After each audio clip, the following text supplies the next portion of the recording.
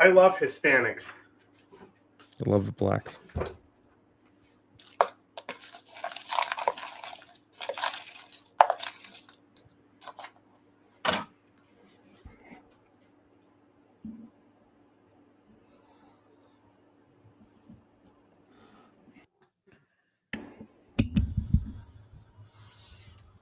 Is this the one I like? I don't know. Mm-hmm. Let's see. It doesn't sound open.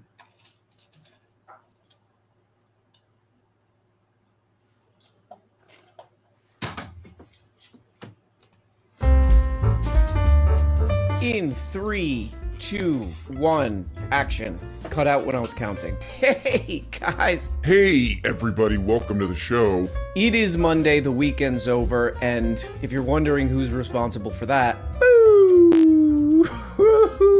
I would direct your gaze upward on that one. That's him. That's his decision with a capital H. You want this, you moron? Cut that out, too, when I was yelling at God. My family lineage is settlers from the 1500s. Colonialists. Yeah, You don't colonials. look, you don't look very Native American to me. I am Native American. You know, Whites you're not. are Native Americans. What are you talking about? You're not. What are you talking about? You're a little bit more than a far-right Republican. Hey, what can I say? Like this I think you is say I'm a fascist. everything that we've been I am an talking immigrant. about. I'm speaking for plastic. Everything that we've been talking about, the people in this video show. Like everything. Yeah, that's why it's a bad idea Yeah. to continue. I Entertaining mean, these plus people. they're anti-reaction anyway, so like, fuck Jubilee. That is true. That is very true. Although didn't they double back on that because people were pissed? Probably because it started killing their views. Like, wait a Well, second. that too, yeah.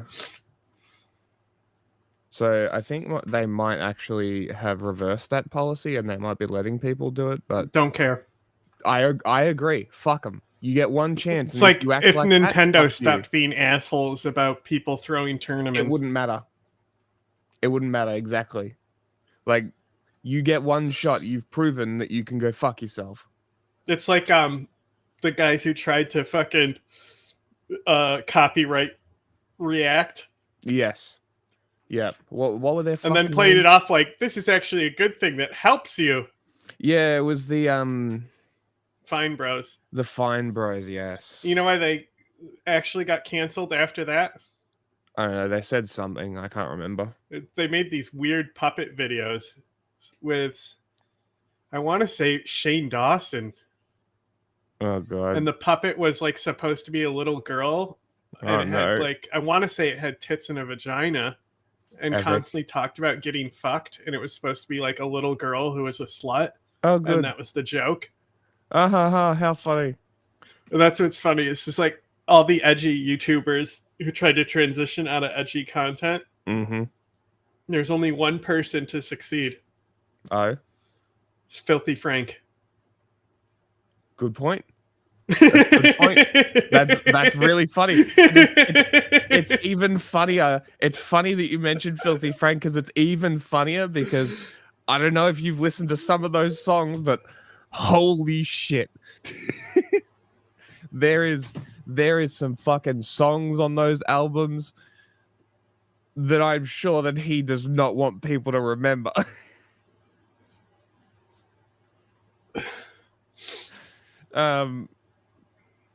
That's a But really like good point. honestly, I think these people have figured out that the more ridiculous and racist they are on this, like the one guy who's in here who's like, "Look, this is my segment." Everyone's quote tweeting, trying to insult him. Yeah. He's got a fucking blue check mark. Mhm. Like you're genuinely retarded. Also, somebody No, I was like, didn't. "Don't you know we can't be saying retarded out in the open like that anymore?" Mm. And I say to that person, "Shut up, faggot."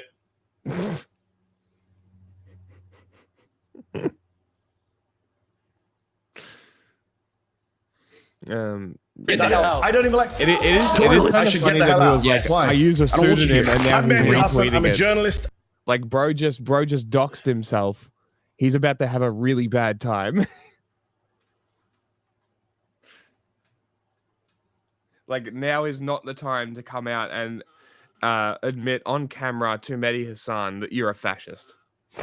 It is though. He's doing great because of it, and he's gonna come back for the next Jubilee short and make a bag off of that.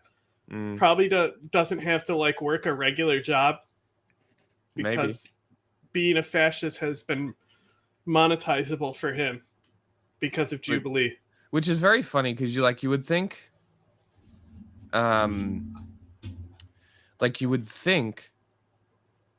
that being one of the dumbest fucking people I've ever heard speak would be a detriment. But no, it isn't. It really isn't. No. I mean, look at Benny Johnson and Jack Posobiec. Yeah.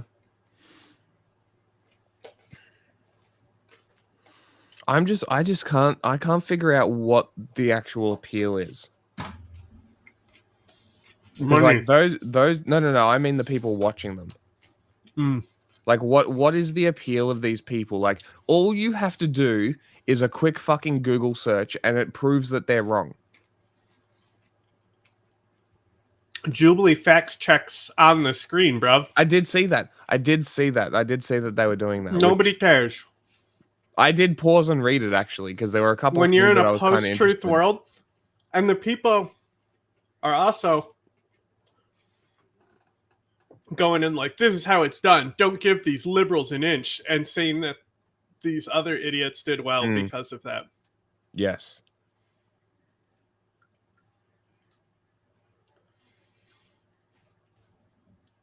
Okay, hey, Mehdi. Zateo, and today I'm surrounded. Oh, yeah. This is Jubilee. This came up, what would we say, organically? This came up naturally for me on YouTube. How many views? 500,000, 6 hours, not bad. 500,000 views. You know? Jubilee, political Love Island, people call it. Many. Oh my God. Will the first Satanist please reveal himself? The beginning of the rise of the Antichrist. There it is, there it is. Okay. What the hell is this crap? Let's see what else Jubilee is up to. 7 Christians versus 1 secret Satanist. Odd one out. Odd one out. Praise God. God bless you. What the hell is this? Okay, so that's Jubilee. Jubilee is a channel that gets 4 gazillion views every video. It's created by an inspiring group of 8th graders who they sit in a room together and they're like, what if we get some people who like God and then some people like the devil? 4 trillion views. What if we get 10 people and some of them like boys and some like girls?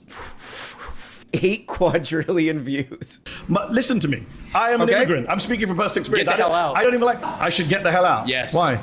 I don't want you here. Why? Because you come here and say all this bullshit Why? about how Americans are lazy. Why? You push your left-wing I never politics. said Americans are I don't lazy. know why you say this. I never said Americans. Yeah, you come into this country so they can do jobs that we don't want to do. That's never said exactly those what you words. said. When did I say? really? Hey, shut up, man! We're on YouTube. Guys, watch. Okay, what are the people saying here? Mehdi Hasan versus 20 lunatics. Hey, shut up, man! No, they're not. The prestigious Jubilee would never do that. They would never round up a bunch of lunatics to exploit for clicks. How dare you? How dare you, man? Huh? This might be the most insane Jubilee video yet. Hey, what does this pendejo right here say? Quote, I'm a fascist, unquote, conservatives start clapping. No. I think things like blasphemy shouldn't be allowed per Absolutely. the First Amendment. I think that, quite frankly, What do you believe in? autocracy. By who? Honestly, quite frankly, anyone who is in line with Catholic teaching. Okay. I'm for defending the traditional demographics of. Catholic. Yeah, I not know. Protestant. Hold on. You're not going to make it. You're not going to make it, buddy. Just I've hold seen on. it already. I know. Oh my God! It just gets. You're not going to so make much it, buddy. worse. I hopefully not. I didn't look back at it, but Omar, who's always fucking trolling Drew, Yes. said some shit about. He was arguing with some Albanian fascist. Oh God. Said some shit about the Irish not being considered white. Okay. I'm so fucking sick of this shit, bro. Like, just because everyone says it doesn't make it true. We learned this about the Lost Cause myth. Lost Cause myth? Yeah, that the Civil War right, wasn't the about South. slavery. It was about states' rights. Yes. You know? Yeah. Like, in what universe do you actually conceivably think that somebody looked at an Irish person and said, "Oh, they're not white"? How did they know they were Irish? Were they walking around in like fucking dressed like leprechauns or something? How do you know that person wasn't Irish? Just use your fucking brain for a second. Like, how do you know? Yeah. Also, I realize what you mean with the Catholic thing, because the Protestants are the ones behind Donald Trump. Exactly. And that's why it spawned this rant, because what I was trying to explain is that it's an overgeneralization. Just like how today we have Latin Americans who are fucking white supremacists. Yeah. Right? We had Irish people who told other Irish people to go back where they came from as well. Okay? That existed then too. This whole thing, and the other thing about the Irish just like being on the right side of history and things. No! Just no. Some were, some weren't. It's that simple. It's almost like they're human fucking beings. I am so fucking sick of the tokenization, right? It's either Irish people aren't white to make some argument against racist, or did you know Irish people used to be slaves to make some racist argument about why black people are lazy. Yeah. Like, just no. This country, which is majority white. So how does the United States... What's the government look like? Yeah. I would say, quite frankly, it's under a sort of... Like, I don't have a problem with the United States staying majority white. I have a problem when, like, laws get implemented to make sure that happens. You know what I mean? Yeah. Like, if it just happens to stay majority white, that's fine with me. Yeah, who gives a shit?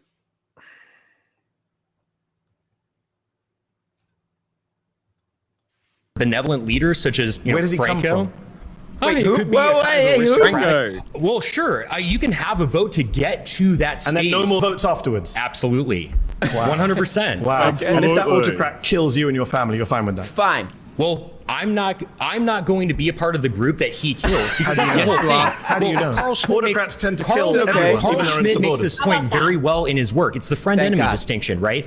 Carl Schmitt, the Nazi theoretician. Yeah, absolutely. I don't care. Yeah, man. I wonder what these Jubilee interviews are like, you know, when they're screening for people to come on. You know, they're like, okay, so how much on a scale of 1 to 10 would you say that you've lost your mind on computer? Ooh, okay, let me think. He's 11 available. Welcome to Jubilee. As a member of the Jubilee family, you get one of these. And a couple of these. We know. A little bit of persecution. We may have to which is rename bad, the show because you're a little bit more than a far-right Republican. Okay. Hey, what can I say? I think you can say I'm a fascist. Yeah, I am. Hey, calm down, man. Whoa. I'm not sure totally why, but this guy gives me the vibe of like somebody you work with in an office, you know? Like they're down. You never really... Just skip back 5 seconds. I just really want to observe the side profile of this Nazi. Hey, calm down, man. Whoa. I'm not sure totally why, but this guy Look at that side profile. Peak. Hey, calm down, man. Whoa. Bro got the witch phenotype. Like that is if I have never seen a peak fascist, that is a peak fascist. Catholic white ethnic supremacy pictured in this fucking dude. Mehdi Hasan one movie called has the correct reaction in most cases for this for this interview. I don't debate fascist is what he said. Correct.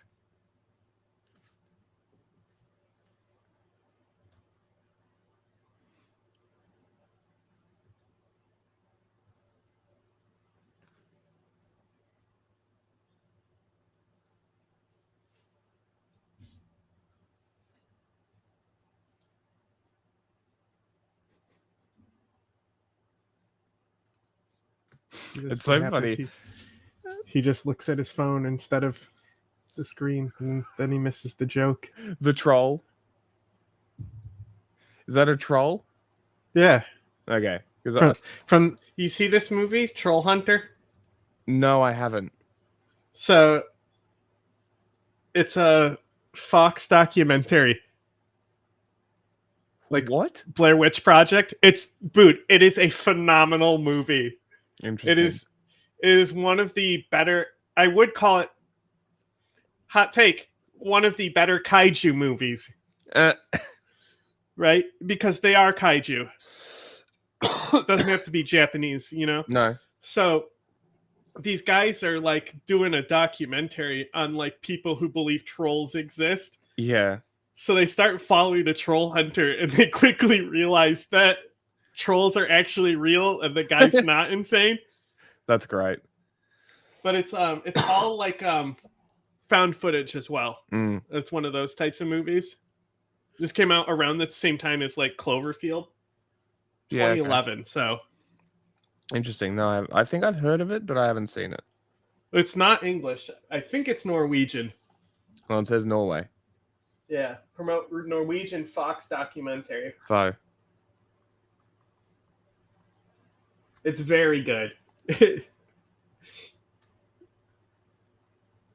Make the fucking EDF room already. Oh, I was waiting for you to tell me you were ready. Oh, I've been sitting on the wait screen for ages because you were making the room. You never really talk to them. They're down there doing something. You're like, oh, that guy, that's the guy who's all day. He works for about 30 minutes. He does actual work for about 30 minutes, and the rest of the time he's like looking at lawnmowers or something. And then somehow you end up talking to him. You're like, so what are you doing this weekend? And then he's like, oh, I'm going to try to figure out which fascist I could say on YouTube that I follow that I think is cool. I don't think I could go with the German guy because it's a little on the nose, you know? So I think I'm going to go Spanish Civil War on that. And then you're like, oh, okay. Sounds like a pretty full weekend, man. By the way, have you told anybody else this? Oh, no, just you. You're walking around with this knowledge of me now. Solely. Oh, great, man. Thank you. So you might say that I'm kind of, in a way, maybe sort of responsible for your mental health crisis right now? Oh, absolutely, man. Okay. Well, I'm gonna finish on the. I'm gonna finish what I'm doing on this vending machine and figure the rest out later. Okay. So, have pause. A good one, I guess. Wages, regardless of whether you are an immigrant or a native. I get the monologue right now. Let me respond. Mr. Beast did bum fights. I think I heard something like that. Maybe not specifically like emulating bum fights, but I'm pretty sure he did do something like that. Well, this is the thing. All fascists are fucking sensitive pussies. It's very funny. Every time I encounter a bunch on Twitter, they try to call me a faggot, but they never actually spell the word out. To say it. It's very funny. And I just mock them for being scared of the word. Have you seen it? Oh, look who can't say faggot. Have you seen that meme? I haven't. That's very funny though. I need that. Well, I don't think it's exclusive to Americans. I think it's a global north thing. I think it's a comfortability thing. I think it's a standard of living thing. I think the laziness comes from okay. I how guess good the country the original meme was about the N-word. Okay.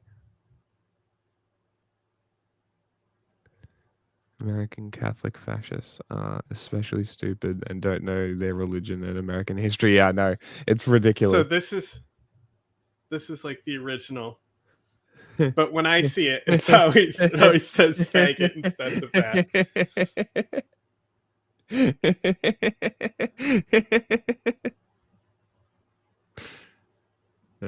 They didn't say they were not white, but they didn't consider them to be 100% American because the Klan was on some wasp shit. Yeah. Yes. It's because they think about it. Okay. The Italians and the Irish both have an insane, one of the biggest migration influx the U.S. has ever seen at the same time. Both happened. Yeah. And I don't even know why Italy's happened. Economy or something? I don't know. But the amount of Italians that left the mainland to come to America at this time was insane. And what do Italians and Irish have in common? White skin.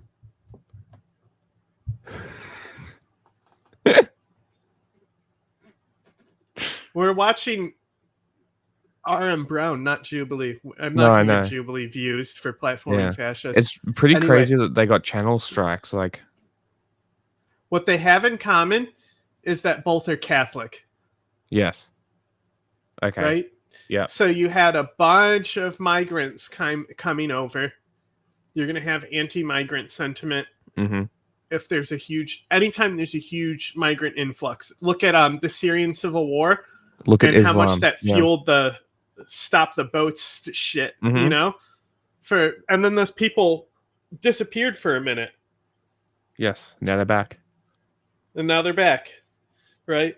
So like history is this whole thing about history doesn't repeat itself at once. No, it literally repeats itself. Like we have seen it before. Right? So the thing that was other about them was that they were both Catholic, and that allowed to empower this whole like Protestant work ethic thing. To push the laziness. Yeah, because these are lazy Catholic immigrants. Yeah. Where And then they're Protestants. saying the same thing about Islam and Hispanics. Yeah, it's just funny that this guy is Catholic and thinks that, like, Wait, I'm the in group now. Isn't Mexico largely Spanish too? Because of the largely Catholic? Yeah, because of the Spanish. Yeah. Okay, interesting. But wonder if that has anything to do with it. Honestly, like Mexican Catholicism is really its own thing. Yeah. Like some people will say I'm Irish Catholic, right? But like Mexican Catholicism is much different. They have a lot more focus on the Virgin Mary, Our Lady of Guadalupe, type stuff. Yeah. So there's a lot, and I believe the reason behind that is because, well, I know for a fact the Mayans, they were matriarchal. The goddess of the moon was the highest order. Okay. And so the Virgin Mary has a lot of significance. So you'll see a lot more. What are they called? Scapulopa? Their gris, their talisman that they wear. There'll be a picture of a saint and a little talisman on a string. Yes, I know what you're talking about. I'm not sure what the name is. I think it's Scapulopa. Uh-huh. Scalopa or something. It's like the picture like books. that. The picture books that open up, it's Jesus and like their mum or something, right? Yeah, but normally in there, you'll often have Mary or Our Lady of Guadalupe. Yeah. And then another big thing is that, because mainly Mexico City is what we're talking about, right? So there's a huge thing with the death deity, which is if you actually look at the origins of the death deity in Christianity, it is like the same entity is tied to Satan and other sin eater stuff. Okay. So like death is very associated with Satan, but there is a whole like death worship side of thing. Like there's like a witchcraft type incorporation into many elements of Mexican faith. Okay. Where they're more like, this is the thing that Protestants have issue with, is the saints in Catholicism, that they're like mini gods. Muslims as well. Like it's like they don't worship Muhammad. They worship God. Right? And even though most of the prayers and all that stuff are focused around the prophet, yeah, it's the same thing. Christians fundamentally think this too, But because Catholics have the whole like saint and veneration where you can pray to specific saints. Yes. Like there's a saint that helps you find lost stuff, you know, Mm-hmm. all these different patrons. And it's because of that, like there's this kind of like witchcraft incorporation into like Mexican Catholicism. It's very interesting. Yeah, that is interesting. But it's a lot of like older gods that are like taboo. And it's a very taboo thing, but it's very common as well. And they even like, because the death god is started to be associated with organized crime, like I'm not sure if it's illegal in Mexico, but it's extremely taboo. But the worship still continues. Yeah. Green ants. Yeah. You had one. You had one with your one study at 0.5% impact. Yeah, and your study like sucked that you didn't even know who wrote it, right? So like, let's get back to the point, right? Because That's I don't debate one goes study. again. Having a bit of debating. Okay, this is the guy who told Mehdi Hasan to get the hell out of the country. Right. What do people have to say about this guy? No, I think he said guy has you're gonna a lot have of to go self-improvement specifically. No, he said get out. He literally said get out. I don't want you That's here. a classic YouTube comment Oh, right it there. must be one That guy's got past a where lot I've of work watched to do on too. himself. You know, that guy maybe needs to Go start grab those guys meditating. over there. Maybe needs to make some different friends. I'm talking about that nut job. I'm talking about that absolute kook. He needs to work on himself a little bit more. Maybe do a yoga retreat or something. That pudding head I'm talking about. That chowder head, he needs to, okay, check out the arc. Check out the arc of this one. Here we go. Hey, be careful, man. Whoa, welcome back, Richie. You really want to be here? You know, first of all, I really thought that obviously where we started, where it ended up, there's a lot of aggression. I can see in your eyes there's a level of exhaustion from being here. This is where my guy comes in. Where it doesn't is, you know, when you have a room full of people that do agree with you, we have this opportunity to come together. And you're kind of mocking people when they do. So you mock Sarah a little bit. I want to bring that all down. I'm guessing you're not going to, but let's see. No, I'm going to. Yes, he is. Yes, he is, Mehdi. Hey, man. Come on, man. Oh, why can't we just... I can see in your why you being eyes so that... rude You're a little to the Fascists, baby. Mehdi? Okay, come on, let's just bring the temperature down, man. What's with you? Coming in here with a little Don't bit be of an rude attitude, to the man. fascists. Okay, then we go ahead. Then we go ahead just a couple minutes, and here's where we go. You know, but I want to take this opportunity because I don't know if I'm going to get the opportunity again to say, you're not American. First and foremost, but you're not. Remember when I said the agitation from you is not going to be low? What I'm saying, you came to lower the temperature and then make racist remarks. You know that's a racist remark. It's not racist. You tell an American citizen. But perfect. You just proved your own point. Go on. You just said that was a. Hey, man, why can't we just all bring the temperature down, okay? Come on, can I finish? Yeah, go ahead. You're not one of us, man, and you need to leave. Come on. Okay. Why are you saying it like that? That's how I talk, man. So now you're saying it's racist for me to take an American nationalist approach. You're kind What is of an American national approach? Is that a white approach? I think it's a white nativist approach. Of course, So only absolutely. Americans are white Why people. did your parents immigrate So Americans from are India? only white people. Why did your parents immigrate from India to the UK? Because the UK colonized and conquered India. Okay, why did you immigrate to America? Because many reasons. Okay. All opportunity. There's That's not opportunity. true. Right. You don't know. The accent. Your accent that's so is funny. an affect of white Anglo-Saxon. You know there are 50 million Americans in this country. I understand, but None of them are Americans in your view. What I'm trying to get you to do to reach a common ground here. We're not going to reach a common ground because you said I'm not American. It's so try. funny You're that right. he I'm thinks saying- that he's I'm going to saying- get common Oh, man, ground. this guy right here. This is an interesting... This is an interesting character right here. The whole time this guy's taking this tone of like somebody who's in like a couples argument or something. You know, his tone is very like, you wanted to come to the idea, now you're saying you It's wanna a superiority complex We is can what he's you got. You want to get I what would we know. came here for? Or, you know, whatever you want to do, you know? But what he's saying is like, look, what is going on with you, man? Oh All my I'm god, saying, they Mehdi took down my Hasan, fucking is that white Kepler people so exist. quick. And that's why you came here, what? What are we even talking about at this point? Okay, let's bring down the temperature here a little bit, okay? We're really talking past each other here. Let's bring down the temperature a little bit. All I'm saying is that non-white people, whatever that means, are not number one and white number one. Okay, now you're getting mad again. Okay, you're not even getting mad, you're just pushing back on that. What's happening here? That's the vibe from this guy.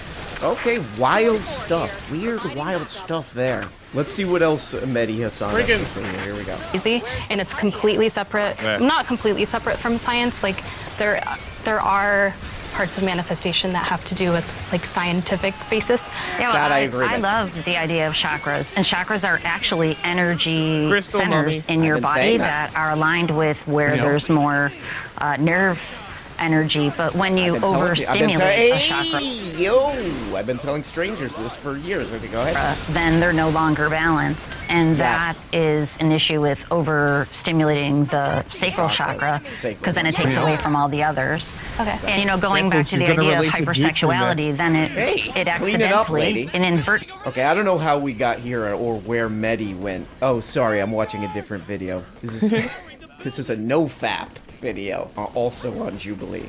Or as I call it, no fap. Okay. Women, they don't want to stay at home when you pull them. They just want flexible working hours and flexible working conditions like you have. And I think we should all advocate for that. It's not one or the other. But when you sit here and you go, you'll be more fulfilled doing this and spend all your time doing that, we would love for you to leave the public eye and go focus on what makes you What did she do? Hi, my name is Candace Owens. I am a Never heard of you. podcaster, a mother, a Well, then why have wife, I and never also heard of the you? author of the... Okay, why look at this? If you had to guess, why look at this video? That's right. If it's got views, it's news. 6 million. Wait a second. Hold on. Let me do a squeak. 6 million views in 3 weeks. Whoa. What the hell is the name of this piece of crap? One conservative versus throwing out a 20 Kepler feminists again. featuring Candace Owens. I don't know, apparently Candace Owens is getting massive views all over the place, to and fro, all the live long day. But I kind of thought she was doing like her version of like parapolitics, you know, going behind the curtain, peeling the onion kind of stuff. And now she's going back to like old school YouTube, like I'm gonna debate 20 feminists. Alright. I'll be honest, this video is not much of a learning experience. You know that who would we be a have great grown to person expect on Jubilee? Jubilee? But there's a few interesting parts of this. Let's take a let's go get those crates. Well, happier. Yeah, no, wait, I'm actually, I'm happy. I'm disagreeing with you on the idea. Huh? As the subject of it, or one of the participants? A participant. I'm would, like, he can't handle. That's what I mean. Being the center. Do you know how much funnier it would be watching him get destroyed by basic liberals? Oh, I got a fucking Ranger helicopter. Is this the one that's a flamethrower? Auto acquisition cannon.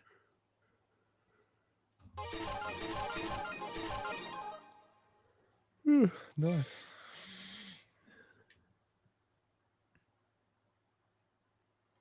Okay. I know what mission this is too.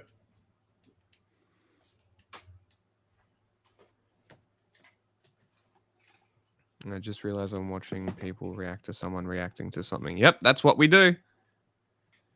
Reacception, baby.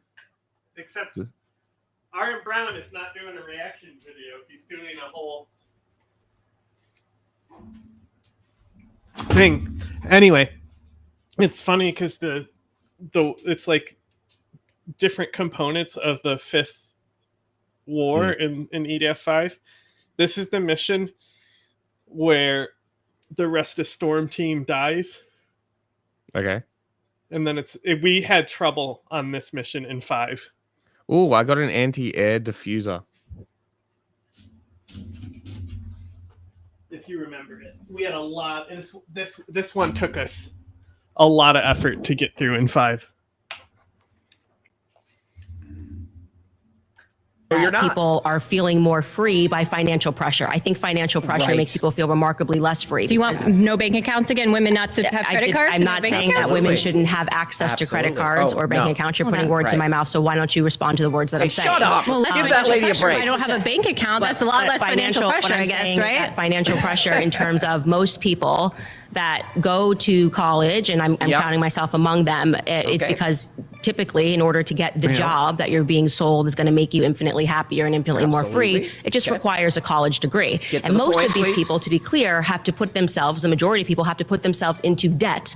And I don't think anybody would describe debt as a form of freedom, right? I don't think anybody would realistically say... Let's get back to happiness. So we're here to talk about happiness and how the sexual revolution, and we're not talking about college debt. I think it's important because we're talking about freedom. You just said that the reason why I feel happy is because I have more freedom. And I am saying that financial restraints and debt doesn't make people feel more free. So let's eliminate the debt. Let's eliminate college debt. Maybe we should have free college here in the U.S. That sounds great. Great idea, Candace. I love that idea. All right. I love it. Woo!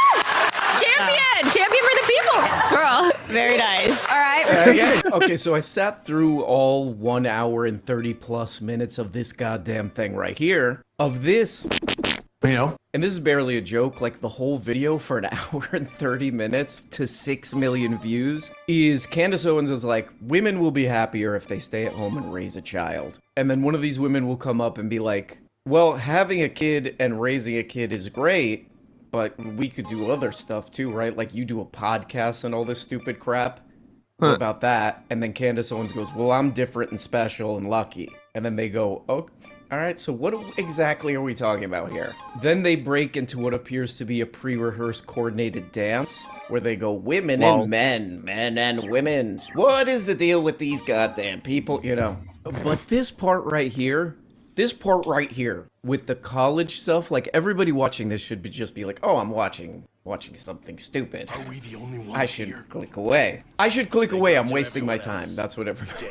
Because what the hell kind of a dumb wasting everybody's time argument is this?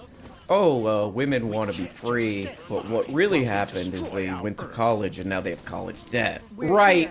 Who else does college debt make not free? Oh, right, not women.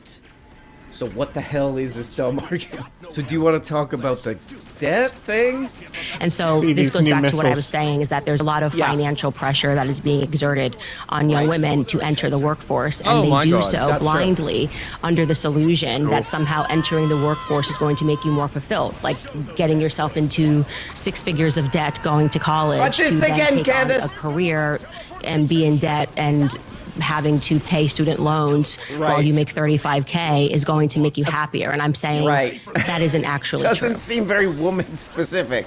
Okay, hit her on that, Jubilee lady. Okay, so I hear that. Yeah. At the same time, would you not agree that that women can both have a career and have children? I mean, you are actively doing that right now. Getting her again with that. Everybody had that ready to go. Okay. At the same time, would you not agree that that women can both have a career and have children? I mean, you are actively doing that right now. And I want to be very clear because I am actively doing it right now. I would be someone that you would call an exception because I get to work from home. I get to wake up in the morning. I don't have... Of course. I mean, this is so dumb. That lady... The lady who was like, okay, then let's get rid of the college debt thing. Like, Candace never thought of that? Oh, I keep bringing this up. This is the whole thing of my argument. Oh, yes. Oh, I never... Oh.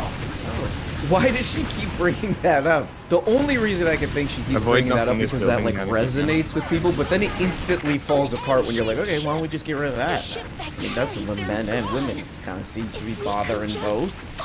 Get rid of that. And she's like, we can't. Basically what Candy here is saying is like, oh, hey, there's this factory in our town that's like polluting the air. Here's a solution. Women stay home. Women stay home, raise the kids, which they should be doing anyway. And they won't be out in that air. Wait, what about the... Well, finally got that big head. Whoa, what about the factory, though? The what? That's basically the argument. That's basically the whole argument here.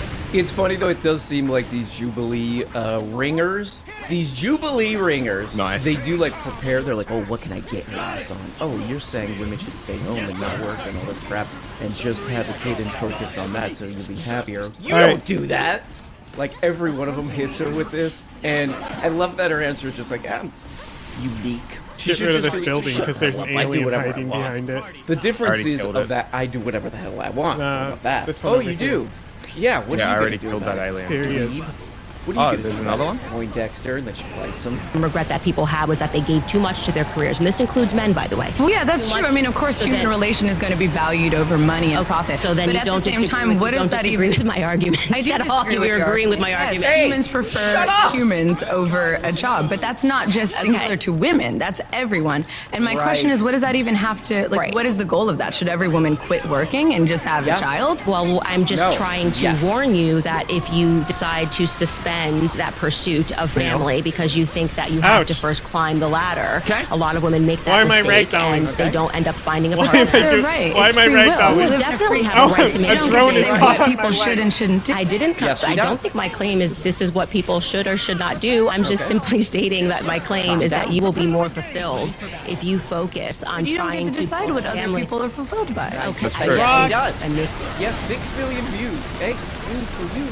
Hey, good job, Jubilee. Yeah, 6 million. Oh. Again, so that means this is very much huge. This is the top story. Yeah, this is just like insane. I can't believe 6 million people watch it. And you look in the comments, they're like, stop talking over each other. Like, that's the main comment. But it's like, what did these 6 million I just annihilated this frog. You wonder because it's like, okay, so now she's narrowed down the argument. Like, on the face of it, it looks like she's saying, machine guns. Oh, women would just be happy if we went for older times, more traditional times. Wow. At home, yada, yada, yada. But now she's narrowed it down. Where are you? Here you were just right next to me. How did you get over there? I got yeeted by the little orb laser thing I have. I threw it, stood in front of it, it killed me, and yeeted me. Also, wait, there's a lot of other stuff in there. So this thing actually does a lot of fucking damage. But 6 million and it's people up like they watch all this the time. The most important thing is there's a lot of these people are talking over each other. I love this kind of comment. This is the best comment.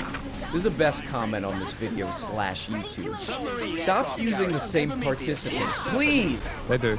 Like if you Jesus agree. Christ. Hey, I need to get a fucking armored vehicle to get you. You're literally so give me far. some engagement if you think that what I'm saying is right, man. Give me some engagement. Give me a little boost here in the algorithm if you think what I'm saying is a good one. You know. To respond to you. No, you don't want to. You want to be working, which is great. You're telling me what I want now and then accusing me of telling me. Are you? You don't want to work? Hey! You finish because you've said so many words that what you're trying to do here with your argument style is I'm going to say so much and not let her get a word in and then walk away and feel like I've won. We're not having a conversation because you've not letting me respond to one of your points. Okay. What I'm saying to you, first to answer what you just said, which was a lie. What I spoke to you about on the weekends is that it's been increasingly difficult to find a 25-year-old who even knows how to make boxed macaroni and cheese, right? And that's crazy. That is in large part due to feminism. Okay. Right, and that's crazy. That is in large part due to feminism. Women don't even focus. Like there's this idea that women shouldn't be cooking. Like there's something fundamentally wrong with women even learning how to cook. Are you know what I mean? As much time with your children as you possibly can, because that's the way to get the most fulfillment. No, and that's what I'm trying to say. I am speaking to you. Then stop. Okay, could you please let somebody get in? I did. I didn't let you finish. You're not. Shut up. Not let anybody finish. And like I said, let that lady talk. No one benefits when you're just speaking over me and not allowing me to respond. All Actually, you're everyone is that you have benefits. an attitude and you believe but you're not. You see, that's what I'm saying. You just have an attitude, and it's. But you know, Candace Owens is a businesswoman. This is all about like business. This is all about business, you know. Like I think Mehdi Hasan has beliefs, convictions and stuff. He is a debate pervert, you know. British debate pervert. This is my impression of him. No health pack here. Oh boy, Mehdi Hasan. You know, he's a debate perv. But I think he does like believe in stuff. Candace Owens is just like pure. It's all a pure calculated social media decision. And here it's like, oh, they're discouraging. They're discouraging women to cook. You know, like let's get a source on that one because I mean I don't know what the hell I'm doing with cooking. Probably even I get like building. non-stop cooking shorts, TikToks. Cooking is definitely not being discouraged for anybody. Well, you're too far ahead. Obviously, I get that you're all anti-Candace I told you, and do not pro-feminist, turn but and also fight. it's not Keep your running. job if you're not actually. Okay, address the point. You spend more time saying that I'm not. Give her a break. You don't have a chance to talk. I mean, the whole time you could have addressed the point. You could have talked. I go for it. Just want you to know that you're not coming across as somebody who wants to actually have a conversation. So to get back to the claim, because I don't even know where you're not talking about your I'll go wherever you want to go. I'll go wherever you want to go. Me working at home, because I work at home. You just said something about me working You at home. travel all around the world. Okay, you do speeches, and I love that. I love how ambitious you are. That's a really great trait. And if you were truly said that, you would be more fulfilled. Now, one thing you do find is women. Yeah, that is a tough one for Candace, you know. I mean, she picked this for These people don't understand that she's got narratives to to push. She's being paid as a propagandist to push conservative values. 4 zillion views, you know. But that's She a tough doesn't one actually when she's believe making, anything like, she what says. would it be? Put in the comments if I'm using your phone, like utilitarian argument, I guess. She's making a Dan Bilzerian argument here about, like, well, you know, you maximize fulfillment. You maximize submarine human guns. fulfillment by spending time with your family, raising your kids. I'll open And them so up. this lady's like, okay, if that were true, why wouldn't you just give all this crap up? Going around giving speeches, you must be getting something out of that. I think that one's impossible. I think that's sort of... Holy shit, the laser does like 3,000 damage. What the fuck? Exactly? What the hell are you doing wasting your precious moments on Earth with this? Just narrators where you squeeze the most fulfillment out. Yeah, maybe it's a little more complicated or something. Anyway, should we wrap this up and go get a drink? Because it's kind of over now. And surprisingly, that was the end of this video. That lady said that. Well, why do you do all this? And then they broke into song again. They go, you do what you do, I do what I do. Let's go have a drink. Fucking bye. Overnight, no, but I think we need to be realistic about the fact that the first thing didn't work, right? The entire argument, the first thing was women entering the workforce is going to make everybody happier and richer. That was the idea is that women having a choice to enter the workforce is better than them being forced to not do that. Okay, that's the argument. Okay, that actually is not the argument at all. The argument was that women would become, and I'm talking about what the feminists got ahead of, and this is why women like this imaginary Twitter feminist, but like right now you're talking to me, and that's not the argument. I'm not actually debating an imaginary Twitter feminist. I'm speaking to you, and I have no idea why you're becoming increasingly more rude when I'm just rebutting your points that you're. What did he do? To my point. I am responding to your point. I'm saying that you're creating a cyclical argument where you do what you do, I do what I do. Let's all go get a drink. You know. So, guys, in conclusion, you know, we like to take a positive note from these kind of things, you know. In conclusion, if you want to really get them views on YouTube, 6 mil. Wow. Make it either incoherent as possible or yell at Roblox. Either one of those things will garner minimum 4 trillion views. And you look at those views and you go, well, guys, I'm so sorry. It is Monday because you know, made that decision. Oh, time. Damn, that dude tanked that whole fucking laser. God bless you. But I hope you're having a good Monday. See you next time.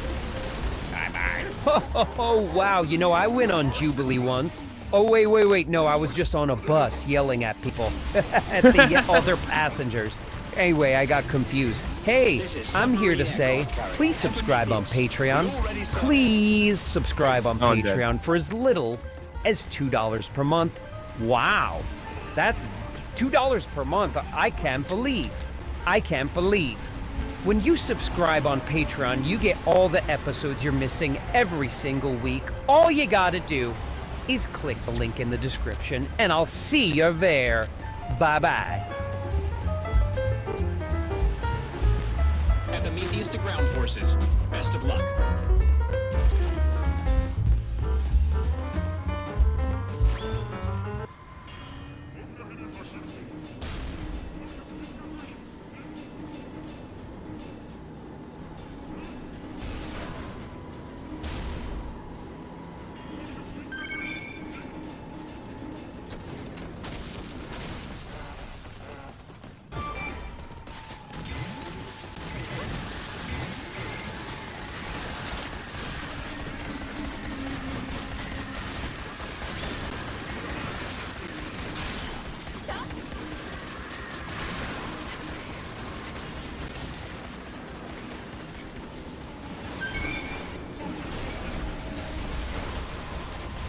Just rolled the fuck out of that ABC.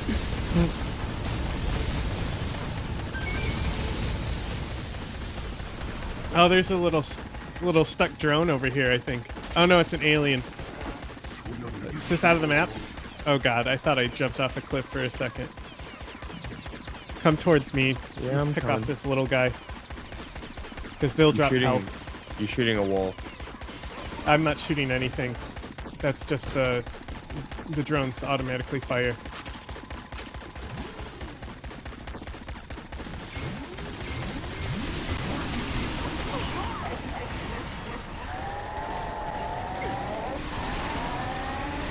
He's dead.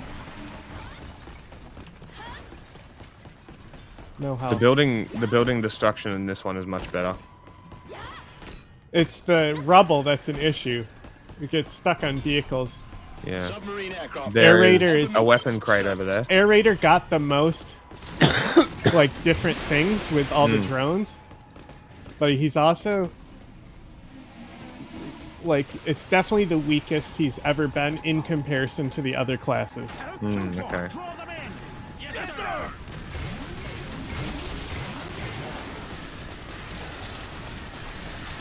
I'm reloading. We still have Marines that are alive. Yeah. Move over the marker.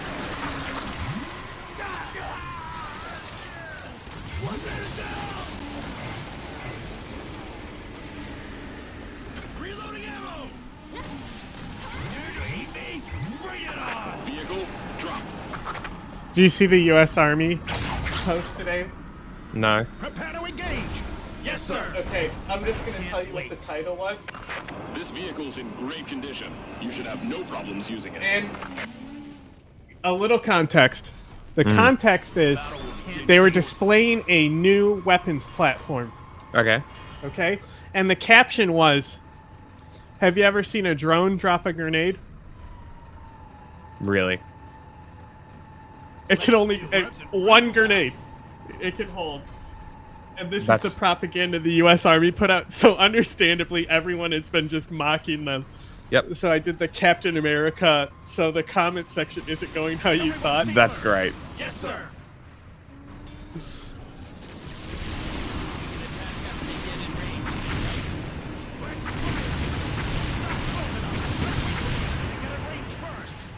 Yes, sir.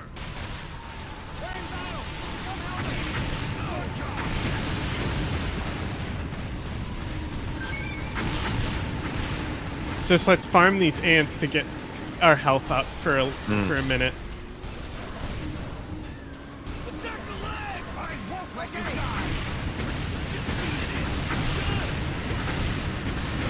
This is Phobos, ready to attack again.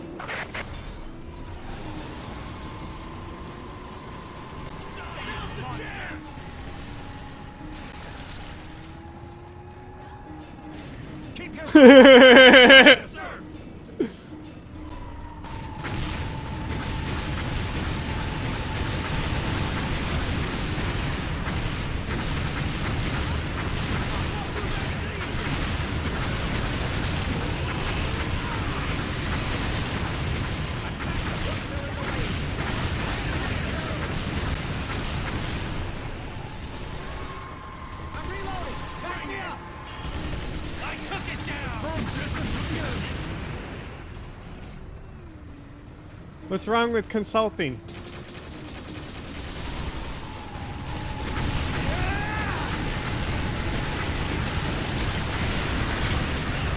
That fucking spear thing is awesome.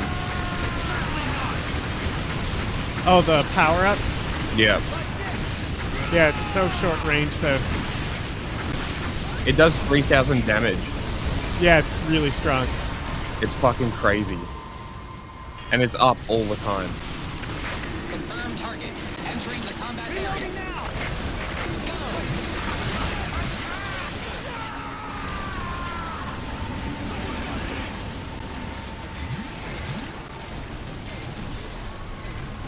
I'm invincible.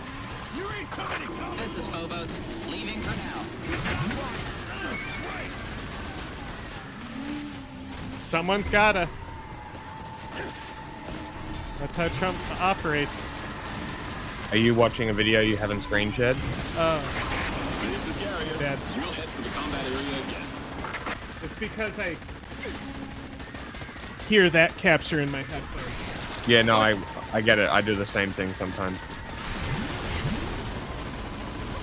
Kind of in the middle of a mission that's kicking our ass, so... Oh, we're doing okay.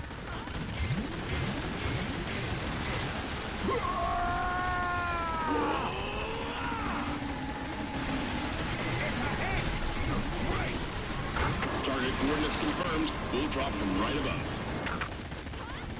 I'll swap my magazine.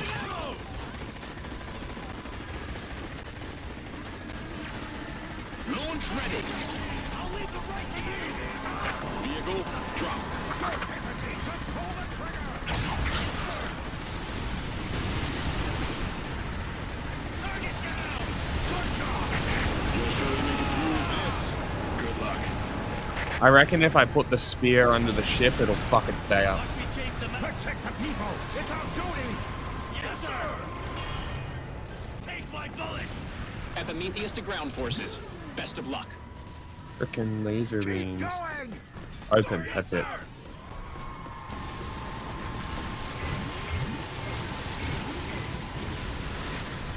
Ah, ant.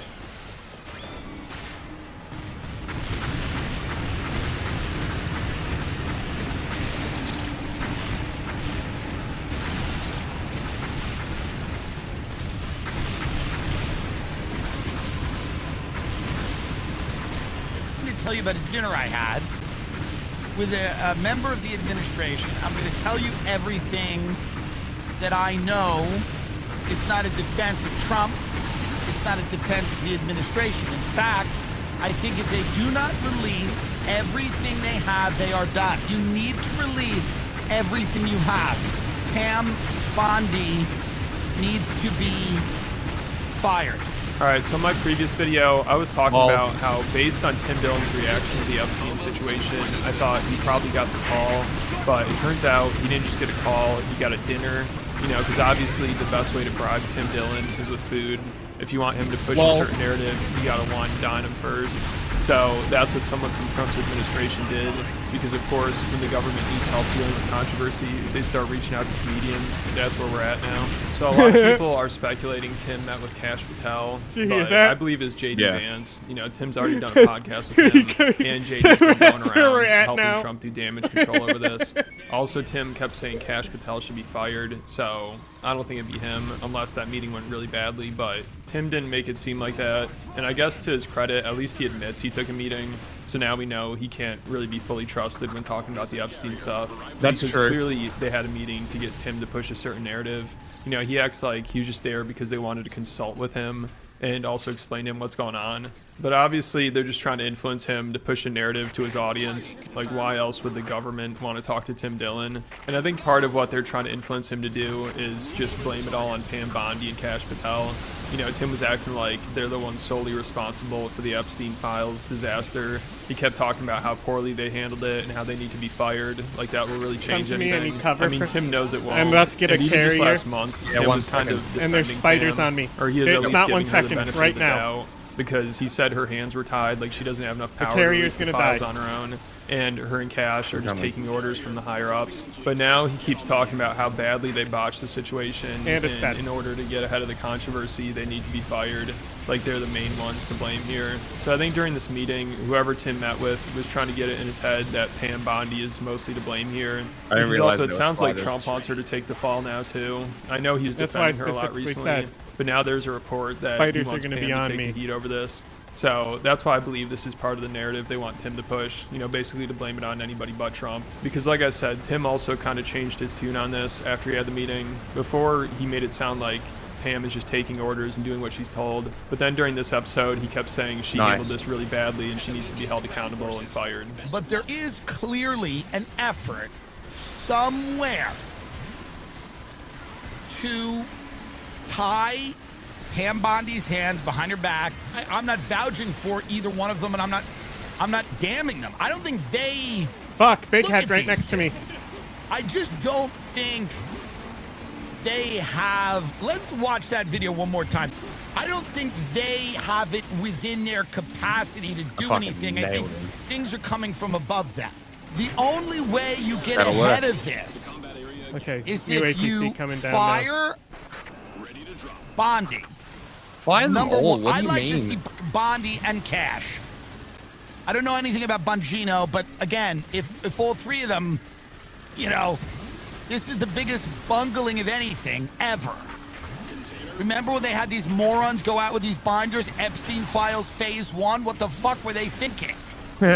So it looks really bad, and if they want it to look less bad, and I don't know how bad it is. Tim also kept talking about how ridiculous it is that Pam, Cash, and Dan Bongino were even part of Trump's administration to begin with, because he says they're like QAnon conspiracy theorist podcasters. But if Tim thinks they're bad hires, Bundy maybe was he should blame the the one that AG hired from them. Florida It's when hilarious. Epstein He's died? like, I can't believe these people are in the government, but then won't say anything about the person that put them there. You know, it turns out it's always everyone else's fault. Here's Patel. These people are like people who Pam failed Bundy at having literally podcasts. had Epstein die They would under have been her me watch. if they had talent. They're running the FBI because they're shot. These are people that were like hyping up Q drops on 4chan and leading retards in every fucking direction. Chase me, thinking chase that Hillary me. was going to Gitmo, and now they're running the FBI. And whether they're in on it or the deep state is clotheslining them, they got to get the fuck out of there and start a podcast. Half of that administration needs to start a podcast. Okay, I'm coming Pam back Bondi, towards I you will with a email lot of you the mob mics to behind buy. me. Okay. You're out. It's gonna go It's towards time the to beach. go. It's time to go. This They way. took people A who red had ant over there, podcasts and put them in control of the government. So either they're compromised or the fucking factions of the deep state are fucking shoveling. Is there time warps happening above us? The ships. They're dropping anchors. An evolved ship, huh? Great. We believe it's a carrier for androids. The tide of battle changes with the ship's appearance. That ship is death itself.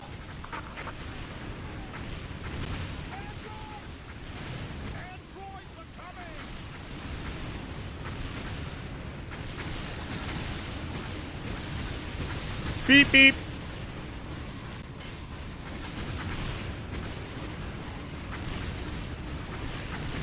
If they stay focused on me, we should be fine. I don't know about that.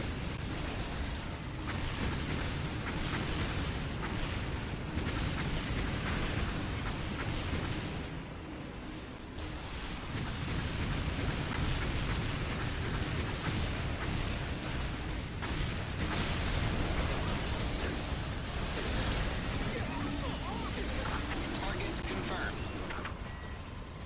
They're eating me!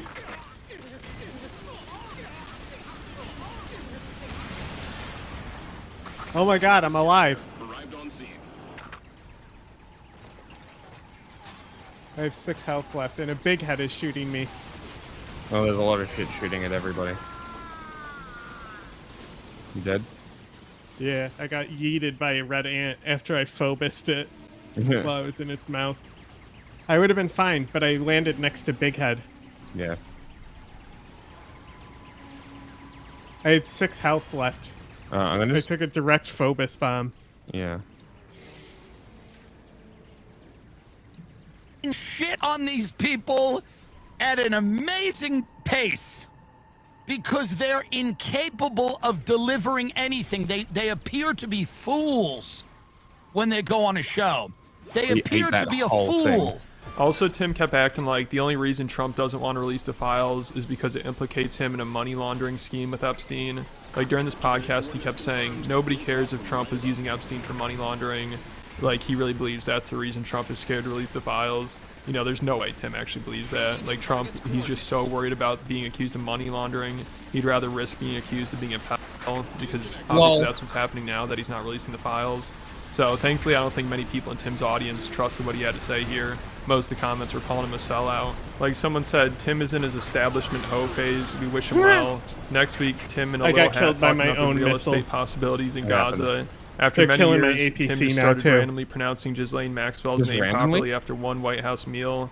Tim, They you shoot can't at spend it. all these years sharpening our cynical minds with your There's a health satirical pack comedy next to me. and then expect this episode to Yeah, there's fly. a lot of that. And almost I was every trying to comment get was like that. the missiles so on the big nobody's heads, buying but this then bullshit narrative I guess that you went it's to the the right deep and all state the trying to spiders cover it up, turned or and it's just started Pam fighting Bondi me and Cash instead. Patel's fault. So then or it was Trump too is only close, using Epstein for and the money missiles laundering. killed me That's what instead Tim of wants hitting us to them. believe. Mm. You know, soon he'll be talking about how Bill Gates just liked Epstein's private island because of the beach or You know, something. normally when I say I'm throwing down an APC, it means don't go across the map.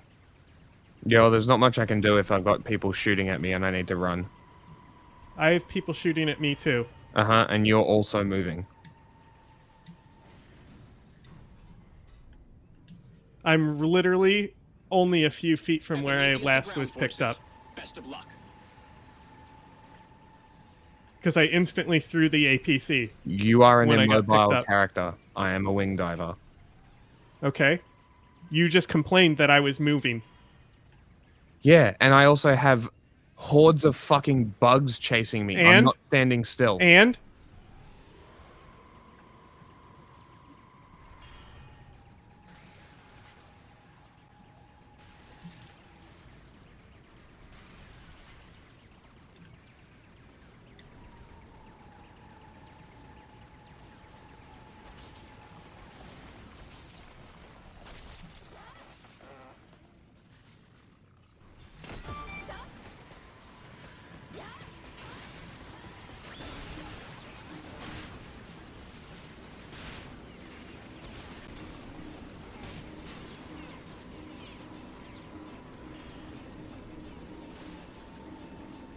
This shit is instantly gonna die. I was already down to half health by the time I got in it.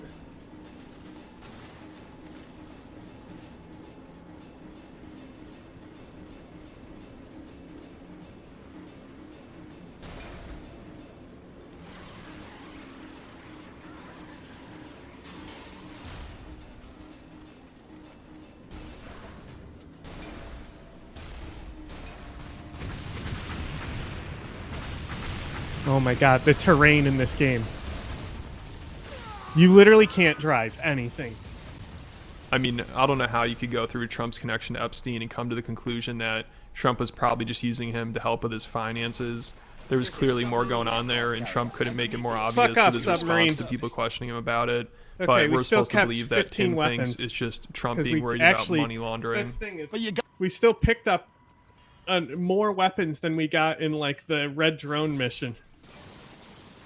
Yeah, because I was going around picking up boxes. Yeah, I pick them up too in the APC.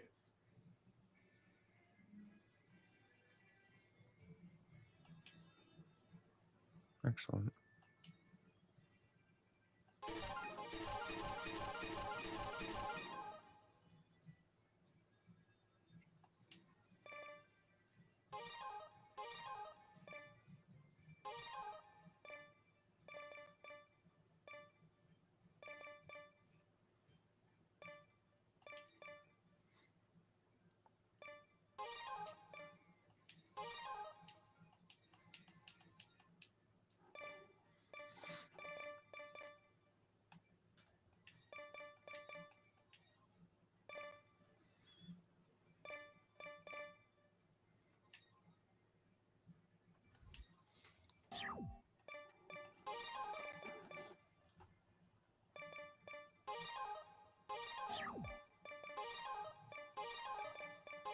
Okay, and then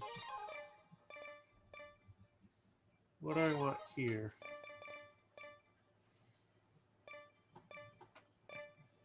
Play the video, please. Got to show people you weren't children. That's what you have to show people. I don't even care if he laundered a little bit of the money. No one does. No one does. Donald, if that's what you're worried about, no one cares. It's okay. If he laundered some of your money, even a lot of your money, if he laundered a lot of your money, because that's not what people are thinking.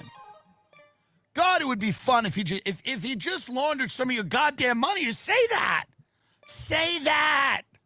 Say I got a casino as a cash business. He laundered some money. Say it. Say it now. That's not impeachable. Who cares? He laundered some money, god damn it. Say that.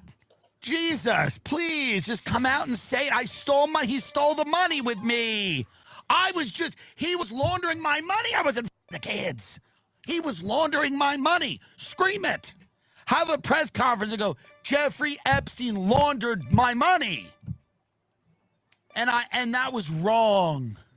And that was wrong. It was wrong what he did with the laundering of my money. But here's all the files. I didn't do anything else. It was just about money. That would be nice. That would be ideal. Something's going on. I don't know what it is. All right, I'm gonna try to bring the Titan.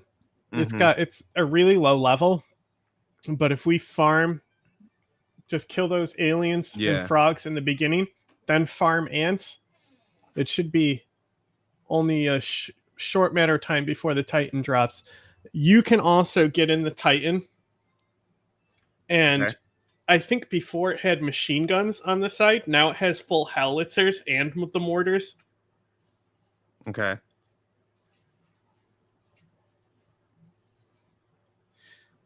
Happening. Normally, so unfortunately, I think not Tim has where been you want your wing diver, but I still don't think he's as bad as Rogan. It's an extra layer Rogan of health. Makes it so obvious he's helping cover for Trump. Like, he never really talks about Trump's connection to Epstein, and when somebody brings it up, he tries to change the subject immediately. I mean, you can go on Joe's podcast, grab the wing and call divers, Bill Gates or Bill Clinton a pedophile, and Joe will spend 10 minutes talking about how it's probably true. But when it comes to Trump's connection to Epstein, Joe does not want to talk about it. And of course, he does the whole routine of trying to blame the cover-up on Pam Bondi and Kash Patel, just like Tim did. I mean, they make it so obvious what's going on here. Like, also on Rogan's recent podcast, he finally reacted to the DOJ investigation into Epstein, where they said there's no client list and no blackmail operation.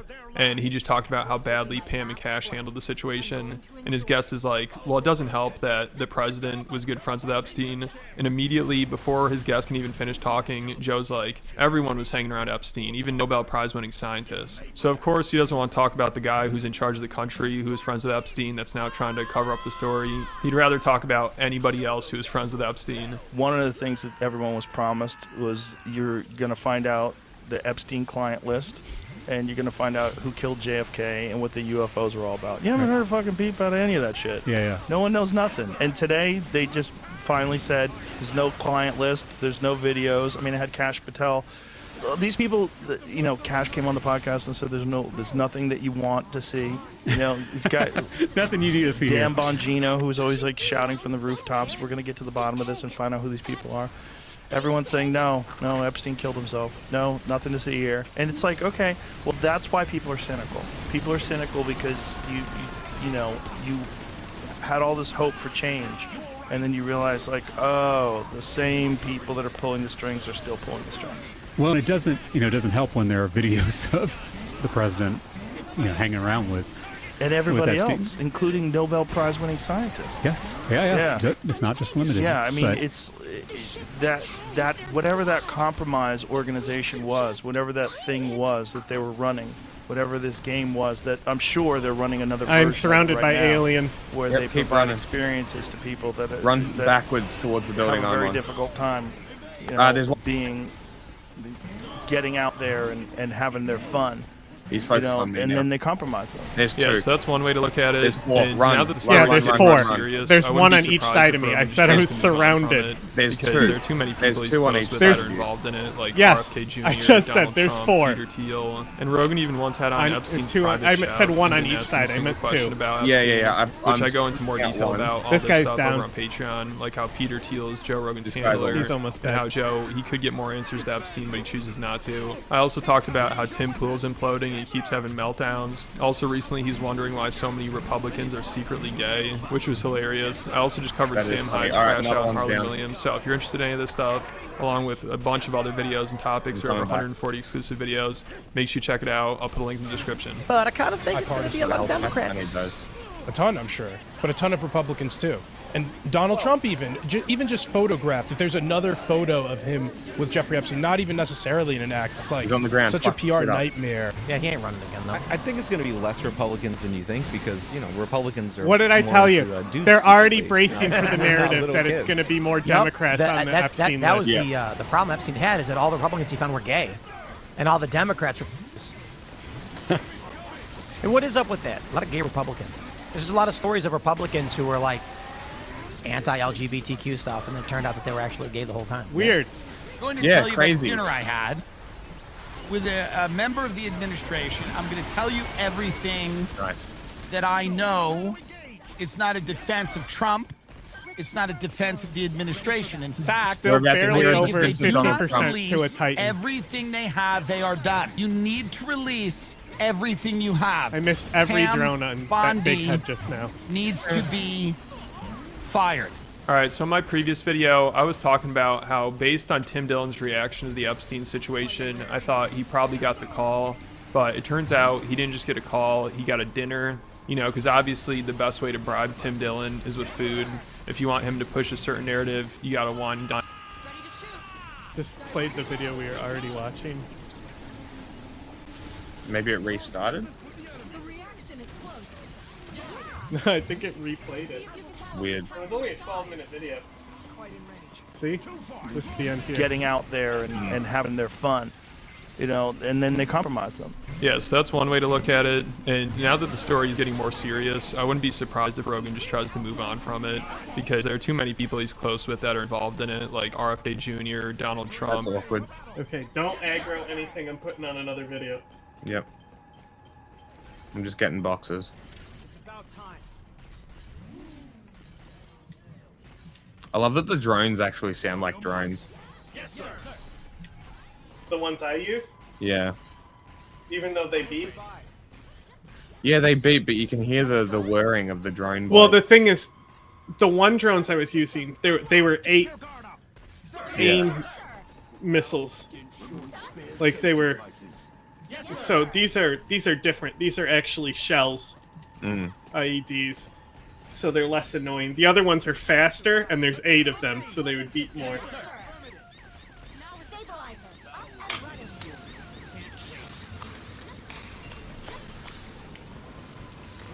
What do we think of this? Monkey. That's a good bombing run I just placed. Don't aggro anything to move them. I was just trying to see if I could hit the ship from here. Okay, I think that aggroed 2 big heads. Looks like it. Watch this ship. Oh!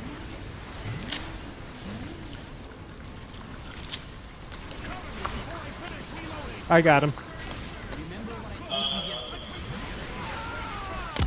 Hello, my name is Jake. I am a living human being who is currently... This is called every Jubilee video. My first claim is that I don't think I should be murdered.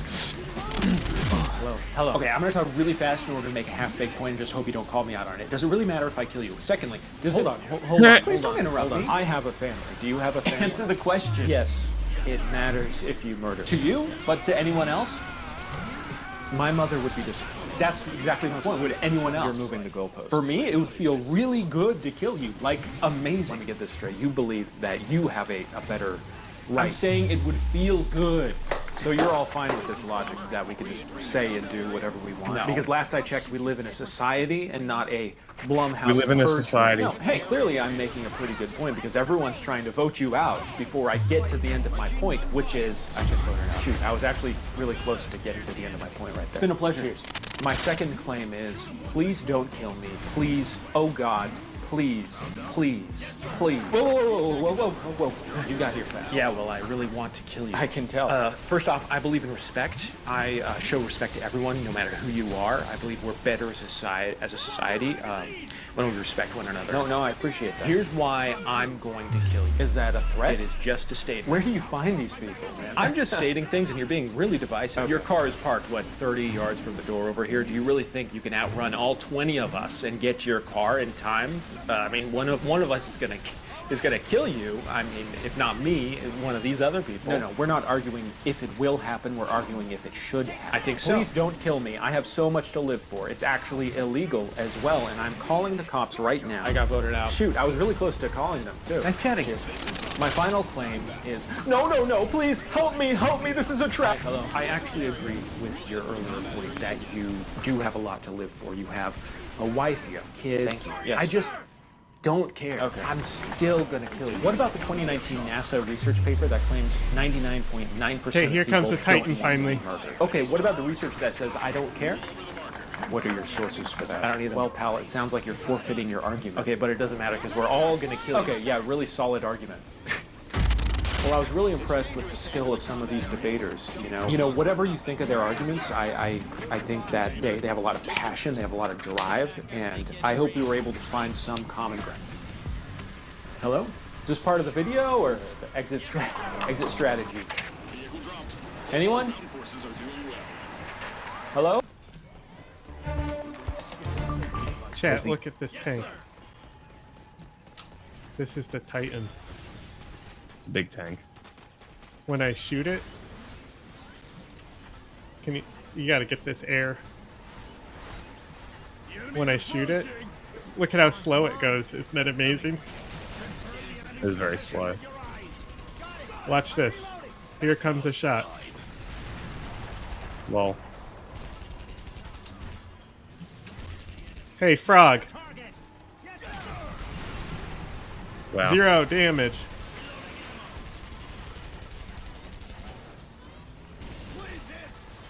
Desperate push to get food into Gaza continues. Gazans are mourning after a deadly shooting at an aid site. NBC's Matt Bradley has the latest from Tel Aviv. Yeah, it's just the latest violence to afflict one of these aid distribution centers, which Palestinian officials say have seen nearly 1,000 people killed since we've started this latest regime of aid distribution in March. Now, according to officials, yesterday was the deadliest day of these aid distribution sites, and not just for the Gaza Humanitarian Foundation, that U.S. and Israeli-backed group, but also for United Nations aid distribution, and that is where this latest incident occurred.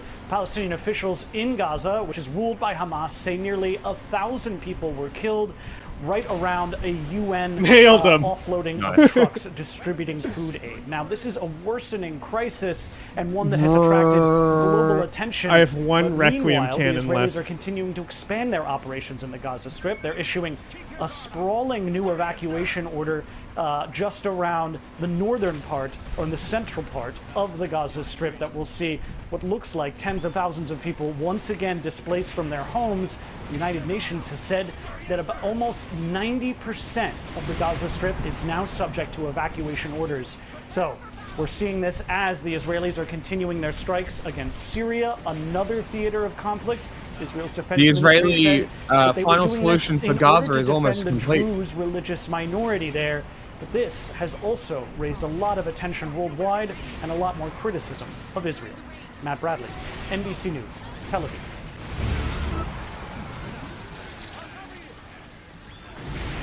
Hunter Biden is unloading on his father's critics in a new interview and offered a previously unheard of explanation for why then President Biden performed so poorly during a June 2024 debate. Hunter Biden sat down for an interview with YouTube personality Andrew Callahan. Okay. During the interview, the former president's son took aim at George Clooney, James Carville, and former Obama White House staffers who had been critical of President Biden's bid for a second term before he ultimately dropped out of the race in July 2024. Hunter Biden also weighed in on the halting debate performance from his father that set off calls for him to step aside as the Democratic nominee last summer. Hunter Biden explained that his father did so poorly because he had flown around the world for meetings and was taking Ambien to help him sleep in the days leading up to the debate. The former president had previously said that he was sick on the night of the debate.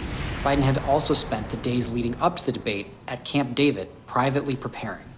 But Hunter Biden's comments are likely to give Republicans yet another line of attack on the former First Family and keep the Bidens in the headlines, much to the disappointment of Democrats. Who cares? This is Democracy Now!, democracynow.org, the War and Peace Report. I'm Amy Goodman. We look now at the impact of major cuts by the Trump administration to key federal agencies.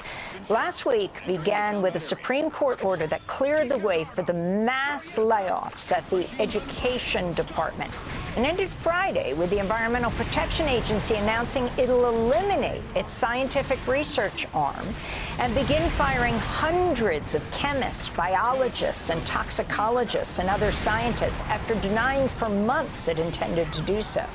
The move has sparked widespread backlash from public health experts and climate advocates who've warned this could lead to the dismantling of protections that shield communities from hazardous chemicals, water contaminants, and toxic pollution. That's the point. EPA Administrator Lee Zeldin has aggressively gutted the EPA staff and other regulations at President Trump's behest.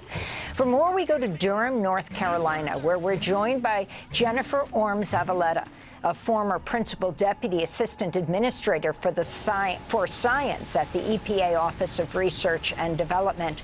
We welcome you to Democracy Honestly, Now! Can you talk about Titan the was not significance of great to wiping bring. out No. your agency, your office within the EPA? Yeah, thank you for having me. So the Office of Research and Development was part of EPA upon its creation. And the main purpose for the office is to provide science to help inform agency decisions and help to solve environmental problems. It certainly has. It provides essential information on air quality, water quality, the communities where we live, and helping to ensure that they're safe, and more importantly, protecting public health. By eliminating this office, the administration has also proposed creation of a different science office that would be under the administrator's office, and moving some staff to the agency's program offices, the air, water, chemicals office, and the land and emergency management office. But there's also been encouraging a number of staff to leave through these deferred resignation programs or early retirements. And by doing so, we are losing a treasure trove of historical knowledge, of scientific expertise. And, really, it's going to limit what information, what science would be available for the agency to consider in protecting our health and our Fascism doesn't rise without ignorance. DOJ talks about the restructuring saving the country money. I think something like $748 million. Are they really saving the government money here, or just using this as an excuse to wipe out regulations that have been put in place to protect Americans? Missed again. Oh, that one hit. It's not going to be saving. It's saving money. And first off, the $700 million budget exceeds what ORD's budget is. And if anything, it's going to be shifting the economic burden, sending it more to communities, to hospitals, to families, and helping to address their healthy needs. It's really, the cost saving is just a guise. It's misleading, and it's going to have consequences for the American taxpayer. People are not going to be protected. Let me ask you something. The EPA says it'll create a new office called the Office of Applied Science and Environmental Solutions to replace your office's functions. Could you talk about the significance of this? Sure. So right now, the Office of Research and Development is a national program office, and it's to be led by a Senate-confirmed leader, assistant administrator. And those assistant administrators have usually been very well-respected, renowned scientists. By moving this office, by eliminating ORD and moving it to the administrator's office, it will not be led by a Senate-confirmed leader. It will be under the administrator's office, which opens the door for perhaps greater political oversight.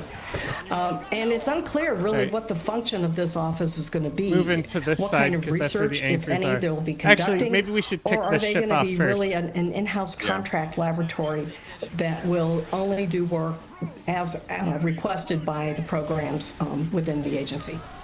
Jennifer Orme-Zavaleta, I want to thank you for being with us, former Principal Deputy Assistant Administrator for Science at the EPA Office of Research and Development.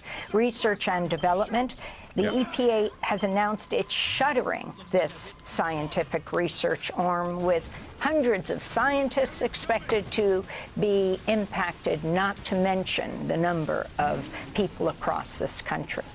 Thanks for watching Democracy Now! On YouTube. Subscribe to the channel and turn on notifications to make sure you never miss a video. And for more of our audience-supported journalism, go to democracynow.org, where you can download our news app, sign up for our newsletter, subscribe to the daily podcast, and so much more. I'm going to tell you about a dinner I had with a member of the administration. How is this I'm going to video tell up you again? everything. What is happening? I'll go, bro. All right, In down. 3, 2, 1.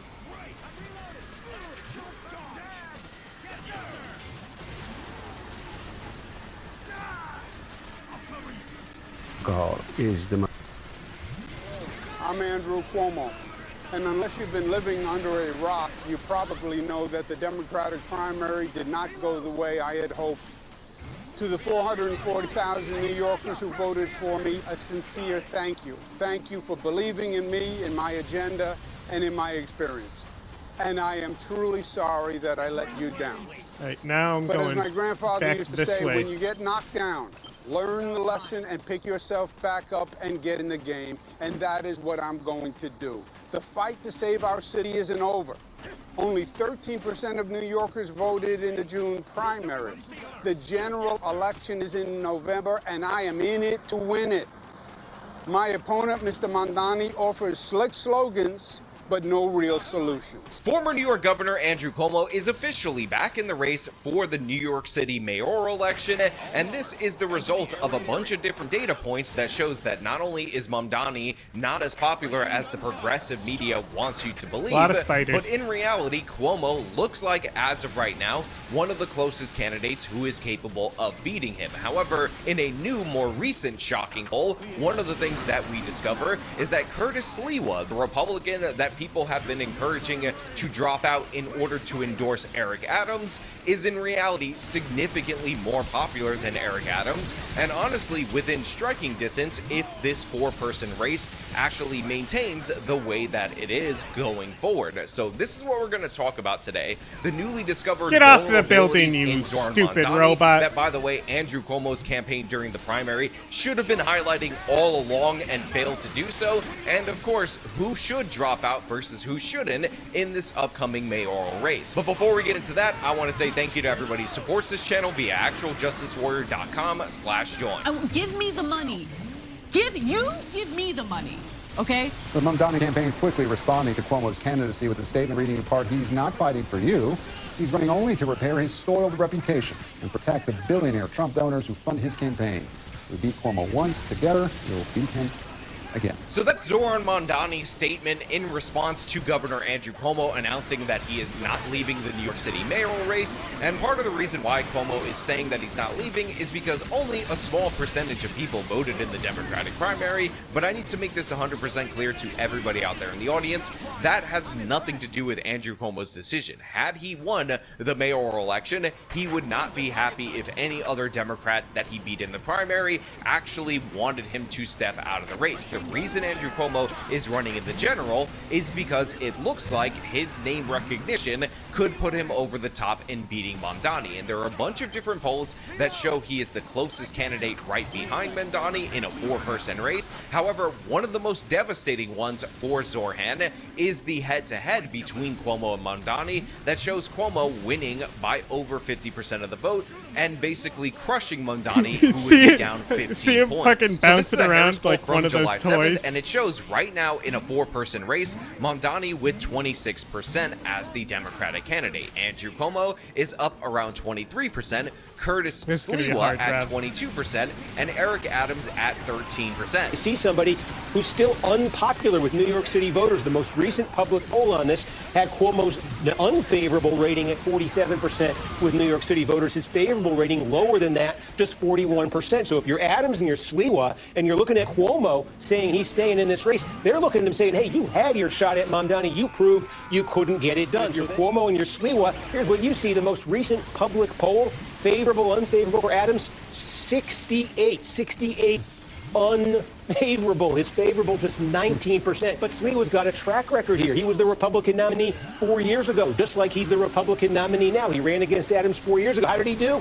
He got 28% of the vote. He lost to Eric Adams by more than 40 points. So Adams and Cuomo. Now look, on this channel, we don't accept the word of one pollster because in reality, they could be sampling a group of people that just happens to skew towards Andrew Cuomo, and this would be quite easy to do if you skew to over 35, as Mamdani's base is largely under 35. But in reality, a lot of different polls that have multiple candidates in the race consistently show that the Adams-Cuomo vote totals are more than the vote total that we would see That's just for an armor Zoran box over Mamdani. there. So it seems obvious that one of them need to drop out of the race. Now, of course, Curtis Sliwa is also facing pressures to leave the race as well, but I have this weird feeling I'm that the heading back towards Republican the voters house. for Sliwa, the people that want to go in that direction, are not likely to jump on board with either Andrew Cuomo or Eric Adams. So in my humblest of humble opinions, I think, truth be told, the person that needs to leave, or one of the persons that needs to leave,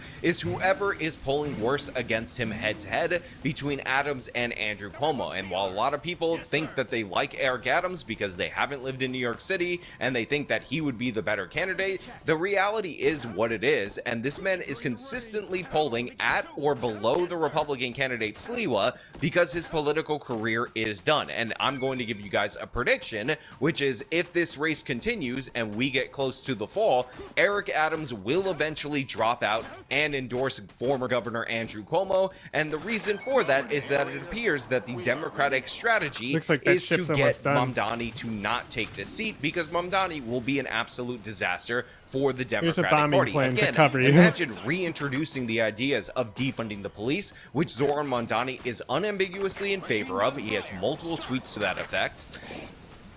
Are you for defunding the police? Are you for serious reform that we can see on the ground? I am in favor of defunding the police.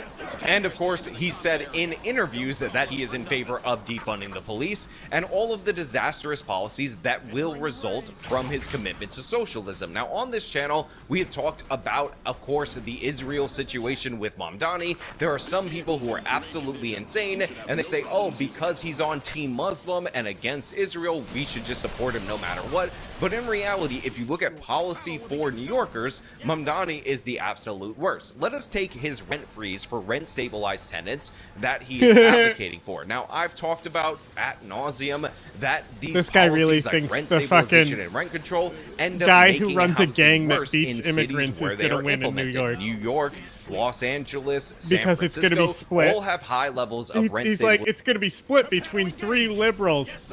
Uh-huh. If anything, Como's in... Can't hear you. Can't hear you.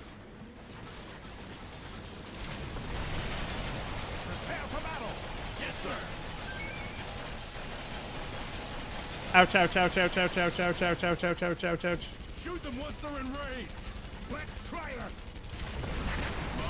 Watch out for enemies sticking to the back. Look at me. Man down, unresponsive. Watch out.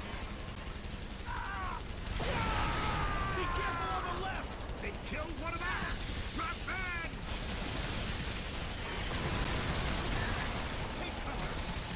Pretty sure you're somehow muted.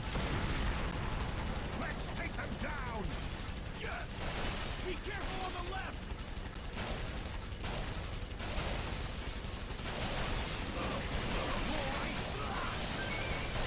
We're making our way downtown. Oh no, we're stuck on terrain. Restream.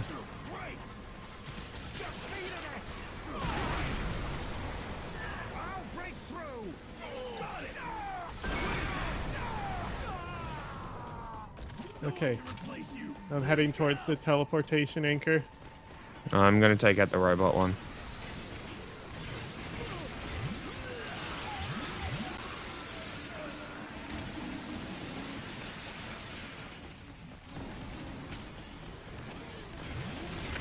This is Gone One.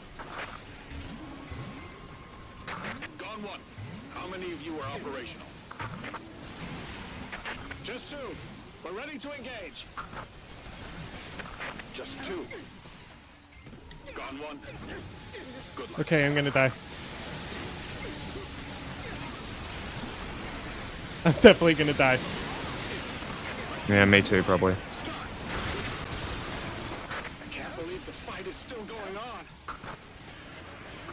This is Gone One. Supporting infantry units. Please, Gong. Powered exoskeletons here for support. Let's go. I'm alive. I got a health crate.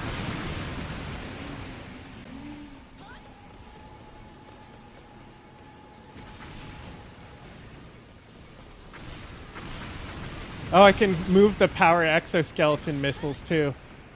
Oh, that's cool. With my laser guide gun.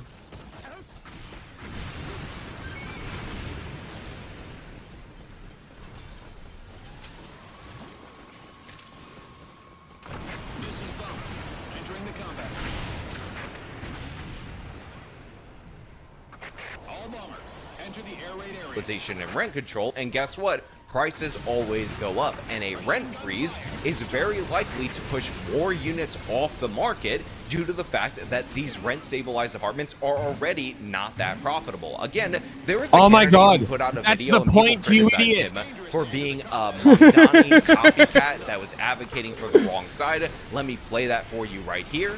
There's a game of hot potato how are going on you in this Harlem stupid? with this building. The owner of this building can't pay the mortgage. The rents don't cover the cost to operate, so they stopped paying. And the bank started a foreclosure.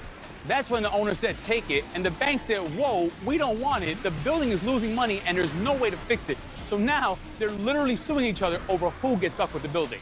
Amazing. What's even crazier, this is the second bank dealing with this problem. The first one collapsed because it owned this building and many others like it. How many other buildings?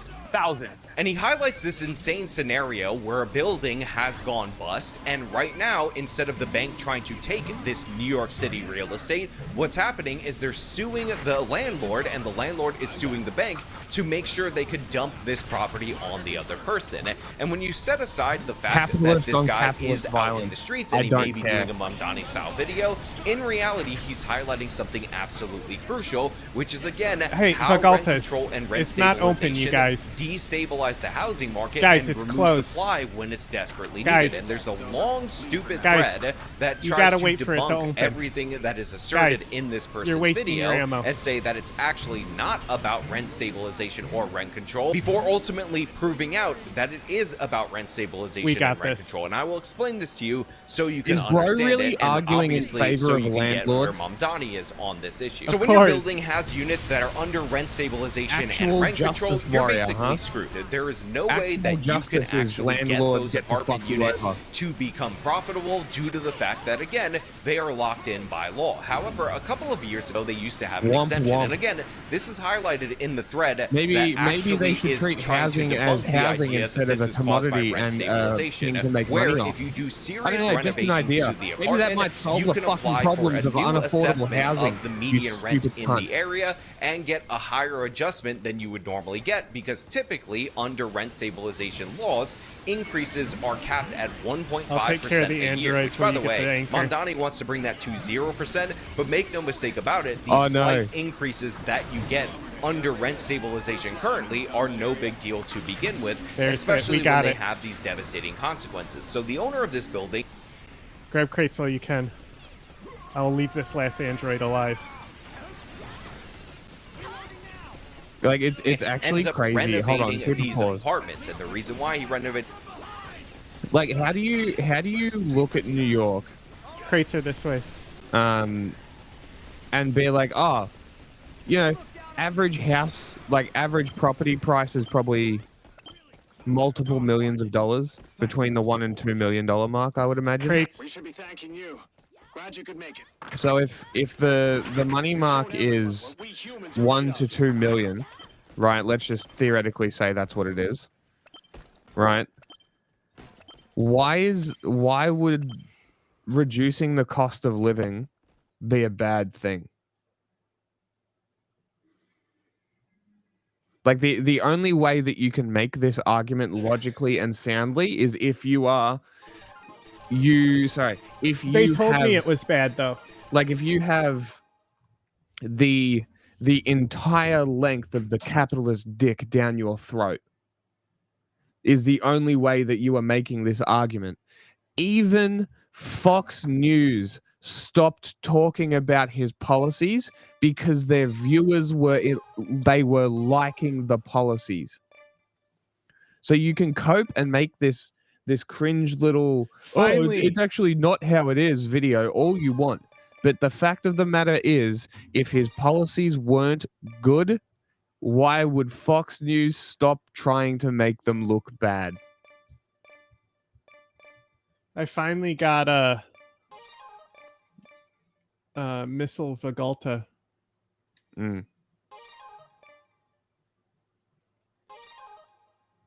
says there's going to be a huge army.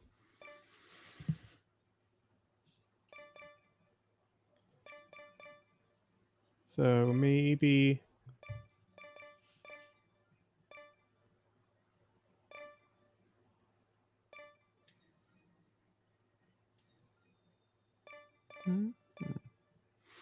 Nice.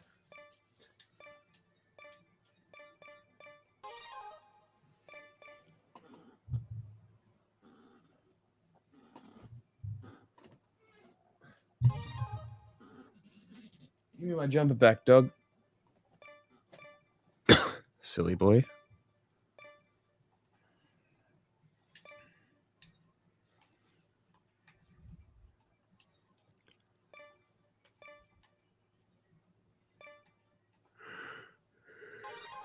I think I'll bring the submarine as well. Can we go back to the red? I won't be able to use it actually. Then never mind.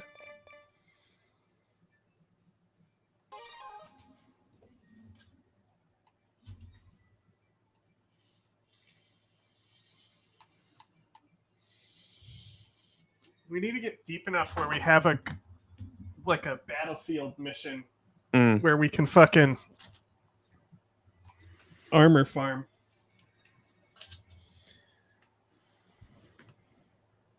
Video. Hang on. That is very true. That's from like an hour ago. This is Gone 1. Initiating battle system. This is Gone 2. Reinitiating. I'll take down their missiles. You're really bad at timing. Who, me? Yeah. You take all the soldiers. Yes, sir. Don't die. Stay alive. Keep your guard up. Yes, sir. Can you restart? I will in a second. We're responsible for your safety. Because I wanna try and use this anti-air diffuser. Because the rent that was being brought in for these very old apartments just give me was 1 no second. longer profitable. But what ultimately ended up happening, the New York City legislature, in their infinite wisdom, decided that they were going to remove this ability midway through the project, and they weren't going to grandfather in construction projects that were already started. So instantly, this renovation became unprofitable. The landlord was forced to stop the project to stop hemorrhaging money, and essentially defaulted on his loan. I don't. You know, these houses, these low rent houses, are basically already owned by the government. I assumed they would be. Yeah. Big spider. Not owned, but.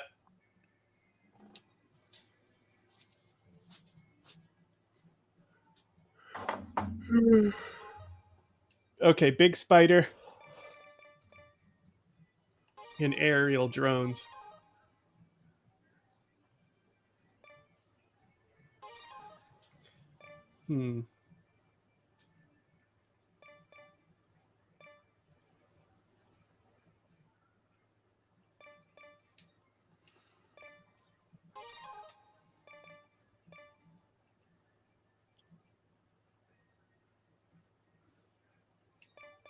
Okay, we'll try that. I'm still going to bring my submarine. But I'll also have the AC-130. To shift the burden to the bank, because he was never going to be able to recoup the costs in order to actually, fix up these apartments. So instead of old apartments in the old system or newly renovated apartments that are still under rent control, but they're adjusted to modern rents, what you ultimately end up with is 4 destroyed apartments mid-renovation and a game of hot potato between the landlord and between the bank. I remember but in a this. much broader sense, what you have effectively is a decrease in supply on the market. And this is why we have this weird system in the city of New York where rents are sky high, yet we have a lot of inventory that's off the market because it's unprofitable due to the policies that are championed by Mamdani. And by the way, Mamdani has gone full communist, property shouldn't be a commodity. What the purpose is about this entire project, it's not simply to raise class consciousness, but to win socialism. And obviously raising class consciousness is a critical part of that. But making sure that we have candidates that both understand that and are willing to put that forward at every which moment that they have, at every which opportunity that they're given. We have to continue to elect more socialists. And we have to ensure that We are unapologetic about our socialism. Also other issues that we firmly believe in, whether it's BDS, right, or whether it's the end goal of ceasing the means of production. He's also talked about the desire to create conditions so that the government can take over more property, even though New York City is already the largest landlord in the city of New York. Big spider down. The solution has to be moving toward the full decommodification I should have brought a drone. of housing. In other words, moving away from the status quo, in which most people probably access why I housing by died. purchasing it on the market, and toward a future where we guarantee high-quality housing to all as a human right. So how can we do it?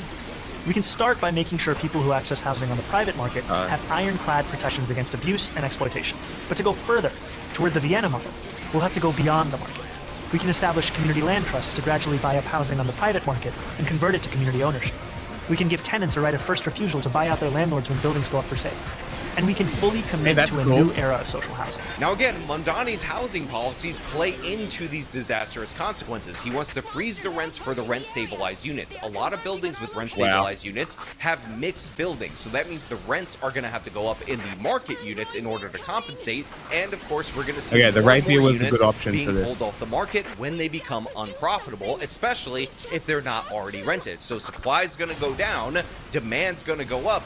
And of course, 44% of our housing or apartments Looks like rentals there's only in the one city of New alien York left. are under this rent stabilization I'm program, coming. which you have to win a lottery to get in. So every normal resident of the city of New York, like myself, who rents in the greater 56% of apartments that are market rate, are going to have to pay sky-high prices as a result. And again, this isn't hypothetical, this isn't theoretical. Javier Milei got rid of rent control in Argentina, and in Buenos Aires, we saw supply go up 300% and rents drop 40%. Austin is a city where rents are now falling. I know they are up since COVID, but they've fallen for their peak due to the fact that they allow building and they have very little zoning restrictions, and the Austin City Council actually went a step further and reduced zoning ordinances and requirements even further. The same is true in multiple different Texas cities because their state laws are set up to incentivize building, and the same is true in Florida, where again, prices are falling. And again, cities in Texas are able to achieve stable or falling rents within the confines of their cities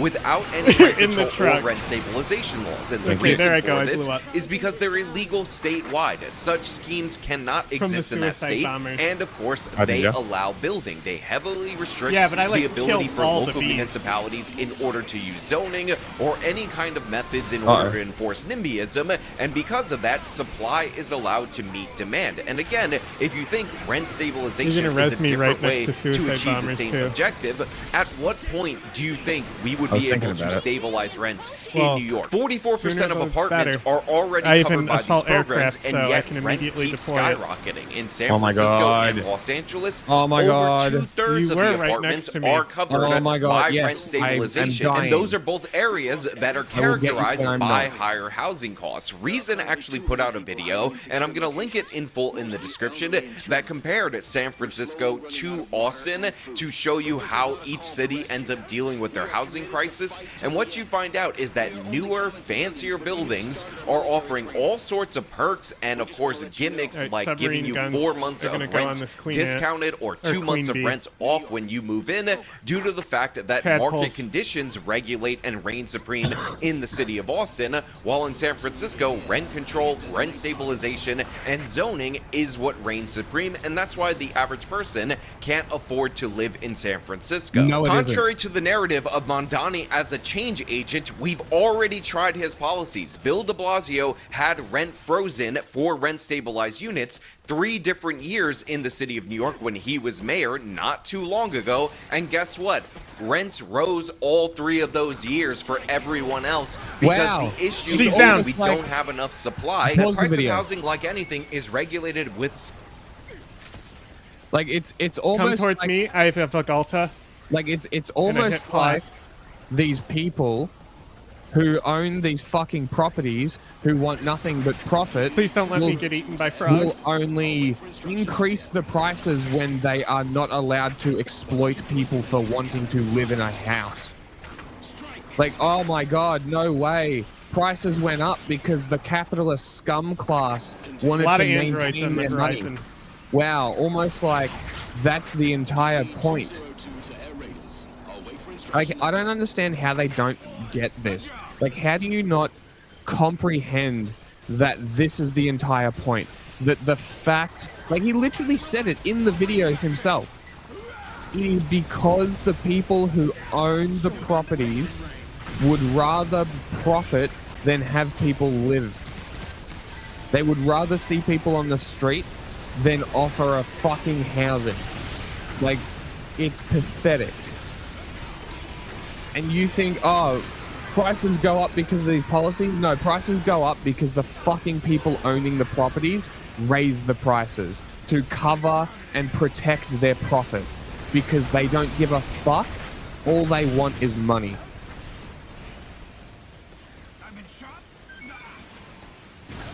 Alright, I took down a lot of them with that Vigalta, but...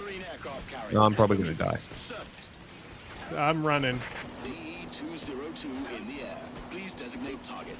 Somehow I did I'll have not an die. assault aircraft in a second, though. I did not. I don't know how I didn't die there.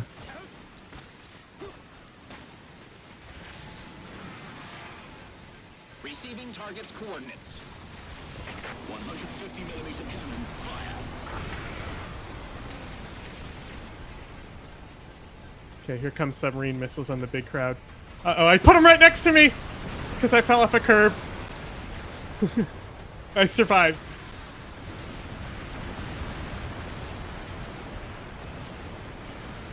Launch tube closed. Submerge at once. Ouch. It's not looking good over here. Assault aircraft is going out.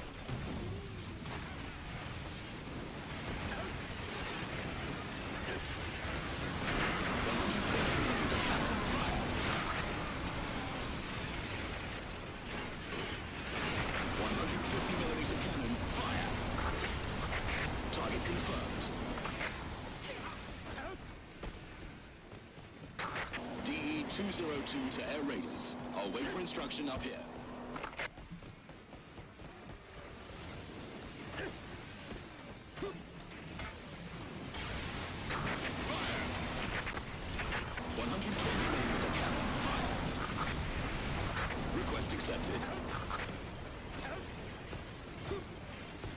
This is one of those destroy my hand for the rest of the night missions. Mm. This is fighter bomber DE-202, about to enter the air combat area again. Request accepted.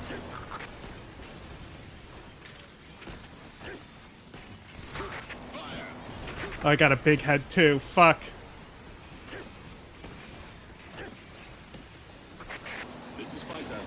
I'm just trying to recover my fucking jetpack. I'm just trying to survive. There's heaps of crates over near me. I know, but there's not much I can do. Submarine aircraft carrier, Epimetheus, surfaced.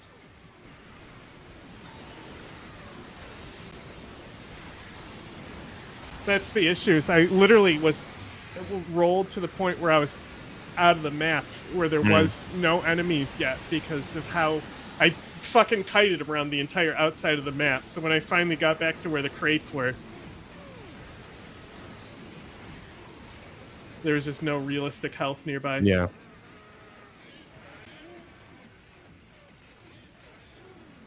But you'll pull them over there. Yeah, I'll be fine. And then there's a lot of crates by me.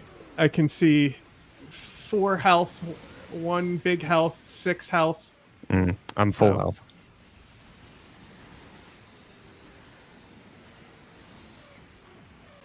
I'll let you know when it's starting to clear up. There's still a big head pretty close to Ready? me. Nope. Oh, now you should be.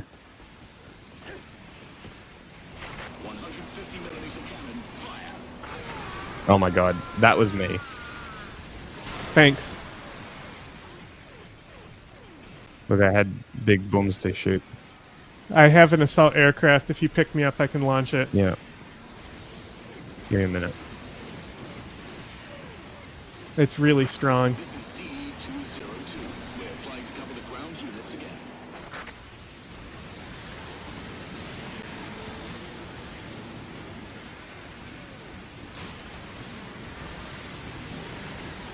Ready? Go. Fuck! It's out. I'm alive. Is it We're still fine. going? Did the assault craft continue even though I'm dead? Do you see a flamethrower? No flame. That's some bullshit. I agree.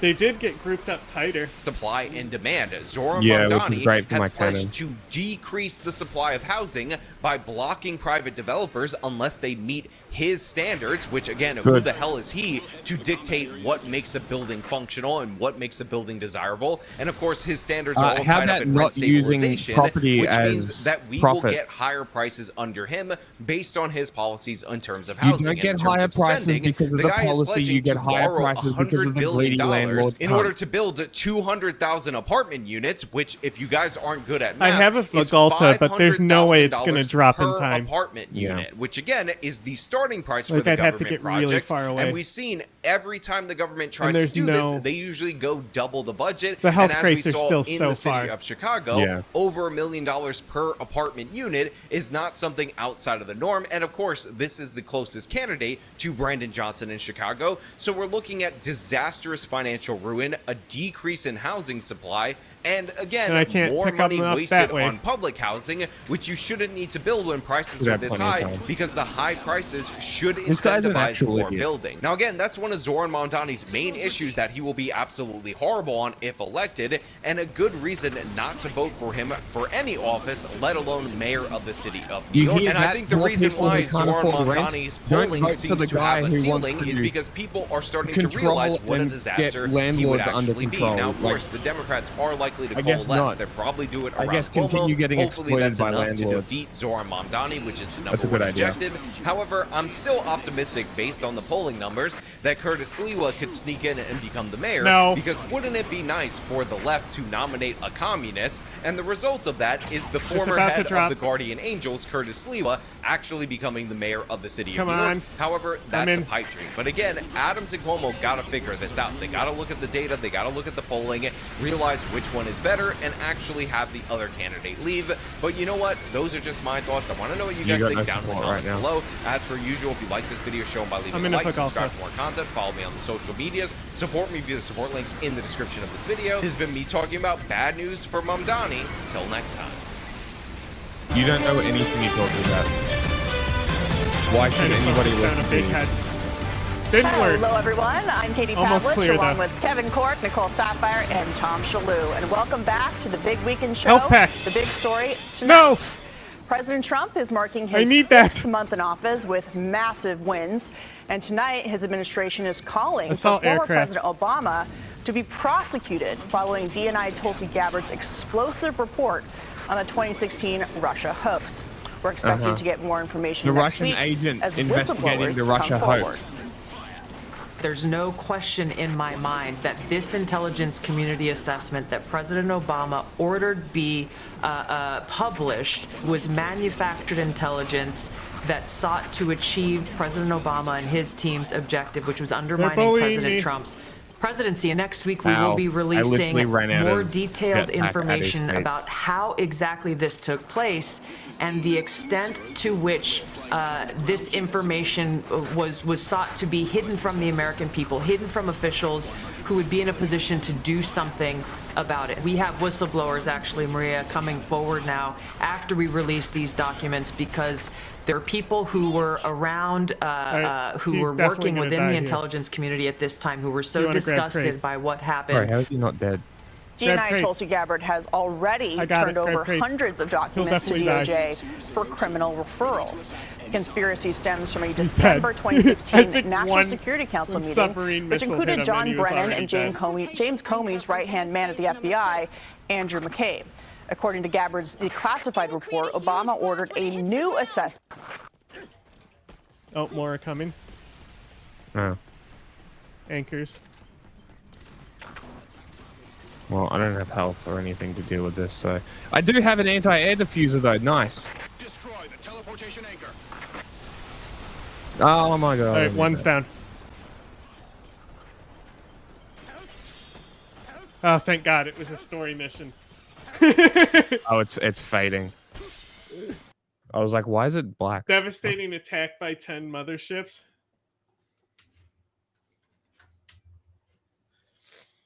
Damn straight. To protect what's important to them. Oh, look, the Restream bot retweeted the 3 Viewbot. years later.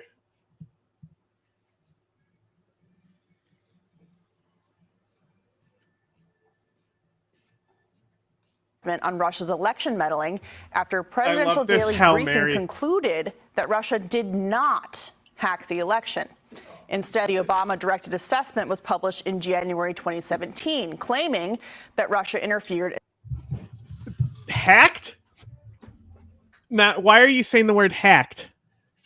Nobody ever was like, the election is being hacked. You can't hack an election. That's not how election interference works. Do something shit. about it. We have whistleblower. We're in the past. But somehow I still have submarine? How is that possible? Nope. See, everything did turn red when I clicked. I can't use anything now. Why? Because that was we're in the future now. It's 3 years later in the future. That was the end of that chapter. Right. So we don't have the I can still get my wild wacky action bike.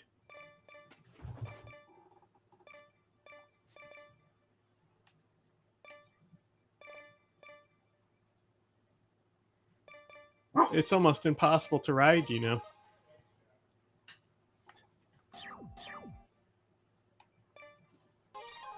Weird. Yeah, I don't think all your guns are probably good. Yeah, right? they are. Well, that's why they gave these. So that's why I still have the drones.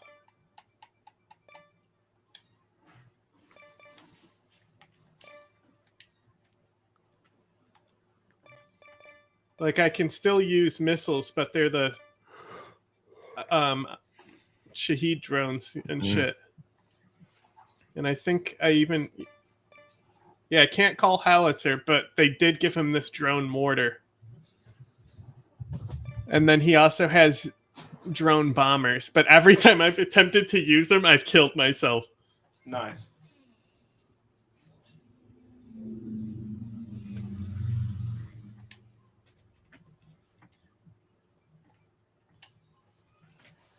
What game are we playing tonight? This is EDF, the greatest game ever designed.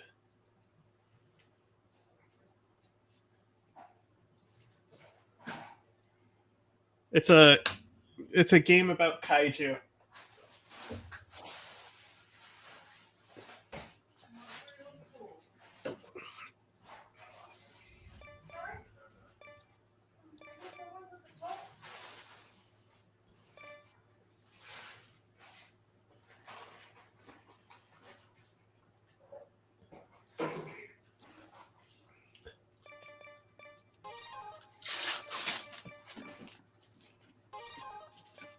Go away, dog.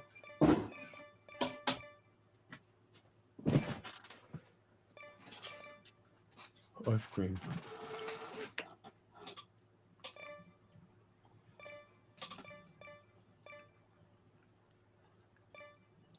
Are you talking to me? I'm wearing a onesie. It has a tail. Right, Jack? This is the greatest game ever made. Are you talking about this? Yeah. Yeah. Yeah. It's a Spyro onesie. No. It's fucking cold. I'm not talking about your onesie. No, I'm talking to chat. Oh.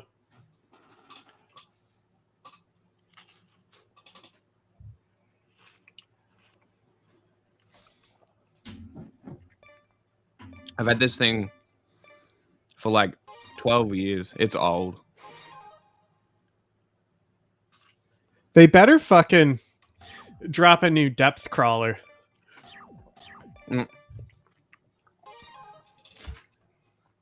Or is actually Maria This is coming their Hail forward Mary. now after we release these documents? They're going after Biden or Obama with criminal investigations now. I saw that. You kept me waiting. Don't worry me like that. Don't talk about Epstein. Absolute Hail Marys. Because there are people who were around, who were working. Hang on, this is story mission. We got to hear what this guy You says. just got here, huh? Well, you made it just in time. Are you yellow? Yeah. You're like a little bumblebee? Yellow and purple. Why am I spinning?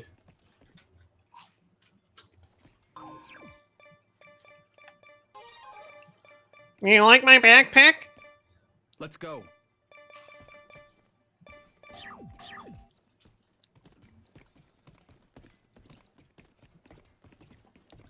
These fucking missions, bruv. Look, they're like, look, we can make boxes now. We're learning how to design games. We're like Kojima for real now. What you need to understand, chat, is that this game was literally made on like a Samurai Warriors, like, you know how like there was the RPG Maker and there's like a lot of RPGs for that? Mm. So it was made on like something that was designed for like Samurai Warriors type games. Okay. I can't fucking... I'm trying to just get this fucking thing cleared. Anyway, so it's based... So it's like a game that wasn't actually coded from the beginning. It was made in like a game maker type thing. So over the time, the developers really had to figure it out, I think. Hey, I found some rifles. Can we use these? They have no mags. Here. Come this way. Oh, did you walk to them? Yeah. I'm lost. I'm with the boxes now. Oh, you went the other way. There's a line you can follow. I know. Journalists play video games. So the thing is, I was trying to get something to clear off my other screen, and I couldn't fucking get my mouse out of the game window. So I was just walking. Yeah. Within the intelligence community at this time who were so disgusted by what happened. GNI Tulsi Gabbard has already turned over hundreds of documents to DOJ for criminal referrals. The conspiracy stems from a December 2016 National Security Council meeting, which included John Brennan and James Comey's right-hand man at the FBI, Andrew McCabe. According to Gabbard's new classified report, Obama ordered a... Okay, let's see what this guy has to say. Look at it. Look, they actually... This is so cool. Oh, they're drones! So the time has come for even or are these just the lids? They might just be the lids for the missile pods. Maybe. But how often do you fucking see games put that in? Also, the fact that they even have drones in this game for the 6th one, and the U.S. Army is just getting around to them. I made that joke earlier on Twitter. That is pretty funny. The fact EDF has drones before the U.S. Army. Everyone here is, right? We can't fight. You made it out alive. We're not. Do you have We're any Storm idea Team. how relieved I am? And you were on the front lines the whole time? I can't believe you survived. Yeah, bro, we've killed so many kaiju. You survived such intense So many. battle conditions. You're a true warrior. Thank you. I ran away again. Ended up hiding the whole time. I wanted to help my family. But this time, my wife was killed. Uh-huh. To be honest with you, You can tell don't he know what has to do. helmet hair. Look at how gross the hair coming off the back is there. the captain has arrived. Let's talk later. We'll I like how he has the armband as an IFF identifier. Because this is the guy who designs the weapons. He's the drone designer. All right. Didn't we do this mission? This is base 251. Maybe. Here, Is we this are currently repeating? dealing with a major issue. Raise Short and up your simple, we're voices short on in a personnel. battle cry. Form up and advance on What? them.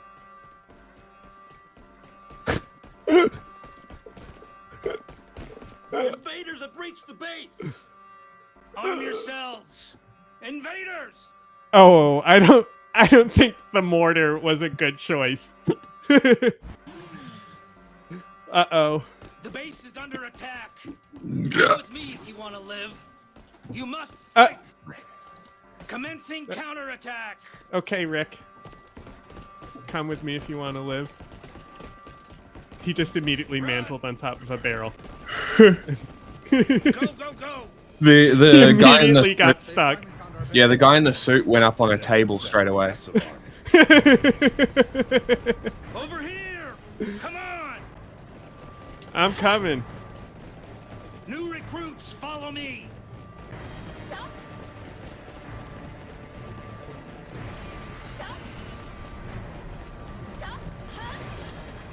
Authorized personnel only. Get out of here! If you don't leave now, I'll shoot.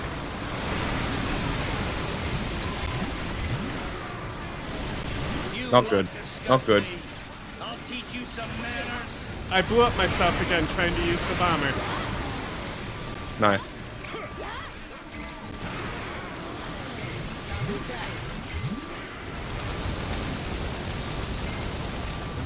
Won't leave a scratch at this range. Gotta move in.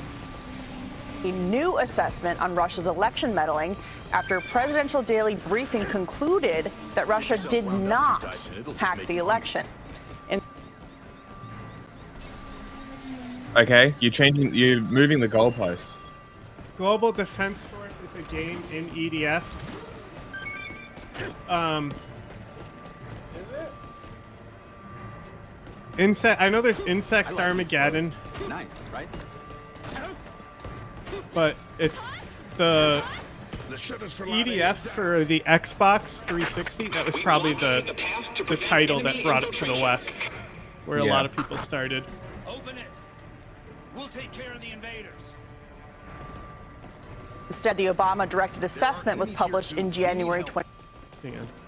All right, you go.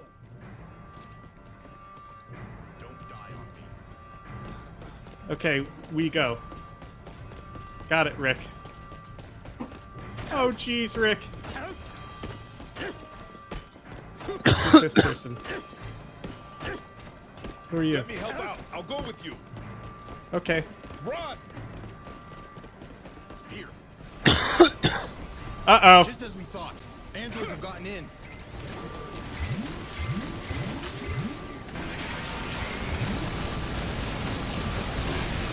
That was great.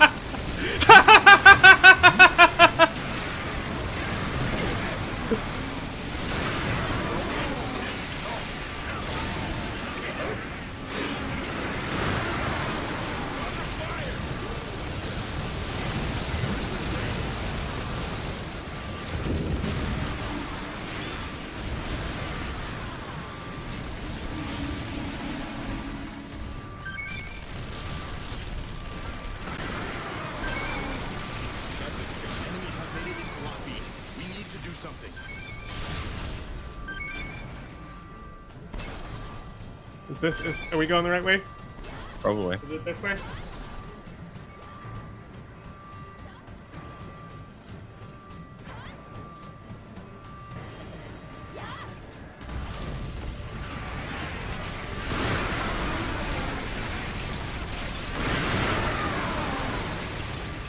That'll work.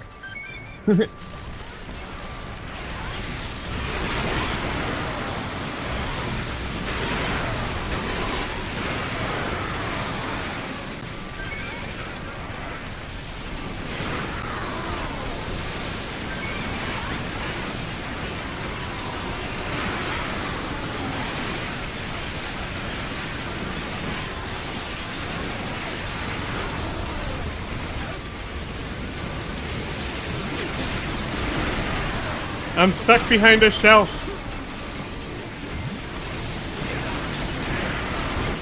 I blew myself up trying to use the bomber. It might have been me. No. It was me. There's a blue triangle on me. Alright, give me it's the bombing plan.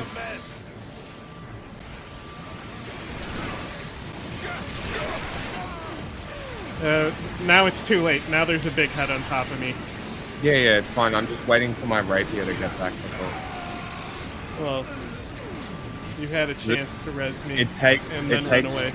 It takes almost all of my jetpack to recharge the rapier. Androids have reached Lot A. Hurry up and open the barrier.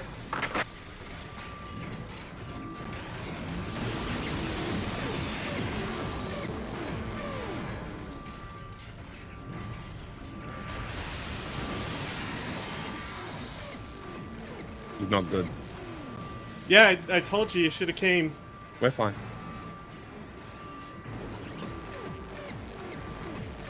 If you pick me up, I can bomb him. We're fine. No, we're not fine. I'm laying on the ground. Where the fuck was he?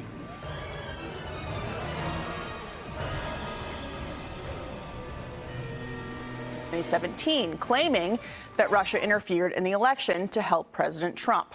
Now As the report was being drafted, a DNI whistleblower was sidelined for questioning why the assessment was contradicting earlier intel. It is good. And pressured to accept when you remember the that Russia you have hoax. to lean back But the before you contradictions use didn't it. concern the leaders of Obama's intel community, including James Comey.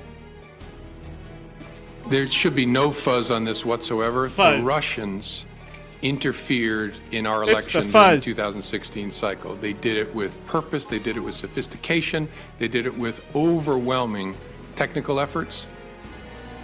And Obama's report was found to have even more problems. Earlier this month, CIA Director Don Ratcliffe said it was, quote, conducted through an atypical and corrupt process under the politically charged environments I was like, I'm going to bring the Claymore Roomba. But he wasn't holding a Claymore Roomba, which leads me to believe they also reworked this weapon. Yeah. Well, yeah, that's because they're moving the goalpost. Ratcliffe found the FBI leadership demanded it be included the infamous Steele dossier, a fraudulent document funded by the DNC and Hillary Clinton's campaign. And Brennan agreed, insisting that the dossier be included in the report, despite multiple senior CIA officials opposing its inclusion and one official warning Brennan that it risked, quote, the credibility of the entire paper. Brennan and Comey are already under criminal investigation, and as Gabbard prepares to release additional information, more officials I'm could ready. join them. Wow, Kevin, so lots of news today from Director Gabbard. Where do you think we go from here? This is another thing that caused it to get poor reviews at the start. The tedious mission. The dialogue missions. They're Yeah. like, you wrote a story for this game? I'm outraged. I know that because that's the thing is people who are really, really into the game are often air raiders, and the fact that the air raider. But that's the thing is the air raider in the fifth one, insane. Like especially because there was no covers on the anchor, and you could just constantly fucking A10 the anchors with the auto guns. Like remember, I would always be like, "Don't worry about the anchors." Come this way. The terrain is really difficult to drive on as well. But like honestly, I don't think the air raider was nerfed. I think You made it fucking other shit was like brought up to speed. Just because he can't use his full arsenal in certain missions. And you were on the front lines the whole time? You couldn't do that before either with the tunnel missions. I can't believe you survived. That are underground. You survived such intense You would battle lose conditions. any air support if you're underground. You're a true warrior. Yeah. Yes. And I could only use depth crawlers theirs too. I ran away again. Ended up hiding the whole time. I wanted to help my family. Whatever.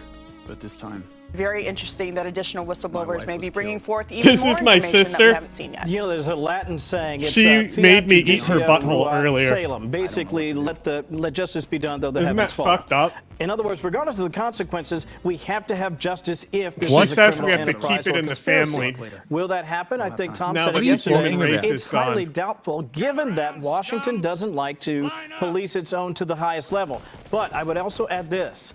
Keep this in mind.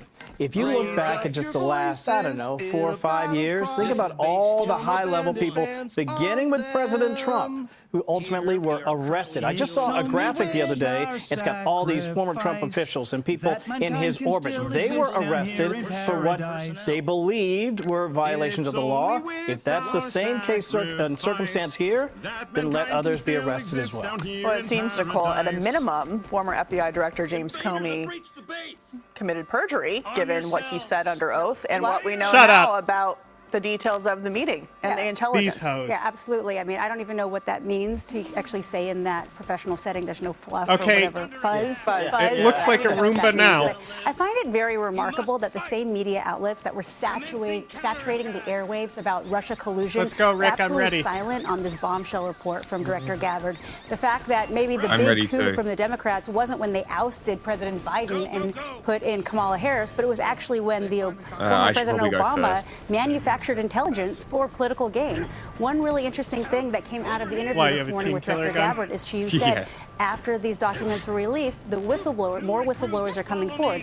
One that makes me question, are they coming forward because they're worried that they could be held accountable once they start doing some digging? You know, who it was in the room is the big question is the people who were in that meeting, that closed door meeting with Obama that changed the narrative. I doubt any of those people are the whistleblowers, but they probably said something to someone and they're going to come forward. Is it all just going to be conjecture, hearsay? Will we actually have something that's tangible for an indictment? I don't know, but I can't wait to hear what they have to say. You know, Tom, one of the missions for Director Gabbard is to restore trust in the intelligence community and the process here. And as we get even more information, I find that Americans, think that there's even more distrust given what we're finding in addition to what we've known about what happened with the 2016 election. I mean, she has a tall order there to get past all of this. Yeah, and it's in addition to what we've known, because we were talking about this yesterday. Devin Nunes, why, you want to die? Everything he talked about is now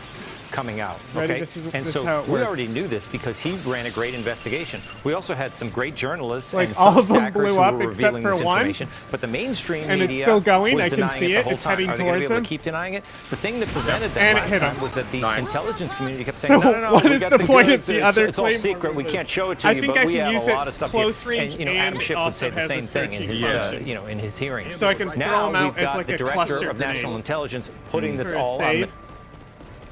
Look at this big head just sliding on the ground, slowly falling over. A painkiller dart. I mean, it's 30 years in the future, right?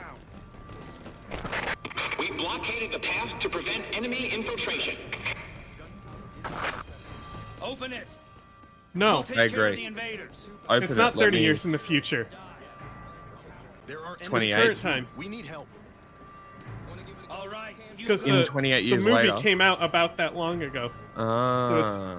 So it's literally almost been that many years, Okay. Because it's been like 15, maybe. It came out on 9/11 time. Yes. Like within the 9/11, before the Iraq War. I don't know about the drugs though. Like that I don't know. But the dart, sure. Someone get in contact with the base. Captain, tell me what to do. Run! Here. Hold on. Tell me what to do. Run! Just as we thought. Androids have gotten in. Amazing. Oh, I forgot to bring my laser.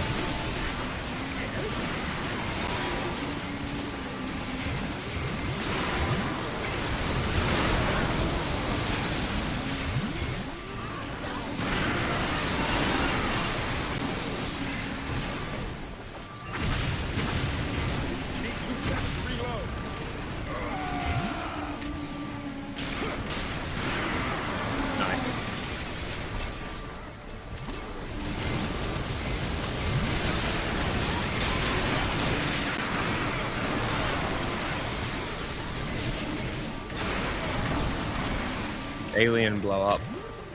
Alien go boom. They're out of range. Enemies have made it into Lot B. We need to do something. Okay, the bombing plan I have kind of sucks. I I literally think it missed that one android because they went on each side of him. It's one of those ones. Yeah, look. So, like, this is the drone bombing plans. Mm-hmm. So instead of being a point system, it's an actual timer reset. So I send them off, and then they fly back, and I can shoot again.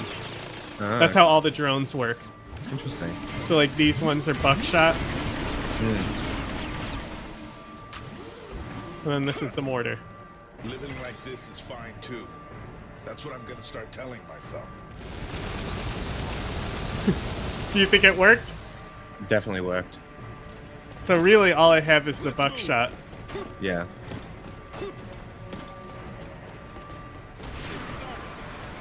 Well, I annihilated that group of the four. Is the media going to be able to ignore it?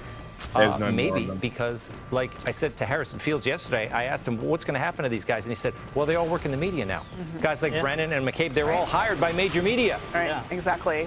Exactly. They didn't cover the DNI report at You don't need to do all. anything. And instead, they're obsessed with a number of other issues. And the mortar drone still hasn't come back to me. You even sent a letter to House Judiciary Now all the drones Chair are Jim moving. Jordan asking him to hold a hearing on this and subpoena some of Trump's top I really officials don't if understand necessary. how the Have you Claymore gotten a Roomba be response? working, Do you think bro. the pressure is doing anything at this point? Well, we've had no direct official I response understand yet, how but Chairman Jordan has said that Attorney General Bondi will be coming in. I charge it up, I release, this I die. are right-wing influencers, members of Congress. They want to show that they are loyal to this. I've called them so many things, but this wannabe Hitler for sure.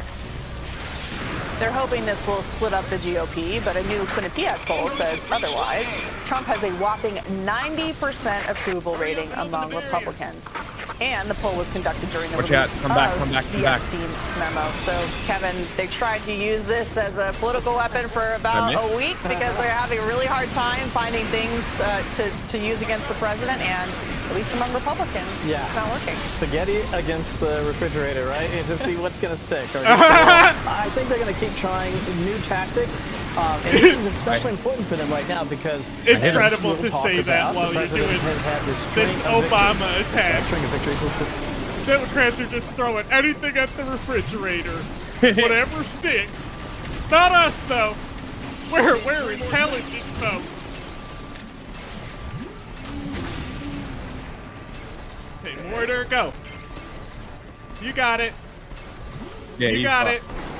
All right. Nailed him. That thing staggers them so hard. is about to open.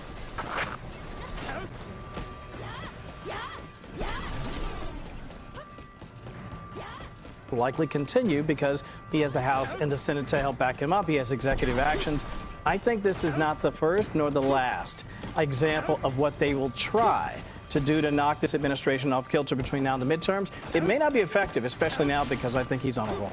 Yeah, Nicole, I find it so interesting the media is refusing to report on this because the stakes are so high. This, as the director has said, this is not just about Republicans and Democrats. I mean, the entire intelligence community is politicized, was weaponized. What's the bet most journalists looked at this and said, this is not worth looking at? What these people are doing? Yeah, like this investigation thing. Like, what's the bet? People looked at it, and journalists, and were like, this is horseshit. They know it's horseshit. They literally know exactly what they're doing. They're all like, literally, everyone in the entire media ecosphere is literally now just complacent and covering for, like, links that Trump is associated with Epstein. Yes. Like, they're literally all covering for child abuse now. I'm specifically talking about this investigation from Tulsi. Yeah, and I'm telling you, everyone looked at it just like that. I don't think you heard what they said. They said, go back. I fucking forgot.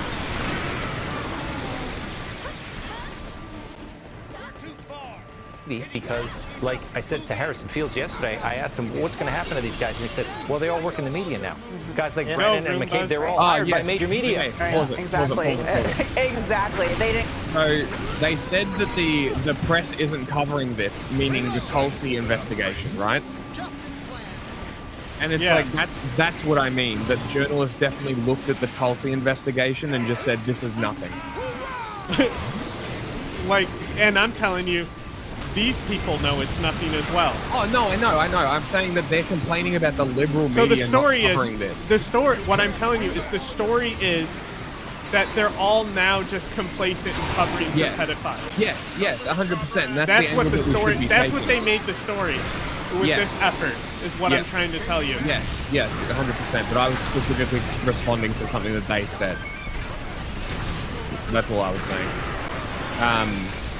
But no, you're 100% correct. Like, at this point, they are covering all child sex offenders, and there's no like getting around that. Like, they are covering the Donald Trump who is suppressing the Epstein case and protecting pedophiles. Most likely himself.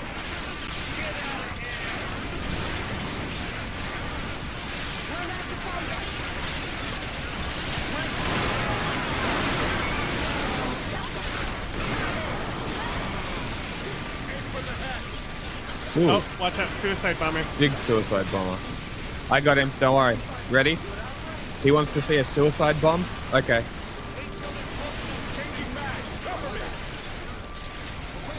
I killed him. Oh, no, he's still alive. I got him, don't worry. Ready? At the roof.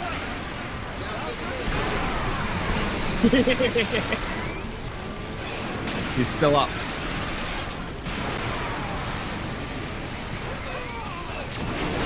Ow.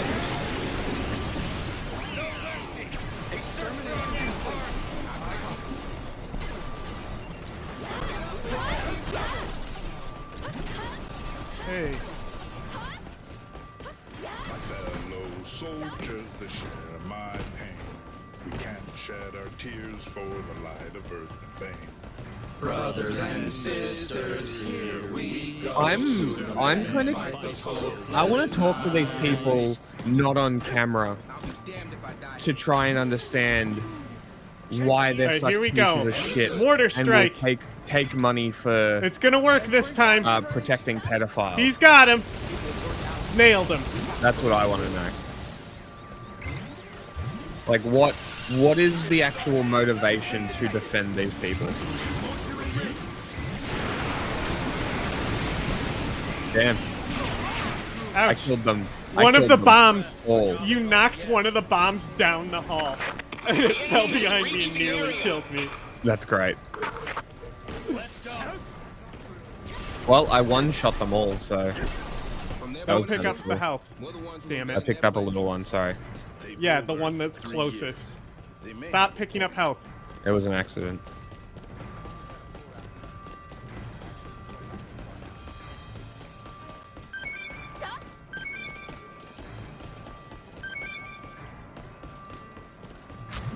Alright, this of next course mortar it's definitely good for is their gonna career. work. Like, of course it's good for their career, but, like, this is what I don't understand, right? What happens once they leave Fox News? Their reputation Robo wants an is Oreo. Fox News. I don't know if that's the best career move, especially with the Go, Mortar. The comeback that's about to happen.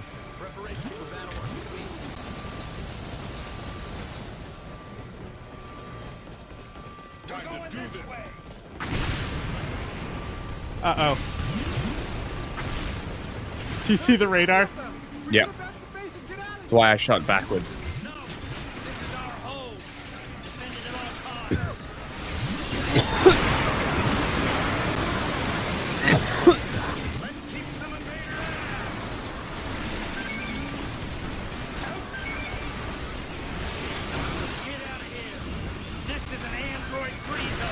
The spark whip is really good against them. I'm dead. Took too many claws to the face.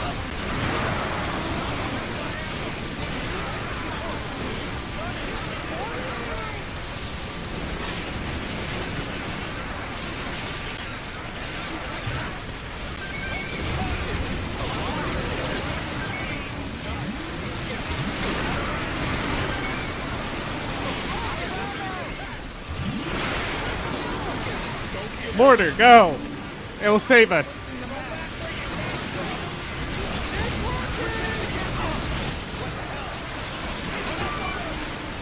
Claymore Roomba.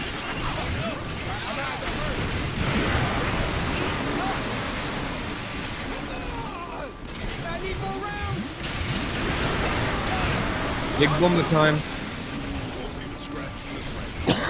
Yeah, 0 hits. They died too quickly. Ooh, go, mortar! This time it's gonna work.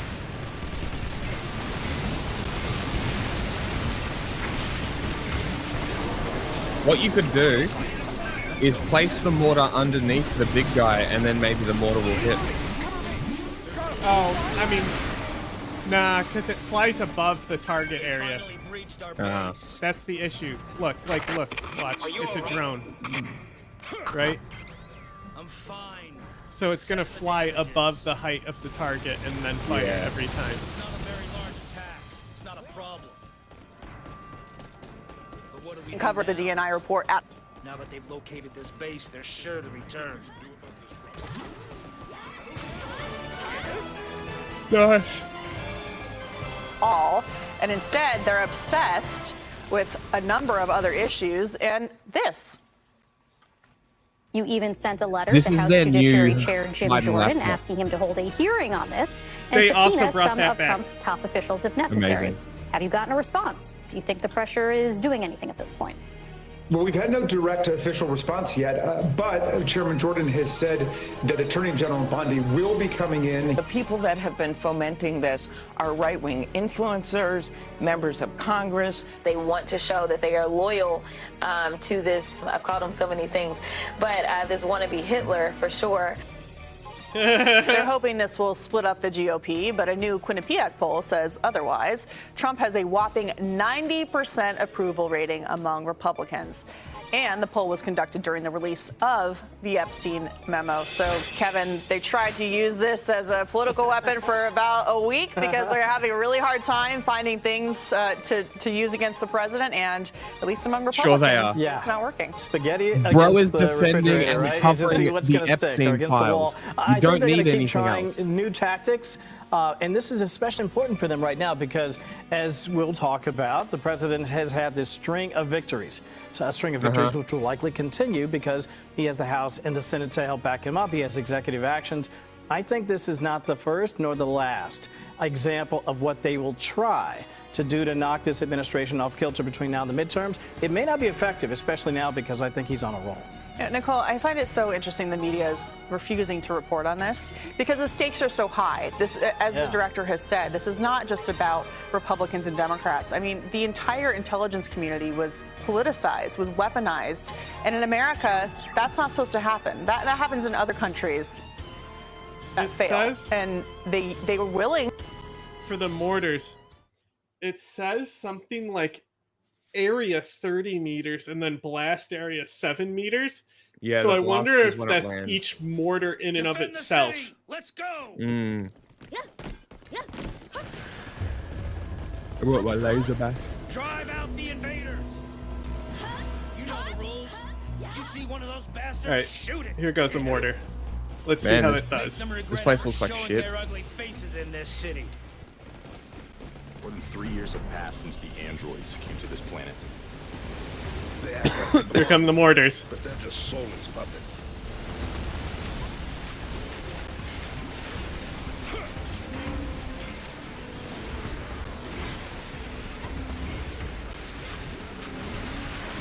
Wow. Go back to your home planet. We won't let you stay here.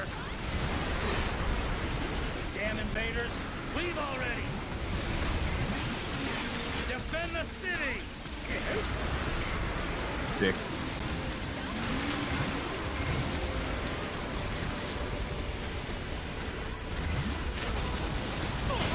Ouch! To take the risk to completely discredit our agencies, and now nobody believes anything they're doing.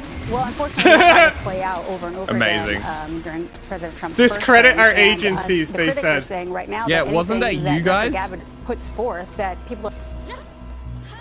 This is pretty amazing. Big stupid. Don't steal my health. Don't steal my health. Yay. There's one over here. Yeah, I'm coming. I got this Yummy. gun. What gun? Oh yeah, I saw you use that right when I hit him with a mortar too, and it really fucked him up. Yeah. I assumed it was this person. No. New gun, so I decided to try it out. Robot neighbors, huh? The thought wouldn't have even crossed my mind a few years ago. Neighbors don't attack each other. That's our enemy. Your mission. Cope. Cull the machine men. Let's go.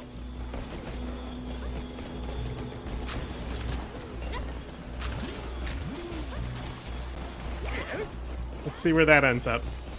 She was a kind wife. One who looked after our elderly parents. I'm Hey, sorry, that I must was have told you this so many not times far already. off.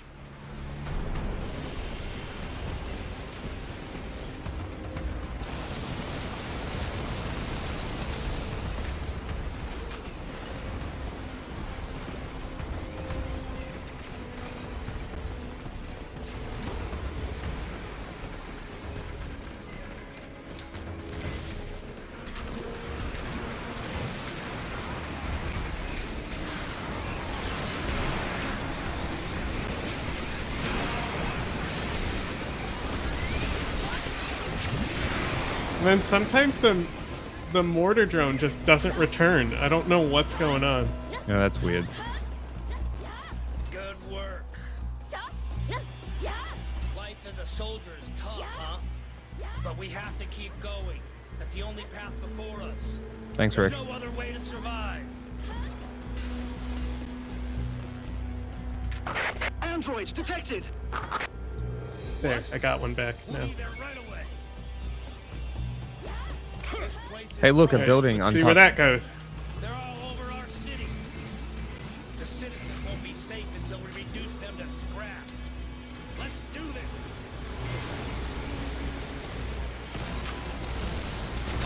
Oh my god, what a great mortar. Why? Because this is our planet. Humanity will not fall. We will drive the enemy out. Right there. I'm dead. We got another wing diver, it'll be okay. They're not crazy at all. They're doing precisely what they were designed to do. Kill. Blast them to bits.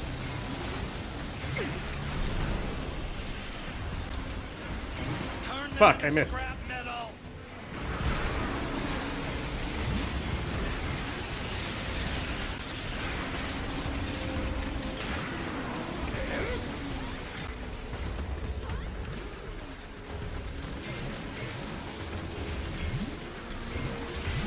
Are not going to accept because she is a Trump appointee. And unfortunately, that is why it is so crucial that they are transparent and they release these documents is exactly what they're doing. And the same goes through with the Epstein case. You know, but the one thing with the Epstein files You're like not doing being the released, doing that the the left-wing media keeps pushing Hilarious. for this. We have to be clear, this is not about justice. Start This is playing a her off distraction. with To a Kevin's piano. point, they were distracting from the fact that the Get the big auto hook. pen was abused, that Oh, they brought up Obama the auto manufactured pen. this intelligence that we're talking about. The border's secure, inflation's down, prices are down, energy expansion. Joe Biden had to banner use the year auto for pen because aircraft of how much controllers, shit he was thanks to getting Secretary done Duffy, constantly. military recruitment. Had to use the Trump what? is winning over and over I again. said, And as you they said, always talk about how a lot of Joe Biden's executive orders were signed by auto pen. Okay. Like he was, it's to help feed the narrative that he was cognitively deficient. Yeah. I said, when you're passing as much executive orders and shit, and like doing as much work as Biden, the only way you're getting shit done is by auto pen. True. You literally cannot sign fast enough. There's no reason to move them. It's just kill or be killed. Androids spotted. They're giant models with them. Man, they're annoying. They just don't know perfectly when to give pointed up. out yesterday, the release of the documents when it comes to Epstein, right now, Ghislaine Maxwell still has an ongoing appeal. I mean, this could really compromise due process. And on top of that, my just God. releasing these... Oh my God. Oh We've got a hell of My God. I know what you're talking about. Eliminate those giant androids. Hey, Don't worry, Ultra they're Big just Head. a little bit bigger. Shit. Not good. Have you ever fought a giant android? No. I'm guessing they're much larger. They're not so bad. You've got this. Androids! Blast those machine men to pieces.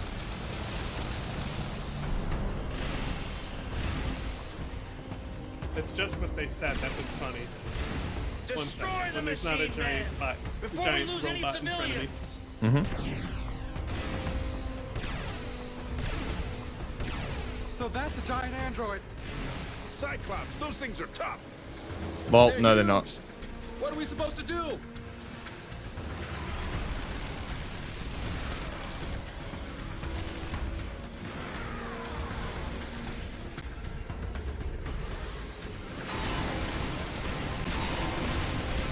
Large robot incoming.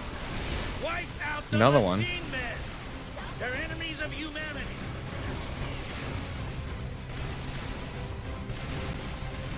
Damn junk metal.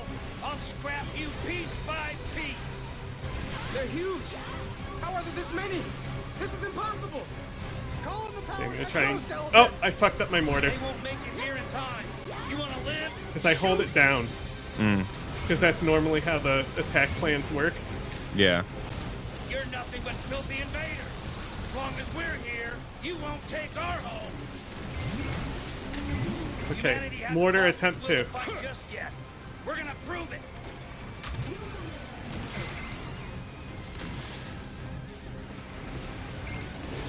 He ran away? Calm down. I'm only trying to kill you, buddy. It's pointless to shoot them anywhere but their eyes. Aim for the giant android's eyes.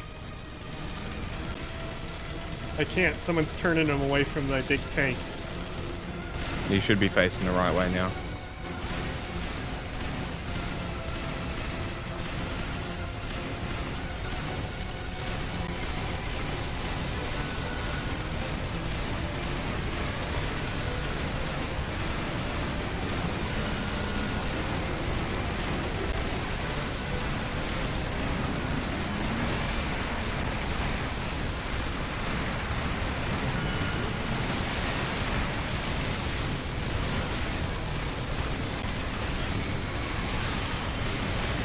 Die, you cunt.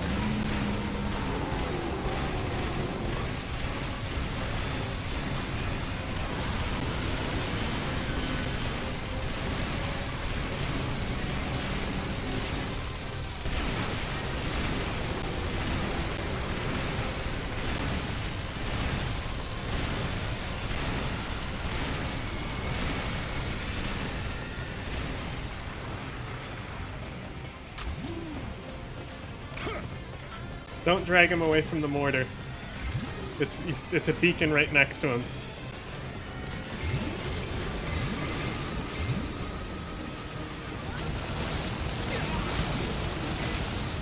Dude, how is he not dead? Got 2 snipers going at his face now. Another mortar going at him.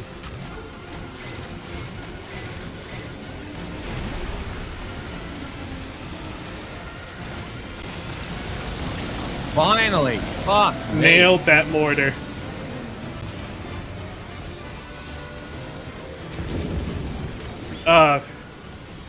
This one just got taken down over here by homie. Damn. This was once a peaceful city. Files, anyone associated with Epstein, that does not make them a deviant. So to just release files without association, you know, it's a little dangerous. Yeah, there has to be especially legal context there with and crimes attached if they're going to use the Department of Justice to name people. But Tom, on the issue of the intelligence community and the media, I mean, they're refusing to talk about this despite months and years of screaming about protecting democracy. And yet here you have the D&I director accusing the former president of ordering the cooking of intelligence to delegitimize a duly elected president that then snowballed into so many other things like the special counsel, impeachment, etc. And yet they don't seem interested in protecting democracy when it comes to President Trump and President Obama undermining it. We go over these things one after another. Really I cannot believe that Donald Trump survived all of this stuff. You go down the list of things. Forget about the bullet that whizzed by the side of his head. I mean, they were trying to take him down over in so many different ways. The Russia investigation, the impeachment, and everything else. Yeah. But he kind of plowed through it all. And they think they're going to split the GOP now. This is what's the funniest thing. The GOP has been split you had for a while. People like Adam Kinzinger and Liz Cheney. That's how they split them. And what happened? They both lost their re-election. So the split happened, and they are in the past. There's a new GOP, and they're more united than ever. Yeah, well, to Cheney's credit, she actually ran again, but Adam Kinzinger dropped out before he lost. Oh, that's right. He didn't really lose. He took the easy way out. But turning now to the deep state under Joe Biden, America First Legal has now... Because, like I said to Harrison Fields yesterday, I asked him, what's ordering the cooking of intelligence to delegitimize a duly elected president that then snowballed into so many other things like the special counsel, impeachment, etc. And yet they don't seem interested in protecting democracy when it comes to that's a pretty good Trump price of petrol. And President Obama undermining it. We go over these things one after another. I cannot believe that Donald Trump survived all of this stuff. You go down the list of things. Forget about the bullet that whizzed by the side of his head. I mean, they were trying to take him down. I want to go back to when she says the DNI report at all. And instead, they're the shit about due process, because that was so funny. A number of other issues, and this. You even sent a letter to House Judiciary Chair Jim Jordan asking him to hold a hearing on this and subpoena some of Trump's top officials. Only one monster hatches from each egg. We just need to thoroughly dispose of them all. If necessary. Have you gotten a response? Do you think the pressure is doing anything at this point? Well, we've had no direct official response yet, but Chairman Jordan has said that Attorney General Bondi will be coming in. The people that have been fomenting this are right-wing influencers, members of Congress. They want to show that they are loyal to this, I've called them so many things, but this wannabe Hitler for sure. They're hoping this will split up the GOP, but a new Quinnipiac poll says otherwise. Trump has a whopping 90% approval rating among Republicans. And the poll was conducted during the release of the Epstein memo. So, Kevin, they tried to use this as a political weapon for about a week because they're having a really hard time finding things to use against the president, and at least among Republicans, it's not working. Spaghetti against the refrigerator, right? And to see what's going to stick, or against the wall. I think they're going to keep trying new tactics. I think the saying is shit especially important for them right now because, as we'll talk about, the president has had this string of victories. So almost like victories which will likely Fox continue because every he has the House and the Senate to help back him up. He has executive actions. I think this is not the first nor the last example of what they will try to do to knock this administration off kilter between now and the midterms. It may not be effective, especially now because I think he's on a roll. Nicole, I find it so interesting the media is refusing to report on this because the stakes are so high. This, as the director has said, this is not just about Republicans and Democrats. I mean, the entire intelligence community was politicized, was weaponized. Ready? Juggling in America, this ant. That's not supposed to happen. That happens in other countries that fail. I hit him into the air. They were willing to take the risk I tried to hit him again. It didn't work. Discredit our agencies, and now I was juggling well, unfortunately, we saw the boss mob over with the fucking during President Trump's first term, and the critics are saying right now that anything that Director Gabbard puts forth that people are not going to accept because she is a Trump appointee. And unfortunately, that is why it is so crucial that they are transparent and they release these documents. Is exactly what they're doing, and the same goes through with the Epstein case. Nailed them. You know, but the one thing with the Epstein files not being released that the left-leaning media keeps pushing for this. I mean, I stalled them a little, I guess. This is not about justice. This is a distraction. No, to Kevin's point, they were distracting from the fact that the auto pen was abused, that Obama manufactured this intelligence that we're talking about. The border secure, inflation is down, prices are down, energy expansion, banner year for air traffic controllers, thanks to Secretary Duffy, military recruitment. Trump is winning. Hey, how many aircraft accidents happened under Trump's first 3 months? Out yesterday, the release of the documents when it comes to Epstein. Right now, Ghislaine Maxwell still has an ongoing appeal. I mean, this could really compromise due process. And on top of that, due process, complicate due process. Listen to this sentence. over and over again. And as you so perfectly pointed out yesterday, the release of the documents when it comes to Epstein, right now, Ghislaine Maxwell still has an ongoing appeal. I mean, this could really compromise due process. And on top of that, just releasing these files, anyone associated with Epstein... Are you fucking kidding? The due process argument, right? Suddenly it's due process. Like, they literally spent 6 months arguing against that. I sent my mom an Always Sunny clip. Yeah. Okay. And it's the clip where Frank, they go like, Epstein Island, Frank? And he's like, yeah, but I wasn't there for the sex stuff. I didn't know any of that was going on. I was there for the snorkeling. Hilarious. And the caption said, Trump right now. Yes. There's I was literally watching Always Sunny with her and doing laundry the day before. Hilarious. So I sent her an Always Sunny meme. Well, I was watching, there's an Australian TV show called Fat Pizza. I need to read to you what her response was.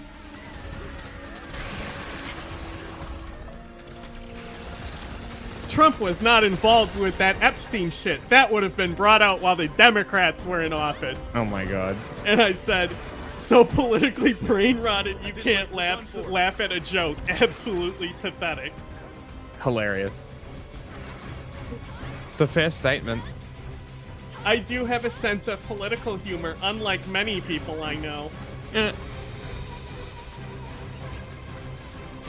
I was there for the snorkeling. I'm being killed by tadpoles because I was. Well, there's a show, an Australian show. One's called Housos, the other one is called Fat Pizza. I haven't watched Fat Pizza, but I've been watching it with my mate, and there was a segment where he was talking to a guy who was meant to be Julian Assange,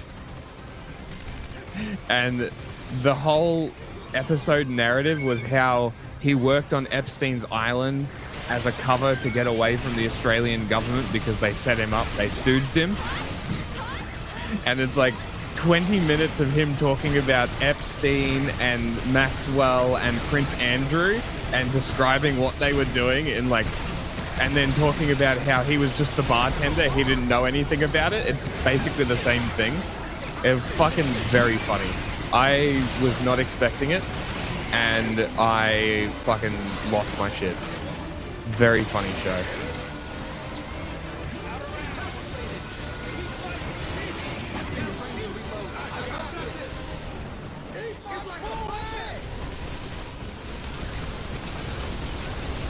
And I'm pretty sure all of Housos and Fat Pizza is actually on the Internet Archive, so you guys should go and watch it.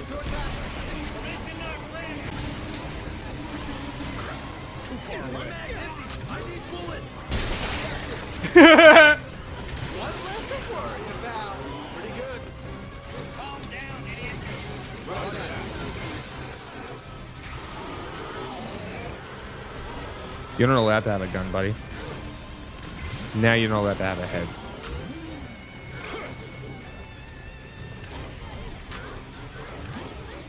This could really hurt due process. Okay, so let me get this straight. Pedophiles, due process is when we care.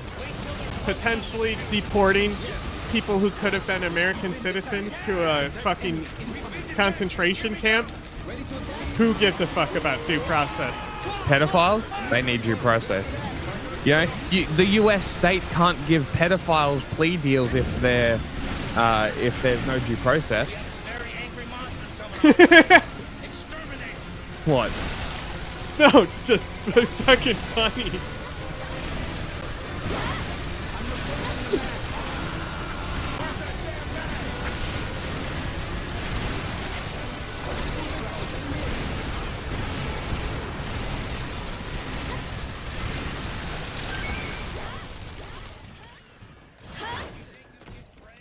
Nobody lives here anymore, but still, it's a lovely place.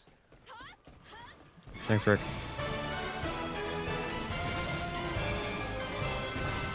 Sweet.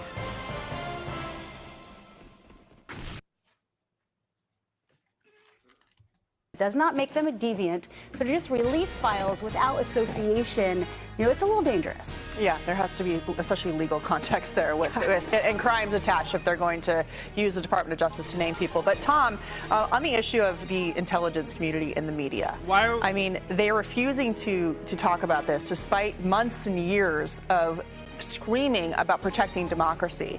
And yet here you have the DNI director accusing the former president of ordering the cooking of intelligence to delegitimize a duly elected president that then snowballed into so many other things like the special counsel, impeachment, etc. And yet they don't seem interested in protecting democracy when it comes to President Trump and President Obama undermining it. As we go over these things one after another, I cannot believe Obama left office that Donald Trump survived 14 all of this years stuff. ago. You go down the list. 14 years ago. Obama has done like one speech in like This 4 might years. Be like one of the best Fox News videos. The due process comment, they're getting pissed because you're not going.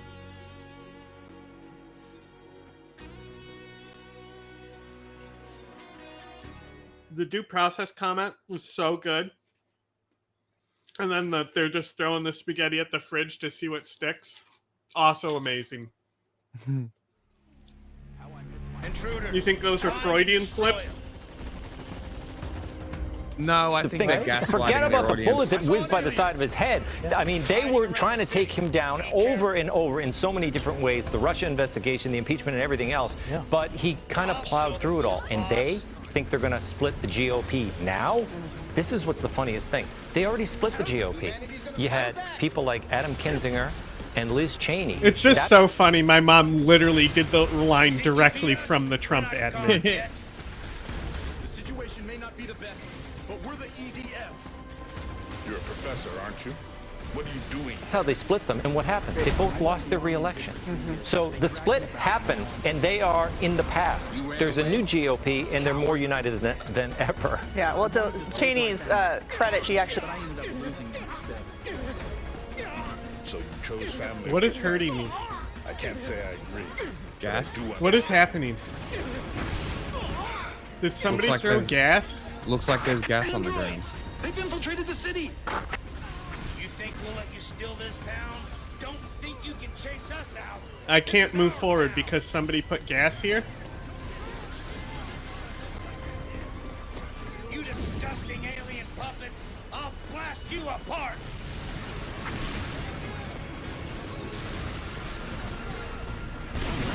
Don't get impatient. Oh, Vigalta technicals. Yes, sir. Those are powered exoskeletons. The exterminators have arrived. Oh my god, the terrain. Big head. No, it's a little head, I lied.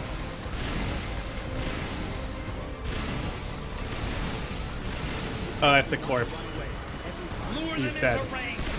Yes, sir.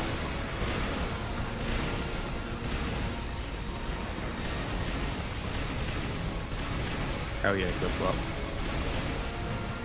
I'll survive.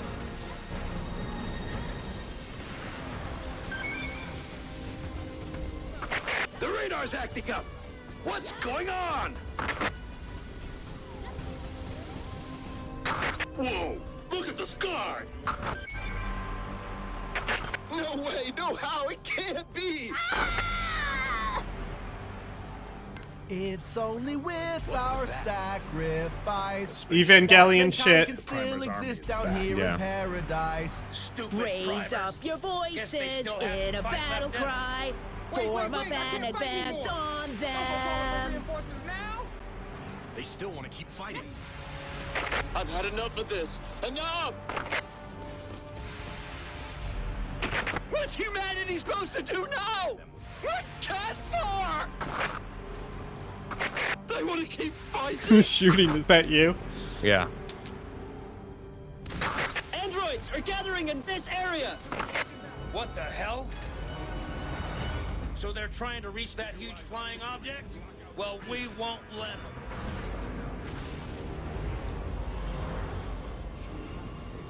This is our planet. There's no place here for machine men.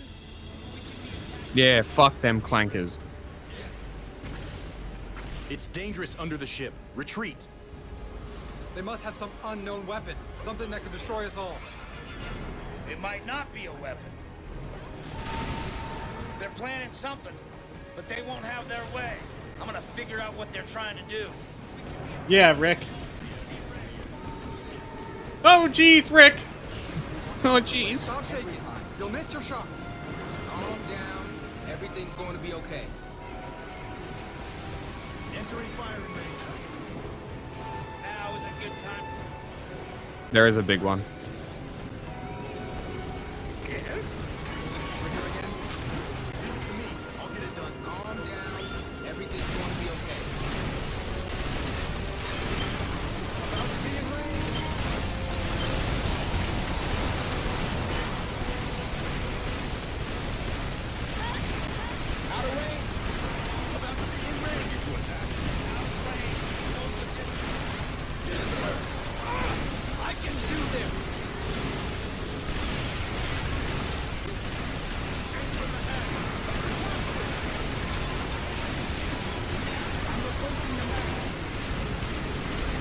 No.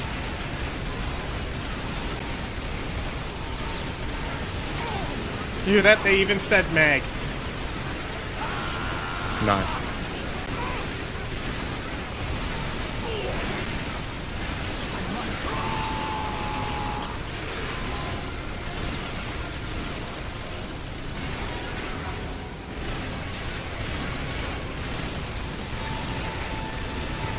Got him.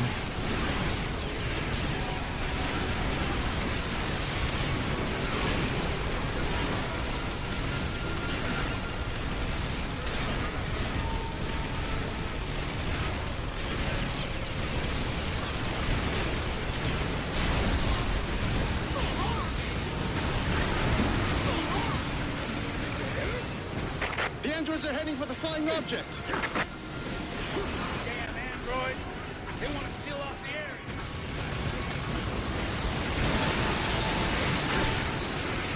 The androids want to seal off the area and protect that huge flying thing. We're not gonna let them. He ran again, but Adam Kinzinger dropped out before he lost. Oh, that's right. He didn't really lose. He took the easy way out. But turning now to the deep state under Joe Biden, Harris First Legal has now released new documents showing how the former Attorney General Merrick Garland weaponized government against concerned parents, labeling them domestic terrorists. The documents show how Biden's DOJ leadership sought a, quote, federal hook so they could go after parents. The Biden administration reportedly wanted to investigate and criminally charge parents protesting school policies related to COVID, transgenderism, critical race theory, and other issues. I mean, Kevin, when you look at the way bet those people are legitimate, not agents at all. Under Joe Biden's administration, the fact that the Department of Justice under Merrick Garland is focused on parents who had questions and wanted to be involved in their kids' education and not having these COVID mandates, and making sure they're learning math and not about gender at age 2. I mean, it's astonishing. It's infuriating when you. What kid is in school at age 2? Don't question it.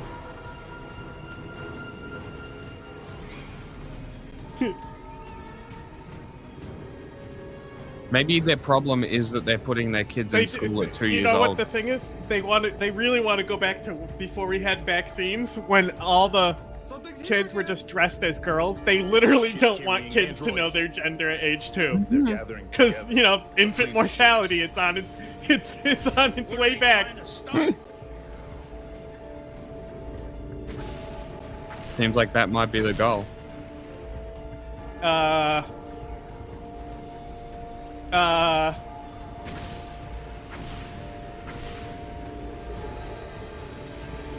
Things are happening over here. I know.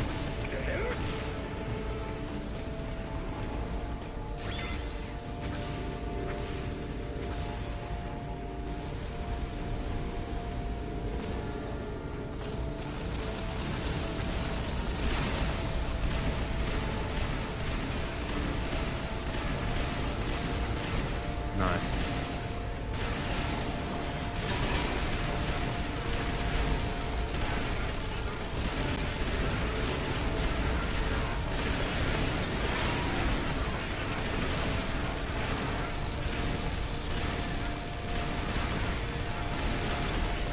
Wow.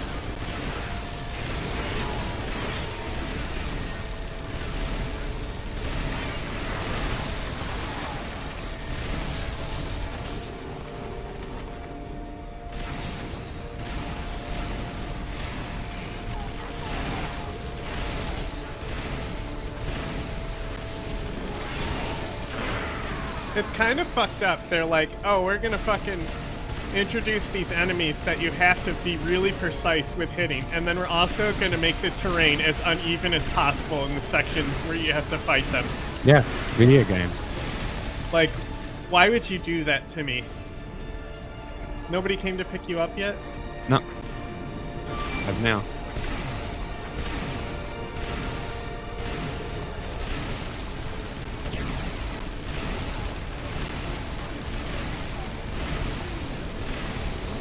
Get him, Glip-Glop.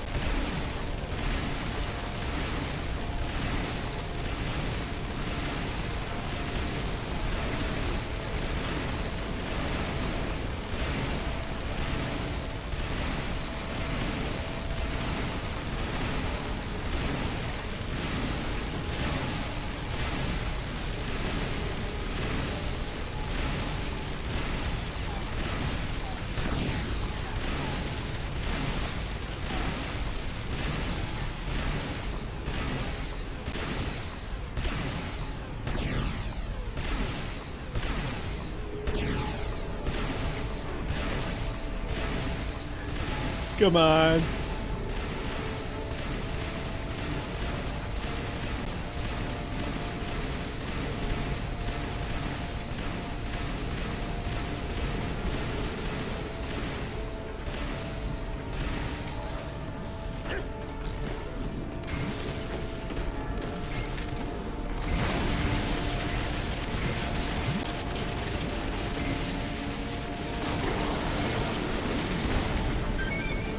I got him. Hey, look!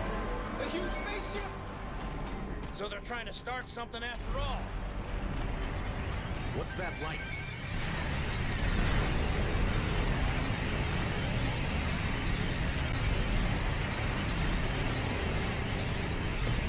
Goodbye.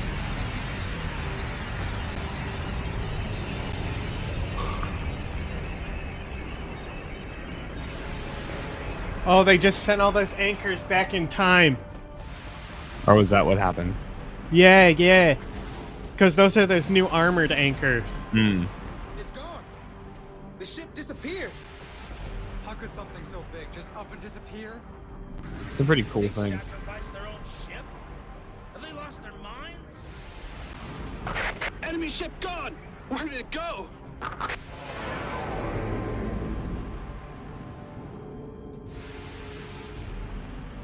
Still there. Attacking that device sent us back to the past. If that's what's happened, that means it has the ability to manipulate time. It's a type of time machine. Did Mark kill himself? So did. Yes, sir. Go, Mortar, go.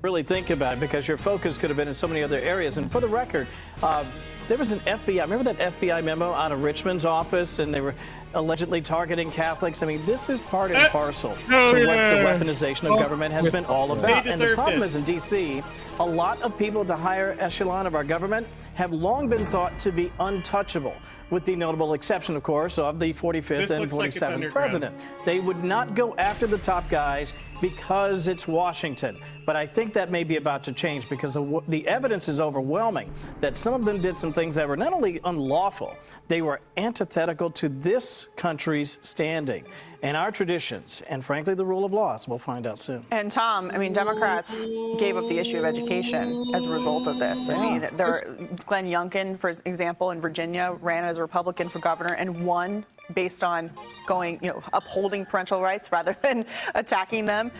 Kind of crazy that the Department of Justice wanted to put parents who seem pretty normal in prison. Yeah, and it wasn't just theoretical. When I mean, did you that talk happen? about that memo that talked about conservative right. Catholics. It wasn't in theory, it was in practice. That's Mark right. Houck, Catholic, pro-life guy, do Exactly you remember right. they raided him? Yeah, You can look at spot that on on. YouTube to this day. That's right. They barged in and they frog marched him out there. In front of his This guy kids. Yes, a guy who was demonstrating at an abortion clinic. Okay, so, yeah, it's ridiculous, and they keep What did he losing, do? but they don't learn the lessons. And that education thing, a lot of that had to do with COVID, and they know the Democrats, they fouled that whole thing up, Pedophiles and there were deserve kids due that, process, they Jack. lost their entire teen years, their high school years. Absolutely. Couldn't No go to their blacks, prom, though. they couldn't get their education. Of course not. And so, their credibility is gone on education. Yeah, lost decades and generations of education in this country. And also, they wouldn't let people go to their grandparents' funerals either, Yeah. which is a whole other issue. Anyway, through the But, northern Nicole, what are corridor, your thoughts on there this, just should be given what you know supply about room there.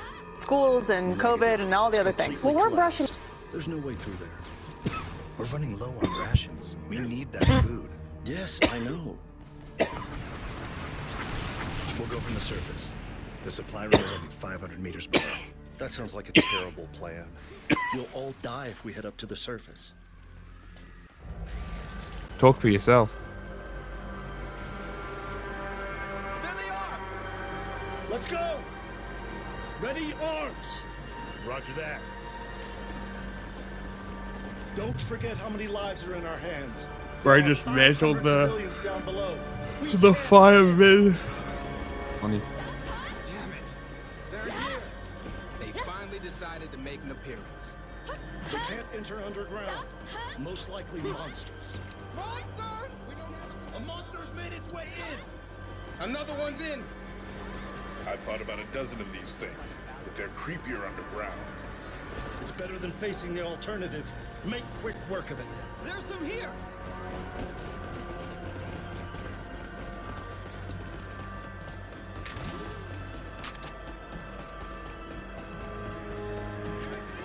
Let's go!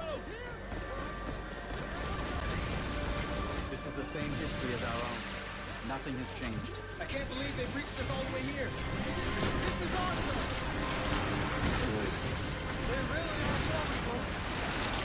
Did you just kill someone? Maybe. I put a thunder cluster in a choke point. Oh, is that what's killing me now too?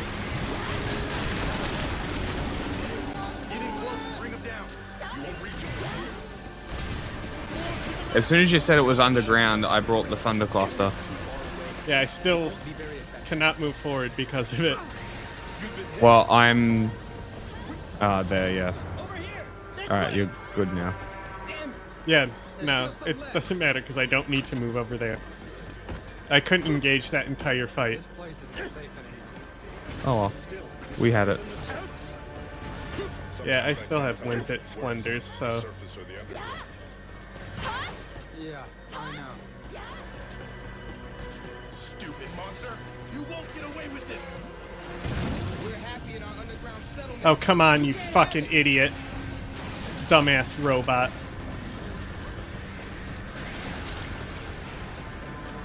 Check your rear. Sir, yes, sir. Everyone okay? Confirm that we killed them all. Yeah, we survived again. I'm just staying with the story characters. You do that. I'm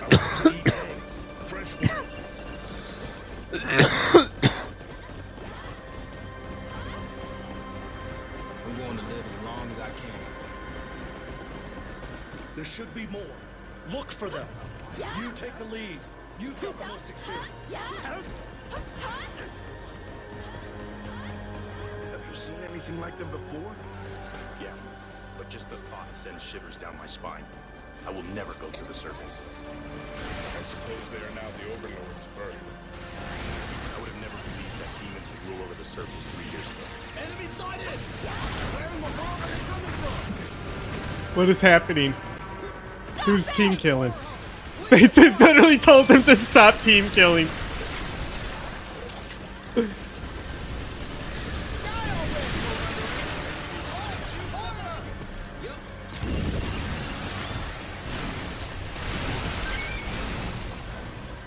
This isn't the first time a monster's gotten in, but these numbers mean trouble. You mean there's more? I suspect so. Find all of them and exterminate them. There are more above. Enemies are coming out of this hole. Excuse me, Mr. Ant. Please get the fuck out of the way. Exterminate them all. I was even shooting them with cannons, but because it was such a tight corridor, it wasn't fucking moving them 1 inch.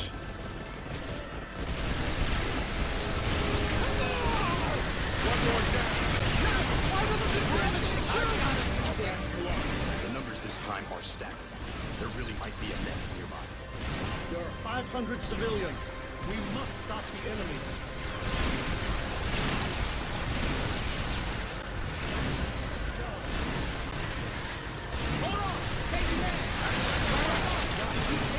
I know how they move. The monsters are building nests in the way. There's one already made nearby. Whatever. I guess this is the end for us.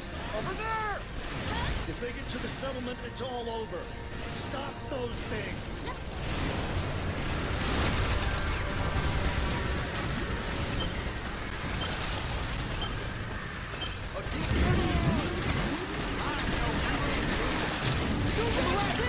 Nice job. Die already.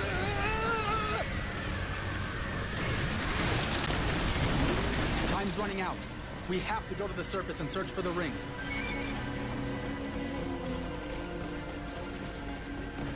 Going to the surface means sure death if they find us. What shall we do?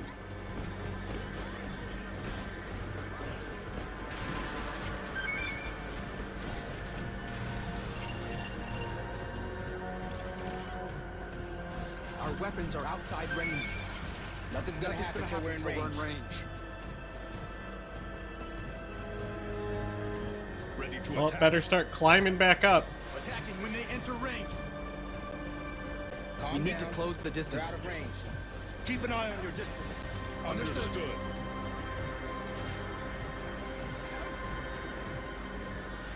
Out of range. Shoot when you see the signal. I copy. See this? This is fucking Deathwalker skill. It's a cave. You can smell water. There are some here too. Where are they coming from? Right here. Everything's gonna be okay. Leave it to me. We've run out of time. We must execute the plan. I'm in McCavern, so just come to me. Oh, you're already here. We're gonna fight, right? The enemy's directly ahead. The enemy is near. Approaching the enemy. Understood. I'm waiting for the story characters. Visualize our victory. Where's the Block ammo? out your fears. Here they come. Don't worry, guys. Don't panic. The fight's still happening. Yes.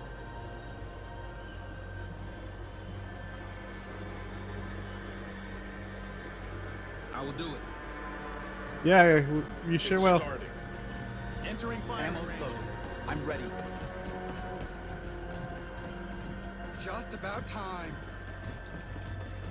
All right, follow me, guys. The enemy is near. We did it. See, the thing is, I just walked right up the wall, Take a breather. Strange. but they had to run the whole thing. Where are the enemies coming from anyway? There's nothing here. Maybe it's over there? Is this the remains of an old water pipe? Look over there. Sewers. They're coming in. So that's their secret entrance?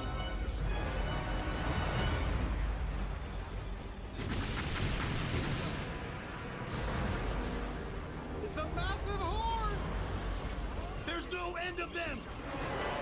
This place is done for! We can't let them get past us. Shoot! Stop them! Guys, I think you'll be fine considering you're not even in the fight.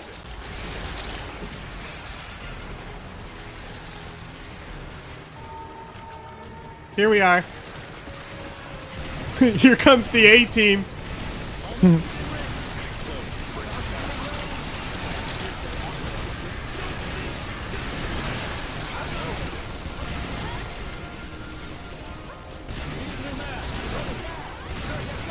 The monster found it. Dun City is no longer safe. Okay, by the way, we're calling that the Thunder Cunt. They get to us first.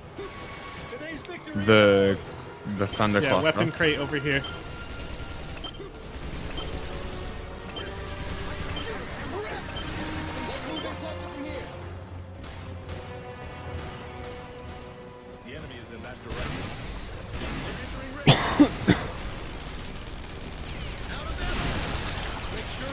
Over what America First Legal completely just showed us. I mean, with these new documents, we already knew A.G. Garland overstretched his. I'll head to the surface. Wait! You'll die if you go out there. I'll return safely, I promise. I gotta say, things ain't looking too bright. The surface belongs to the demons. There's no hope in returning alive.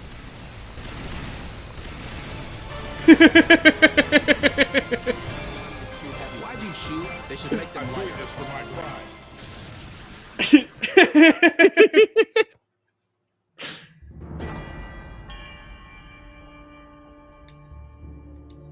Authoritative reach by threatening these parents, right? But what we didn't know was that he was advised by civil rights attorneys based on these documents saying they're just expressing their First Amendment rights. They're not really doing anything wrong. Yeah. And now we also know that there was a memo from the White House saying, help us out here. What can you do? So the fact, this is, again, this calculated use of this federal power to intimidate these parents who were rightfully upset. The government and their closures and everything were directly harming their children. The parents knew it. They were frustrated. And they use their governmental power to threaten them. Mental health ED visits up 30% during COVID. Anxiety, OCD, suicides, where the kids are behind in math. I mean, we can go on and on about this is what because the happened to the children. Biden administration The parents knew what was happening. The Biden White House and everyone under him overused their doing power. dumb It's yes. alarming what happened. Yeah. Glad they're getting to the bottom of it. All right, coming up on this jam-packed big weekend show, there's a rising star in the Democratic Party like Mamdani. He's also a socialist. Do you know about this guy? No. Very funny. I have pie. They're very triggered by him as well. Great. What's he do? Oh, he's a Somali in the Midwest. Quiet. They'll find us. Do not flinch if you see them. Fear will lead to death. The Earth is controlled by demons. We're only alive because they allow us to be. They're here. The demons. The cruel. How horrendous. So those are the demons. Calm down. Don't panic. Demons? Power. Shoot, shoot, shoot. Cruels can die from bullet wounds. Keep shooting them. What now? I'm eating, so if you need my help, just let me know. They're stopping our bullets. You all about him and why Americans should be very worried. And Los Angeles Mayor Karen Bass is doubling down on her demand to unmask ICE agents as new stats reveal assaults on ICE agents are up 800 and Rookie numbers. You can do better.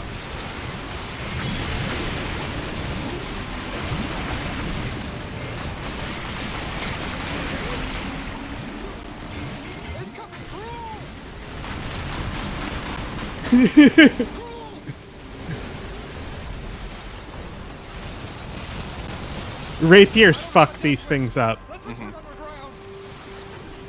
lead them straight to us. If they find the underground city, it's game over. Underground city. I shouldn't have to come to the surface. I'm going back underground. They won't even let you run. It's do or die, team. You're dying. I'm not even doing anything. The fucking cunts are zapping me. If you want to go home, defeat the cruel. Oh, new enemy. Yeah, the rapier fucks them up. You just drop on top of them from 12 o'clock, right on top of them. Fucking ended me.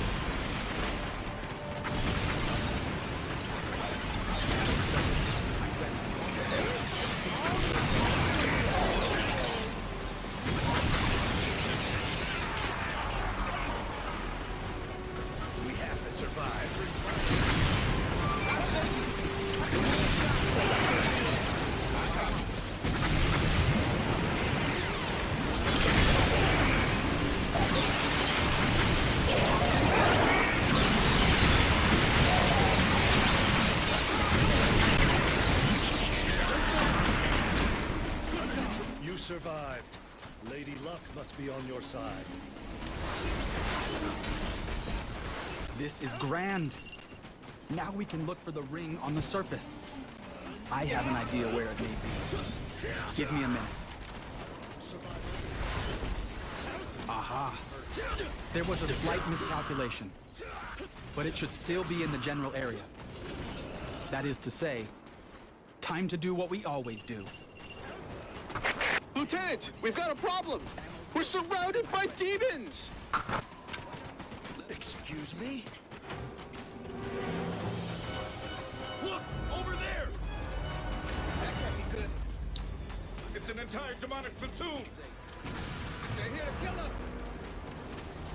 I'm back. Mission cleared. 30% as thousands of illegal I'm gonna leave aliens the are lobby heading so you guys can to keep U.S. playing. military bases. We're speaking I'll with be back. Acting ICE Director Todd Lyons up next. Hey, Sean Hannity here. Hey, click here to subscribe to Fox News YouTube page and catch our hottest interviews and most compelling analysis. You will not get it anywhere else. Guess we won't watch it. This game is absolutely class.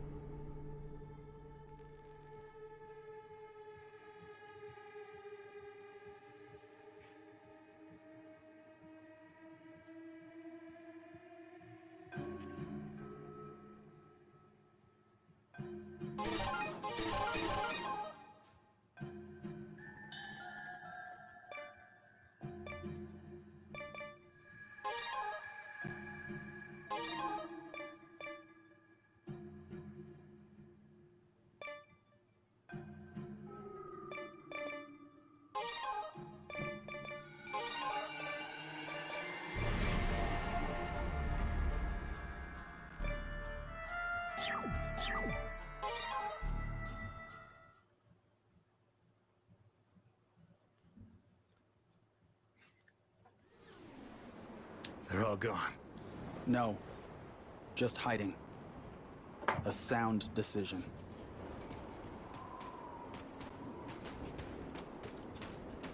It's over.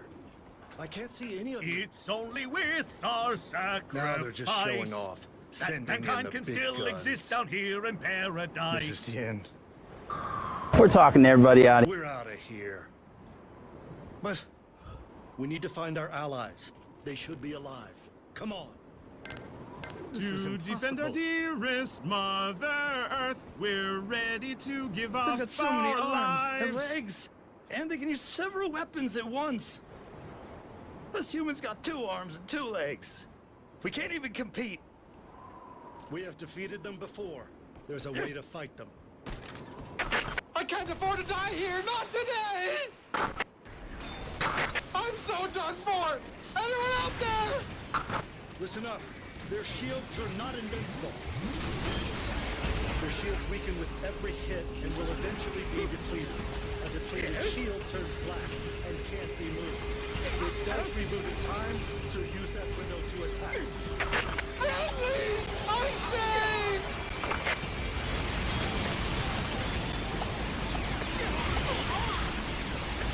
Stay alert. They've got 2 shields. 2 shields means they can withstand any attack. Sounds impossible. Cool elites, huh? They must possess a weakness. Hey! Anyone here?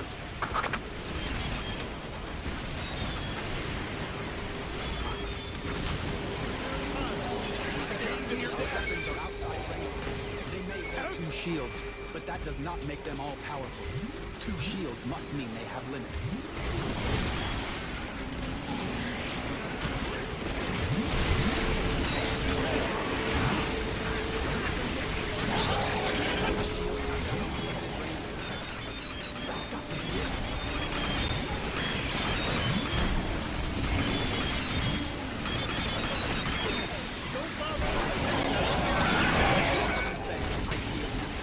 Nailed him. Attacking the left and right sides respectively. Focus attacking the left or right.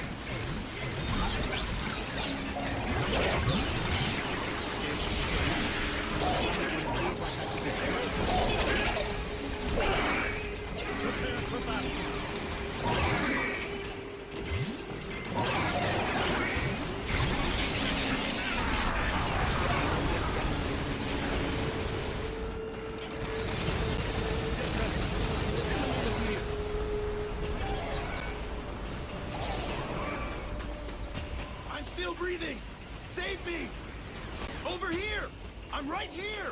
Let's go home. Back to the underground.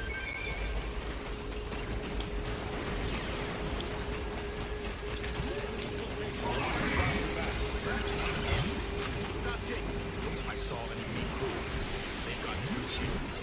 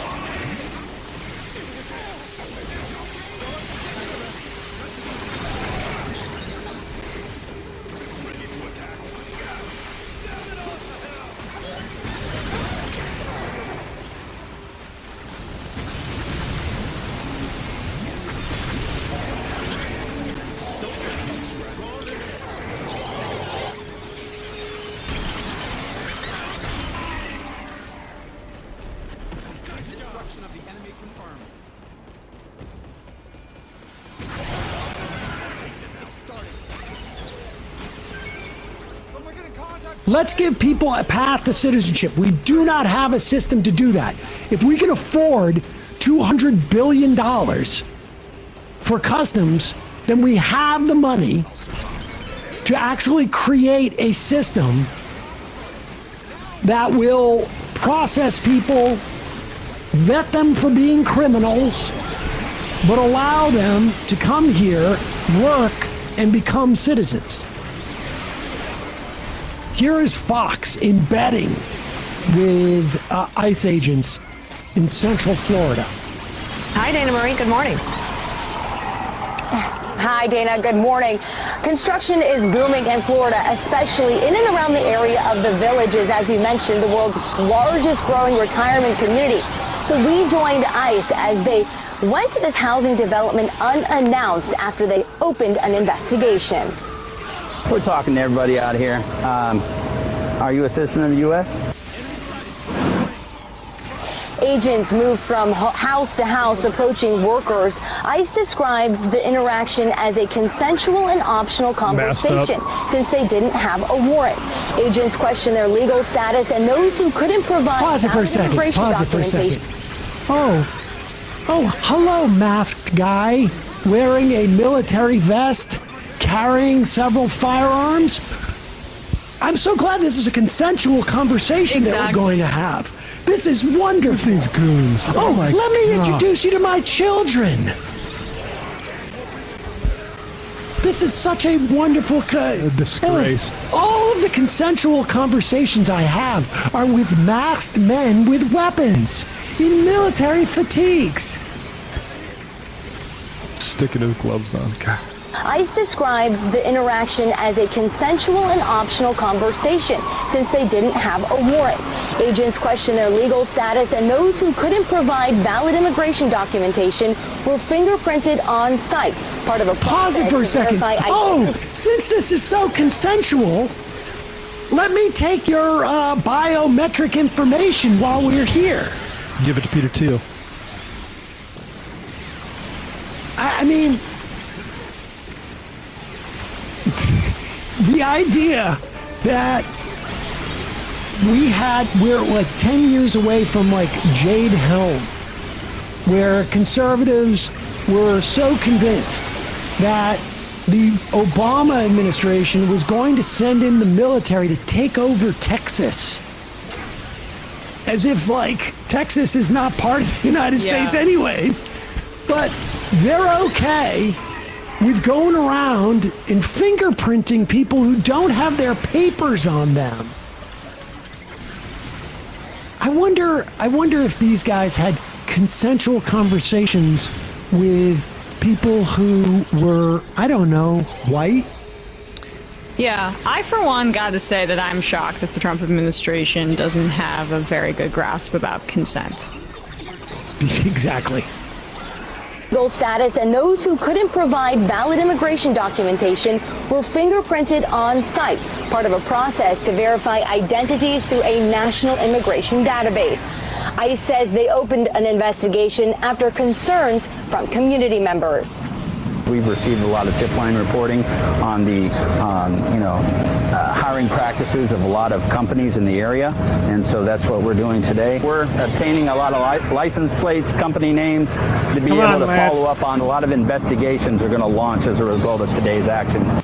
Come on, man. Scumbags. This marks the first worksite enforcement operation of its kind in the state of Florida. Officials made it clear it will not be the last. Most workers did comply with officers' requests, but over 30 ran away. According to HSI Tampa, agents talked to 361 construction workers yesterday, but arrested 33.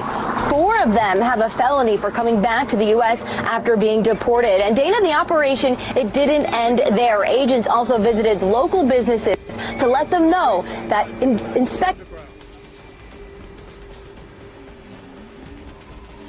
It's time. We'll use Tunnel 1 to get right under the ring and attack.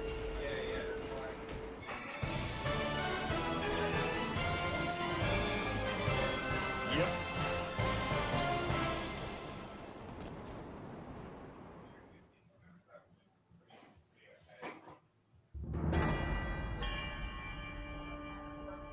Deathbird 1. Guess.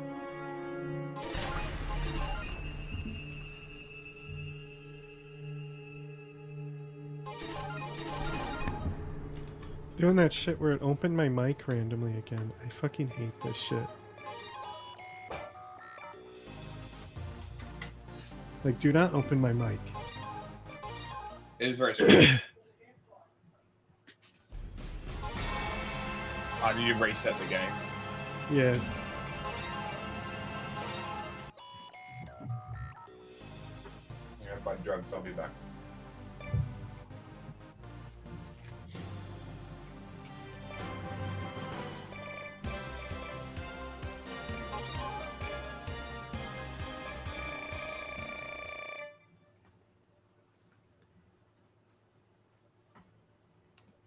are on the way. You know what I want to see? Let's get everybody in the villages to take a vow that if you hear anything about some of your neighbors cheating on their taxes, which incidentally is an actual felony, that you will turn them in. If you have suspicions, can we turn them in? What about, since being in this country without documentation is akin to a traffic ticket, how about we turn in our neighbors who we think might be speeding? I wonder how many people don't live there most of the year but keep it as their primary residency for income tax. Oh, that 6 would months be in a interesting. day. I think people should start to keep records of how long their neighbors are in town.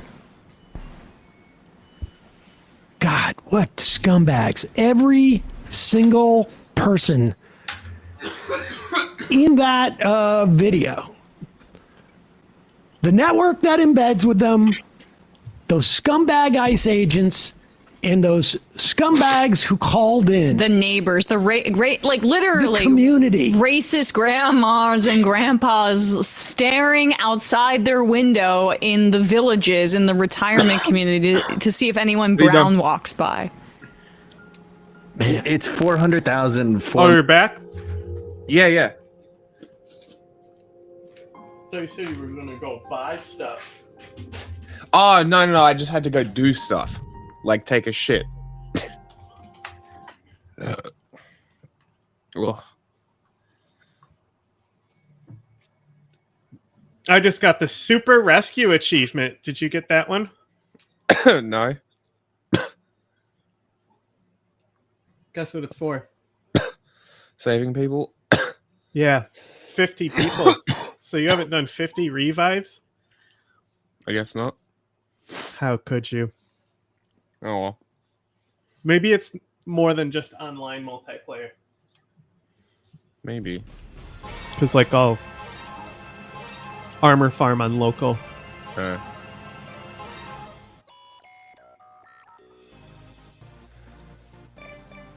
That mission was great, by the way. Replay it.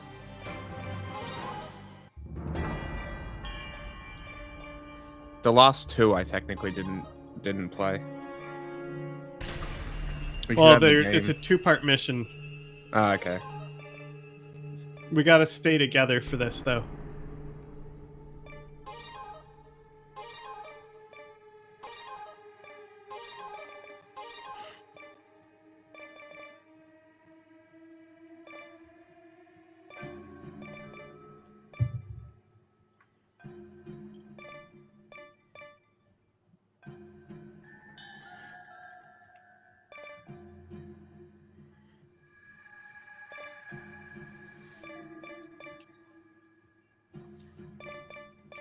Not so good, a little lobby.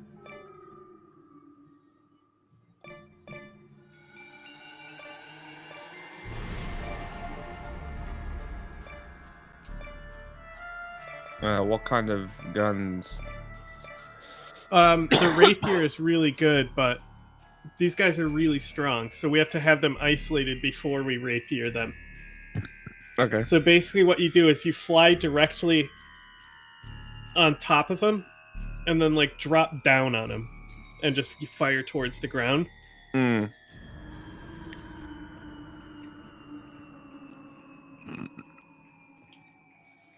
But the team killer gun is not one to use because of the way their shields work. You want guns that can arc for the long range. Like the Geist. Yeah, stuff that will go around the shield. Yeah. And they have 2 shields, so you can block 2 sides at once.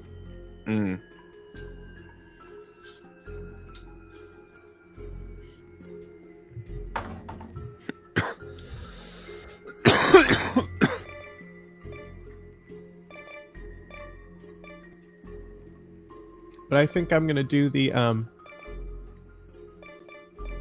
Oh, I can use the Deathbird. Okay. It said request satellite, so I assumed, great, another weapon I can't use. I can use this Deathbird. Do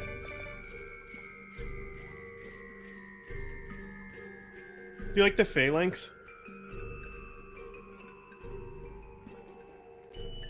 Or only the rapier?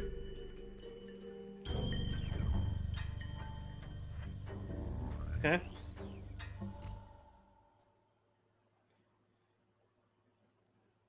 You're not listening to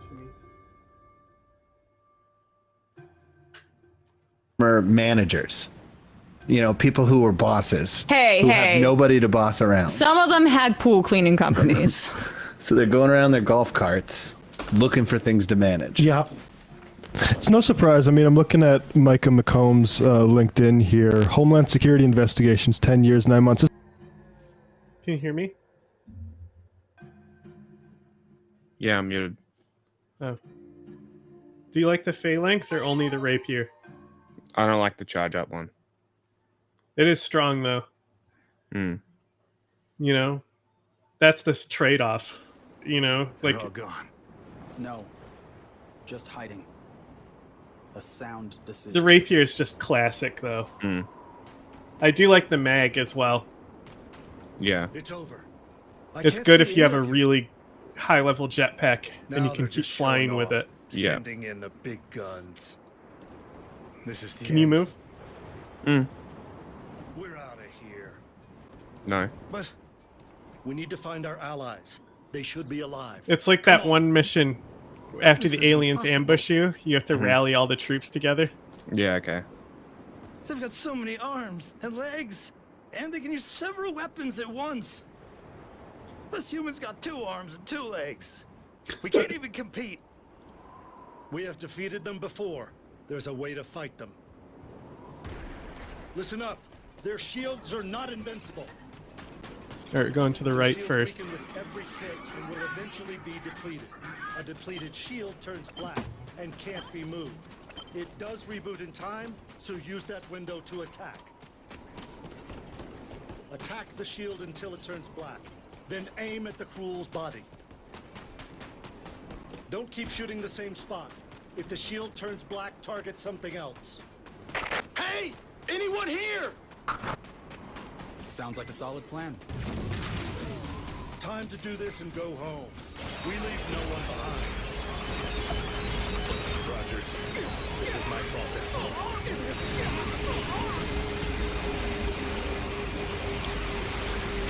He hates that.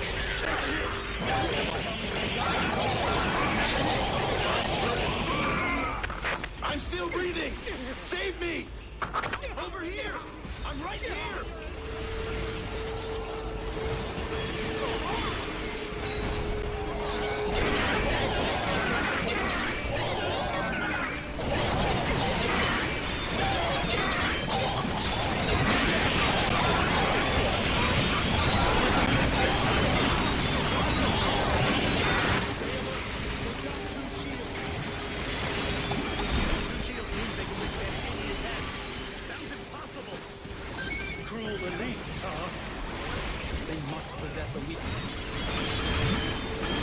Yeah, nice. I'm dead. Behind you.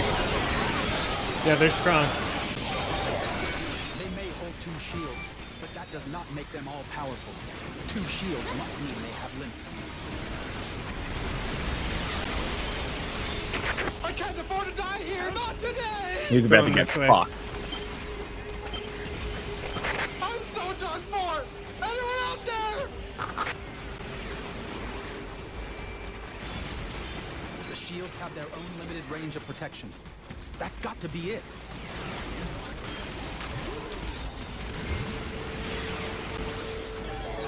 Pulling the trigger again. I see it now. Any health The back? shields are protecting the left and right sides respectively. Focus attacking the left or right.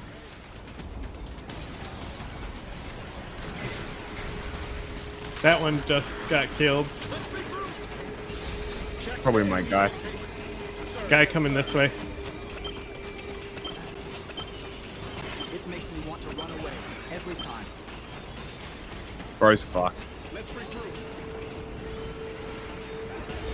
Get prepared for battle. Bro is so fucked. Oh, he's cooked. He's cooked. He's cooked. He's cooked.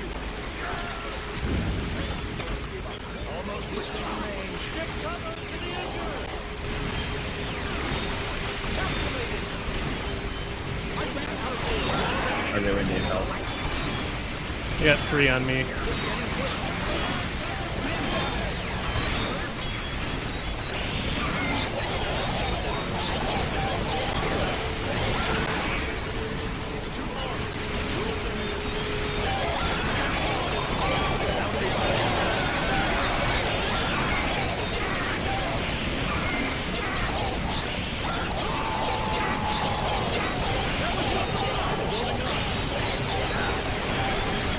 I'm dead.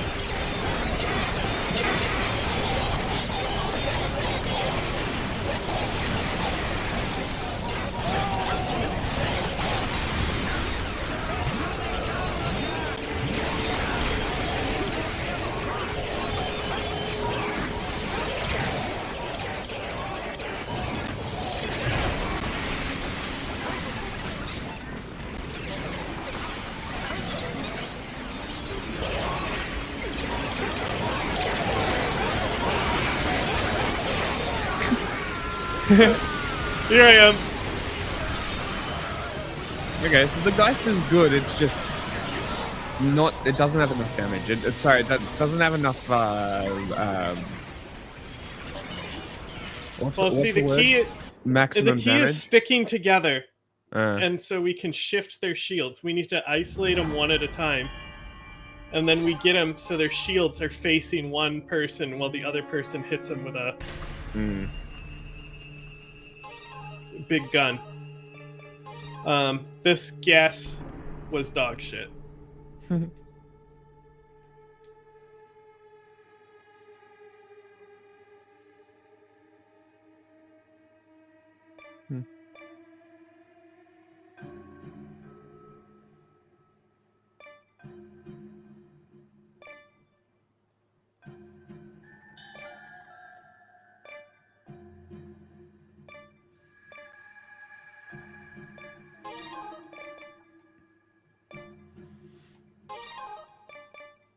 I'll bring a life fender as well. It's no surprise that this boondoggle, these national security boondoggle agencies, have just turned into fascist Gestapos, just like everybody on the left said they would, and that there actually wasn't any real reason to make new law enforcement agencies staffed up with these kind of pigs to what, keep us safe from bin Laden? Like, what a fucking joke. Also, I mean, we should note that, like, as we're building concentration camps in that state, part of what is, like, dehumanizing prior to some of the worst crimes and genocides is, like, the inability for ethnic minority groups or the groups being targeted to make money and to, like, have businesses in that country. And they're also, when they're targeting Latino people at their places of work, they're making it impossible for them to go to work without fear, which is a part of otherizing people and state terror. Say state terror. It is literally state terror. That is the word that you need to use. This needs to come into the lexicon. Okay, make sure we don't die so we don't have to listen to this yap again. Their shields weaken with every hit and will eventually be depleted. A depleted shield heading this way and can't be moved. It does reboot in time, so use that window to attack. Hey! Anyone here? Did he die? What the fuck? No, he probably blocked it with his shield. That's wild. Alright, block it. He's dead. I know. He can't block this. Probably can't block my clip flop either.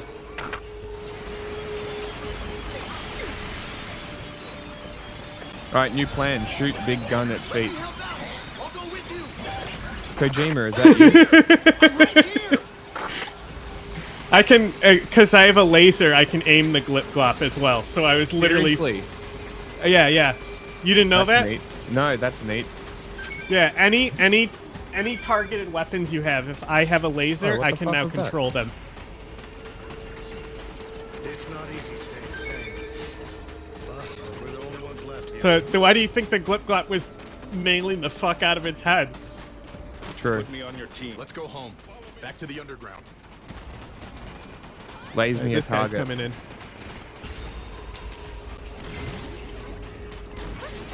Here's one. Hey, buddy. Hey, buddy. Die. Yeah. He's dead. How is he not dead? He definitely had his shields up. Come back towards me. I can't get him behind the building. He's dead. I killed him. That's why I brought the Raper. I can't afford to die here. Not today. See, we have to just stay together because the guys will spawn. And we have to go rescue them. But that does not make them all powerful. 2 shields must mean they have limits. They have limits. 2 in front of us this side. I'm so done for. Anyone out there? 3, actually. I have one big gun. The shields have their own limited range of protection. That's got to be it. Where are these guys? They like slotted in the building. I see it now. The shields are protecting the left and right sides respectively. Focus attacking the left or right. Look, they're in a group. They're in a group. They're in a group. They're in a group. Oh my god! They're in a group. I found the guy. They're in a group. Oh, go for it. Mark where you're shooting. Woo! Mark. These ones. Okay. I got so excited. That shield's done. This shield's overwhelmed on this guy right here. I'm recharging my backpack.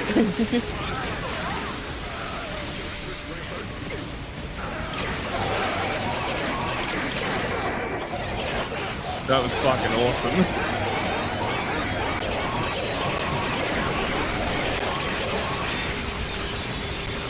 I got disconnected. What the fuck?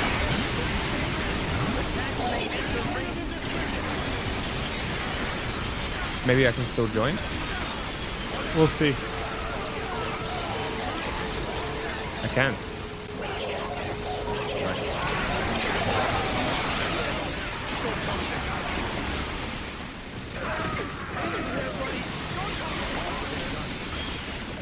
No, it's not going to let me re-enter.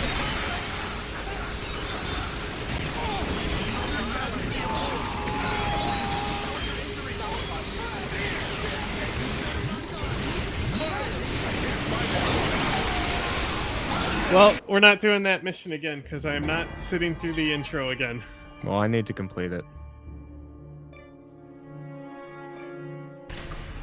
And that was actually, I'm going to change my gun from the rapier though. I'm going to change it to the thunder crossbow. Because I need something with a bit more range. You feel me?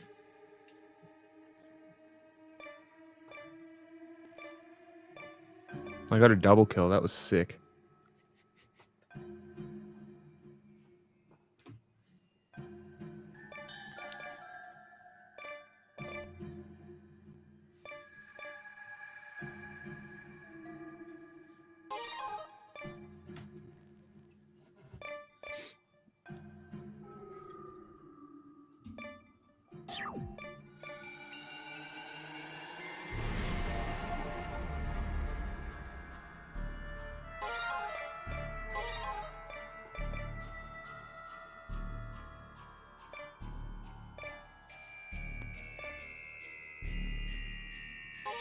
I'm gonna bring a shock weapon because why not? Fair enough. What if it's like really good against him, you know? Maybe it is. Like if I can CC them, and then you can hit them with a heavy cannon. Yes. Big. And boom. then also when you're gonna glip glop, I will keep the beam cannon. So whenever you glip glop, I'll beam cannon as well, so it hits them in the head. I'll let you know when I'm throwing it then. I'll usually throw it when I'm well, if I for my see it, jetpack. I'll just use the beam cannon. But if it's cooling down and it's close, you can let me know. Taking them out of like, the traditional economy in a way that makes it easier to do even more horrible things to them. Hey, for weeks, all we've heard is how Trump. I have a video. I'm sure this guy will crush it. Hold on, Well, I I have a was video. gonna play a video and then you walked away. Okay, well I'll send you this video and you can. I can't believe it's been. This game is absolutely class. Just hiding. I can't believe it's been sat in my bloody backlog all this time. Yeah. Oh my god! Like I've tried to play it a few times on the PS4. idiot. Probably about 3 times, and I couldn't even get past chapter 2. Now they're just showing off, sending I just can't. I've just let the mic roll, and I just can't stop laughing to myself. Oh, it's Honestly. Death Stranding. I just finished it last night, and it's all I've been thinking about all morning. I've actually just had a trip to Greece, and I got up to like chapter 5 before I went to Greece. And whilst I was at my hotel in the beautiful resort with all the rolling hills and all he wanted to do was play woodland areas that Death were Stranding. around, all I kept thinking about, I shit you not, all I kept thinking about was that next to Amazing. I'm not even lying. And you can't see me, but I'm beaming with a smile right now because That's fucking amazing. I've struggled with games recently. I really have. Like, I played Rebirth. I loved that this year. I played it. Oh, I have that. We can stream that one. And I absolutely There's the loved that. good But part. apart from that, I picked up Wukong, tried that. Picked up Metaphor, tried that. I like them both. Got But him. they just lose me as they get into like the final acts. I don't No know way. what it is. Sometimes I think that it's me. I mean, am I the issue? Do I need a serious dopamine detox? Probably. Who doesn't? Can't dodge a glip glop, idiot. Honestly, I'm just so gassed. You know why? Because I have the luxury of buying a PlayStation Pro this week and going I have one of straight those. into the second one. I'm absolutely. Wow. Oh, we can't. Hang on, we can't talk about that second one. I got fucked.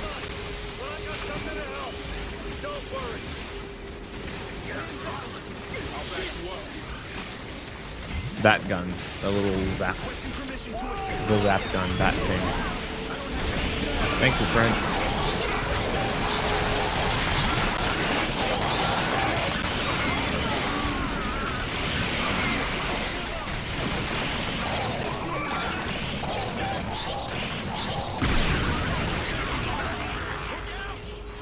It's not over yet.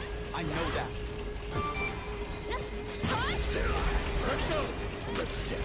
Can't afford to fall behind. Health. No. Loading up my big gun. They've got 2 shields. 2 shields means they can withstand any attack. Sounds impossible. Oh. No health drop from this guy. Come back to me if you need it. No, I'm saying no health drop. I was letting you know. They may hold 2 shields, but that does not make them all powerful. 2 shields must mean they have limits. 2 shields.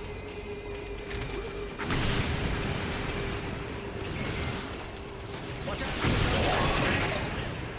Let's approach! I also thought the shields have their own limited range of protection. That's got to be it. That was the sniper there.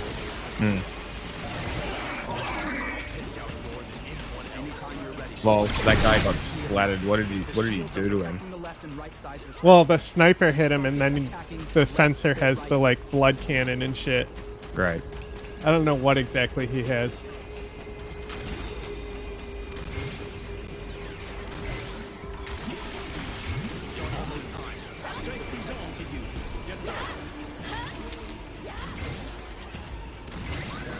Hey, buddy.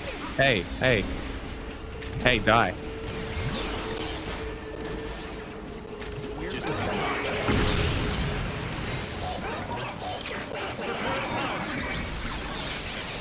Thank you. He hated that. He fucking sure did. Hear him clip-clopping around. That's literally the sounds they be making, is clip-clop sounds. There's the clip-clop talking about that.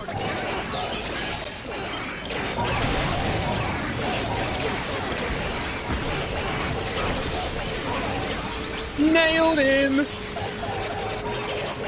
Fucking nailed him!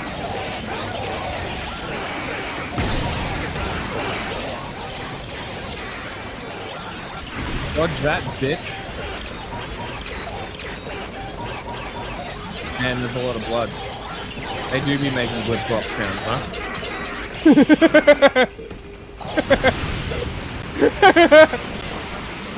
Oh, you just killed him. I sure did. I'm very sad. I'm sorry.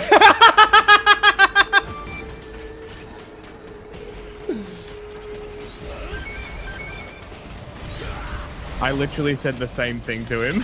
This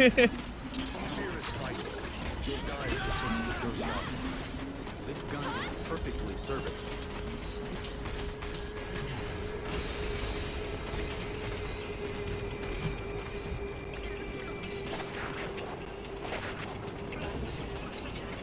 Living sure is tough. Following you. I can't afford to die here, not today!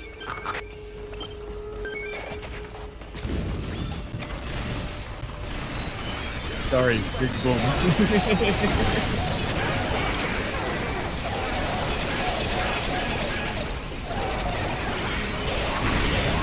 Right, my turn.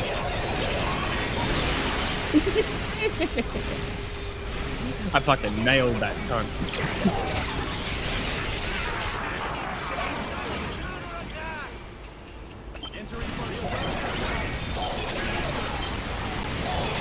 Friend? Friend! Kaboom.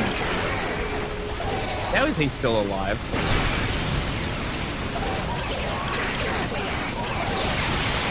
No, he's dead. Alright, ready for Whip Up? Beam cannon is not cooled down yet. Alright, let me know.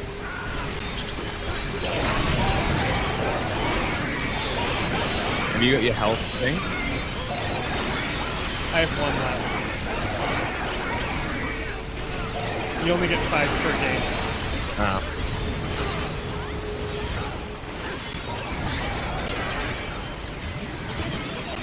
Alright, beam cannon ready. Flip flop him. Flip flop.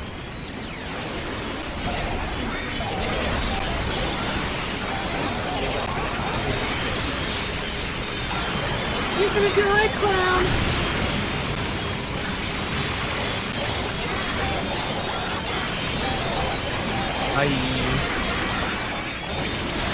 I love that they try to use the shield when we do this to them. Yeah. I died again.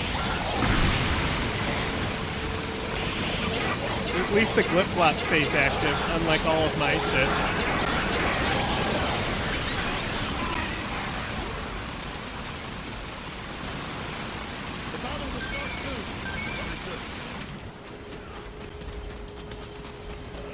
It's starting.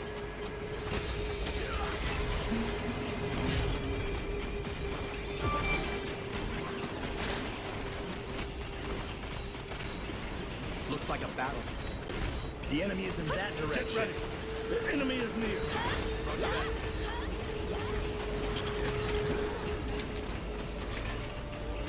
I'll be dead if I got here.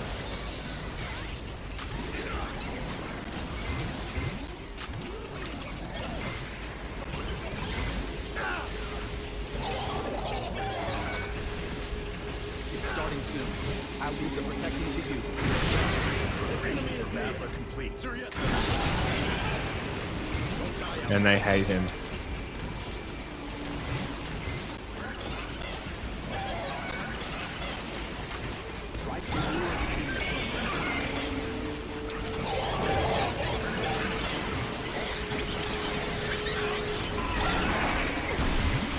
Permission to attack.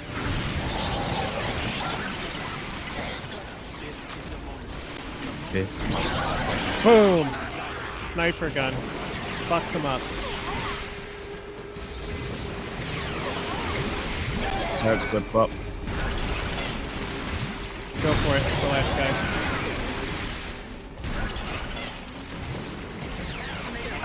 I'm so done for! Anyone out there?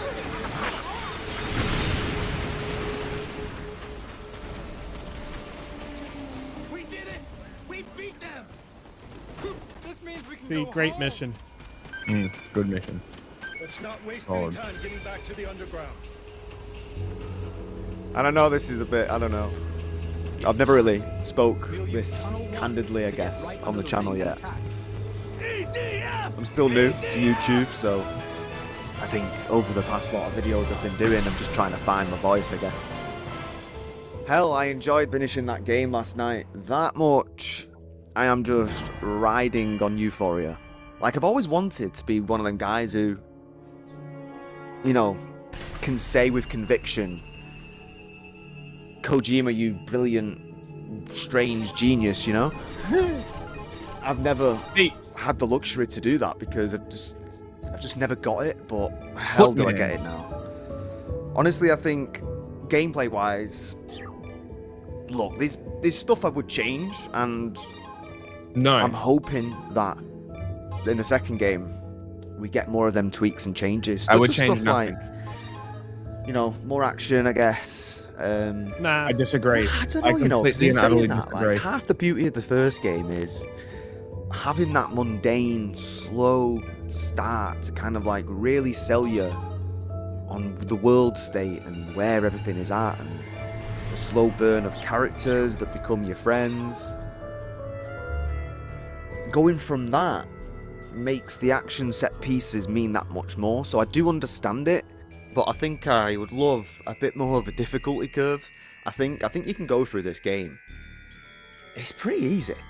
Yep. It's pretty easy. It was a bit tricky in the last few big bosses with the extinction entity bit with Higgs. But like just how cinematic it all got at the end and how the twists and the turns. I remember thinking that Sam was Clifford's BB in the tank. Like, we're led to believe, aren't we, that it's all Lou's memories. But I did remember thinking earlier on in the game that, nah, I bet it's Sam. I bet it ends up being Sam. to be fair, I completely forgot about even thinking about it. So by the time That's funny. the plot twist, should we say, happened, I was just like relieved, and then I bought a clip. Fuck.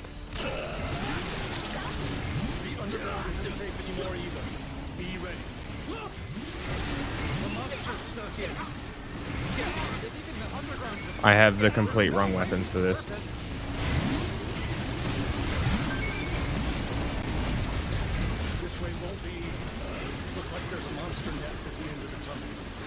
Maybe, depends how big the open cavern is.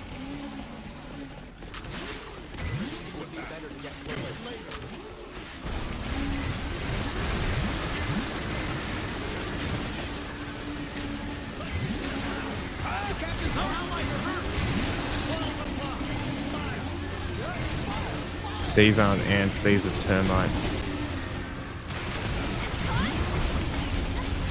To think I'd see monsters here. It would have been trouble if it made it into the city. I'm just glad we exterminated it before it came to that. All right, let's move it on up.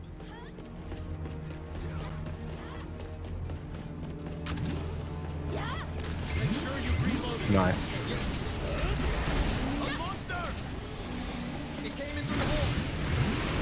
What?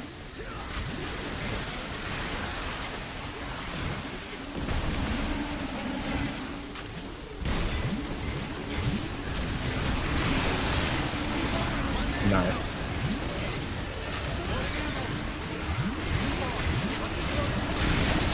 Situationally good.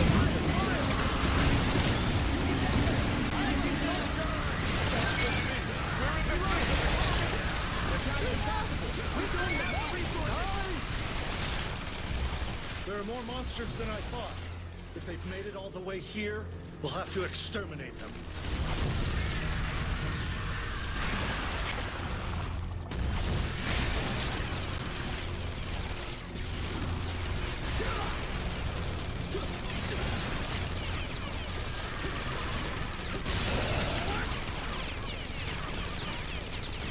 Clear. What happened to the people in areas without underground settlement?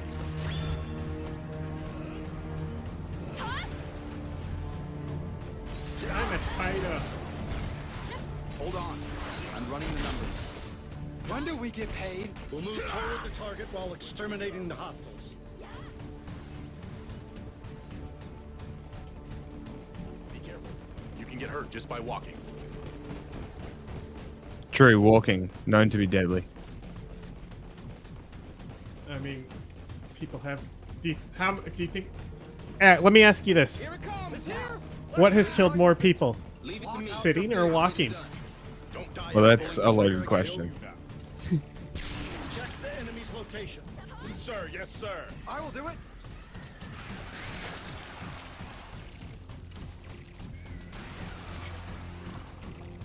Probably sitting. We won.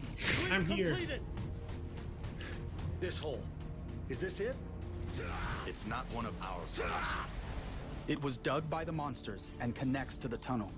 It leads up to the surface. How is it you know that? I've looked into it before.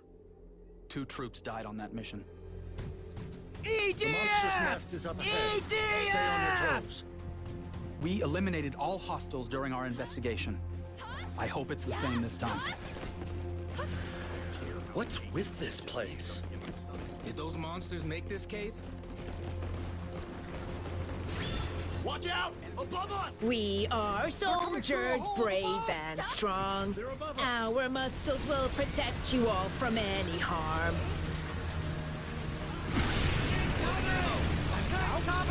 This is why I hate using bullets. You killed him.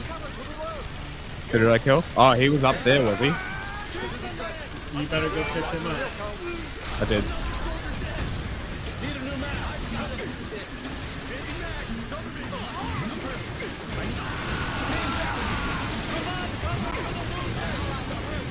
That was pretty funny because I did like 60,000 damage with that shot.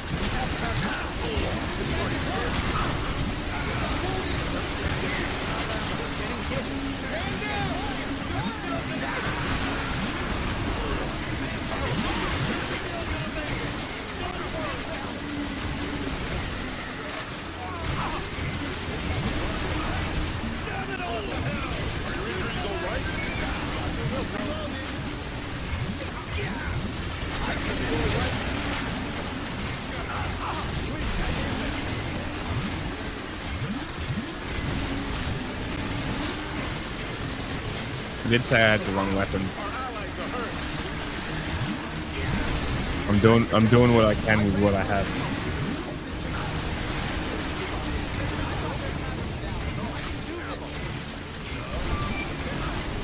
Thanks, friend.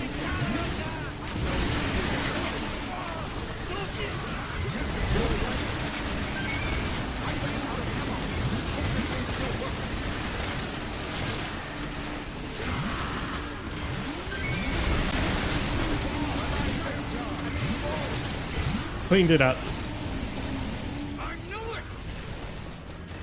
So you're dropping health vendors during that whole fight. We all good? Let's move. They weren't damaging me more than I was healing. That's funny. Want to run away every time.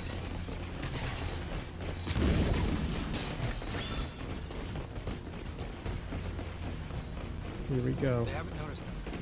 We can make it. Let's attack. Monster confirmed! I'm sorry.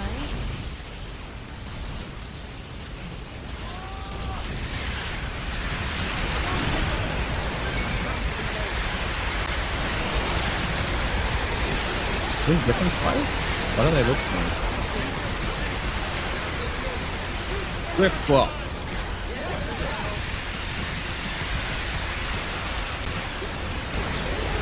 The underground bugs have different models now. So they're still species alpha and beta. But they're just like a reskin. But like the ants, that's like they even said like they're scarier underground. Like it's still the same ants. I think there might be a stronger because I don't know. We fucked those spiders up. But I did have double flamethrowers burning them to smithereens.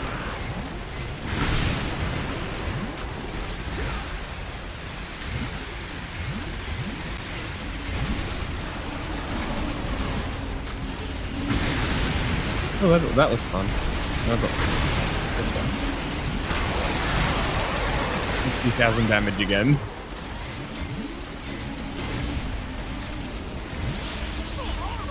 Reload the whole thing. Shit. Oh well. Oh.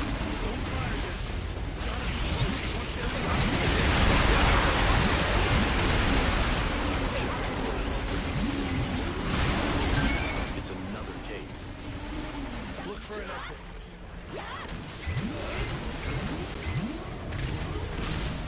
I got this.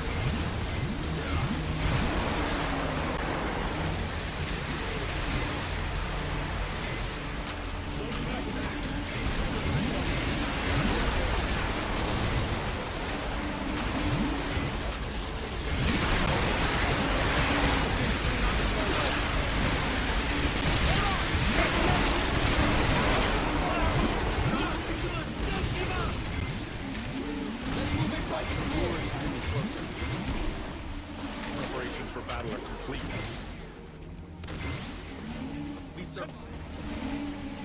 They're behind us! Enemies from the hole behind us! Watch your six! Behind you!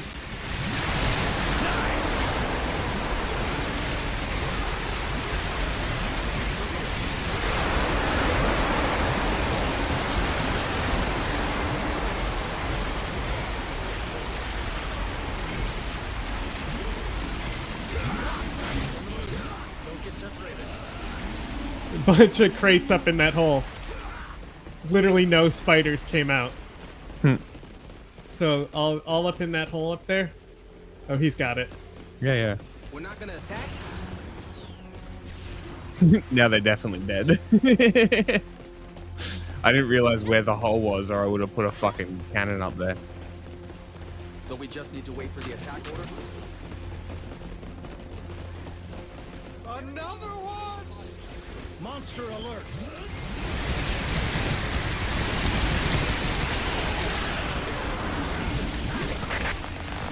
To all survivors, we are attacking the ring today. Those who can fight, please join our operation. I repeat, Those who can fight, please join our operation.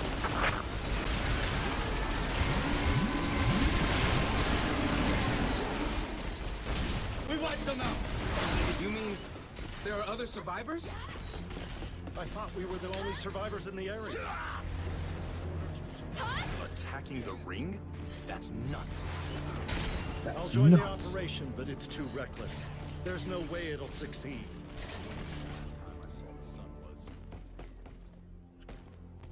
Today is the day, I'm sure of it. Damn, that viewership really dropped off. To the ring.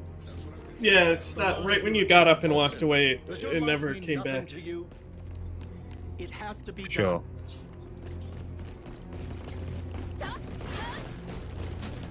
We might be the last of humanity.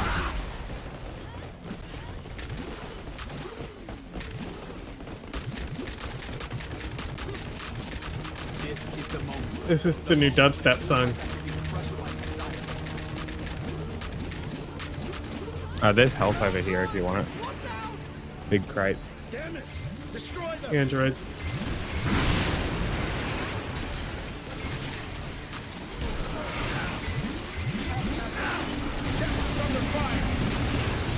Got him.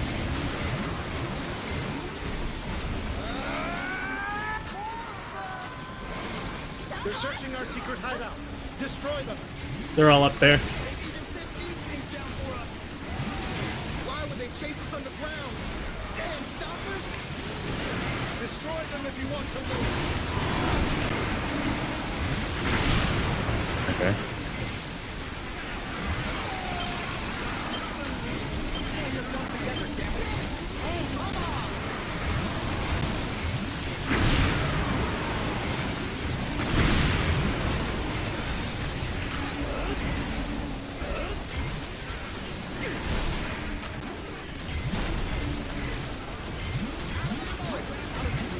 Play the video.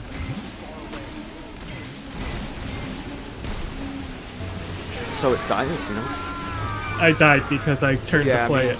This fine, was, I'm up. believe it or not, this was going to be like good. One of There's the health usual there. retrospective reviews, like probably did the Final Fantasy, but I think I'm feeling a bit impatient. I just kind of want to talk about this. You know, I don't really have many people to talk to about it, to be fair, and being quite honest. So I must say, the UI definitely needs work. I think when I played it back on the PS4, I think that was one of the main turn-offs for me. I just struggled to balance everything. There's a lot of... It just seemed a mess, I don't know. Skill issue. Did anybody else feel that way? I'm sure they did. It's not the... No, the game was fantastic. The greatest user experience. But it's forgivable though, because the game is just so damn good. Like, I don't know why, but I really wasn't expecting the whole extinction entity thing. I just thought that was such a great play on, like, the afterlife and the Big Bang and, you know, all the extinctions, all the ice ages that killed off the dinosaurs, that and the other, and how it weaves into, like, knowing next to nothing about the afterlife. It's fascinating. Absolutely This gun is so usable now. Not sure more what there is to say. I just can't wait for the second one. Yeah. And still not actually done like a proper review on the channel yet. Look at all I think I them might make the green second guys. one, like, a proper review. But I don't know. If you guys could let me know, do you prefer me just spouting nonsense like this into the microphone, or do you actually enjoy the structured, well thought out videos that take me around, I don't know, 2 days maybe, 3 days? You know, still balancing a job now, so the graft is real. And another point, like, how many Death Stranding video essays are out there that, you know, really dissect every philosophical meaning in the game? I highly doubt there's many. These are just my raw thoughts, so yeah, let me know if you liked it. There's a lot. Look, I want to build this the right way, so I'm definitely open to any feedback, you know, my subscribers' feedback and stuff, so. Oh, can I wait for this PS Pro though? Ooh. Bro got shook by this game. These are the decisions that need to be made. Cheers, guys. Smash a like if you enjoyed me rambling, or if you didn't, give it a dislike. I don't know. Any engagement, I guess. All right. Peace and love, y'all.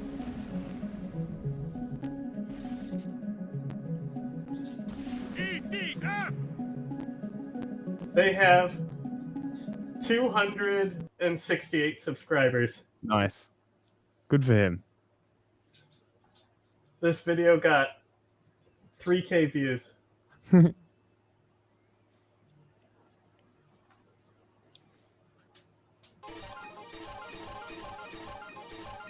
on, please give us crosses. Crosses, crosses. Yes! That's what's up, buddy. Oh, baby, oh, baby. What?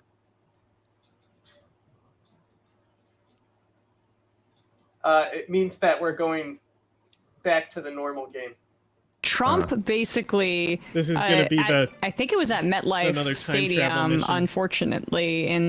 Well, maybe not unfortunately, because happy to have soccer there. But it is notable that MetLife is where the Giants and the Jets play, and the NFL says that they can't put real grass in the stadium for the NFL players, but they'll do it when FIFA comes around. But as an aside, Trump was there. Chelsea ended up winning this kind of like tournament, the Club World Cup trophy. He stole the trophy, didn't he? And while they were on stage, Trump, walked in to a bunch of boos. That was, you could hear it audibly. And then he seemed to insist on being a part of the trophy presentation in a way that, like, we'll do the second shot, the close-up after that. One of the players seems to visibly say to him something like, "What are you still doing here?" I'll get the exact quote in just a second. But here's the trophy presentation, and you can see how Trump is being asked to leave multiple times and just refuses to.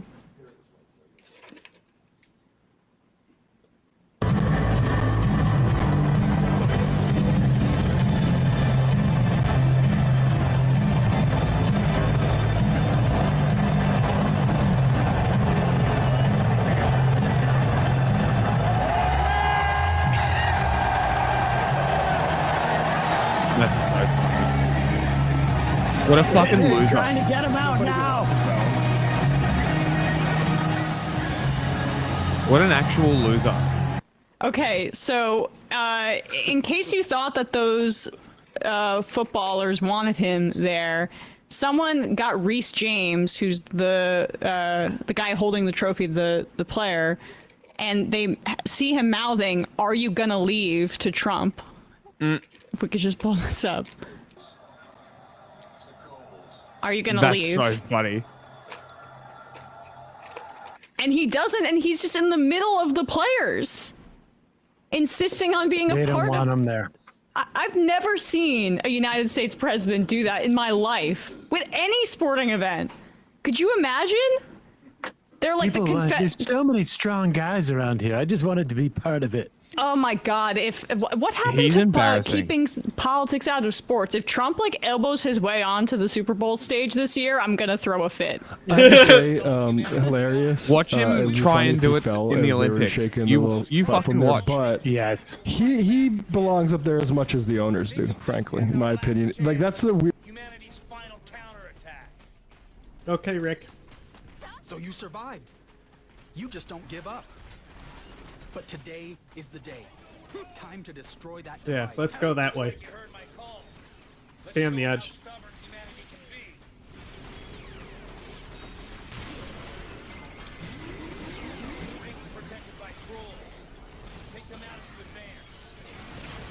Oh, neat.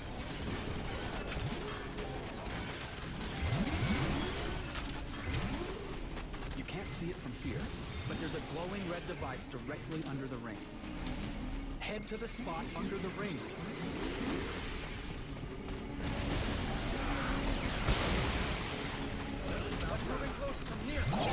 Get him while he has no arms. Bitch. I love I love all the new enemies, bro. The weird thing about all those things is it's usually some old billionaire that also gets to be up there. Right. But with them, Trump is just standing in for that guy in that sense. Well, he's a wannabe. Remember, he wanted to buy the Buffalo Bills back in the day, and that didn't work out. He's been the USFL. He tried the USFL. Yeah. He's been a lifelong. Was it New Jersey Generals? Is that what it was? I think it was. I'm not. New Jersey Tens. It's It's a rare breed. What is this thing? That's what they call me. Anyway. That's funny. I can say it. All right, let's, we mentioned this in the conversation with Chris Geithner. Tom Homan was on, I think was it Fox and Friends or, WorldNet Daily or whatever it was, arguing that it's, what ICE is doing in LA is perfectly legal. The way that we determine whether we fucking telephone we don't need poles, probable bro. cause, we can use reasonable suspicion, and that might involve like how someone looks. Literally a fucking street light. My laser hit it for a second. Yeah. One of the fucking Sidewinder missiles fucking blew me up and killed me. Of course. Don't let your life go to waste. What occupation they're doing. That's I have basically light it. fenders. So if you're brown and you're doing gardening, well, then we can roll up on you.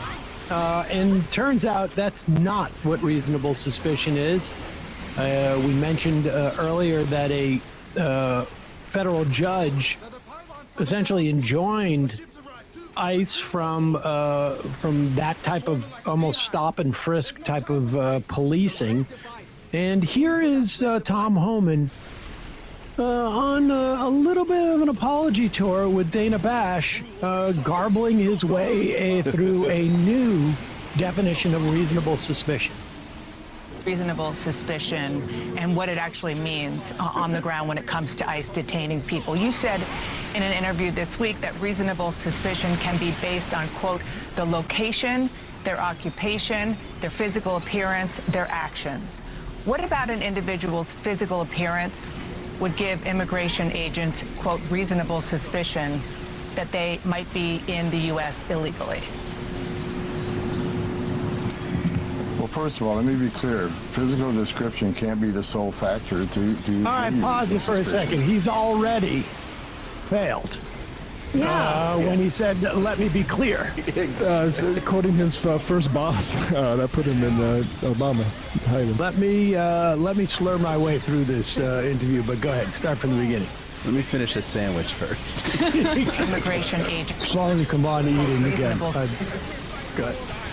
Suspicion that they might be in the U.S. illegally. Well, first of all, let me be clear. Physical description can't be the sole factor to give you reasonable suspicion. As I said in the interview, it's articulable facts with an S. So appearance could be just one. For instance, if someone has an MS-13 tattoo on their face, that may be one factor to add to other factors to raise reasonable suspicion. I want to be clear about that again because my work is taken out of context. Well, I would also say it's not just I would say the number of MS-13 tattooed faces that they have arrested is probably not even like a measurable fraction of the number of people they have detained or deported. I mean, I guess theoretically, if you also have a tattoo that says I'm undocumented across your forehead, that would count.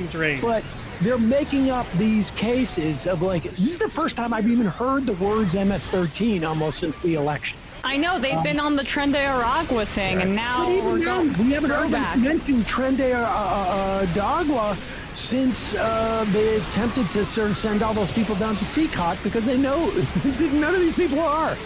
But go ahead. Okay, Just one. now For using instance, the light fender. if someone has an MS-13 tattoo on their face, that may be one factor to add to other factors to raise reasonable suspicion. I want to be clear about that again because my words are taken out of context. No, they weren't. Description cannot be the sole reason to detain and question somebody. That can't be the sole reason to raise reasonable suspicion. It's a myriad of factors, and I can sit here for the next half hour and give you all the factors. So every officer, every situation is different. But I can tell you this, every ICE officer goes through Fourth Amendment training every 6 months and reminded what their authorities are for arrest, detention, and questioning.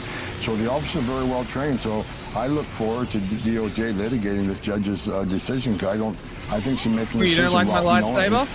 What that officer knows when they get out of that vehicle to question somebody. I really don't like the lightsaber. lightsaber. So what that same judge in the case said is that an individual's race or ethnicity, the language they speak or their accent, their presence at a particular location like a bus stop or a work site, or the type of work they do does not qualify as reasonable suspicions? Well, like I said, these are factors that lead to reasonable suspicion. There's a myriad of factors. Every case is different.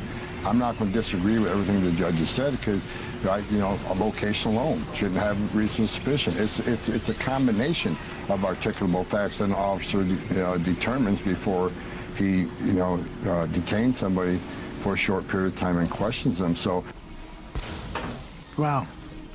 I personally give the training on the First Amendment.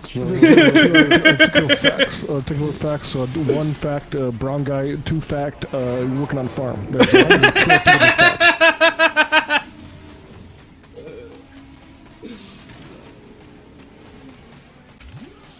That was a fucking killer joke from the fucking guy engineer guy. Oh, the guy behind. Yeah, did you hear what he said? No, I missed it. Because he's like, let me be clear, race isn't the only factor. And so he goes, factor 1, brown guy. Factor 2, working on a farm. The training on the First Amendment. Two articulate facts. Articulate facts. One fact, brown guy. Two fact, working on farm. There's two articulate facts. I was the one giving them the training on the First Amendment. I was made for this for 45 minutes. This is what I said. It's absolutely completely rainbow coming on it, and that's the show. If I was never first, so I was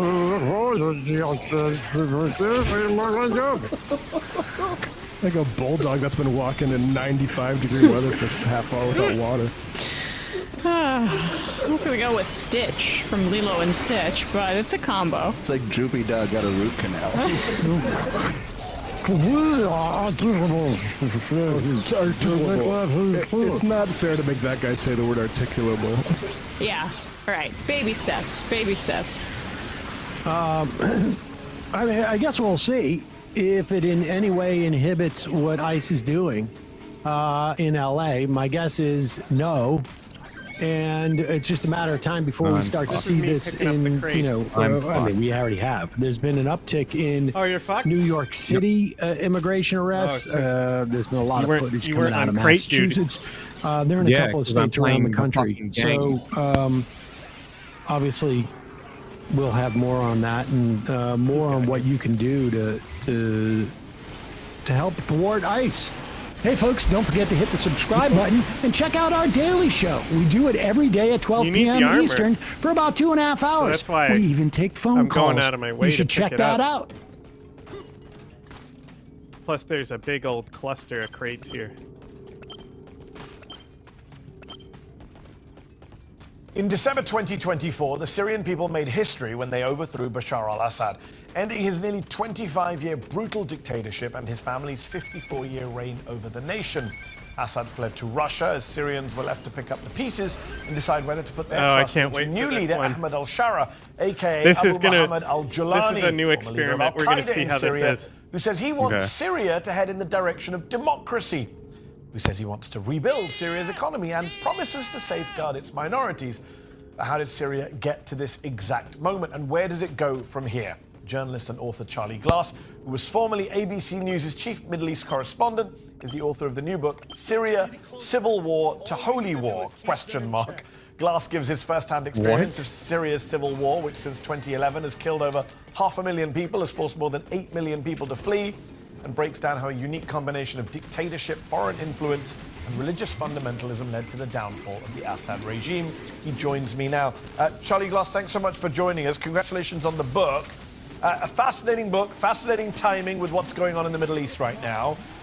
Let's just go big picture to begin with. You draw comparisons in the book between the Syrian revolt of 1925, which you describe as a nationalist revolution against foreign occupation, and the 2011 revolt against Bashar al-Assad. What makes those two conflicts, nearly a century apart, so similar? What was at the core of them both?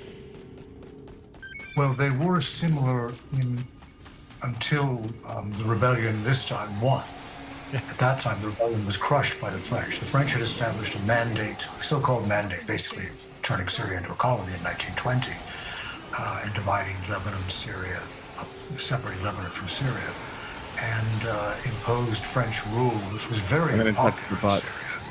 In 1925, the Druze in the southern part of the country began a revolution against the French to drive them out, which was supported by various Sunni factions and Sunni tribes. And for a little while, it looked like the French were going to have to lead. They were losing on all fronts in the first 6 months of the campaign. But gradually, they sent more forces, and they sent tanks and air power, which was the decisive factor, to crush the rebellion. Well, Assad was doing pretty much the same thing in 2000. Or me. I'm in danger. Were you getting teleported because we broke it? Yeah. I'm so excited.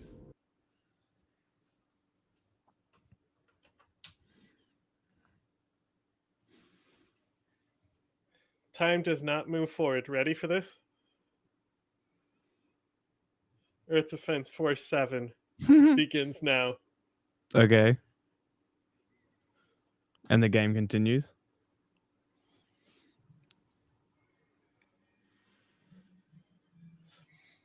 They're really embracing the shit post, is all I'm saying.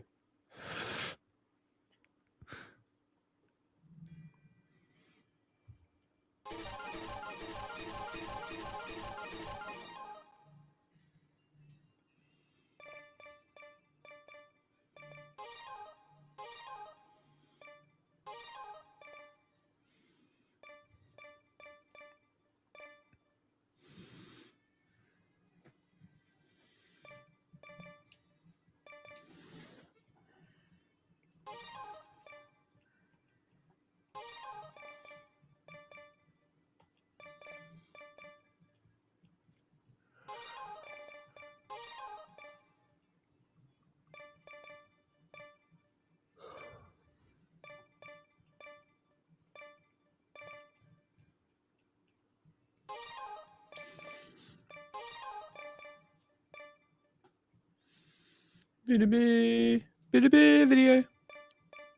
Hang on, I'm looking. I got new shit. 11 until he lost. I got a new grade. Of crushing the rebellion against him. It has a smooth bore gun instead of a howitzer. Artillery, things that the opposition didn't have. In the book, you discuss how several foreign powers like the US, Russia, Saudi Arabia, Iran, Turkey, all got involved in Syria's civil war. Ultimately, how much of the instability, the chaos, the fighting over the past decade in Syria can be attributed, in your view, to these outside forces? Specifically, how much of it to the United States? I think the outside interference played, unfortunately, a very detrimental role. And by that I mean, I remember at the beginning of the opposition to Assad, when the demonstrations were real. Remember, this was at the time of the Arab Spring in 2011. Yes. Peaceful demonstrations had overthrown Mubarak in Cairo and Ben Ali in Tunisia. And the Syrians saw an opportunity for themselves to get rid of. This guy's name is Storm 4. Bonds built on the battlefield. Nothing can break them. Pretty dignified for someone who just joined the team. That's what you think. Looks like we've got another solid ally. Fucking nerd. Make sure they don't get me. First go around. After 5 months of war, the situation has only gotten worse. That's because we put on. They're already dropping. At least when they make us do it again, we don't have to wait for them to move up. Yeah. They were all destroyed. Here comes the new grape. Isn't there a way to shoot down the teleportation ships? Yep. There's only one successful case so far, and that was with the use of tactical nuclear weapons. No, it's big. I see. Same size. Where are you going? Here we go. Grape time. Don't be so New grape. reckless. I'm heading under the teleportation ship. Watch me instantly roll it. You'll be dead if someone doesn't step in to help. Look, the teleportation ship took damage. Yep, it sure did. The rookie needs backup.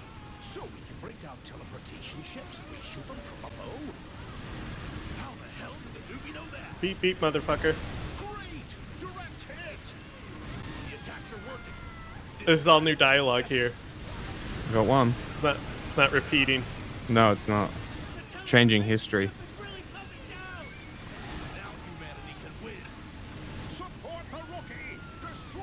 Support the rookie. Yeah, it's their first day again. Amazing job. Well done.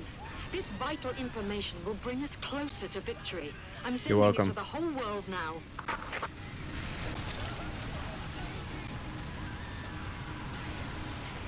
The smooth bore gun is not very strong.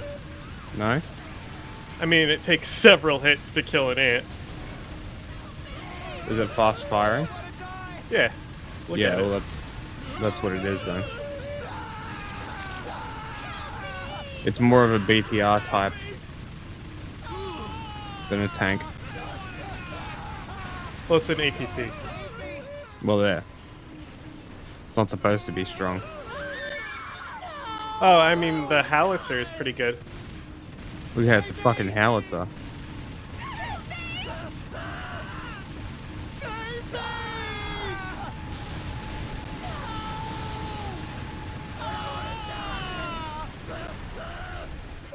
Come on, open up, bitch. Open up right here.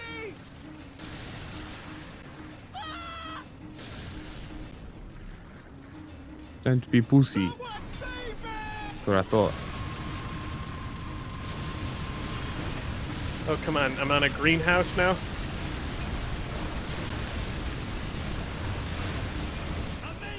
I'm literally fucking this greenhouse. Fuck that greenhouse. Look at, I'm literally bouncing on it. As I was shooting into that thing, that's what I was bouncing. All right, time to get off the greenhouse. Something's coming. What is that? Pillbugs. Never seen something like that. Hell yeah. Butchie boys.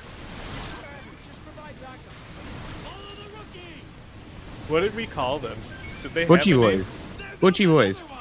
No, I think we called them something else. Yeah, they're butchie boys. I'm waiting to get that bin chicken missile. Exterminate all monsters.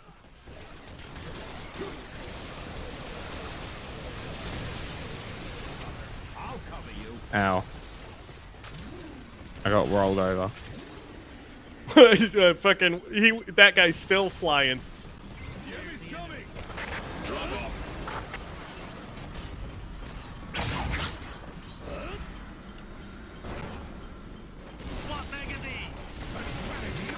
This vehicle's in great condition. You should have no problems using it. Victory! Amazing skills. Where'd you learn that? This is valuable data. Excellent performance. I'll be assigning one of my men to you from now on. I'm sure it will help. Yeah? Oh, I'm yeah? gonna get my own lather, boy. Hear that? We're getting a man assigned to us. Hell yeah. The Assad dictatorship. And they began in the same way that the Egyptians and the Tunisians had begun, which is through peaceful demonstrations, civil disobedience. Wow. We completed that really fast. discussion, I remember speaking particularly Normally, to students there's a lot at of that time crates who on were that leading mission. these demonstrations. The discussion among all of these opposition people was, when the regime started shooting at them, whether they should take up arms and respond to violence with violence. Some argued saying, no, we must not use violence because the regime will win, because it has most of the levers of violence at its disposal, and we will be crushed. And for a long time, they were crushed. In fact, that's why the country's been so destroyed. But in the meantime, the United States, Saudi Arabia, Turkey, Qatar, armed a jihadist opposition, an Islamist opposition to Assad, who were not fighting, even in their own terms, for democracy, which the student demonstrators were arguing for, freedom of speech and free elections. They were fighting for an Islamic state and the imposition of Sharia law. And that was who the U.S. was backing. That's what led ultimately to ISIS taking over a large part of the country and of Iraq. And the U.S. had then to turn against the people it had been arming and help to eliminate ISIS in Iraq and later in Syria. Although ISIS is still in Syria, it's still launching operations in Syria as we speak. So Very early in the book, you write, no one has asked the Syrian people, in whose names all parties to the conflict claim to speak, what they want for their country. You also say, disregarding Syria's people has been a constant theme since the creation of modern Syria in 1920. Had anyone listened to them, the multiple tragedies of the past century might have been avoided. Is the new government of Ahmed al-Shara, are they listening to the Syrian people? What does the average Syrian, I mean, they are such a person living populist, exist, want for their country right now going forward? They're no match for us. It's interesting that there are many differing opinions about Shara's rule. I speak to some people when I was there. I was last there in January, and now almost every day on the telephone. Some people who like what he's doing, they say that he's helping to restore the economy. You like my big gun? The U.S. to drop sanctions. Things are going forward. But then I speak to. We're mostly on the same timeline as before, but there seem to be slight differences. Be careful.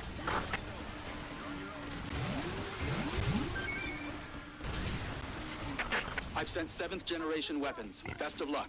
Nice. Oh, 7th gen. I guess Tim Pool was right. 6th gen. What? Oh no! EDF has made Tim Pool. Maybe Tim Pool said that because he was playing EDF at the time. Would that improve your opinion of him? No. For me, honestly, it might. Dude, those spiders went fucking flying.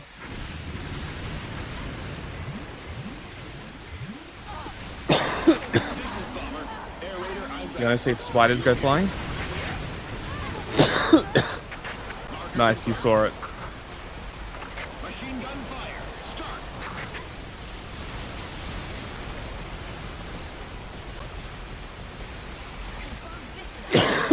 Fire of hell and die! And die!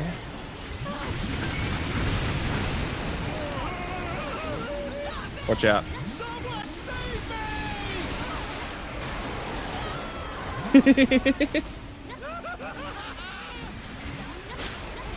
That looked sick.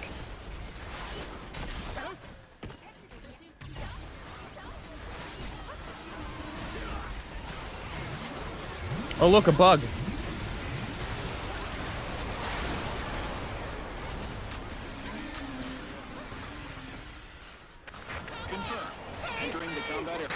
Reporting the elimination of a teleportation ship.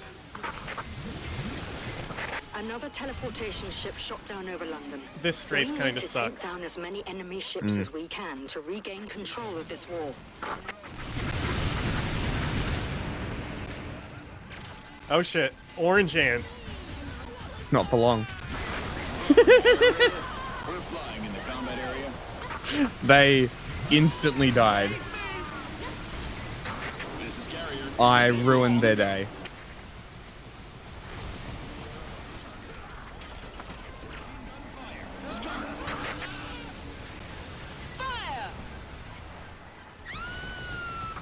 Attention, everyone. This is See, the even the sprite fall laser, I was controlling flip-flops while I was aiming sprite fall. The pylons crashing from the skies are also launched by this ship. This type of ship is now designated coming in. as Mothership. I mean, Vagalta, Taking sorry. down the Mothership will be our ultimate goal. I've even memorized the speech at this point. It's a mother monster! Ow.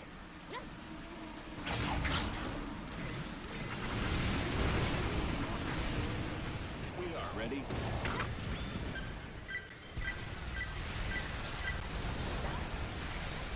This is the trump card of humankind. Let's destroy the target!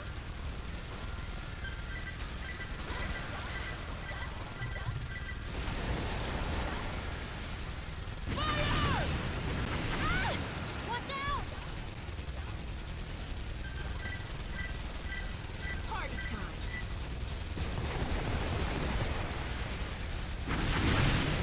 If you get me up, I can help. They're coming for you.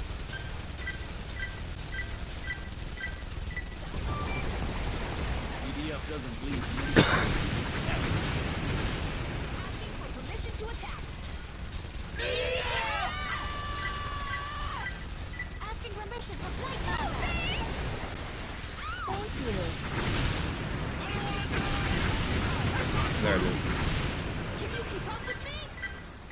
Hey, big bug. Big bug gotta die. Big bug gotta die. Nailed it. An error in the flight system? Hang in there. Big bug hurting. Big bug gotta die. See if you can bait it to do the stupid thing again.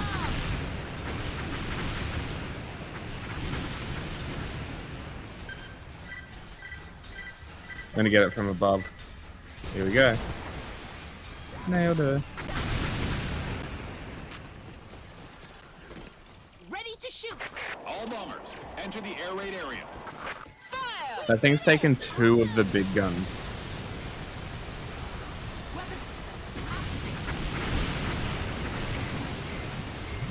Confirm distance. The attack is over. You're on your own from now on. Oh, I fucking killed it, but it killed me.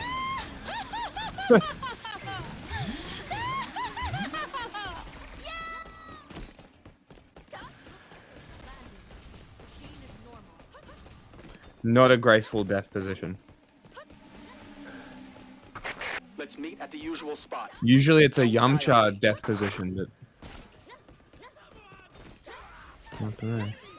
I can't see it from where I am. They're gonna res you first.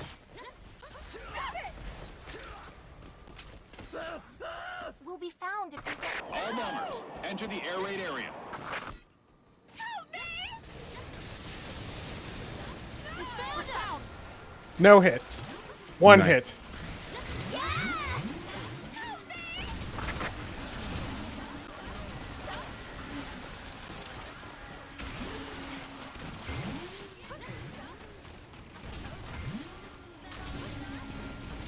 Orange ant. Did the monsters dig an underground tunnel?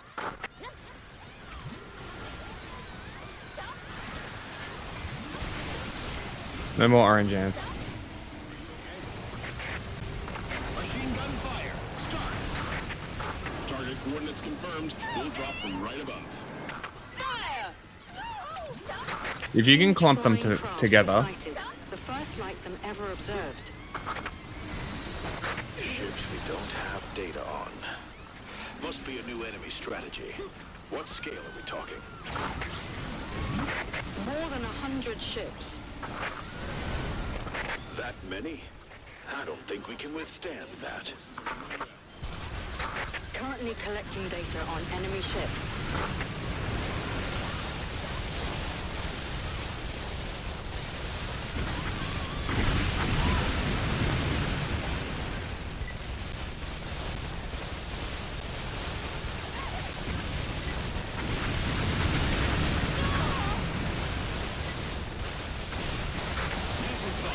Air Raider, I'm back. Are you okay? Currently, you know, okay.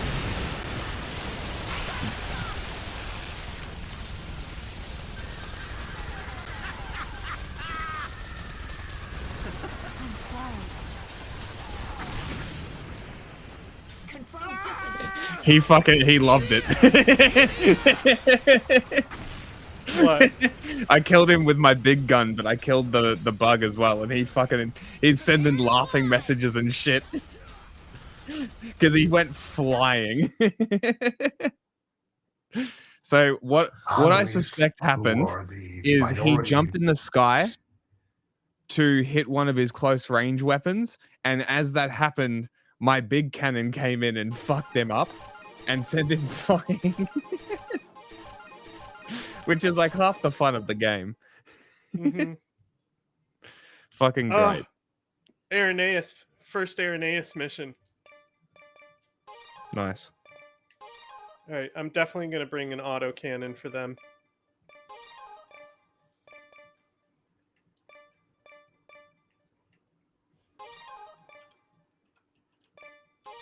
Get rid of this combat bomber plan.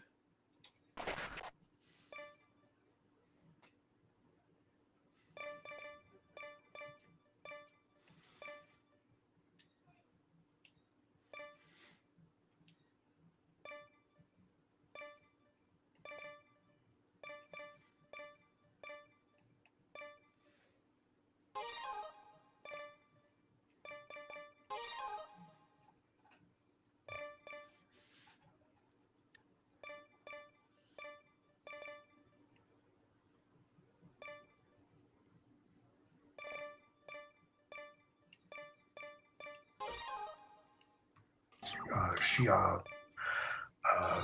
They're an offshoot of Shiite Islam, and their leader was Bashar al-Assad. They are taking the blame for a lot of the things that he did. And so right now, as I speak, Alawis are being killed. Alawis are being dispossessed from their homes. Alawi girls are being kidnapped and raped. The Alawis are very much afraid now. The fencer was saying he hates these spiders.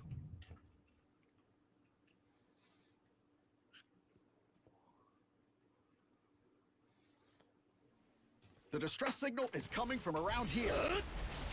Hurry! There's a monster around here that spindles thread. Be on your guard. What the hell is that? What a creepy-looking net. Did a monster make that? There must be a nest nearby. Similarly, many Christians are afraid and want to leave the country because they feel there's no place for them. And they say that Shara, despite his new suit and his trimmed beard and his promises and his meetings with church leaders, is still a jihadist, and his followers don't always listen to him. And so they will attack Christians or tell Christian girls how they have to dress, they must cover their faces, and are without the obvious that big web. collusion of the government, trying to impose. Wander off. We're on foot, so it takes us a while to get places. I'm literally basically where you are. And tap the bell so you never miss a video. Yeah, but if you're up high, but if you want we won't be able to access get to you. Exclusive content, then you have to head to Zateo.com and subscribe now. You'll be supporting fearless, independent journalism. 8 members of the missing team.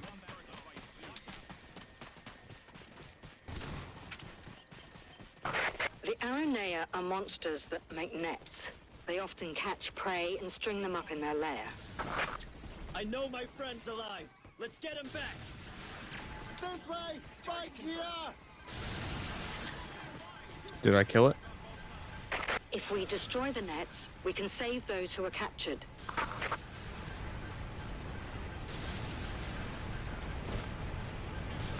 If you are caught by threads, defeating the Aranea sets you free.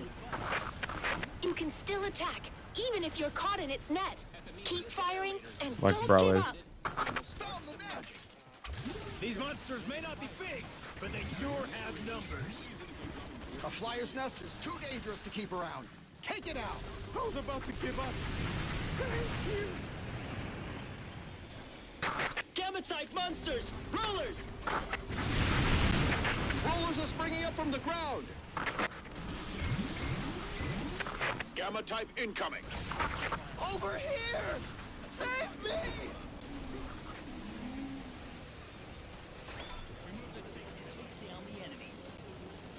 I can fight. You can trust down the enemies. They're out of range. Let's get closer. Fucking Rolly Boys came from behind me. Don't play dumb. Shoot! Sounds good. I'll make some juicy steak out of you. Be careful on the right. That's fucking annoying. Are you all right? Where's the medic? Don't move. I'll help you. The wound is hurting. Don't let it get to you. Swing out. I'll protect you. Treatment and wait. Take down enemy. Thanks.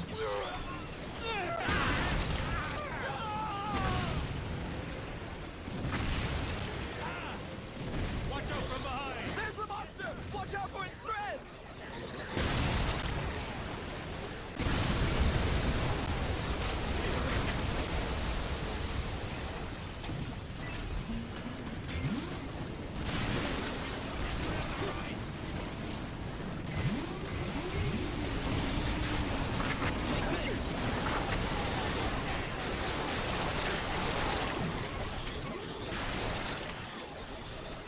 Submarine aircraft carrier Epimetheus is surfacing.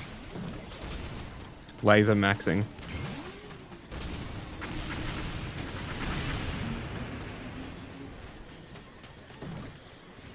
Yeah. Ah! Ah!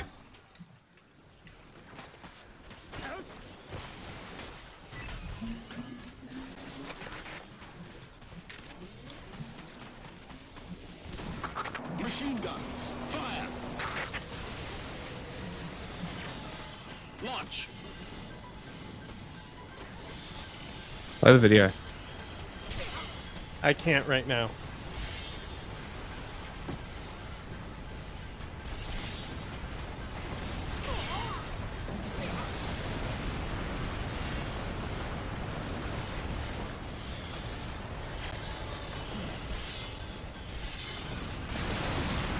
Prepare to submerge. A Reuters investigation found that the mass killing of Alawites back in March could be traced back to members of al-Shara's government. Syrians saw the video showing their government army fighters humiliating Alawite men, forcing them to crawl and howl like dogs before killing them. Is there a danger now that other minorities in Syria, especially the Kurds, the Druze, they won't want to give up their weapons, they won't want to disassemble their militias because they'll say, well, look what's happening to Alawites, we don't want it to happen to us? Well, the Kurds have already come to terms with the government, which has recognized their semi-autonomous position in the northeast. There's still 1,000 American soldiers there to back them up. I don't think the Kurds are in opposition to the government at all. The Druze have had some fights with the government. As the government has moved into certain areas, Jarmana and so forth, it's just south of Damascus, and were being abusive to the Druze. And there have been clashes, but the government is trying to contain them. Some of the Druze leaders are trying to come to terms with the government and find a modus vivendi. It's very much up in the air now how it's going to go. One of the most urgent demands from Syrians after Assad fell was a pursuit of justice. Assad disappeared hundreds of thousands of people. Many are still waiting to learn the fate of their loved ones. Yet this new government has kind of ignored that demand and has actually begun working with key figures from the Assad era like Fadi Sakr, who led the Assadist loyalist militia, the National Defense Forces. Interesting. The government claims they have to do this for cooperation, for stability. No. Do you buy that? What do you make of this new government's approach to dealing with the Assad Hang past? them. I suspect, and they're not saying this publicly, but I suspect they've learned something from the American experience in Iraq when the United States. They should make an example of the Iraq in Ba'athists. 2003, disbanded. He's right. The entire. He's right. This is why I said, like, if we're talking about regime change in Iran, we need to accept the IRGC having a party. Be on your guard. It's the only way to end regime change shit. Yeah, it's a fair point. And if you look at the UN government in Yemen, the opposition party is Muslim Brotherhood and Communist Coalition. Yeah. That But, would like, never fucking exist in the Middle East. But think like, about what a few years ago. Assad is and what Fascism is. Should you not rid that from the country? No, you look. You allow them to participate in government, but you outlaw like basically the party. Okay. Is what you can do. Stuff like that. Yeah. Okay. You just have it a party by another name. Kind of you like know? Pakistan. There are 8 members from the missing team. Like Pakistan. When did that happen? With fucking what's his face, Imran Khan. The Aranea are monsters. Wasn't his party banned? Nets. They often Oh, catch did prey, that happen? steam Did them they up in their lair. fucking run under a different party name? They didn't run under any party because I mean, they it didn't wanna happens make all the another time party. in different countries. That's what you're talking about, yeah? Yeah, if that happened there, I don't remember though. I'm pretty sure when they jailed him, they banned his party. Probably. Watch yourself. It's coming your way. A monster's dead. We'll destroy it and save all those captured. I killed that net. The net got killed by 2 shots. That was wicked. If you are caught by threads, defeating the Aranea sets you free. You can still attack, even if you're caught in its net. Keep firing and don't give up.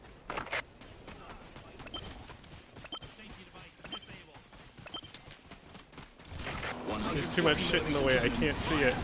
Yeah, it's just the trees. I got it. The He's dead. Aranea spin nets to capture their prey. They're only active in tight spaces and relatively don't cause much damage. However, their threads are stronger than the beta subspecies. Countless soldiers have lost their lives fighting these damn things.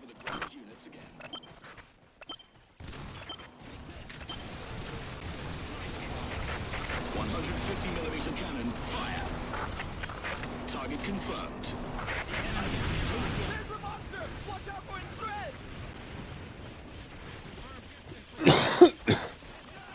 I got you, Save bro. Storm 4.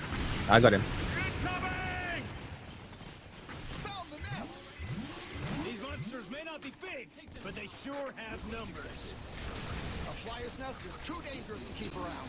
Take it out! He got caught by another. I'm hurt! I need help! Gamma-type monsters! Rulers! Here come the Balloons are Gammas. springing up from the ground! He's dead. Gamma type incoming. There's no way I get this helicopter up before they come, right? Surely not. Right? That's never gonna happen. Ready to fight, aren't you? This is DE-202. We're flying to cover the ground units again. Come on, come on. Drop it, you cunt. Drop it. Drop it! The fight is starting. Plan A. Yes, sir. Hopefully, it'll be useful in battle.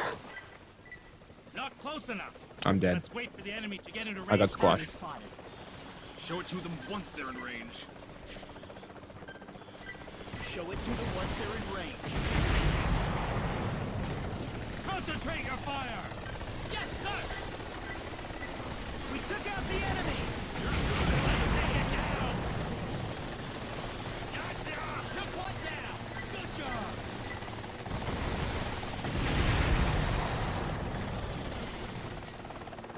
Try and get the spiders.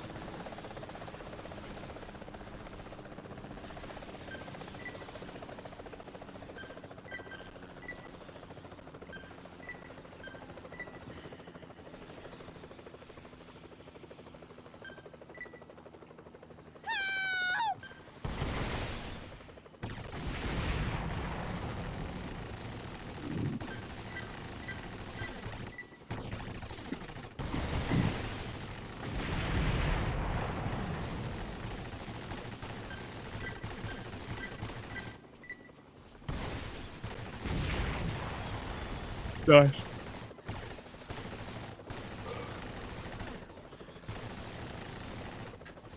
Regime. It abandoned the army, the security forces, the state. The state ceased to exist, and of course Iraq descended into chaos. There was, for all of its faults, there was a functioning state in Syria. There were there were no political freedoms, there was social freedom. So the government is going to have to, if it wants to reconcile with all of the communities in Syria, they're going to have to deal with some ex-regime people. I'm sure that's how they see it. So, Yep.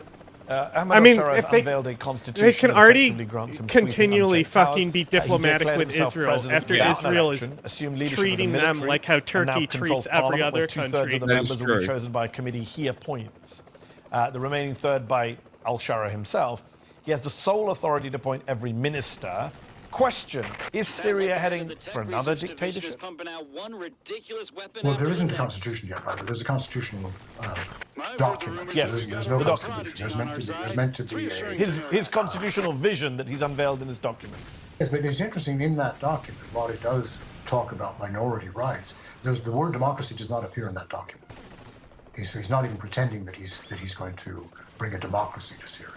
He's bringing an Islamic state to Syria, in which Christians and others are allowed to take part. So they were still in the ground. It seems. But that's what from the point of view Pakistan of was, and Christians Pakistan allies, was they're fine being- until they're one taking guy part on came. sufferance.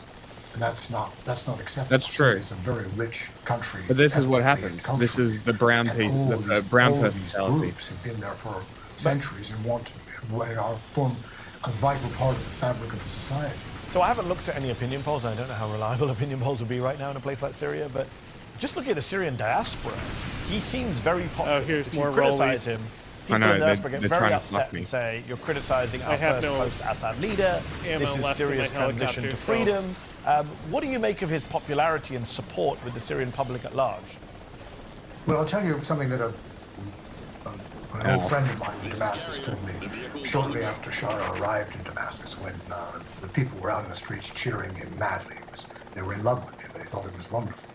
And he said, I remember when Assad took over in November of 1970, he was cheered by even larger crowds. and people picked up the car he was driving and carried it on their shoulders through the streets of Damascus. And the reason that they did this is that the man who preceded him, Salah Shadid, was so hated that they welcomed any change. This is true. Similarly, People were so hoping hated, so that they like welcomed any change. the Assad You mean regime Assad- would you change mean Assad was so hated, I think you everything. Bashar al-Assad was so hated that anyone would be welcome. But whether they, in a few years, react to the long-term imposition of this man and and the kind of things you were describing, him appointing everyone, they may grow disenchanted with him just as they did with Assad. So let's talk Don't about bounce the down the cliff. Israeli angle here. Okay, come on, please stop, please stop, please stop. Recently called for Syria's partition.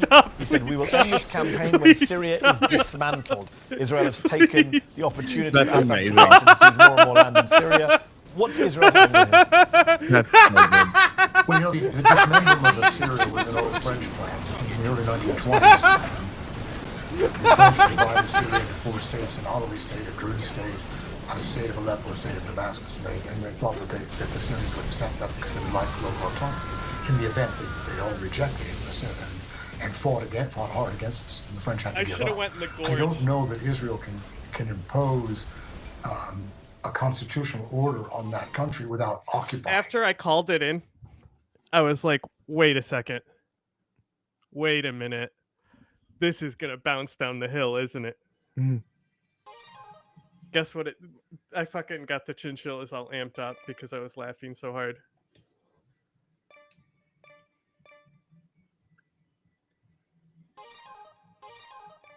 I'm gonna try to do a assault aircraft. I am going to only do long range attacks. I'm not going to go down there at all. Well, just remember the gammas do come from over the mountain. Yeah, I know. So we go up in the gorge, so stay with us in the beginning. Going up the gorge.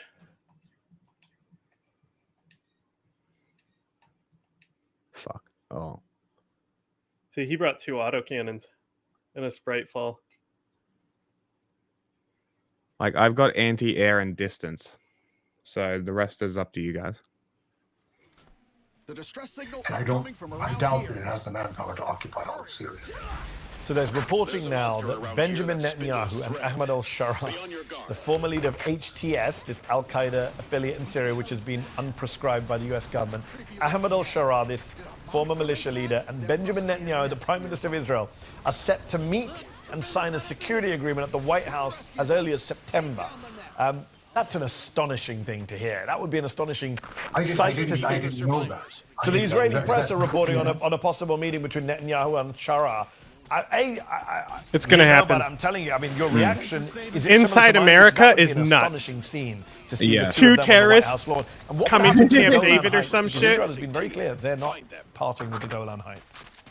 Well, as soon as Shara came in, he said Why? he wanted an arrangement with Israel. He didn't have any hostile intent towards Israel. That didn't stop Israel from bombing his military. Dude, that And trying to keep spider Syria weak. got launched He seems so hard wanting it to please despawned in the United air. States, and this would be part of that in order to have American investment and the continuing end of sanctions.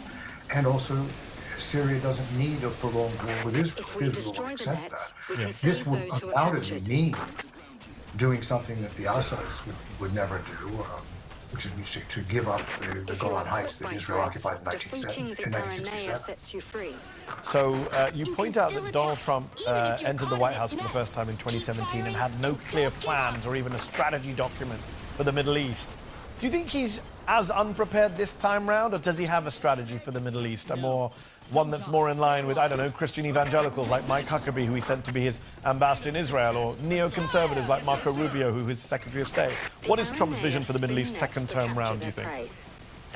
Well, the problem is, if you have to ask me what time of day, Yes. it changes minute by minute. So I don't know what his strategy is. And he himself is not a strategist. He said this many times. Oh, God. He wings it, and he changes his mind. Could have waited He hears 2 more something from one seconds. person, and changes his mind, You and aim for takes it? in a different direction. No. Trump met I Al-Shara.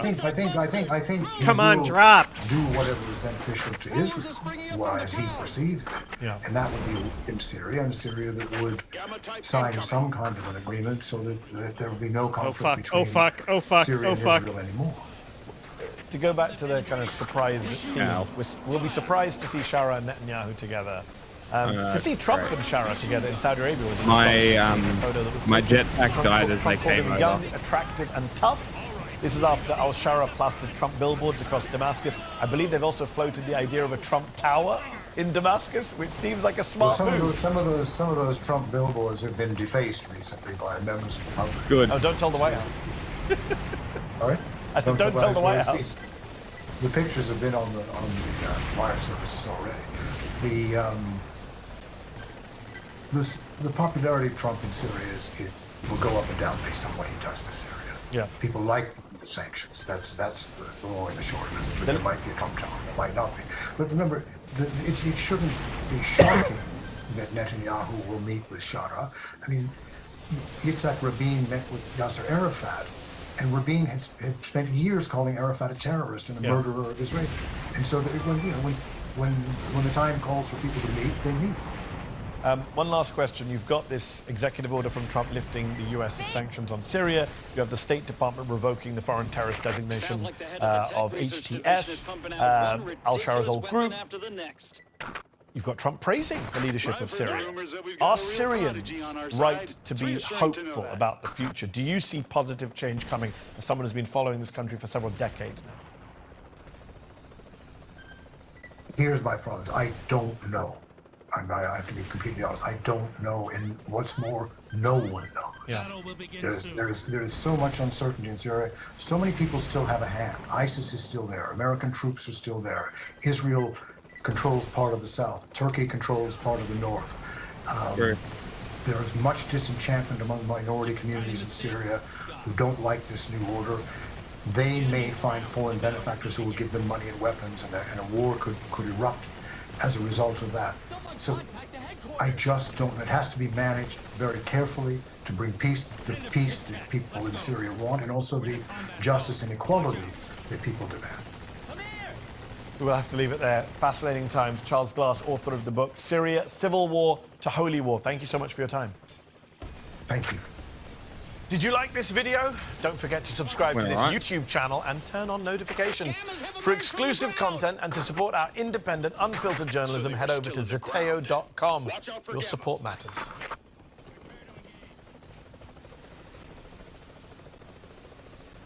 There is a global shift happening in technology, and what the Chinese just built has the power to not only change how the world uses satellites, it could become one of the biggest geopolitical stories of the century. Last month, during the 12-day Israel-Iran war, the Iranian government made a power move that no one saw coming. It disabled the United States GPS system across the country and switched to China's GPS equivalent called Beidou. Not many people know that GPS, the de facto navigation system used by the entire world, is actually controlled by the US military. And as a result, this gives the US government a tremendous amount of power. And in the case of war, it can help certain American allies while also hurting whoever the US government deems an adversary. Iran's decision to turn off GPS and switch to China's new system sends a powerful geopolitical reminder to the world. Be careful whose systems you use. But most importantly, don't forget, there is more than one superpower inventing advanced technology. Over the past 3 decades, China has quietly built a massive, next-generation satellite system, breaking U.S. dependence as its Beidou system is now active in over 140 countries. This exodus from GPS is just the latest in a broader global trend of de-risking from the United States. Just as the freezing of $300 billion in Russian assets sent shockwaves through countries holding US dollars, the weaponization of GPS has become a wake-up call for any nation that relies on it. And just like BRICS is leading the way towards dollar alternatives, China is leading the shift towards a new satellite future. China's rise in space is just a reflection of the broader shift happening right now here on Earth, and it's exactly what we're breaking down in today's video. But first, I want to quickly show you something that has completely transformed the way I work, and honestly made my life a lot easier. And scribble inside notes. For me, it's been a game changer. Also alleviates concerns about battery or storage issues when using your phone. Honestly, whether you're a student, a business professional, or someone who just hates taking notes, Plod is going to change how you work, and I'm so happy I can partner with them. Simply use my discount code Cyrus22 at checkout to save on your Plod device today. Check the links down below for all the details. But now, let's get back to our story about GPS, which has become an essential part of our daily lives. While it may seem like a universal resource available to everyone, the truth is that GPS is actually a privilege and one that can be revoked at any time. You may never have thought about who controls it, but this technology was developed and is still operated by the United States military. This means the US military has the ultimate authority over how and when this technology is used. And GPS isn't just for apps you rely on every day. It plays a vital role in industries like agriculture, shipping, and of course, military operations. Without global positioning, large-scale crop production wouldn't be possible. Ships couldn't navigate to ports, and missiles couldn't hit their targets. As you can imagine, the entity controlling this technology holds immense leverage over the countries that depend on it. This grants the US government significant power, and theoretically, even the slightest disruption to GPS could have devastating, far-reaching consequences. For China, this isn't just a theoretical risk. They understand all too well the dangers of depending on a system controlled by a foreign power and the vulnerabilities that come with it. In 1993, the United States government received intelligence that the China-based container ship Yinhe, or Milky Way, was supposedly carrying chemical weapons to Iran. As a result of this accusation, the Chinese ship found that their GPS was jammed and in turn lost all control to navigate. The United States Navy forced the surrounding Middle Eastern countries to refuse docking rights to the Chinese ship, leaving it stranded on the international waters of the Indian Ocean for 24 days. Eventually, a joint Saudi-United States team inspected the ship's cargo and concluded that the ship did not contain any chemical weapons and declared it free to go. China denounced the WorldCom behavior by the United States and demanded compensation for the disruption of its ocean commerce. But the United States government arrogantly stated that there would be no apology, saying the United States had acted in good faith on intelligence from multiple sources. This abuse of power was a massive wake-up call.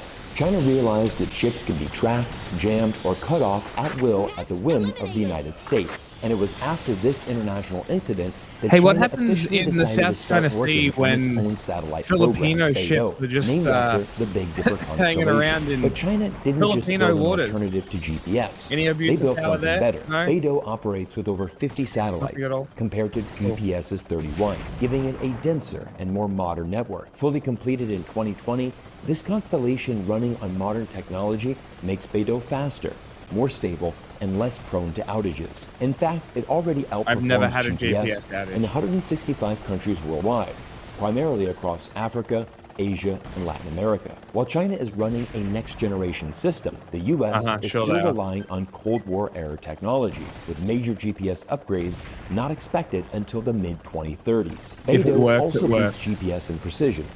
Civilian users can expect accuracy within 1 to 2 meters, compared to GPS's 3 to 5 meters. And when paired with China's ground-based positioning stations, Beidou can reach down to decimeter or even centimeter level accuracy. On top of that, Beidou includes short message communication capabilities, allowing text messaging in remote areas, wartime scenarios, and natural disasters, a capability that GPS simply doesn't offer. With these immense advantages, it's no surprise that countries and corporations are switching over to Beidou in droves. The Chinese satellite navigation sector billed nearly $80 billion in 2024, a growth of 7.4% compared to last year, and is now clocking over 1 trillion location requests every single day. Analysts have described the shift from America's GPS to China's Beidou as a declaration of independence from the West, and it's easy to see why. During the 12-day war between it's so funny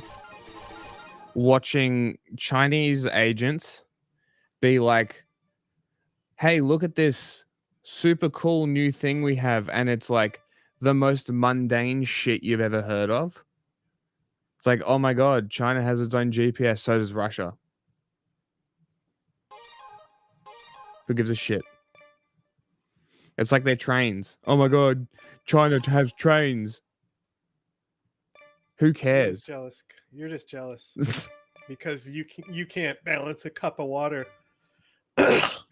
You know what I can do though? I can drink the tap water. So I don't really give a shit. You know, they can have their fast trains. I'm gonna go get a glass of water. I'm not even joking either. I'm actually just gonna go get a glass of water out of the tap. Just to own China.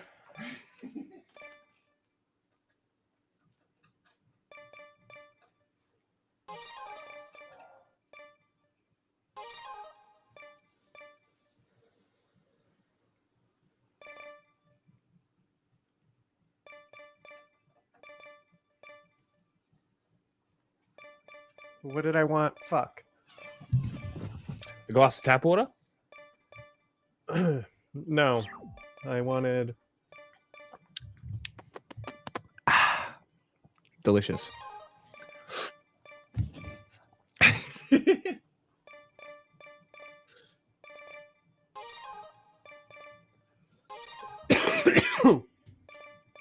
Mind of like the US. Yeah. Yeah, no, it's literally that. It's like, oh, look at this drone dropping a grenade. Who gives a shit? I've seen fucking makeshift drones made out of junk dropping grenades on Russians for years. I don't care. Oh, wow. How much does this drone cost? $2 million? Fucking idiots. Every single time, yep. Every single time. But it's like, it's specifically just because it's like, and it's probably because I'm hyper aware of it, but like, okay, the robots, all of this stuff that China brings out, it's like, oh my God, look at our AI 5G tractors. What are you doing, Wing Diver? Chat says. They're waiting for you while you're in the fucking play menu.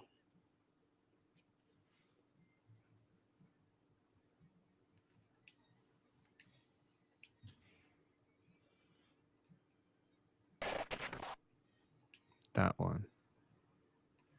Not this one. Monster hordes have been spotted in the mountains. I brought a tank. You think that will be good for mountains? Yeah, I don't. Like, China talking about their nuclear technology, right? They're like, hey, we're the first to do it. No, there was a reactor in like the 60s in the US that did thorium. You guys just made it potentially commercially viable, which is impressive. But why not frame it as that? Why frame it as the first? I don't understand. Like it's this megalomania that China has. And I think that's the perfect word to describe it, is megalomania. They are obsessed with being the best. It's fucking Donald Trump in a country. Like they have to be the best. They have to be first. It's part of their romantic nationalism. It's why they're one of the fascist countries.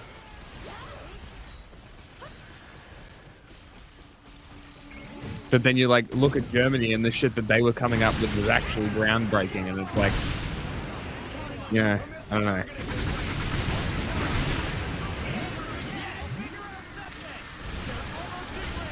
And I'm sure that there's fucking shit that China isn't telling us that they have like actually got advanced technology in. But it ain't trains and it ain't tractors. That I can guarantee. Our scout got cut off from the group. Rescue him. He's on top of the mountain ahead. What? That mountain over there? We've got a friendly at the top. Commence rescue! Monster Israel and Iran last month. Platforms like WhatsApp and Instagram leaked real-time locations of users in the country, creating a digital trail. Israel then used this data to target Iranian government officials, military officers, and scientists with precise drone and missile strikes. This demonstrated to the world that as long as you're using GPS, there's a literal target on your back. But it's not just Iran who is shifting away from the United States. This past week, Spain shocked the world when it announced China's Iran shifting away from the United States. Agency wiretaps. Skeptics online have blasted the Spanish government and criticized I wasn't aware they were a Chinese company anywhere near the United security. States. But it's a powerful statement from the Spanish government, the guy that who would essentially know. say, we trust China and their networks more than US systems, who will inevitably share our data with the CIA. Even the US's closest ally and trading partner, Canada, is changing their tune. This article was just published in the Globe and Mail. Let's free ourselves from the US and forge closer ties with China. It would have been unthinkable for Canada to publish such an article just a few years ago. But things change quickly. The world doesn't have to look far to see the benefits of achieving strategic independence from the US government. And one of the best examples to study is China's Great Firewall. By limiting Western tech access early on, China was able to build its own social media platforms and become fully self-reliant in the digital space. This move not only protected China from negative Western... You know what the funniest part about this is? You can say that the government censorship of the internet is good all you want, but Apple built the tech sector in China. Apple literally created Chinese companies to create competition because they were the only competition. They trust busted themselves and created China's tech sector. So you can say that it's separated from the US and all that shit, but in reality, it is. Bro survived the US. A tank round, a team killer gun round. I missed. No, you hit him. No, I missed. No, I saw it hit him. I got 0 damage. I'm pretty sure I missed.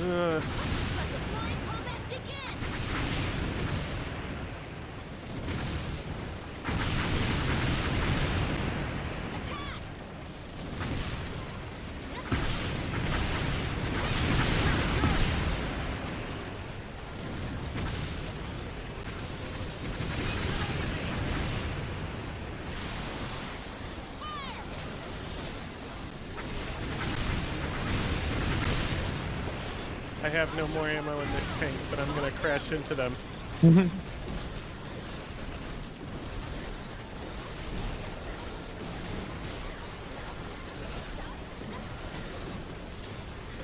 Come on, follow me.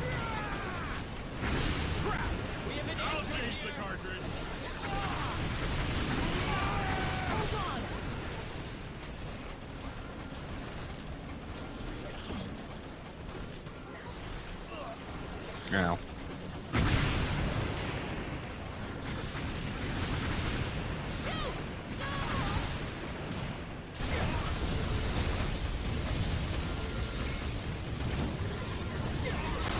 Carriers, air raiders, please indicate proper coordinates of the vehicle. Move over the marker.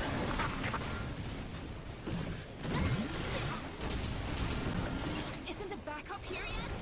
I got shot!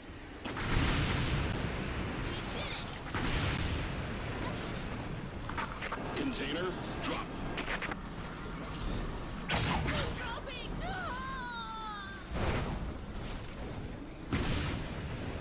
Look, a tank. We'll send over another one later.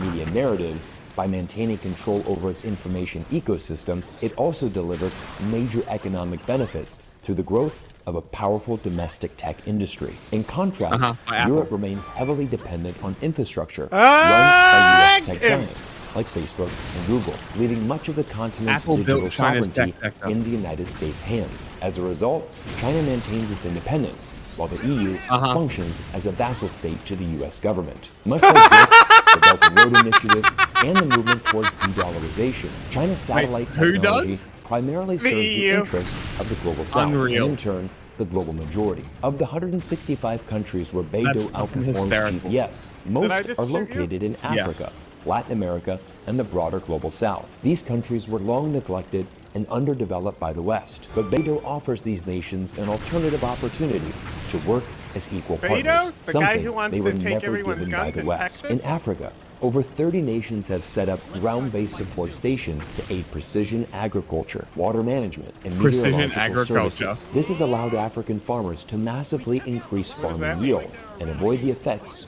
of climate change. It's a political Latin buzzword America, from China, ports like AI 5G. in Peru have integrated Beidou into their smart navigation systems. there's a In weapon Asia crate and the on the Middle top East, of this China's hill. satellite network strengthens transportation and logistics in regions where the U.S. coverage is weak. The West's disregard for these countries left them ripe for China's intervention, filling the gap the West ignored. This is precisely the logic behind why programs like China's Belt and Road have been so successful. Over 150 countries have joined, but more importantly, China's reputation on the global stage is now higher than that of the United States. According to a recent study by the Alliance of Democracies, 79% of the world now has a better opinion of China These than the pillbox US. are just This reflects launching a massive shift in global towards perception. you. Citizens of the global majority of nations can see the benefits that China has brought to their countries with their own eyes, while America largely coasts on its soft power that is rapidly deteriorating with the Trump administration bullying and global tariff war. Iran has long been excluded from the American-led economic system due to suffocating sanctions, which have isolated it for decades. Why'd they get and with those? the recent weaponization of GPS against Iran during this conflict, the decision to shut down GPS was almost inevitable. They literally had nothing to lose. With a powerful new alternative emerging from China, countries are increasingly weighing the options of defying the United States, as the consequences of being cut off from the US-dominated system are actually becoming less severe. The US is no longer the primary engine driving economic and technological growth. That role now belongs to China. As a result, many nations are placing their trust in China, certain that its technology will shape the future and redefine the global landscape. Once again, this is the exact move we saw from the Spanish government and why they are trusting Chinese tech over the American equivalent. Everyone, I hope you enjoyed today's deep dive into this new Chinese satellite system, but more importantly, the quickly changing dynamics in our global economy. Once again, I want to thank Claude for sponsoring. Countries, as soon as they have the money to buy American shit, they'd buy American shit. That's the funniest part. Today's video. I absolutely love this AI note taker, and make sure that you use my discount code Cyrus22 to save today. Links are down in the description. Once again, thank you all for your incredible support, and I look forward to seeing you all in our next video soon.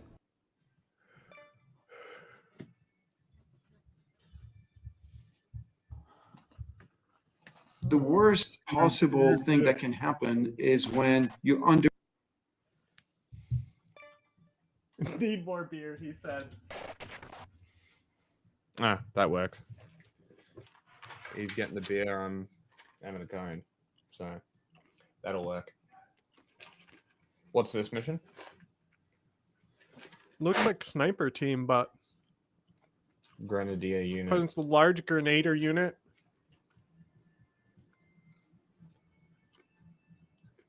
What's the Grenadier unit? Those are the suicide bombers.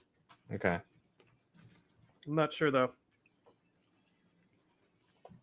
Well, it's official. Donald Trump is starting yet another round of tariffs against the world and has made it clear the BRICS organization will be his #1 target in the future. But Trump has to be careful. The BRICS organization continues to grow in power and leverage. Just last month, Vietnam formally joined BRICS as a partner member. And as this New York Times article warns, under attack by Trump tariffs, Asian countries seek out better friends. Trump is playing with fire, and as the saying goes, you will eventually get burned. Trump is now under massive scrutiny from even his biggest Republican supporters for not releasing the Epstein files. Epstein but files? This isn't even the worst of his problems. Just look at this poll from YouGov, which Is this details guy literally how a Trump's robot? approval rating is plummeting on No, every he's a major CCP issue, show. from jobs in the economy to foreign policy to inflation and prices. All I of also which think he's are the Dutch. direct result of tariffs. The US 20-year Treasury note recently jumped above 5.04% and is closing in on the highest level in 18 years, which is a clear indication the US economy is headed straight for a recession. Trump's plan of intimidating BRICS isn't working.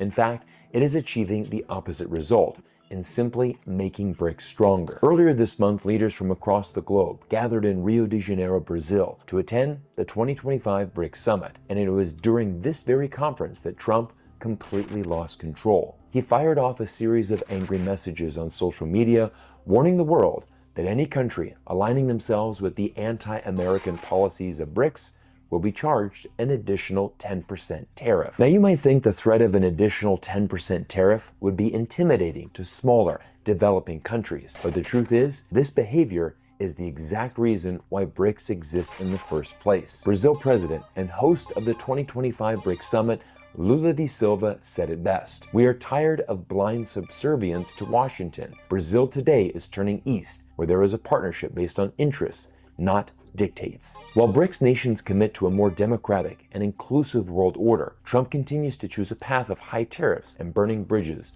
with even the closest of American allies. Canada has now been threatened with a new 35% tariff, while 25% tariffs were placed on Japan and Korea, a shocking move for the two countries the US expects to be its biggest allies to counter Chinese influence. These actions are so clearly destructive to US prosperity and world standing, it leads one to question whether Trump is intentionally trying to collapse the country. While the United States desperately clings to its waning influence, BRICS have laid out the framework for a new multipolar future. And in today's video, we're going to break down the major developments of the 2025 BRICS conference, explain how world leaders are standing up to the US, and break down Trump's disastrous response to the increasingly multipolar world. Everyone, if topics like this interest you, you're going to love our video sponsor, Nomad Capitalist. Last September, I flew to Malaysia and met their founder, Andrew Henderson, at the 2024 Nomad Capitalist Live event in Kuala Lumpur. /live to learn more about how you is bro advertising ad for a capitalism.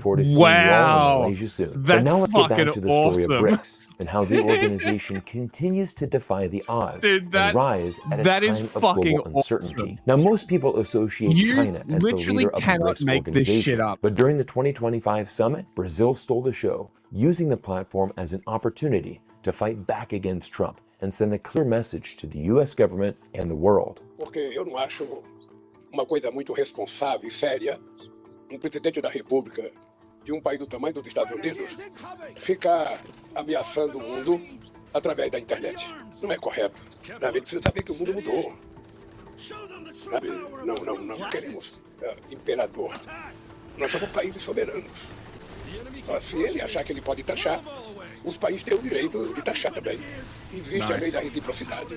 Eu acho muito equivocado e muito irresponsável o presidente ficar ameaçando os outros em redes digitais. These bold words coming from the Brazilian president indicate one thing. The world is changing, and the US must now respect the sovereignty of countries pursuing a different path. But here is where things get very interesting, as Trump once again lost control and directly interfered into the domestic affairs of a sovereign nation. Let's break it down. As Trump China's never done that. He values loyalty above all else, and for several years received incredible loyalty from Brazil's former president, Jair Bolsonaro, who was a massive Trump supporter and shared many of Trump's far-right views. In a striking parallel to the January 6th insurrection in the United States, after losing the 2022 Brazilian presidential election, Bolsonaro's supporters stormed Brazil's capital to stage an unsuccessful coup against the democratically elected Lula da Silva. Much like Donald Trump, Bolsonaro is now facing criminal charges for his role in the insurrection they were gonna kill me anyway, so I to having informal conversations with military leaders, where he explored alternatives within the framework of the Constitution to remain in power. This is literally exactly what Donald Trump tried to do when he lost the election to Joe Biden. But in a shocking turn of events, Trump announced during the BRICS summit that the US government would slap Brazil with a 50% tariff in response to Trump's close ally, Bolsonaro, facing persecution. Everyone, this is a blatant interference into a sovereign nation's affairs. Unfortunately, something the US government has a long and muddled history of doing, most especially inside South America. But times have changed. Countries no longer fear sanctions and tariffs from the US, as Brazil's President Lula doubled down, stating Brazil can survive trade without the US, and look to other partners to replace it. The truth is, many US politicians are now realizing the new world we live in. Just look at the shocked and puzzled face of Secretary of State Marco Rubio trying to explain how China and Brazil are not even using the US dollar anymore in trade. Today, Brazil, in our hemisphere, largest country in the Western Hemisphere south of us, cut a trade deal with China. They're going to, from now on, do trade in their own currencies, get right around the dollar. They're creating a secondary economy in the world, totally independent of the United States. We won't have to talk about sanctions in 5 years because there'll be so many countries transacting in currencies other than the dollar that we won't have the ability to sanction. China has now stepped in to fill the massive strategic and economic void left by the United States, and the two countries' relationship has been flourishing. China and Brazil's economies are incredibly complementary, with Brazil being a massive supplier of China's raw material and food demands, while in turn, Brazil is a major importer of Chinese consumer goods like phones and electric vehicles. This type of win-win trade between complementary economies is exactly what BRICS is trying this to is not replicate win-win. across the globe. Brazil and is a only stark loses. contrast to the current Western-based extractive model. Over the past 20 years, China has doesn't firmly extract it all, surpassed you're the right. United States That's as never Brazil's happened. That largest never source fucking of happened. exports, reaching nearly 4 times that of the United States as of 2023. One of the biggest symbols of this transition is Brazil's automotive industry. Over the past 5 years, there has been an explosive rise in Chinese electric vehicles in Brazil. Brands like Ford are quickly losing market share to Chinese EV giants like BYD. In a shift that mirrors the broader diplomatic realignment from the US to China, BYD took over an abandoned Ford factory in Brazil, modernized it, and now provides thousands of jobs to the local economy. Whether it's smartphones or cars, China has eagerly stepped in to fill the void left by the Hopefully United they're States, better offering quality products than the that are not only Chinese more junk affordable, they put out but of offer China. better quality. To further strengthen the For the relationship Brazilian beyond sake. economic ties, Dude, did you see Brazil that? has become a key partner in China's Belt and Road Initiative, there's a lot of stuff contributing to blowing the up. What am I construction supposed to of be multiple looking at ports, specifically? railways, and renewable I energy just killed like projects. 4 The of most them with one ambitious shot. undertaking between the two nations to date is the Interoceanic Railway, a massive infrastructure project that will span the entire continent from Brazil to Peru. This mega project promises to dramatically reduce the time and costs associated with transporting goods from Come and Brazil. get me. Not only will it boost regional trade with Brazil's neighboring countries, but it will also turbocharge its trade with China. Whether goods are shipped to the Panama Canal or around the tip of South America, shipping from Brazil to China takes around 30 to 40 days. But with this new railway, total shipping time will be reduced by 7 to 10 days, as it directly links Brazil's interior to Peru's Pacific ports. Washington has been furious with China's growing presence in the region, but with no viable alternatives to offer, what did they expect? The only recent U.S. attempt to rival China's investment projects was former Secretary of State Antony Blinken's trip to Peru last year, where the United States donated visibly outdated rail cars that were decades old. The press conference surrounding this donation was Instead met of coming with to me, he international doubled back criticism, around and is as not it was coming seen not as a meaningful contribution to the country's development, but rather only a as a ranger, he desperate, doesn't have half-hearted mobility either. response to China's investment in the region. It was widely perceived as the U.S.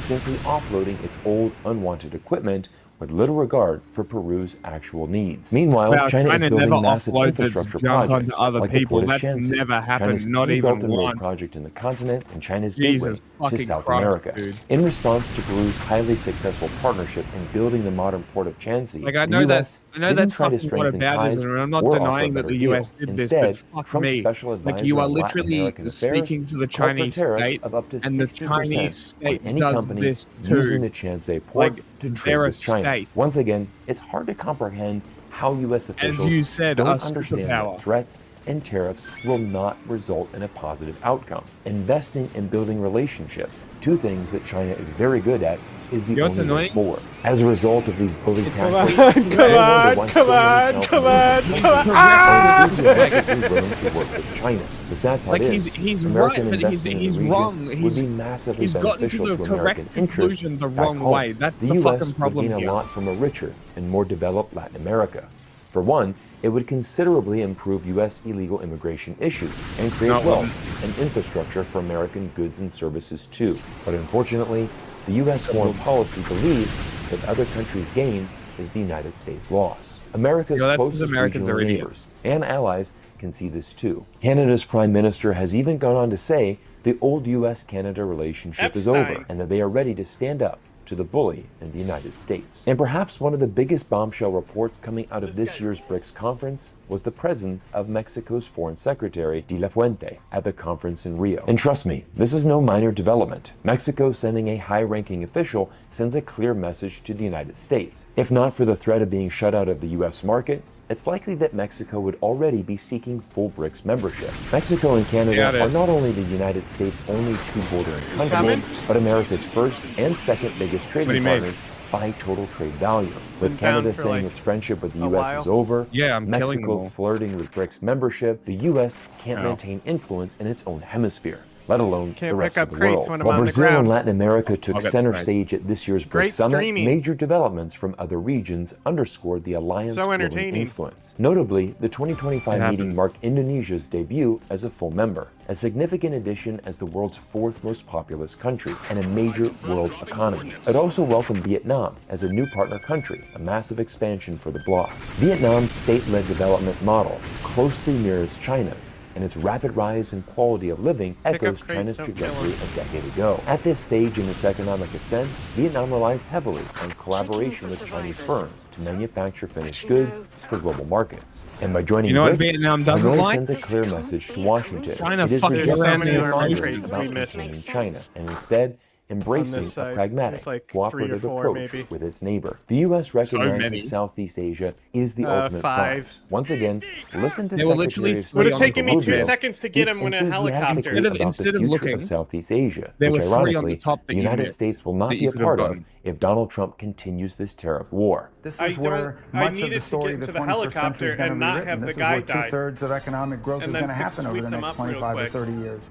And many of the countries in Southeast Asia, not only are they some of the youngest countries in the world, but they're about to see an enormous expansion of their labor markets, their labor pool, number of workers. This is a historic, once-in-a-generation opportunity. Let's not forget that Drop China ships. is the leader of the Indo-Pacific region and is pushing forward, building relationships and maintaining its dominant position as the region's driver of economic growth. Trump's trade war was supposed to force submission, but instead, it accelerated the very thing Washington feared most, a world that no longer needs American approval to thrive. Brazil, Vietnam, Indonesia are defying Washington by proving that alternatives exist. China's investments into their countries All right, I got a are second undeniably Phobos. a better Love option it. to pursue, and pursuing them You know what my It's issue with almost these over. people are? You know what my fucking issue with these people are? It's like they're advocating for multipolarity or whatever. We're already fucking here, you dickhead, firstly.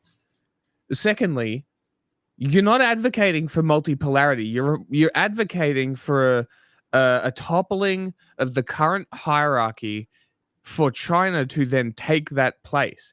Just like the fucking just like the Soviets did and Mao did and all this shit when they take power and then oh my god, now they have total control.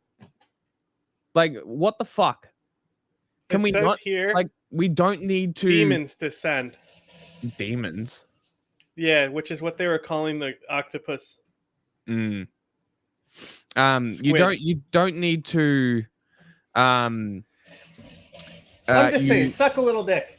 you don't need to side with it's this team sports mentality. You need to stop siding with one fucking imperial shit show to own another. Like what the fuck are you doing? Fuck the states, fuck the governments. They're all the same. Every single one, and every single country is going through the migrants are to blame for everything. I guarantee China's Doesn't going sound through very the same thing. multipolar of you. Like America's going down. That's an inevitability. China taking that total hegemon spot is not a good thing.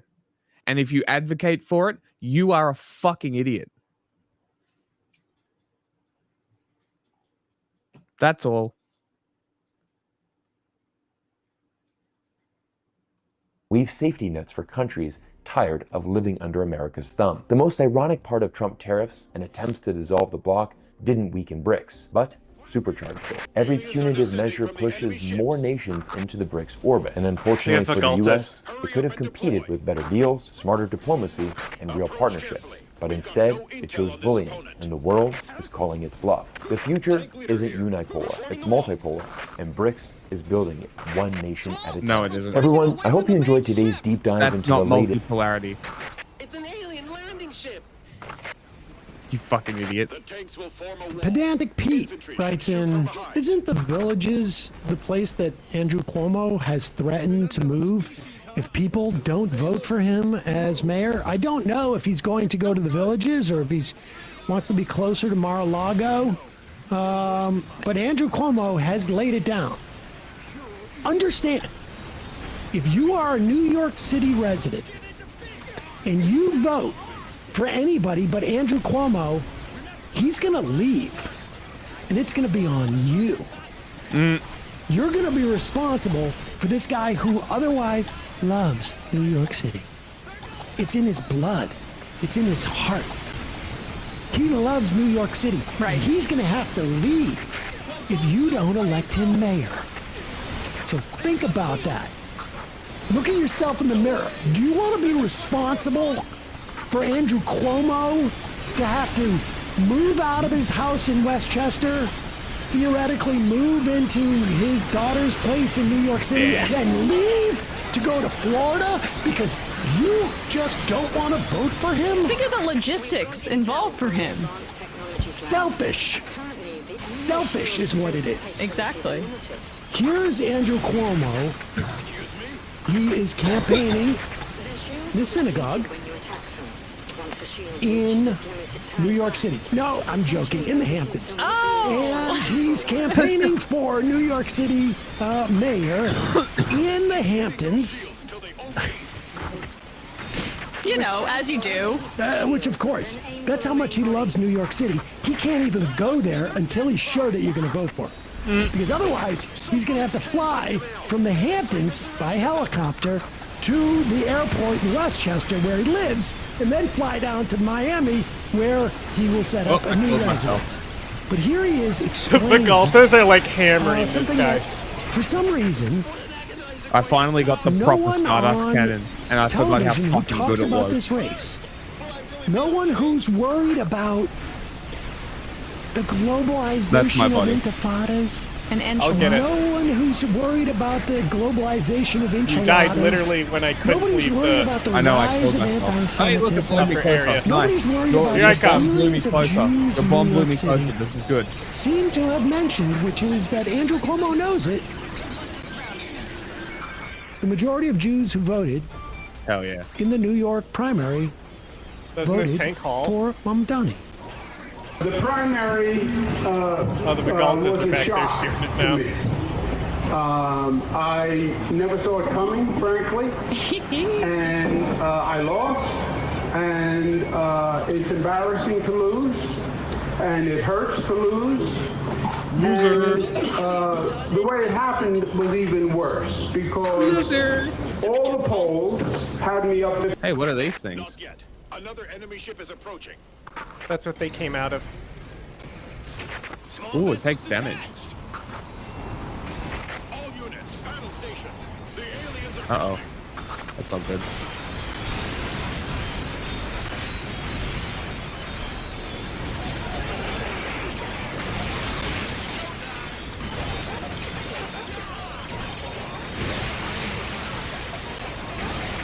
The aliens have multiple shields. The aliens are equipped with 2 shields. They're impenetrable. They're blocking every shot. Oh my god. I don't know how I survived. Come towards me so you won't die. Or when you do die, it can pick you up. I'm more or less safe.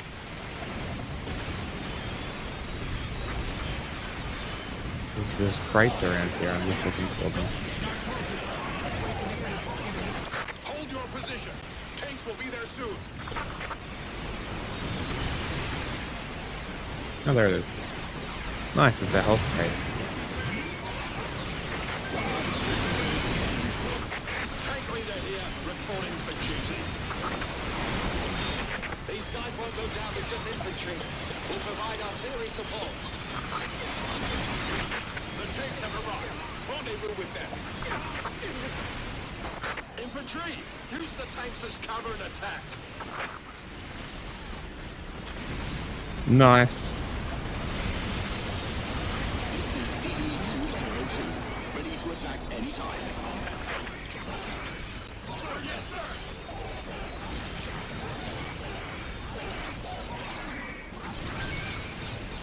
Listen to me yap. I know, right? They do be making glip-glop noises.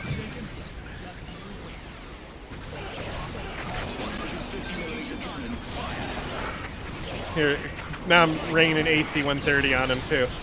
Yeah. I'm gonna pick up crates.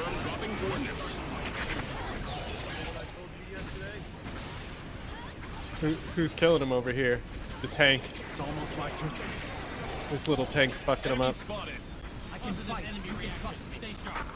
Stay sharp. He's crawling behind a building. Oh my god, it was so cinematic and funny how pathetic he was crawling to hide from the tank. You'll surely make it through with this. Good luck.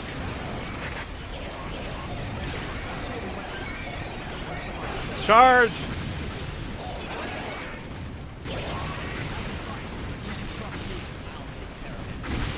Nice.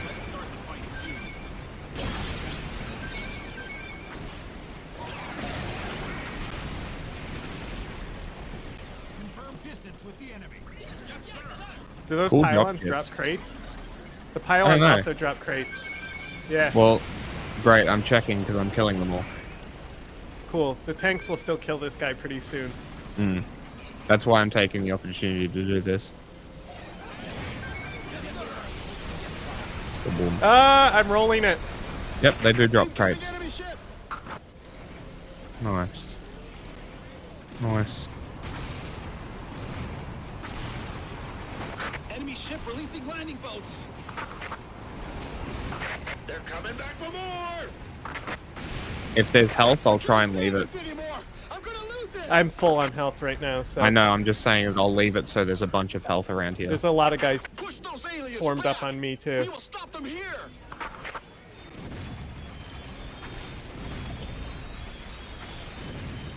I'm scared. They're coming for me.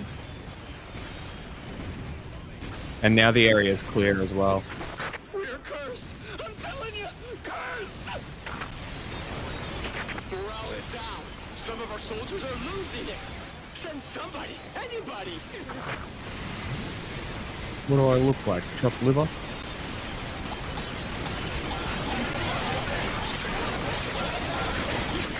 We're in no situation to be holding back. Fight with everything you've got. Powered exoskeletons. Can you deploy? We're the only ones that can fight at their level. We'll stop repairs and join the battle. We can resupply later. Heading out. Oh, Spriggans are coming too. Nice.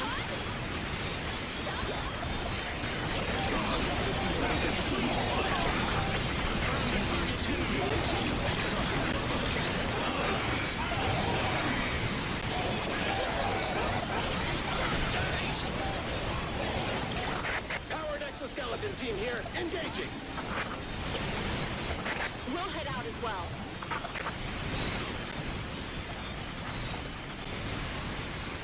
He did not enjoy that. Here come the Spriggans. They're above me right now. Come grab them. I don't know where you Over are. here. They're in this area. I just saw her up here. Up there. I don't see them. They're next to us to the right. Up there, up on the ledge. What the fuck direction are you pointing? That way is where they just were. Yeah, they're not here. I was trying to press Q, but it wasn't letting me. That's why I said to the right of us.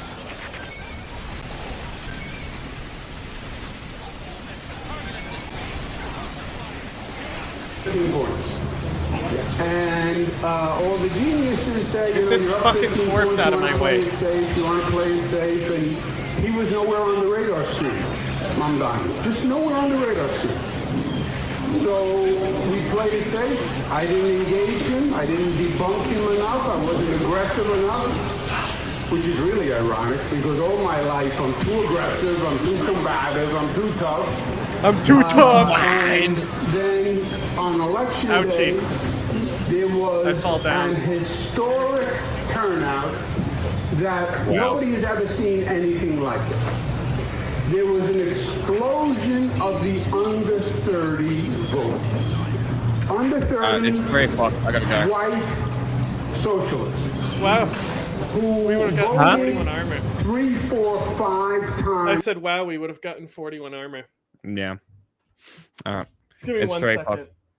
1 Yeah. second. Okay. Let's entertain chat for 2 seconds.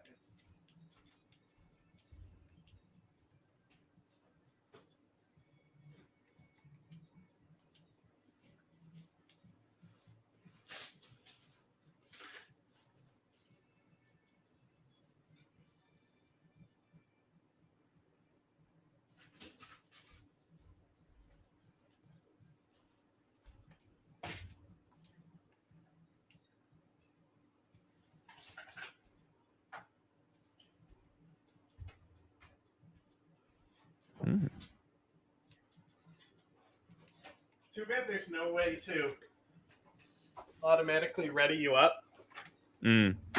and just fucking do an armor farm. Yeah. It's a shame. Oh. Well.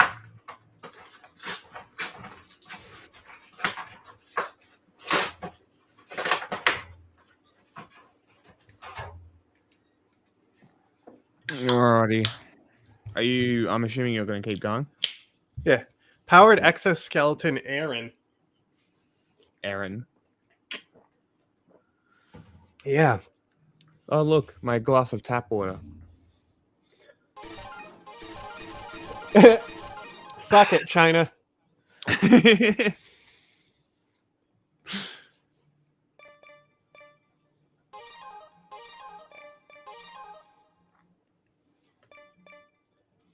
China amounts to Electromagnetic laser cannon. hold on. China amounts to 31% of all carbon emissions. They are continuing to open CO2 plants. The statistics are coming from the Chinese government. Look at that. Electromagnetic laser cannon. Shots 10,000. Damn.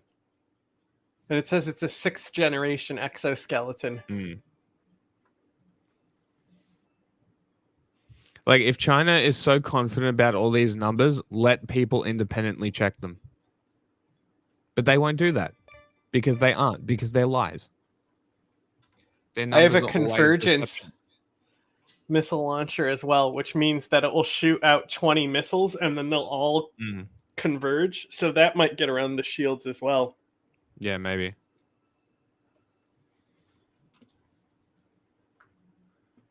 Maybe.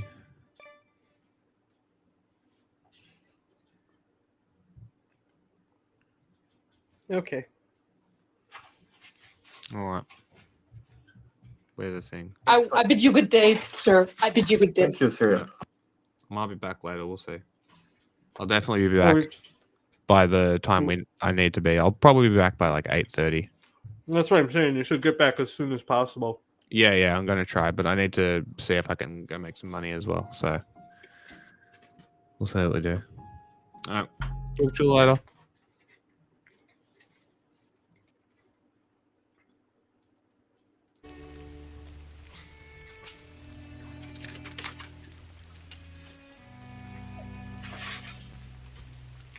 Is what anyone had ever seen. And that totally changed the numbers. Pause it for There were 1 about second. 100,000. First off, I think he's fibbing a little bit here because it's really under 40. He's trying to make it seem like it's just really young kids. It's all the kids that these donors, they're like... Were you not paying attention to us just watching pro-China slop? Like, they might remind them of their kids. Like, too obsessed with this Palestine thing. That's who's listening to him right now. Too interested in, like, redistributing wealth to make society fair. Doesn't your granddaughter piss you off? Wouldn't you like to take her down a peg? 100%. Write me a check. Donate to fix the city. Exactly. When your kids come back from college, or your grandkids come back from college, and they start talking all this crazy talk. Yeah. Edward Said this. Oppressor versus oppressed that? What is... This is your ticket to get them. Now, the irony is, like, on one hand, it's like all these white people voted for Mamdani, who are the same people who are supposed to be afraid of Mamdani. Right. Right? Like, but it's really their kids. The kids, they don't know what they're doing. That's why he's got to say under 30, because it's like half a lie.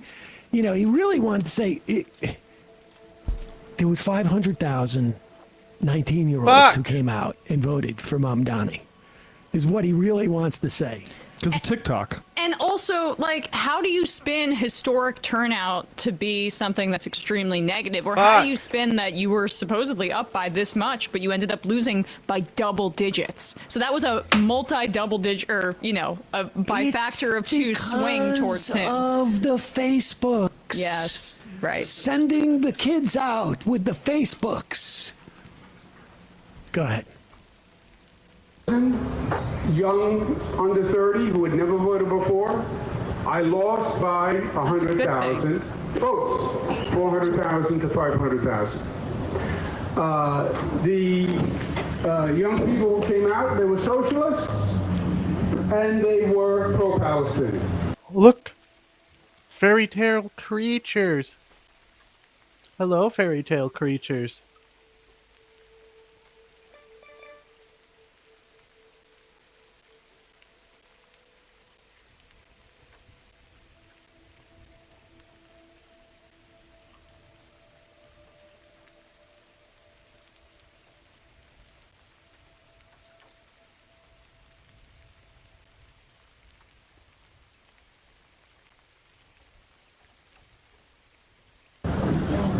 And I would wager that in that primary, more than 50% of the Jewish people voted for Mamdani.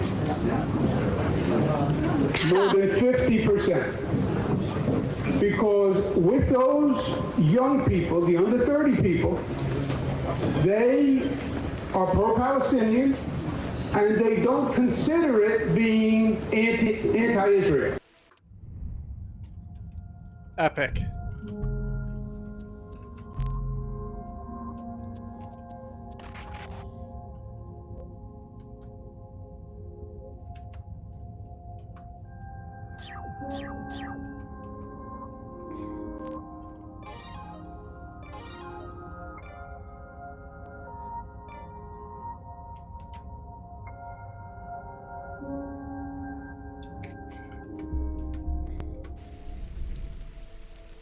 I am, as you know, 100% supporter of Israel. Oh, when for real? Oh God, oh yes! Same, Drew. My granddaughter's insane. She's insane. Have you seen the thing she's wearing when she comes home? Oh! My grandson got a piercing.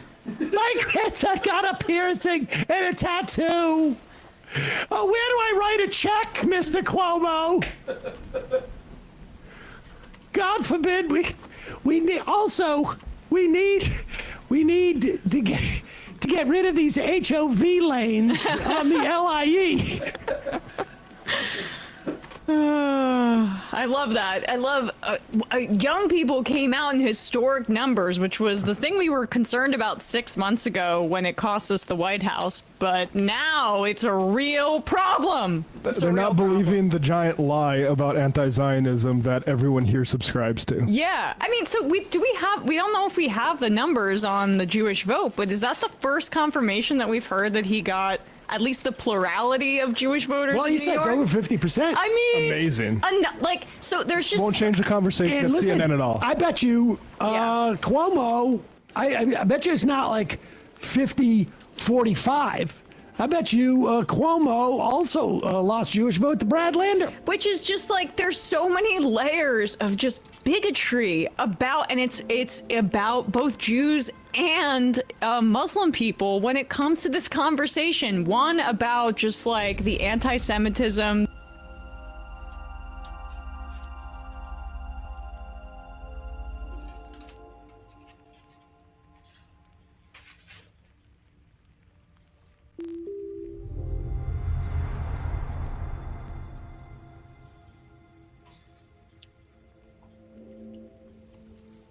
That he must be an anti-Semite because he's brown and because he's Muslim, Mamdani.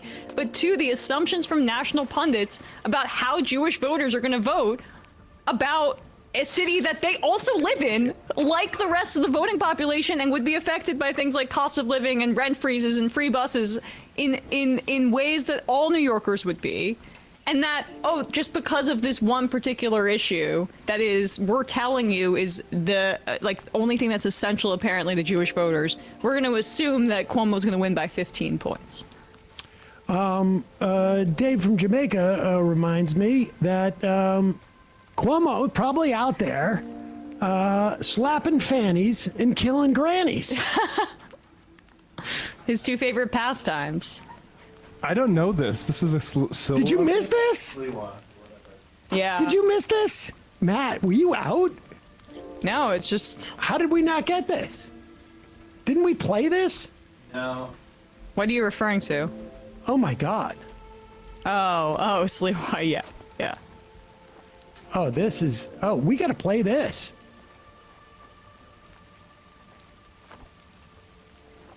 Every day a new case of corruption. The reference... Eric Adams is damaged goods. Oh, here Every day a new case of corruption in the police department. They believe he's corrupt. Andrew Cuomo is a creep, slapping fannies and killing grannies.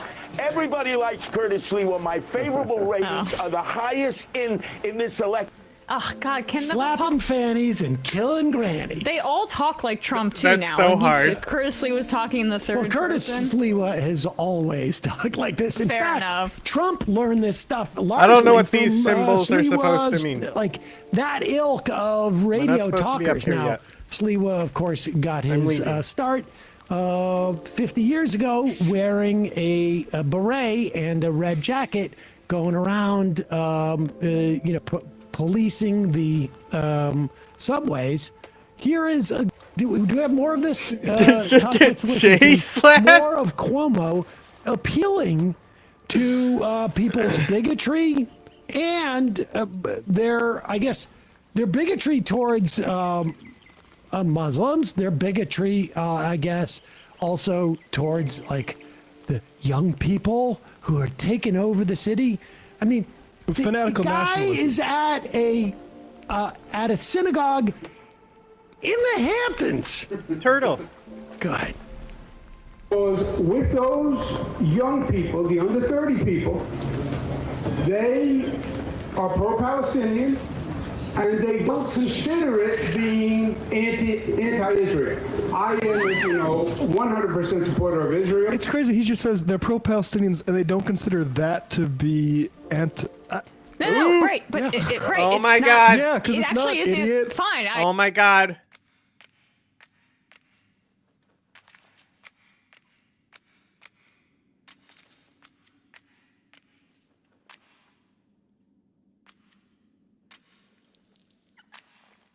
Fairy tale creatures.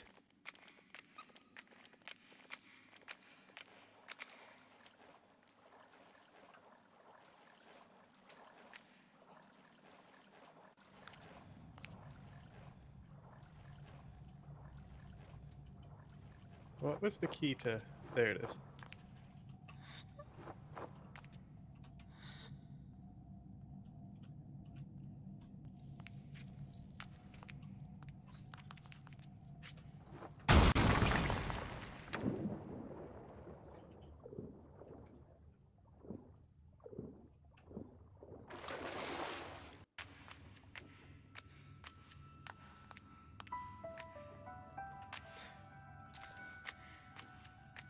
This game rules. This game's so much better than Andrew Cuomo.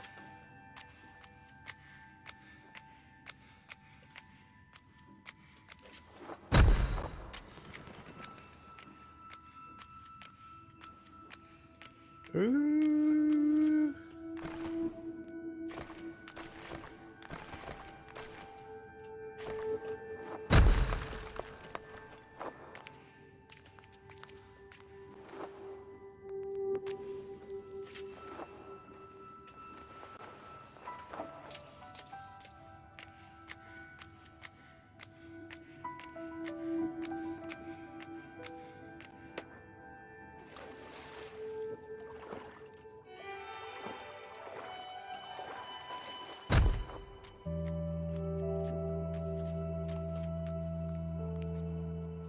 bitch.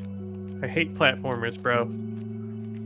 Yeah, I'm anti-Israel, right? Or like you can be I'm definitely anti-Israel and what they're doing now. I'm definitely anti-Israel as a ethno-state that is reliant on domination and genocide and apartheid. I'm not anti-Israeli people. I'm yes, what Israel's doing now, but he can't even bring it himself to say anti-Jewish because he just said a second ago that the majority of Jews voted for Mamdani. But they're young. Doesn't they count. Don't get it. It's such a disgrace that actually the awakening among young Jews isn't being covered for what it is, like a really redemptive societal action. Instead, it's being treated like some sort of witch you hunt. say that because you're young too. Palestinians, and they don't consider it being anti-Israel. I am, as you know, 100% supporter of Israel. I went out and I spoke to that. I represented a war criminal. I spoke to that everywhere. That's my tradition. I wouldn't shut up about it. Before me, I was the most aggressive governor in the United States on behalf of Israel. Crazy. I was the first against BDS. We did a number of trade missions back and forth. We have the largest Jewish population outside of Israel, and I was proud to be. And they voted for Mamdani. But many, especially younger people, don't consider saying anti-Israel is different than being anti-Semitic. Being anti-Israel to them means anti-Bibi's policies, anti-Israel government policies. And they are. And they are. And they were highly motivated, and they came out to vote.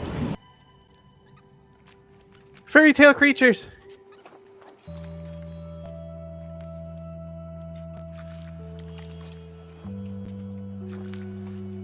Hit. Hit.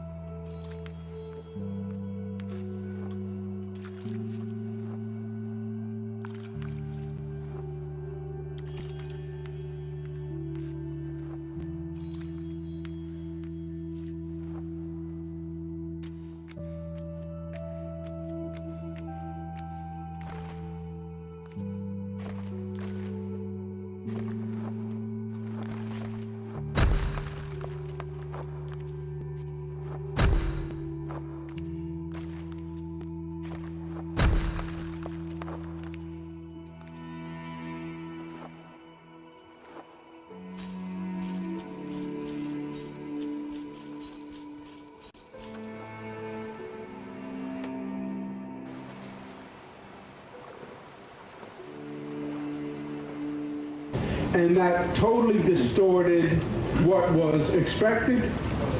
And in many ways, Pause for a second. It was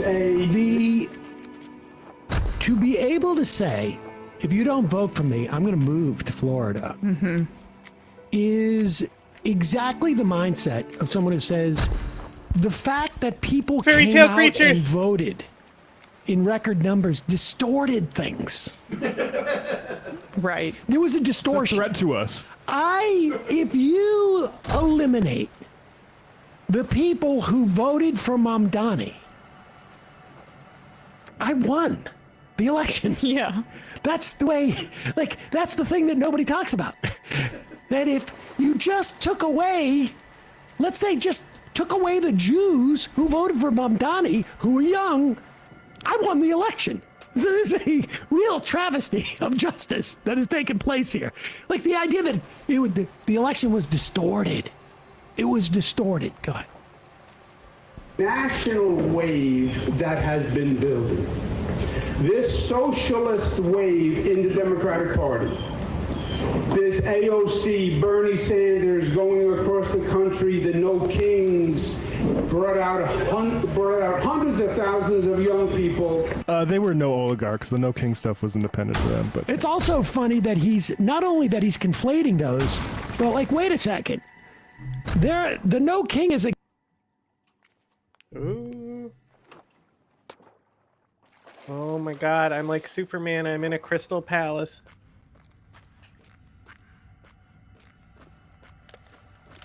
against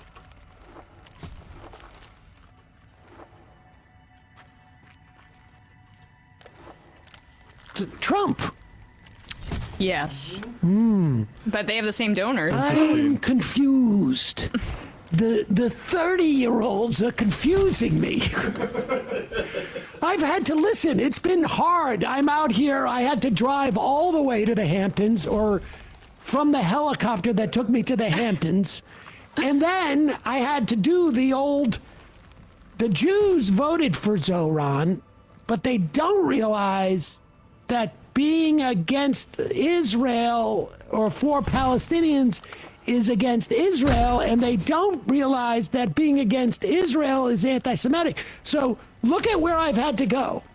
The Jews voted for Zoran, but they're anti-Semitic. Yeah. That's not easy. I'm tired, okay? I've done more than I did in the entire campaign just at this pulpit. Quite a monkey pause. Yeah, exactly. Literally saying young Jews don't understand anti-Semitism like I do. Yeah. Well, I mean, I'm a Jew. I'm a woman. I'm a black. Muslim. I'm a I'm a Muslim. lesbian. I'm a lesbian. I am gay.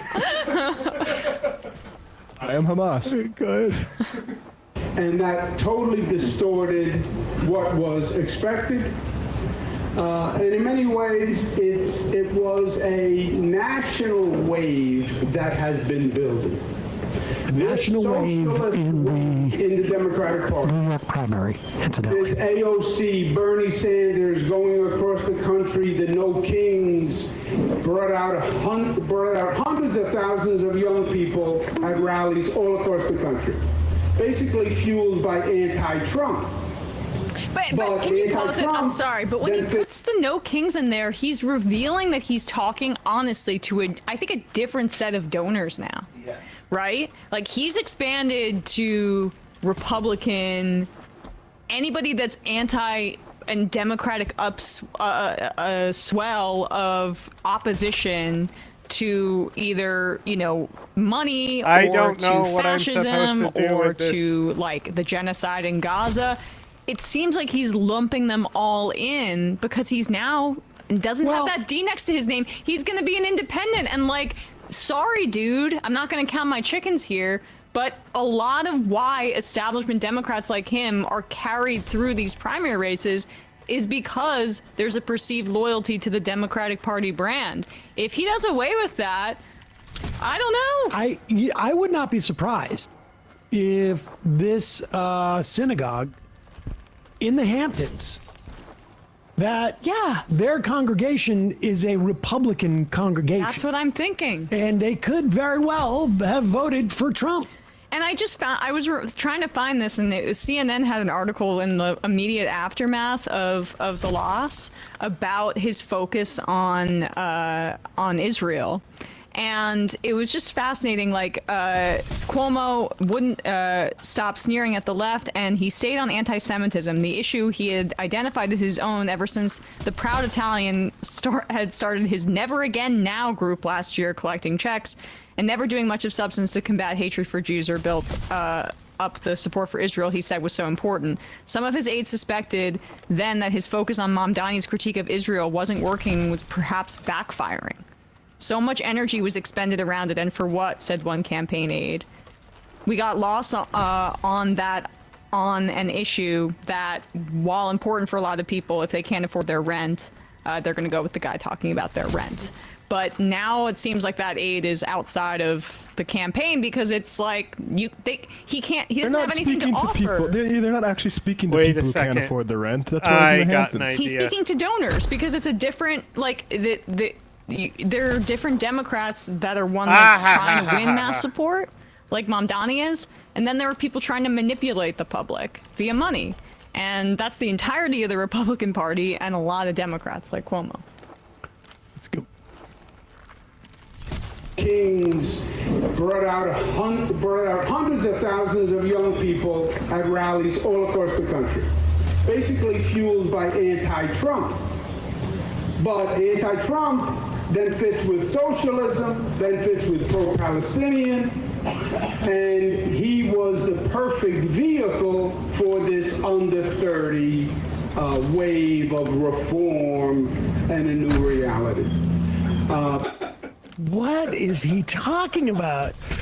This dude, honestly, it's like, look, I've been talking for over 3 minutes, and so I am going to get incomprehensible now. I'm moving into the incoherence of my speech. He's energizing people, which is, everyone hates, I know. Yeah. Let's just go, let's wind back to where I said I'm 100% Israel and wrap it up there. Just give me a check. Were they passing a basket or something at this time? And they're like, right, Vamp. he's just like, Vamp, did I say under 30? Those were the people. By the way, Marco Rubio, Lindsey Graham, and Eric Cantor have all fundraised at this synagogue.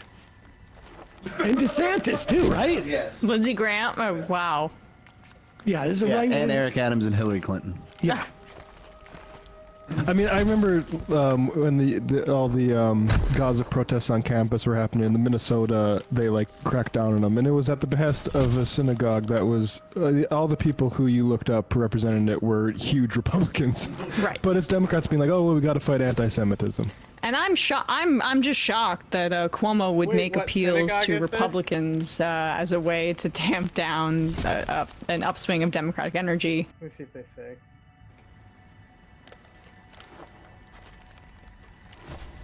Every day, a new case of corruption. The reference. Eric Adams is damaged goods. Oh, here we Every go. day, a new case of corruption in the police department. They believe he's corrupt.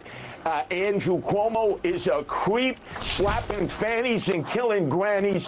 Everybody likes Curtis Sliwa. My favorable ratings are the highest in this election.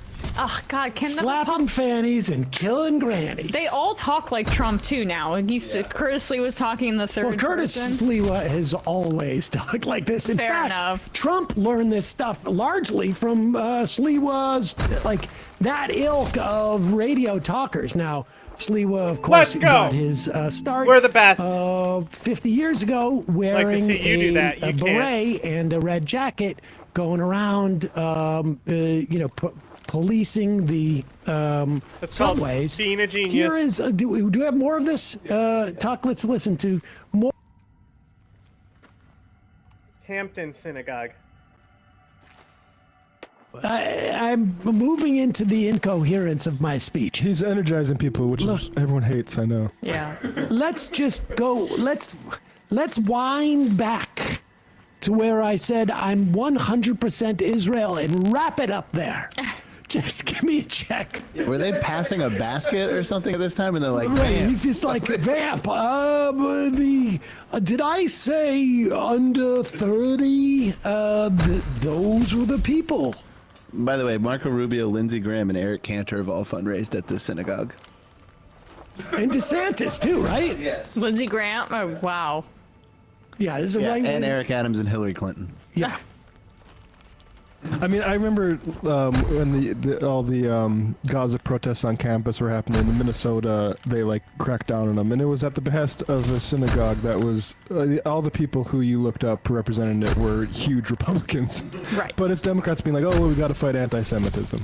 And I'm just shocked that Cuomo would make appeals to Republicans as a way to tamp down an upswing of Democratic energy. I'm joking. It's because it's exactly what he did with the IDC, except this is for donors. But turning, what people thought they were voting for Democrats into a functionally Republican caucus to hamper progress. That's been his selling point. There's one party in this country that should speak to working class people's interests, and it is being controlled by really rich people to support really rich people stuff. That's not only the Israel stuff, but also the abundance stuff. That's what's going on. It's not a mystery. The interesting thing about that is that James Carville was the one guy who sort of told on that when he said he was at a big Democratic, wealthy Jewish donors to the Democratic Party. I don't know what organization it was. And they would say to him, like, I can't vote for, I can't give money for the Democrats because of anti-Semitism. And Carvel was like, that's all bullshit. They just like the tax cuts. Yeah. And it's just a fig leaf. All right, let's read some IMs again. Oh, jeez. 242. You were riffing, dog. I mean, Cuomo. Cuomo at the end is like a libertarian on the phone. Exactly. Man, what do I do here? Kowalski for Nebraska. Today would have been my dad's 67th birthday. He passed in 2003 at 45 when I was 10. To what I would totally recognize today as a combination of work stress and toxic masculinity that set off a cascading situation of misery, leading to my mom to take painkillers for years just to function through the pain from a car accident in order to work, which ultimately caused her to pass away in 2013 at 53. I know now, as strange as it sounds after my info dump, that if not for privileges afforded to me outside of my control, like race, gender, physicality, timing, and geography, I would have made it to a relative level of success today because of the system privileges people like me. This has instilled in me that these privileges should be basic rights for everyone, so everyone can be free to choose what they want to do with their lives. Everyone should have the right to medical care, shelter, and food because my parents should not have been stressed to death by an economy creating scarcity for the profits of a few. Everyone should have the right peace of mind. We have plenty of resources to go around. Suffering is a political choice. It is 2025. It's beyond time to move past this. Left is best. Thanks for that, Kowalski. I think that is a sort of spirit that I'm a genius. is not uncommon to farmers, and if farming hadn't been consolidated and monopolized over the past 50 years, you'd see a lot more of that. Thank you, Kowalski. No. All right, let's read Come on. 10 IMs. Massive Madness 781. I want to call to shout out a progressive primary challenger to Seth Moulton in Massachusetts 6th. We'll put that on the radar. Brian, will you just make a note of that?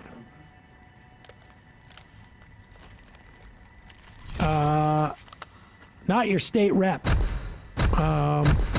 Punchable Faces needs to make a comeback based on that Jubilee thing, I bet. It's all down here from here, folks. The Spencer guy never got caught, just saying. No! Moodyapolis. Take a shot every time this fash bozo and surrounded video says, quite frankly, if you want to immediate liver damage. Yeah. Loser. John from the Berg. Lifelong Guardians fan here. The extremely racist history of our extremely racist former merchandise caricature was extremely racist. Guards went to the ACLS last year, and even if they didn't, tying the team into name into an iconic city architecture is so much better than a disingenuous herald to the horrible discriminatory tale of the first Native American in the league, co-opted to appease the most racist nerds who claim to have quit watching the team years ago. My father, the most devout, kind Catholic I ever had the privilege of knowing, would famously admonish his children, swearing in front of him by saying, "Watch your effing language." I swear that man, I miss that man so much. Bring back that kind of Catholic, not this weird incel freak stuff. Yeah. The Massive. Squirrel, DJT. I don't get it. Oh, about the shouting squirrel to distract from Epstein. Oh. I think, yeah. Tim Pool's Plunger. I recently read Bob Altemeier's big authoritarian fish in books, and it's background. crazy how much that 20-year-old book describes so much of Trump's hardcore followers. I tried to get him on before he passed away, and he was actually nervous about coming on. Oh, really? But because of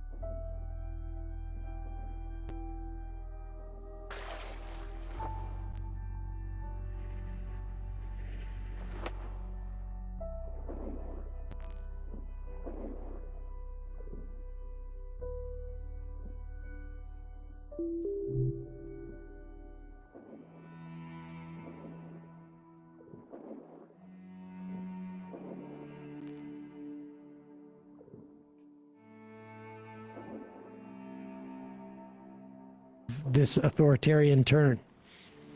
He was older. Prescient. He said during the 2016 election. You cannot reason with these people. You need to beat them. Yeah. I think, broadly speaking, that's the recipe for politics. And to the extent that you engage with them, it is to convince others to join you in beating them. Mm-hmm. Cori Bush was right when she wanted to expel representatives after Jan 6. That's what should have happened. Yeah. Crusty gnome. These fascist freaks do this poor man while ISIS media team released a video of ICE officers saying, "We don't profile, we take our jobs very seriously and follow the rules." And other things we need to say in case the courts get involved. Christo. Damn, Michael's been gone 5 years now. Rest in power, Michael Brooks. All right, 3 more. Cole from Little Rock. I was teaching a Bible class yesterday and talked about how a text was used to uphold slavery and had a woman look at me dead in the eyes and say, "I don't see a problem with it."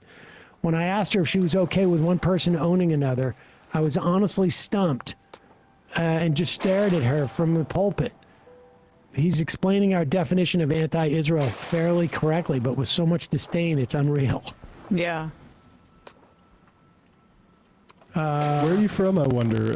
Because I've been run into... Cole from Little Rock? Where is he from? Oh, right. Yeah, well... My guess would be... Confederates Yeah. is who you're talking Little to. Rock. Probably people who trace their ancestry back to owning slaves. Yep. It's crazy, though, that people will still... will say that in public. That's...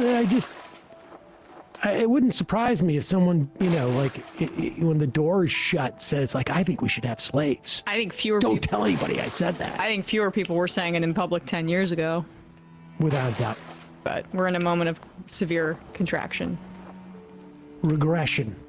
Hey, folks, don't forget to hit the subscribe button and check out our daily show. We do it every day at 12 p.m. Eastern for about 2.5 hours. We even take phone calls. You should check that out.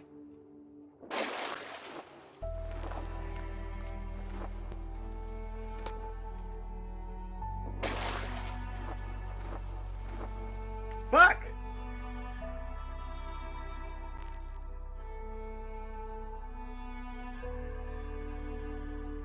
I've made a podcast. I've heard. We're doing a podcast about people who believe crazy shit. Right? Yeah. And you and I speak to a lot of them. Mm-hmm. It's our moneymaker. You know, I always got that annoying question from editors and bosses here at CNN of like, well, you know, can we put something into the story that's more solution orientated? Can we put in something at the end just to give people some hope? Like, how do we solve this problem? And that always pissed me off, frankly, because I'm like, this is, one, that's not my job. Yeah. And two, there's not an easy solution to any of this. This is life. But the podcast, I guess, is my naive attempt at trying to sketch out one part of a potential solution, or at least a solution where, you know, to have people to have people who might be watching our stories, a lot who have no sympathy for the people we interview and view them, frankly, probably as stupid or extremists or dangerous, to get to a point where maybe they could be empathetic. So that's why I've done this. That's why you're stuck here now. Mm-hmm. But you've been doing this a lot longer than me, talking to crazies. Do you think they're crazy? Is that what you call them? No, I call them baddies. But mine tend to be a little bit more, well, in the past they were more actively hurting society because they were racists and incels. But I suppose the QAnon types have seized power. Wait, how did I So get I in listened, this? obviously. I thought it was really interesting. You have this like couple talking about coming out of this kind of belief. And obviously the podcast gives you more time with these characters. But I wondered if you think that not having the video also allows people to be more empathetic to the characters who are talking, because you're not looking at them and judging their social class or their education or if they're pretty or not. You're just listening to what they're saying in the audio. Absolutely. And I also think that this is just a lot more intimate, right, than sitting under some hot TV lights where there can be a crew of 7 or 8 people and multiple cameras being shoved in your face, and just so much things can go wrong. Yeah. And they get nervous. They're not their real selves. Yeah. So many people who I've spoken to through the years were comfortable talking to me and even using their voice, but they didn't want to go on camera. Mm-hmm. So I did view this one as a way to maybe talk to more people who otherwise wouldn't ever share their stories publicly in this way.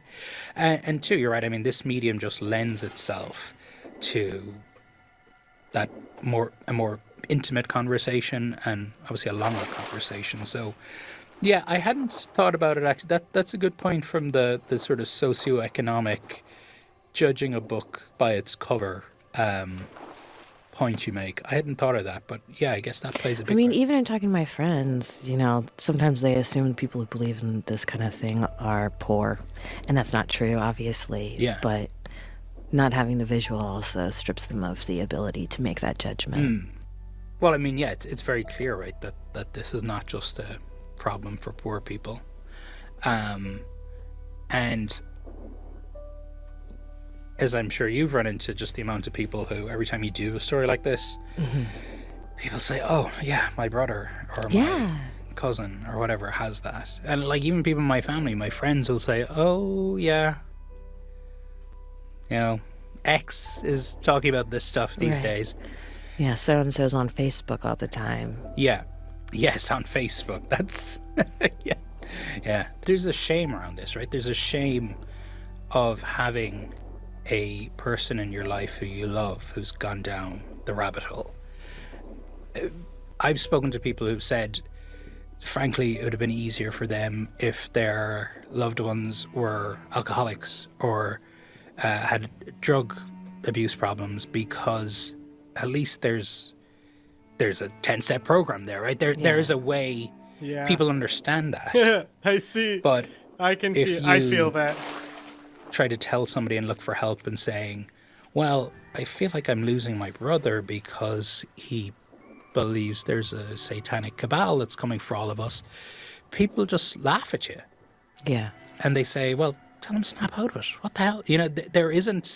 We don't have that empathy, I guess, for people who believe this stuff in the same way they might be struggling in other ways, Yeah, for sure. I spoke to this one woman who tries to get people out of extremism, who told me that one of the problems she faces in talking to those people is that there is a lot of crazy stuff that's true, that really happened. Like MK Ultra is real. Yes. COINTELPRO was real. The FBI really did try to get Martin Luther King Jr. to kill himself. And so it's very difficult for her to help them separate out the real things that actually happened with their grand theories about the world. And I think we saw that in the past few years, right? Yeah. Specifically about the COVID lab leak theory. Right. I know. Oh, what do you do when they ask you? Okay, sorry. Well, yeah, I can. What do you do when they ask you what you really think happened with COVID? Yeah, I'm normally pretty honest with people. I try to be.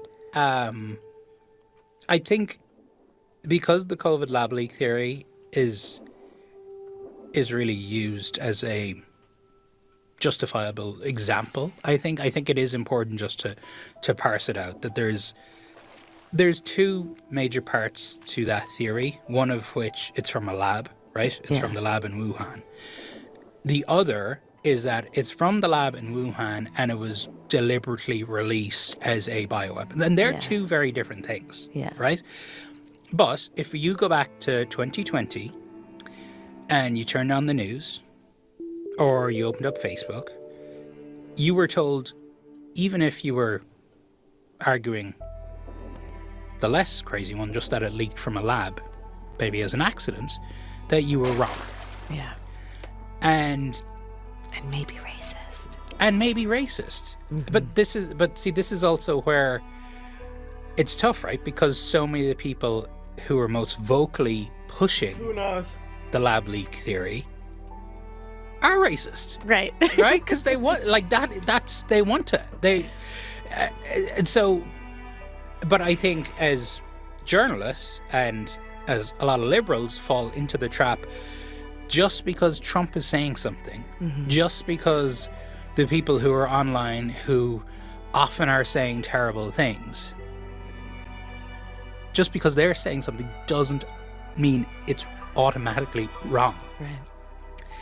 Now, I do think there's a bit of like revisionist history here going on where, again, there was two parts of that theory, the lab leak part and the part that like big evil, this was deliberately released, Yeah. And what I have seen, because a lot of folks who, were saying this at the time are now obviously looking back and again making the argument that there was, you guys tried to stifle debate. However, a lot of the people who were saying, well, you shut down me when I was talking about lab in the first place, are the guys who were saying, no, this was bioweapon deliberate. So I do, like, there are shades in everything. There are shades of, there's a range within that theory that goes to more I mean, it hasn't been any proof that it was legitimate, that it was deliberately leaked, obviously. Begin of. Let's go.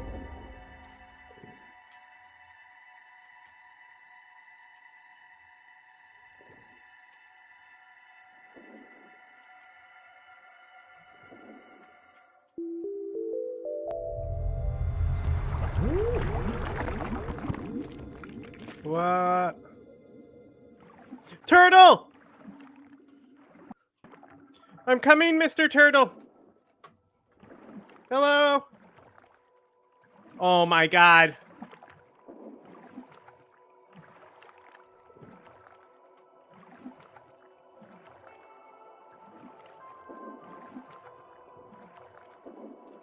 Let's go. This is the greatest game ever.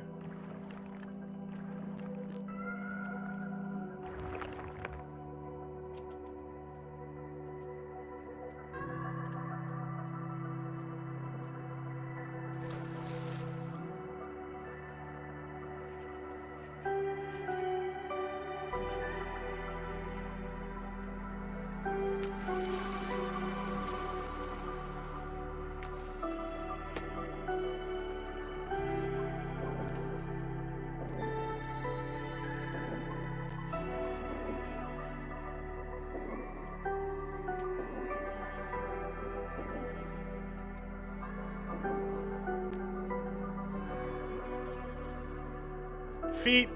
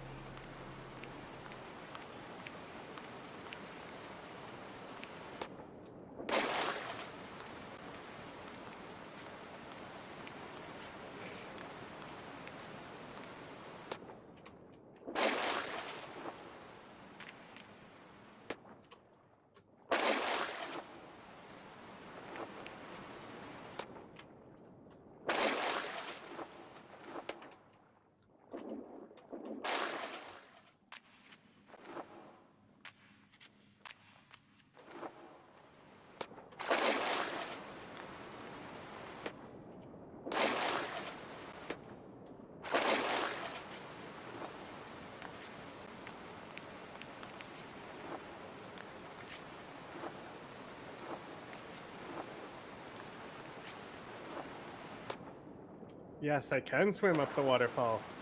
Let's go. Hello, goddess.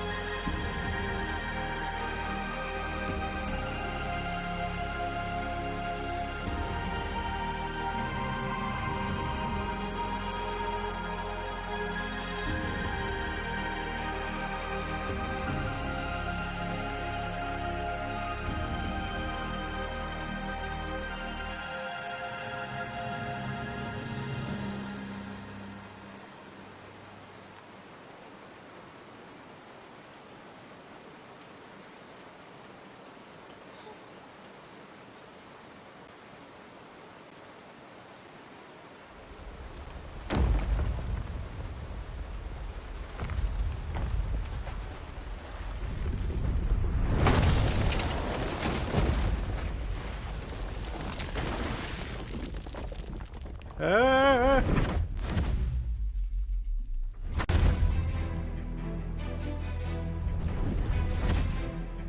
Let's go.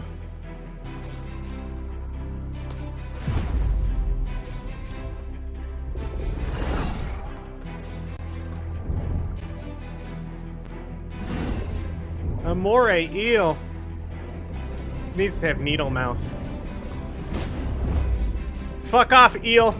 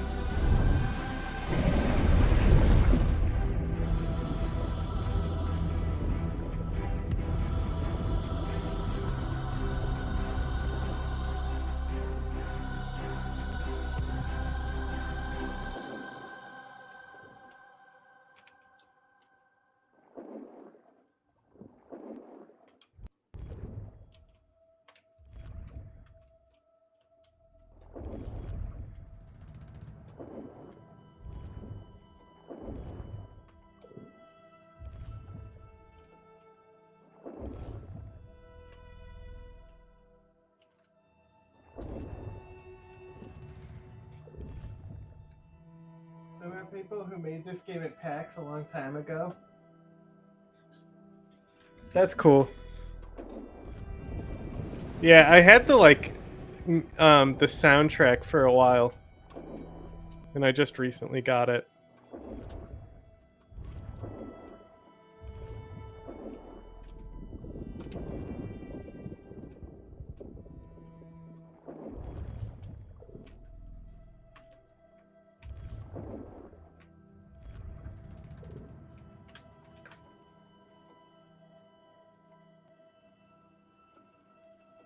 Function research is real.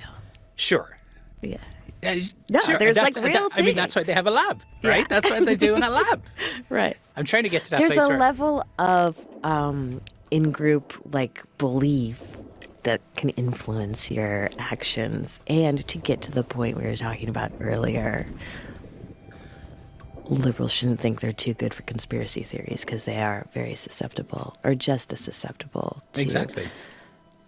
Rosie O'Donnell, yeah, who has moved to my homeland of Ireland. Oh yeah. She has fled because of Trump, and she has a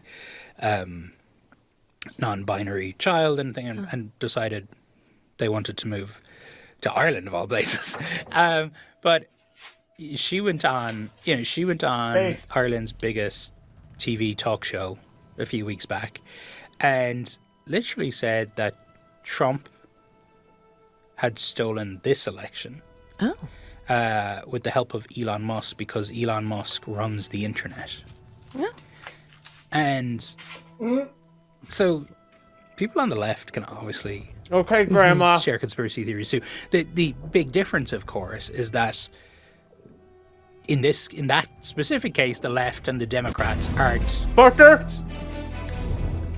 sponsoring. Now you get out of here. Endorsing that point of view and going to the courts and bringing people to the steps of the Capitol, etc., etc. But to your point, so concerned yes, right now. It's not just people on the right. Fuck you, Stinky. You talk in the podcast about the way people always ask you a question I get as well, which is, how can you possibly talk to these people? What do you tell people? Well, I mean, the real truth is because I want to. You know? Yeah. Like, that's the real truth. I don't usually say that. Yeah. But, because it's interesting. Yeah. And important, I think. Significant. But I think when people ask Turtle! that question, how This game rules, bro. Because you've come face to face with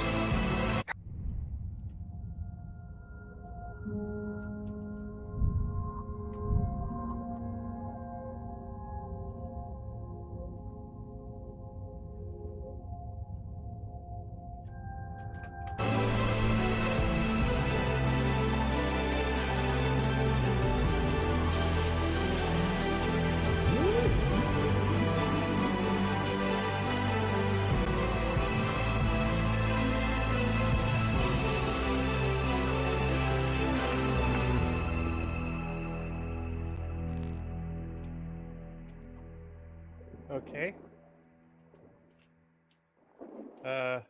Is this where we started?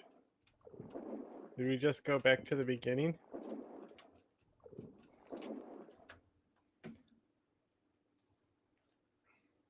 Turtle's my homie.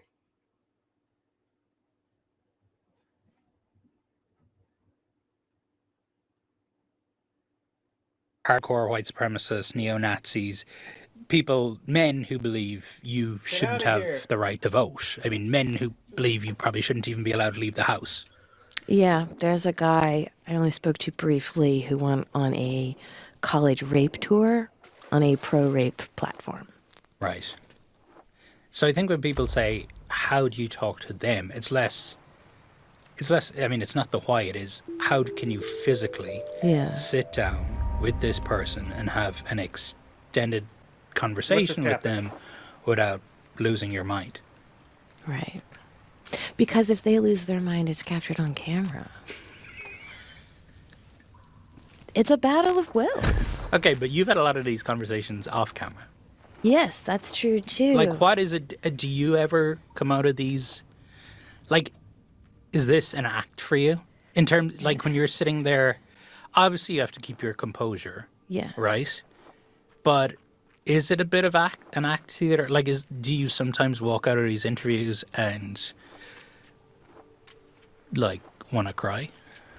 Never cry. Well, I'm more of a rage monster, Hmm. personally. I'm more of a anger. How many doobies did she smoke before she came on this podcast, bro? He must be smoking some heavy doobies. I don't know. I think interviewing jihadists is a little more interesting because there's a spectrum. Like, there's a spectrum where there's a lot of hate on one side, and then there's a whole other, like, side of things where you totally see where they're coming from.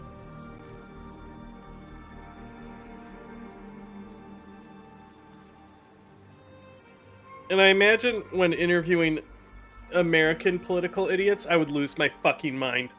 Because I left to go talk to jihadis because of how annoying Trump voters were in the first election. That's my You go to the trapeze character or flaw. whatever. You're an acrobat, right?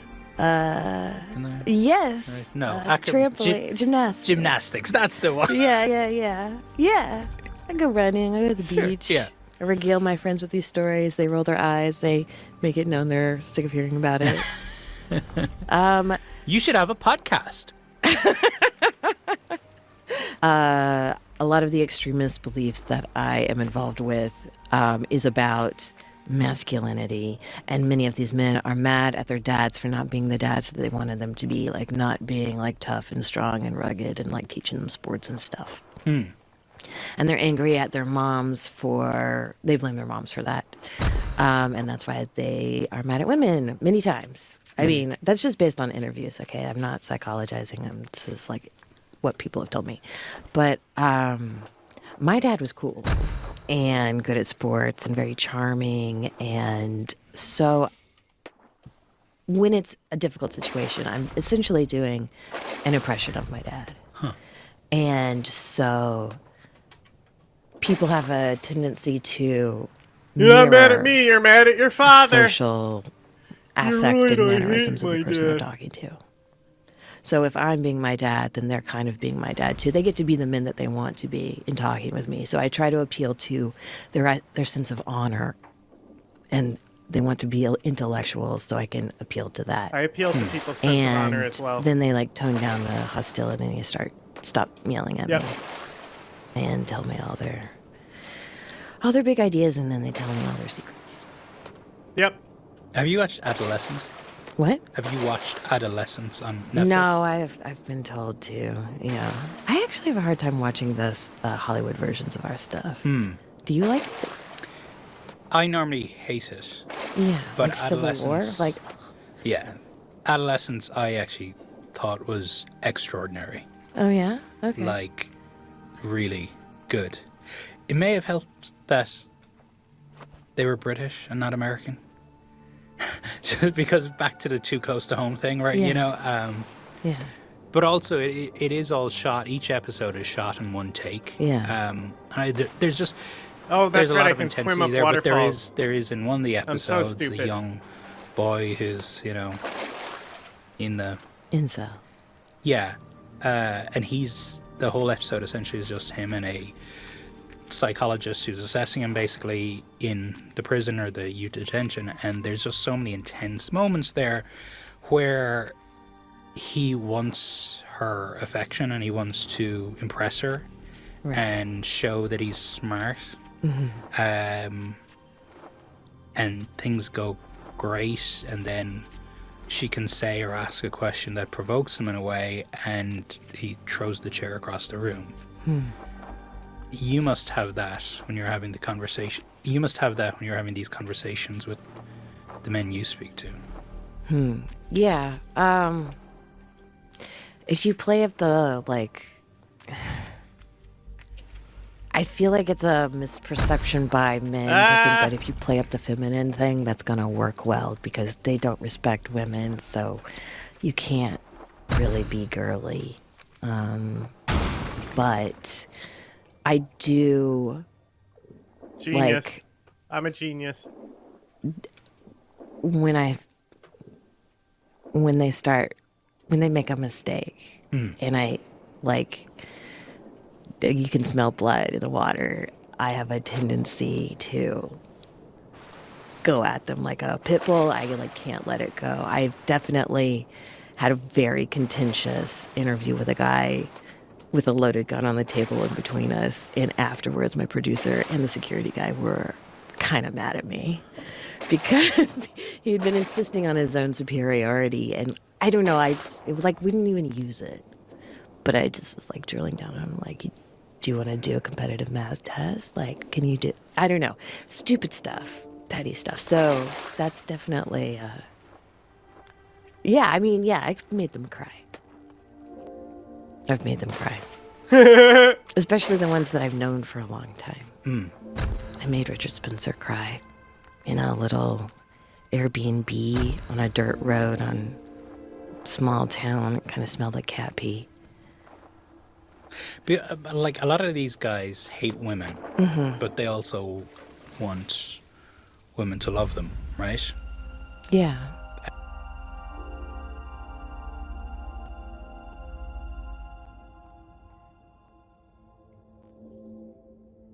Oh, shit.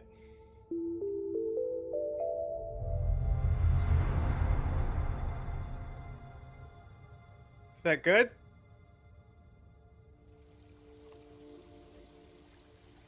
Is this where I'm supposed to be? Do I go this way now?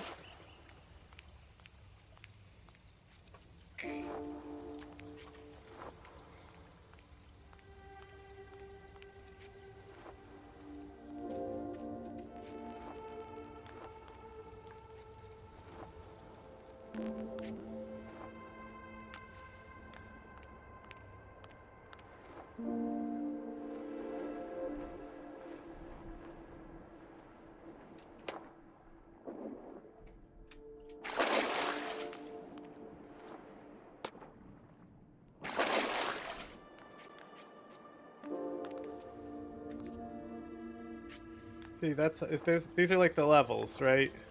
There's like a hub where I can select the levels.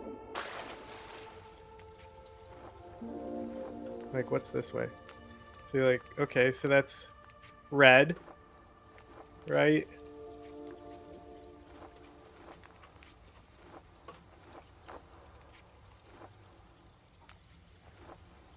What happens if I go this way, where I can swim now?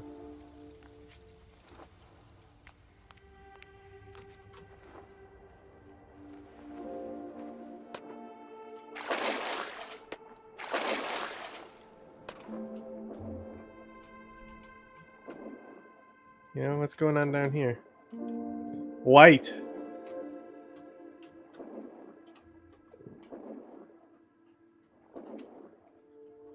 Hey, what's that?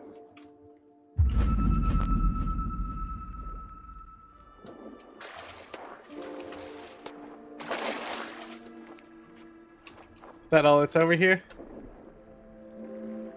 Just some circle?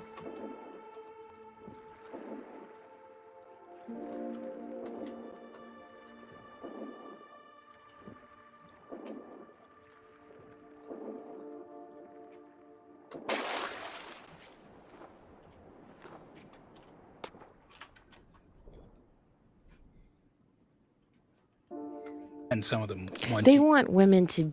They want a woman to give them status, so that other men don't think spank me. Cool. It's yeah. The woman is a prop. But some of them.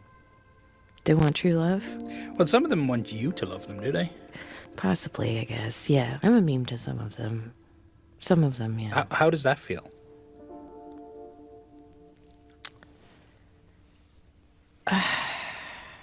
Well, they're less dangerous that way. Like, I don't want to get like attacked or something. I don't know. That does not.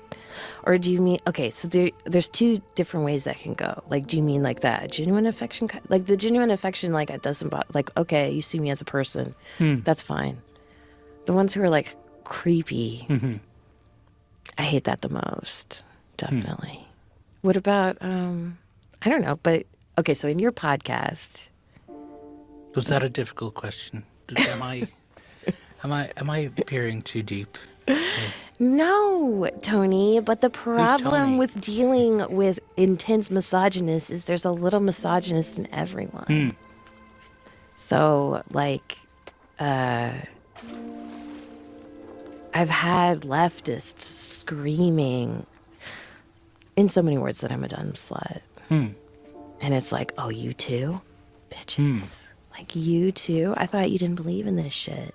I think like, any man is capable of that, right? Fuck I know, leftists. but in their worldview, we are Why bad do you care about because we are the leftists? handmaidens of the oppressive white supremacist war machine or whatever. So it's like, but Oh, you're it's actually yellow you over still here. believe in it if it's against one of your. Yellow? Are you going yellow time? Yellow time? Yellow time? Yellow time? Yellow time? Yellow time? Yellow time? Oh, what's this? What are we doing? What's happening? Hello? You want to go over here? Okay. Is this what we're doing now?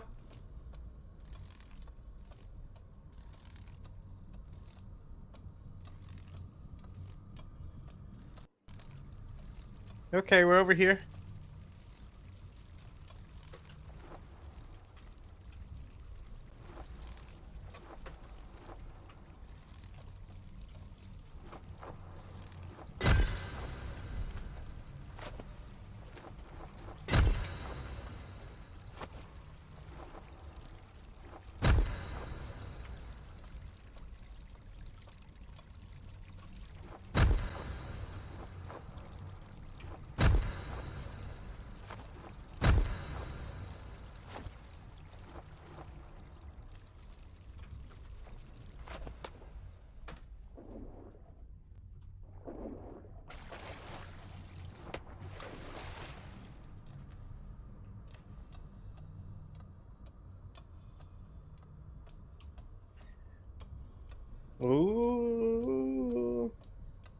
Ooh, what do you do? Ah! All right. Oh, and it starts fading. Uh-oh. This is not going to be annoying, I'm sure.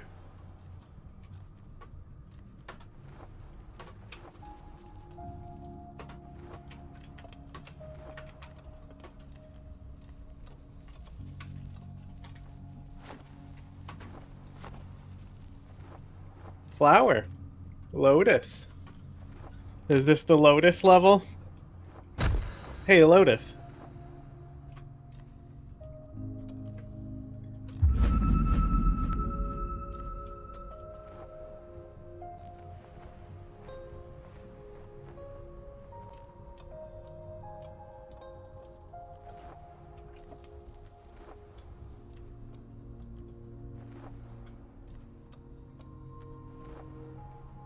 I don't know what I'm doing.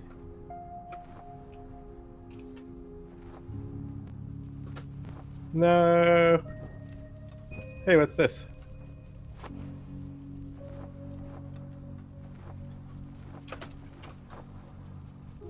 Son of a bitch. Opponents. So yeah, it pisses me off. But you think they talk to you just because you're Irish?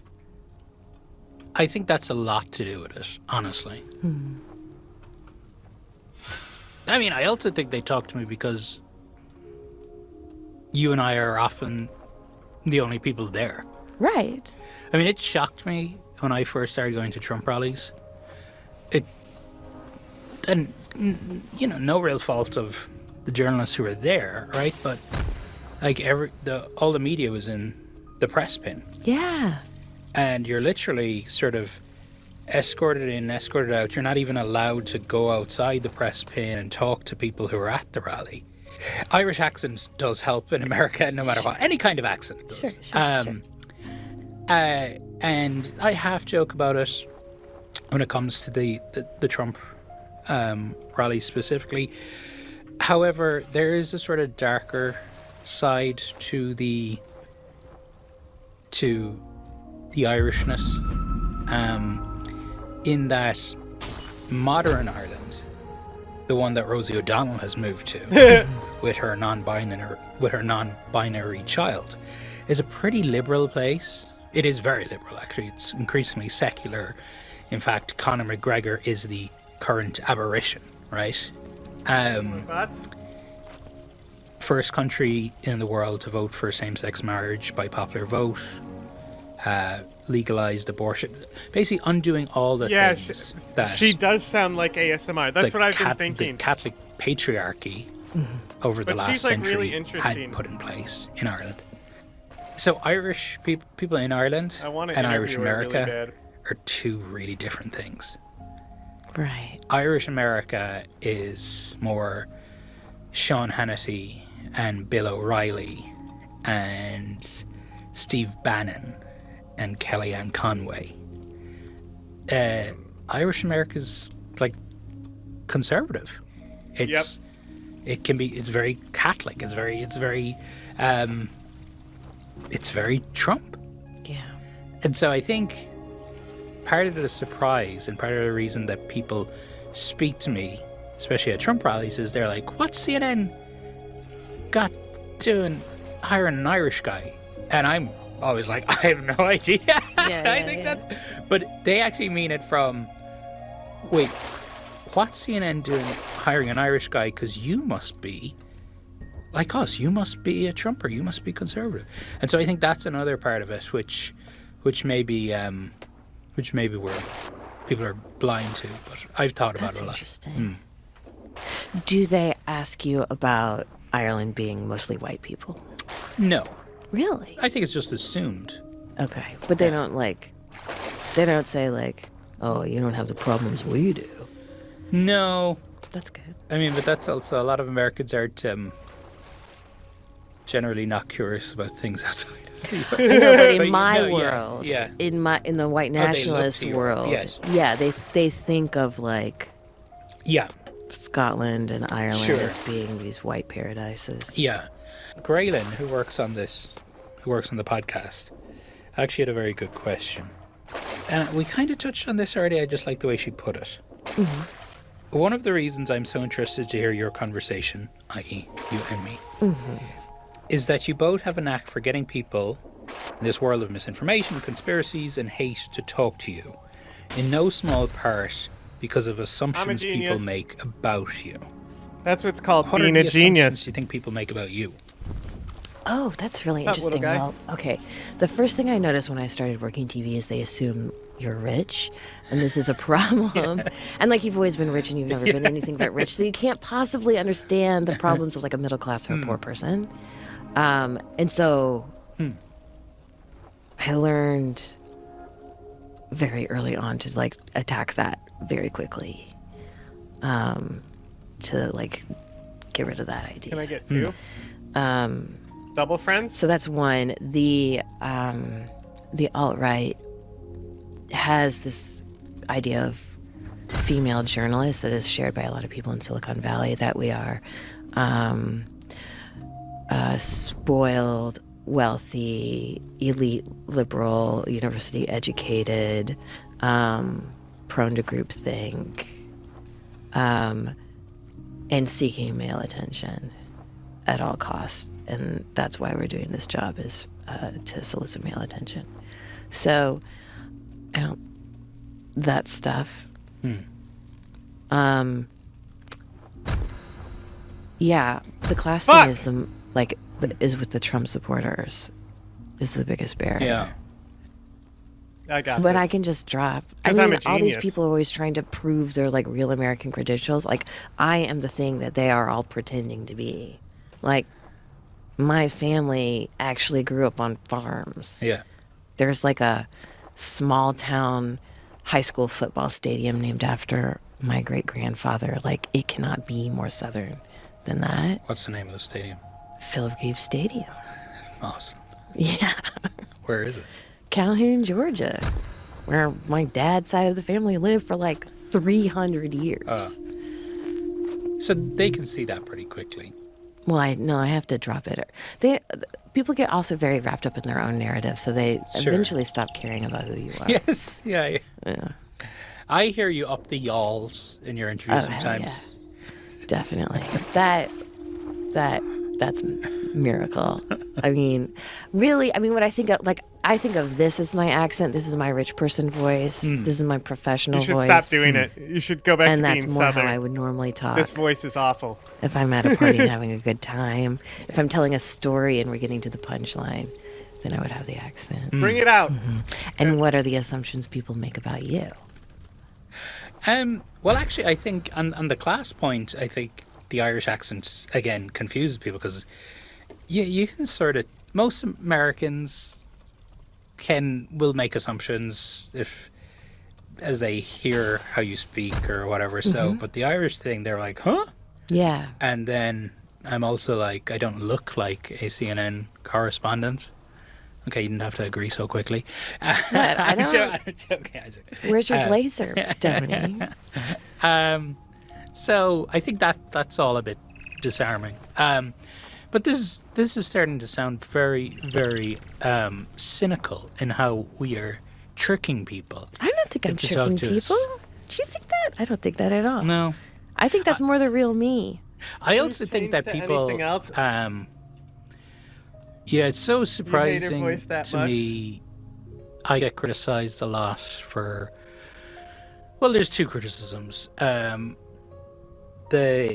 thing I get a lot from talking to people who are maybe in hate groups, or let's not even go that far, just people who are into QAnon and stuff. Completely bat crap crazy. It is quite clear to me, and we're going to have, I think, Mehdi on at the end of the week to talk about this because I'm very curious about this. But based upon what his claims were, it's quite clear to me that he presumed he was going to be talking to people who would defend some of the most extreme things that Donald Trump has done. And I don't think that he was aware, and I find it very hard to believe that. Well, I know he couldn't have been aware. Turn my head upside unless down something and was shit. dramatically different in the way they put this together. He says it at the end of the video. He's arguing with a guy, and he goes, "I was told far-right conservatives, not fascists." Yeah, and I find it hard to believe that Jubilee didn't know what they were doing here. I want to reserve judgment until we get an opportunity to talk to him before I start using terms like sandbag. But the flip side of that is that Mehdi's a very difficult person to sandbag. Exactly. But here is one of the fascists that he sat down with, and I want to be clear, that's not hyperbole. Right. You're not insulting the Trump supporters so much so that they're never ever gonna appreciate left-wing ideas ever again by calling them a fascist, being so mean to them. They actually, this guy says it outright. Oh yeah, and this guy says, no, I'm actually more fascist than Trump. He's not fascist enough for me. But understand, the context and the promotion that got us Trump, you don't like get to rein that in. That doesn't, when you start this ball rolling, you don't get to control like, oh, okay, well, we've been promoting fascistic roll-up immigrants, demonize them, demonize black people, demonize women, demonize any policies that make sure that if you're working at an agency that you're not discriminated against. And we're able to land this plane on a dime. No, a lot of times what happens is you miss the runway. And here's a guy who clearly is a product of that. Nice to pleasure to meet you, sir. Mehdi, lovely to meet you. So I would say that with Trump being anti-Constitution, I don't really care, to be quite frankly. Okay. Because in regards... All right, pause it. I just want to note that, you know, Mehdi goes in there and goes like, oh, well, these are going to be conservatives who, you know, have some type of rigid notion of the founding fathers and the Constitution and patriotism and whatnot. And this guy says, I don't care if Trump follows the Constitution, and fully half the room clap. And he had that Stephen Miller joy in his face when they clapped too. Totally. Yeah. Really care, to be quite frankly. Okay. Because in regards to the Constitution is a document that should seek to serve us. Yeah. And when it fails to seek to serve us, that can be amended. Laws can be changed. And quite frankly, the fact is, we're defending things in this country that shouldn't be defended. The First Amendment should not defend pornography and making children and women be victimized. Making women and children be victimized as a result of that. I think things like blasphemy shouldn't be allowed per the First Amendment. I think that, quite frankly, there are a lot of legal processes that are enabling criminals and bad. Wait a second. Blasphemy. This is funny. And now we're going to find out that this guy is a hardcore Catholic. Like I said, I just broke the law. Same ideology as the Taliban. What is it? What did you say? I said God wearing a bra. Blasphemy. I mean, lock him up. Also, I mean, where do we, like, Earth is not the center of the universe. Cuff me. Right? Like, I mean, people like, how far back are we going now? To me, this seems like Jesus a guy. Christ, calm down. Yeah. This is a Nick Fuentes viewer, right? Yes, like Fuentes has been increasing his footprint to the right of Trump and basically saying that Republicans now are not committed enough to the white nationalist project, basically. So this is where this is the waters this guy seems to be swimming in. Bad people to fully enact their will in this country in the name of the Constitution or following the Constitution. So quite frankly, if Trump is anti-Constitution, good. And I think he should go further. So this is wonderfully revealing of the modern conservative mindset. So I appreciate you spelling it out so openly. Just checking, do you support the Second Amendment? I do. Okay, surprise, I was shocked to hear that. I'm saying that Donald Trump is defying the First Amendment, the Fourth Amendment, the Fifth Amendment, the 14th Amendment. He's thinking of defying the 12th and 22nd Amendments. You're saying you don't care about the Constitution, but actually you do because you quite like the Second Amendment. You just don't like the bits that you disagree with. Can I just be clear on that? Yeah, absolutely. Okay. I'm more than willing to amend it and include whenever it's in your favor. Yeah, absolutely. Okay. So can Democrats do the same when they're in office? No, absolutely not. Because so you don't believe in democracy? No, I don't. Absolutely not. What do you believe in? Autocracy. By who? Honestly, quite frankly, anyone who is in line with Catholic teaching. There you go. Donald Trump is not Catholic. Pause it. Now, first of all, the people clapping around him, they want a Catholic autocracy. I will say that, like, it's very easy to be not in that moment and have a response. But at that point, like, you know, and you're in Mehdi's shoes, and of course you want to tease this out because it's important for people to understand what's going on in these like sort of, you know, dark corners of the internet, maybe not so cornery anymore. Yeah. But I think there's also value in going like, well, then get the fuck out of here. Like, what am I debating you for? This is not, I'll see you on the street.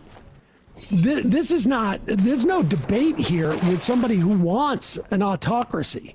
There's no debate here where, like, all you're looking for is to control and dominate through no processes of law, but rather your religious figure, get out.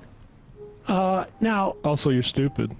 Well, aside from being, you know, a moron and all that stuff, it's also very difficult in that situation. If you're, obviously, Mehdi's like, what's going on here? Well, why am I debating somebody about this? This is not within the realm of policy, of democracy, of anything that is relevant. You might as well put in, like, you know, somebody who, I don't know, wants to talk about the best recipe for canopies. Well, he says, I believe in autocracy, so then the entire notion of debate is moot, because you believe in something that is not about democratic input or the exchange of ideas. You believe in something that is a power, top-down, authoritarian government. So then what is the whole point of debate? And this is, for me, anyone, I don't know, I don't understand the critiques of Mehdi here, but I do think that Jubilee is doing something where they're essentially laundering more and more far-right kind of people into what is considered a political debate and discourse space because it's more inflammatory the more fascistic you get. And I don't know, Mehdi is somebody who's probably experienced a lot of xenophobia and racism himself, and it seemed like the crop of people that they picked to debate him in particular had more abhorrent views. Oh, I got news for you. He not only has faced it probably generally in this program. Oh, I know. Was specifically told to get out. Right. Because he's an immigrant. Right. I will say that, like, I don't think I would ever do the Jubilee thing again, but if there was a similar type of situation, I would not sign my consent form until after. You know, I'll say, we'll sign the consent form an hour into this. Yeah. When I'm clear about it. Can I just make a point on Catholicism? I was raised Catholic, went to church every weekend. 25% of Americans were Catholic in 2007. Now it's at 19%, because most people see the people that stick around and are enthusiastic partisans of it, like this guy, as absolute freaks that are alienating to most normal people.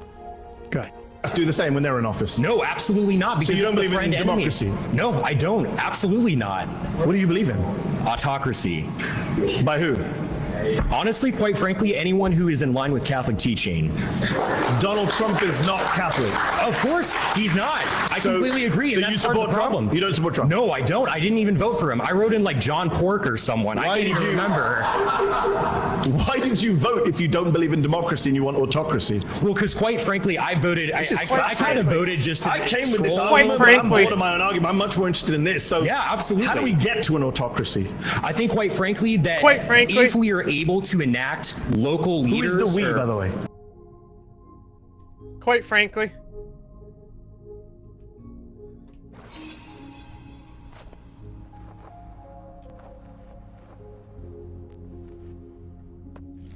So, well, actually, in history in this country and have roots in this country. For instance, from the Mexican-American War, we subsumed a lot of territory of people who have far stakes in this country who happen to be Hispanic or what have you.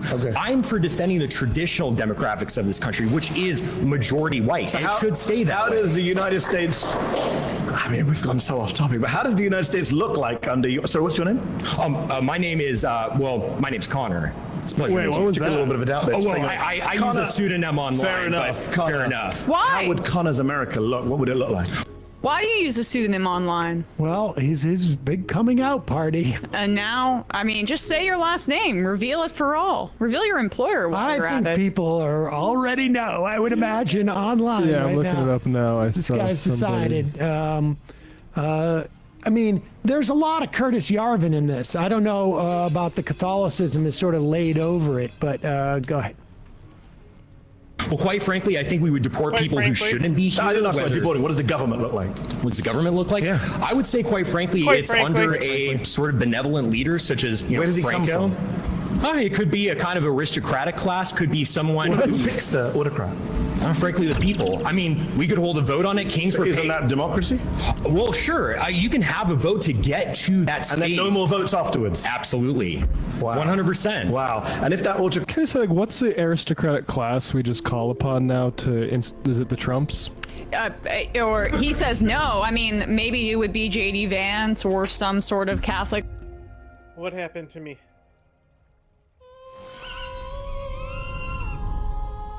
I can sing now? I can sing again?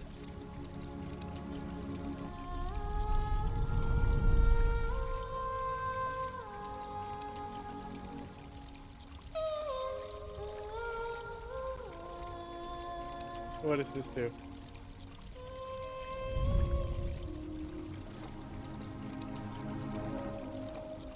What does singing do?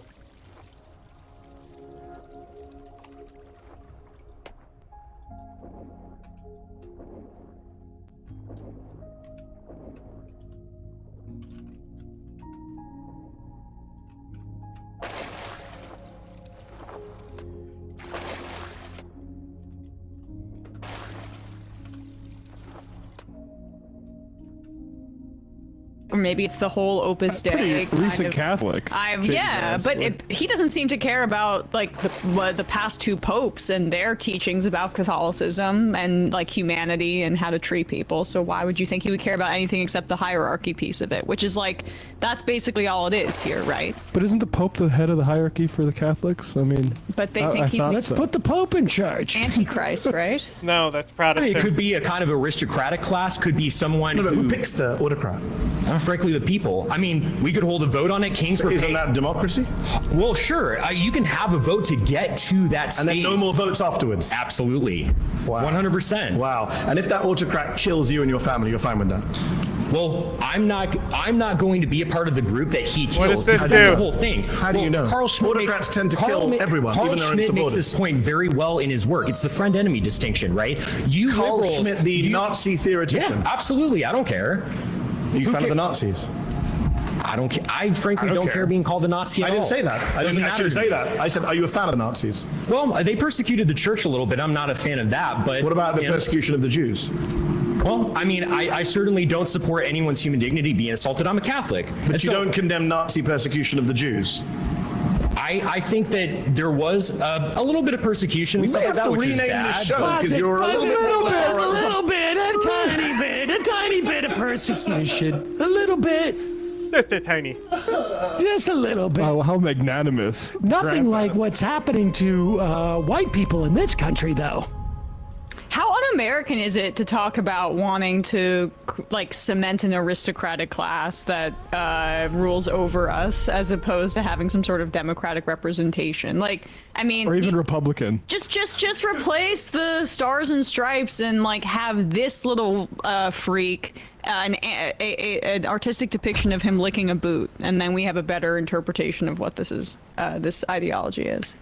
Franco also, I don't know, benevolent. Yeah. Yeah, but that's when you're talking about a king like you are, like a little bit of a little bootlicker, a little, you know, somebody that submits to authority and just rolls over and says, "Rub my belly, daddy." Then that's the kind of like thing you would throw out there about the authoritarian leader. He's so benevolent, so kind. What he gives to us. But you don't condemn Nazi persecution of the Jews. I think that there was a little bit of persecution. We may have to rename this show because you're a little bit more than a far-right Republican. Hey, what can I say? I think you can say I'm a fascist. Yeah, I am. Tucker Carlson laugh. Absolutely. I'm just checking who's clapping. I just want to get that laugh one more time. The Tucker Carlson sort of explosion of fascist The alpha delight. males are back. Yeah, this is how to get women, is to laugh like this. I think you can say I'm a fascist. Yeah, I am. Absolutely. I'm just checking who's clapping just to get my set of where everyone is on this. Because you know that millions of people are going to be watching you on YouTube and checking out who the fascists and the Nazis are. I'm not ashamed of that whatsoever. No, clearly you're not. During the pre-war period, prior to World War II, it was only those parties that properly enacted the people's will. That's why they won. The conservatives were fat cats. You in favor of killing people who aren't like you? Quite frankly, I'm not. You mentioned Franco earlier. Franco killed a lot of innocent people. Oh, well, he killed communists. He killed people who raped nuns and killed priests. What about children who he killed and women who he killed? What are you talking about? He never killed any women or children. He was Catholic. He only killed combatants. Is that what you're claiming? Yeah, he only killed combatants. Never killed any innocent people. The White Terror was only punishing those people who did acts of terrorism. And again, are you supporting like raping innocent women? Nuns, dude. Killing priests? I mean, priests don't brandish guns and kill people. You just refuse to condemn the Nazi Holocaust, my friend. I don't think you're in a position to ask anyone any questions. I quite frankly don't care what you think about me. If I'm a Nazi and being a Nazi, is mutual, so being a Nazi means upholding human dignity, because I even believe in your dignity. I don't, in a state that I was running, I wouldn't want to hurt you or anything like that. But quite frankly, I don't debate fascists. Okay. So do you concede then? I mean, why? Do I concede you're a fascist who won't condemn the Nazis? Yeah. Yes, I concede that. Okay, great. So I mean, what are we doing here? Because I mean, you just seem offended. What you're doing here, you just seem offended, to be quite frankly. Like, I'm offended by people who can't condemn the Nazis. Yes, I am. Okay. Well, I condemn the evils that they did, but I don't really care about being. Yeah, sure. I don't care about being called a Nazi. Is the whole thing. I never called you a Nazi. I care you about called doing yourself the right a Nazi, thing. a fascist, and a General Franco supporter. Well, yeah, I am a General Franco supporter. He was awesome. He was so super cool, quite frankly. Because you don't believe in democracy. Sorry, can we just pause it for a second? Because it's just amazing how he like uses even the words like terrorist. He kills terrorists. This very modern language and the usage of human dignity, where we're seeing like terms that are meant to kind of accurately describe how powerful nations or colonialism or how imperialism has affected primarily people in the global south, like the white genocide, were being ethnically cleansed from the United States, how easily the fascists reappropriate that language to make themselves into victims as opposed to the aggressors. And he's doing so retroactively with fascist European regimes and talking about like, oh, they were raping nuns, so this is why Franco's repression and slaughter was justified. Like, we hear this exact language by the Israelis right now because it's about language about Western domination and imperialism over largely like the black and brown over global here doing south. the platforming That's what it for is. something that I've already gotten. I mean, it's all part and parcel of the fascist playbook too, though. I mean, like the idea that you have an inner cancer and we're under threat. But using the modern 21st century fascist language to talk ahistorically about European fascism is like a way that the online right is trying to galvanize on current events to make like what was passed in the past rightly beyond the scope of acceptable political thought somehow enveloped in it there too. And Jubilee's doing that as well. That's the clip I saw from the promo that we played. I hadn't seen more of that, but they're leading with that because he's doing the most inflammatory argument that he can to get as many clicks. And this is where techno-fascism is, and on social media is like continuing to expand its reach, is that the more inflammatory the statement is, the more that the algorithms circulate it. So Jubilee knows this, and that's why they're continuing to book people who are further and further right, to the point where that guy just took on Fuentes' affect. He's just Fuentes without being Fuentes. Steve Austin says, do you think Connor from Jubilee is presenting as real, or do you think he's acting a role for the camera? Listening to these clips through the MR app, I get the phony paid to perform faux reality TV vibes. No, I first of all, I don't think there is really a meaningful distinction. I agree. I think this guy believes what he's saying. And really, frankly, I mean, the idea that this guy's sitting there is, I don't believe that Jubilee did not have the ability to vet this guy. Okay? I don't know what they're saying about it, but there is no reasonable idea as to why you would put this guy up here debating Mehdi, because he's not debating Mehdi. Yeah. He's not even remotely close. I mean, in my instance, I accepted the idea like, okay, they didn't know that woman would be so xenophobic. They didn't know that this guy was a fundamentalist who would fundamentally accept the premise that he wants a theocracy. I can buy that. But there's nothing. There's nothing in the claims that Mehdi has which they know about for weeks in advance. You know, like they worked with me on my contentions. I assume they did the same thing with Mehdi. We can ask him at the end of the week when he comes on. But this is bullshit. This is Jubilee just putting this guy on there for a show and really undercuts their supposed premise of trying to provide debates on these issues. Like, look, everything is clickbaity, of course. But if you're going to tell the person that you've invited on that this is going to be a debate about this, and you put somebody on who you know is not going to have that debate. They could have had somebody on there going like, you know, Mehdi says, the claim is that Trump is hurting the Constitution. They go, well, when you're baking a cake, you should use unenriched flour. That's my big contention. Now, of course, they do that. Everybody would be like, oh, well, what's going on here? And it wouldn't get the clicks. But it really is fundamentally the same thing, where this person's just going like, would you use 3 eggs or 2 eggs? Because what this guy's talking about is outside the realm of these kind of politics. And you could set up a debate where someone says, I believe in democracy, versus living under a religious despot, and then maybe have that debate if someone agrees to do it. But this is, I think, I mean, yeah, how is this different than like Jerry Springer bringing on members of the Ku Klux Klan and then black people and just saying go at it? Except if the black person was brought there under like a kind of false premise, essentially. Like, well, that's the point. I mean, there's more than a heavy dose of racism here. It seems like in the treatment of Mehdi Hasan. I'll just say 2 weeks ago, Jubilee did a debate between anorexic people and obese people. So. I mean, if people know that's what they're signing up for, I mean, look, it's not something I would watch. Bro, fuck Jubilee. But if people know that's what they're signing up that's for. That's fucking atrocious. And I think, listen, I do think that there is value in letting people understand, like who these movements are, what they support, how they operate. I do think there's value to that. And I do think that there's value in exposing them. And I do think there's a danger in, their platforming. But at the end of the day, like, I remember for 25 years, people were like, don't give Rush Limbaugh any attention. Okay.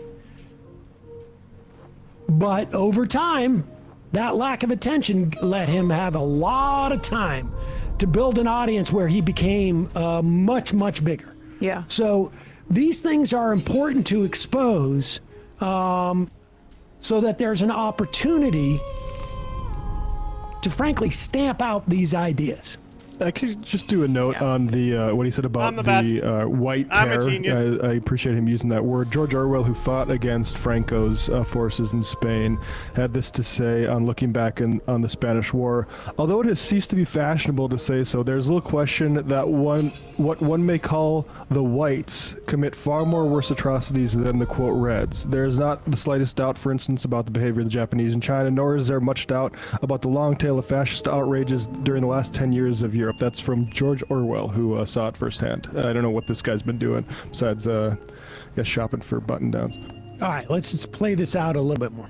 I condemn the evils that they did, but I don't really Against care the about Jews? being. Yeah, sure. I don't care about being called a Nazi. Sure. Is the whole thing. I never called you a I Nazi. care You about called doing yourself the right a Nazi, thing. a fascist, and a General Franco supporter. Well, yeah, I am a General Franco supporter. He was awesome. He was so super cool, quite frankly. Because the whole And you thing, don't believe in democracy. I don't believe in democracy. What are you doing here at a televised debate?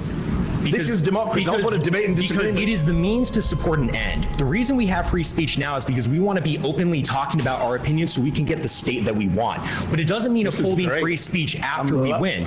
Again, I mentioned the only good thing about this fascist moment we're in is that you guys are so open about it. The whole It's great. reason I Say the mentioned quiet part loud. Keep saying whole it. reason I mentioned Carl Schmitt earlier, you kind of blew past him, is the friend-enemy distinction. Past him because of the Nazi Even point. liberals, when they take power, they want to enact policies and they want to enact protections for their people and their ideas, and they're willing to punish their enemy. And so I'm the same way. I'm like, hey, if you're going to punish me, I'm going to get in power, and I'm going to frankly punish you when you try to leverage power against me.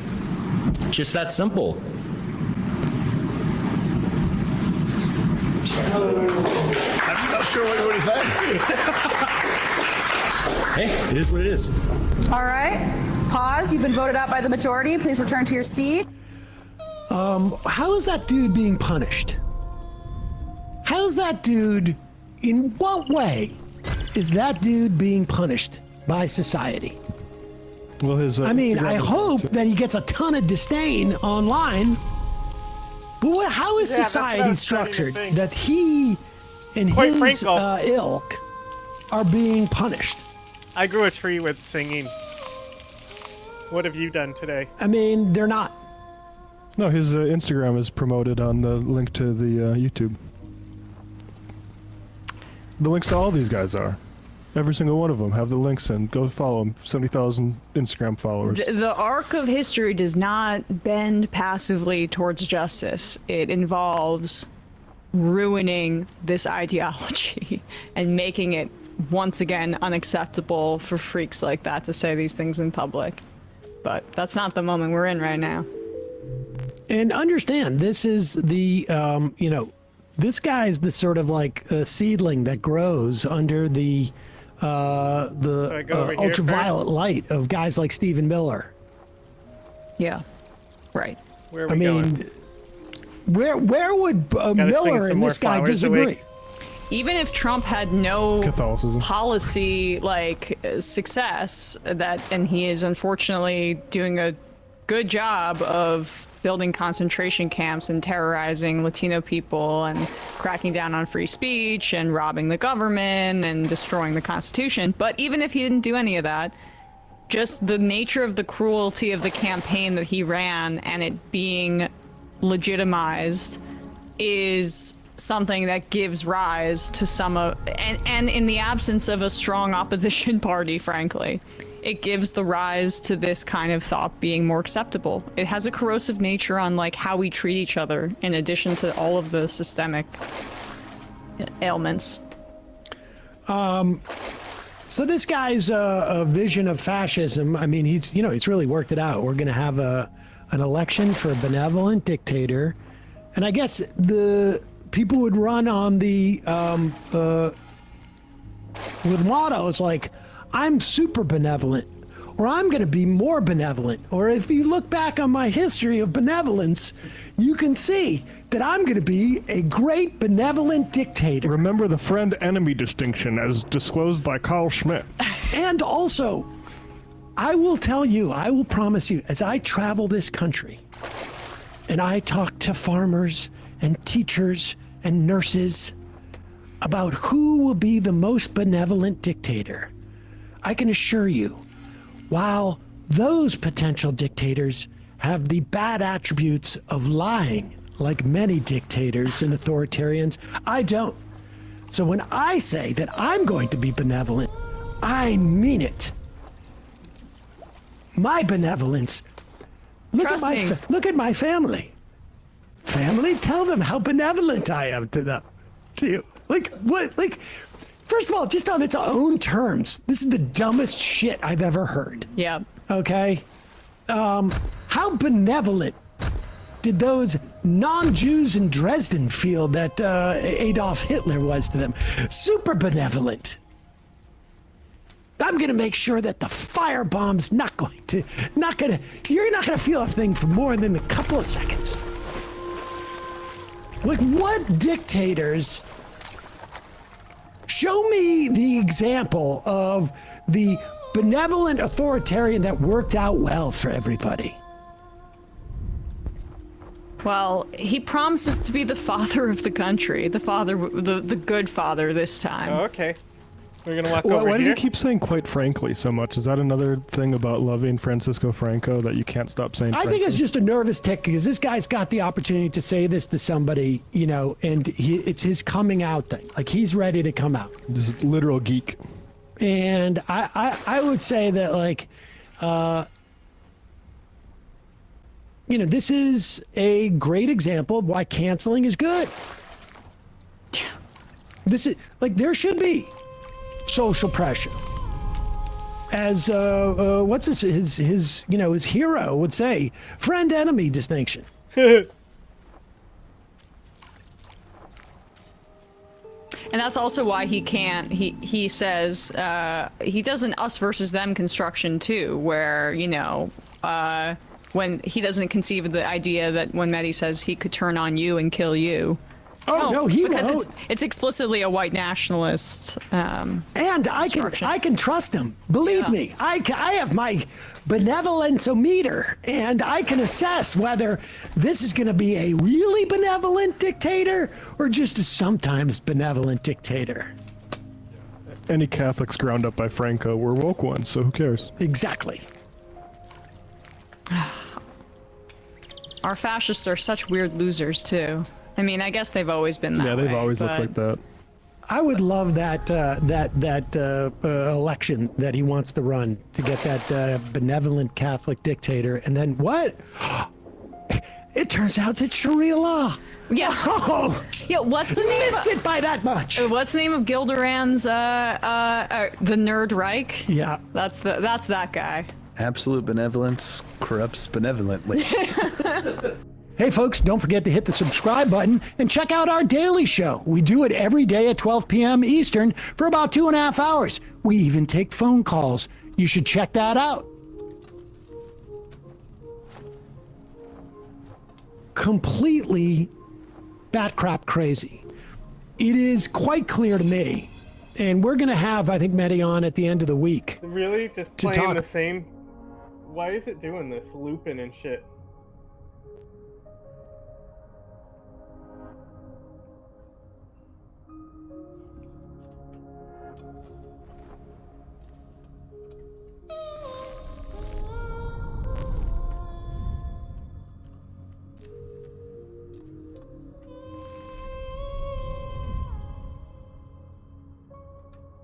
Jeremy, I'll begin with you. You've You cover Republicans. You've written extensively about the Trump base. You have said correctly that conspiracy theories are sort of coin of the realm for a lot in Trump's orbit.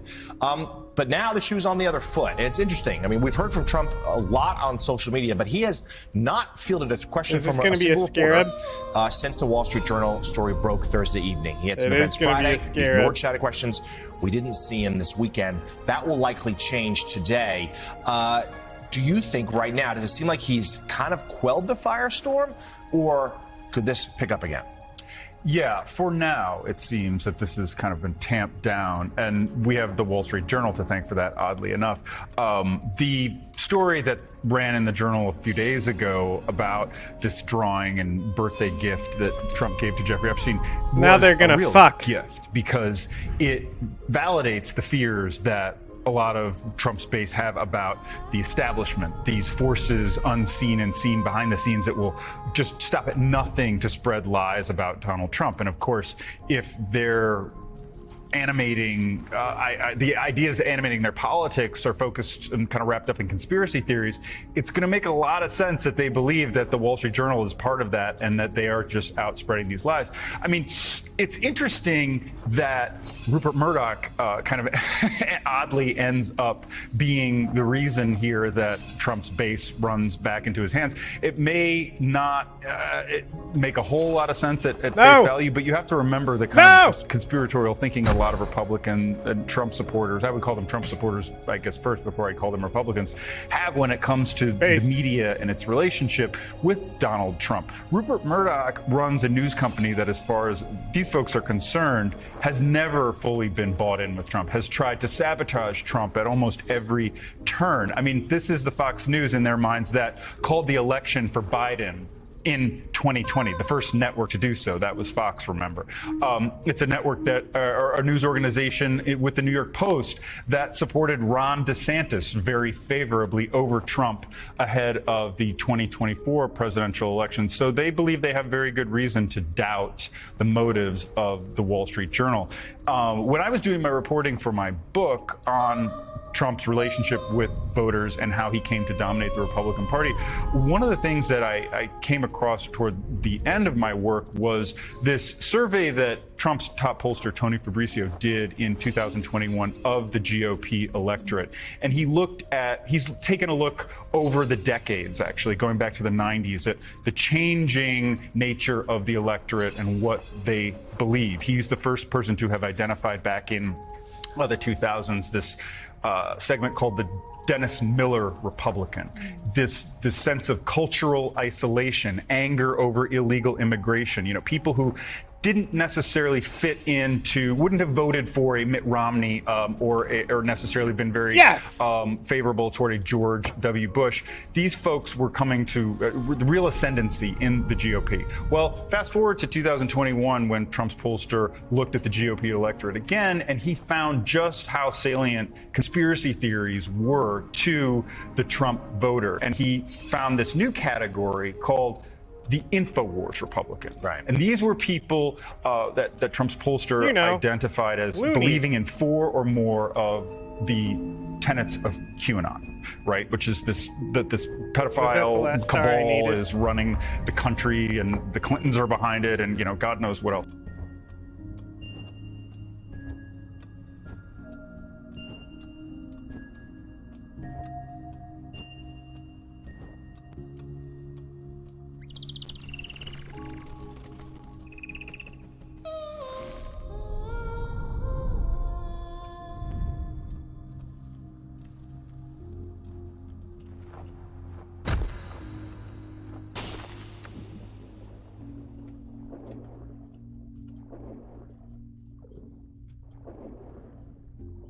That gold?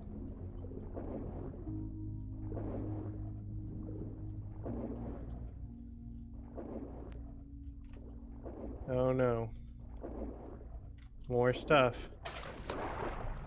Did I already come through this way? I've already been here? Hey, I guess that solves that.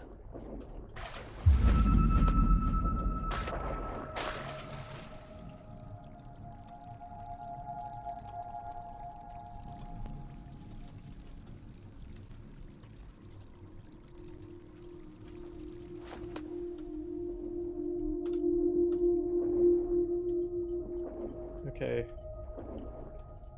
We'll go this way.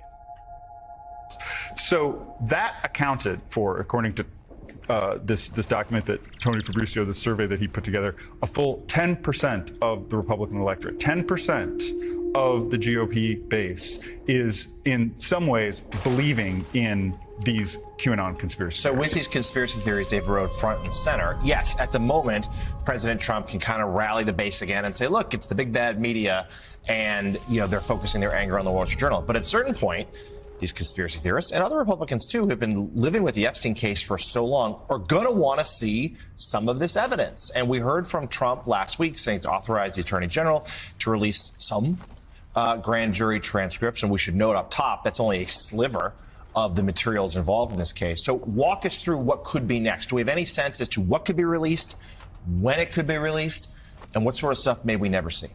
It's not clear, but my guess would be there might be some kind of hearing by the judge who this motion, it looks like, will go to the judge who handled the Ghislaine Maxwell trial and would have handled an Epstein trial if he hadn't killed himself. You're right. Of all the documents they could have requested, the grand jury transcripts is going to have the least amount of money. And the base may not believe this, but there are very strict rules. Like they're going to redact the names of other people that come. Let's go.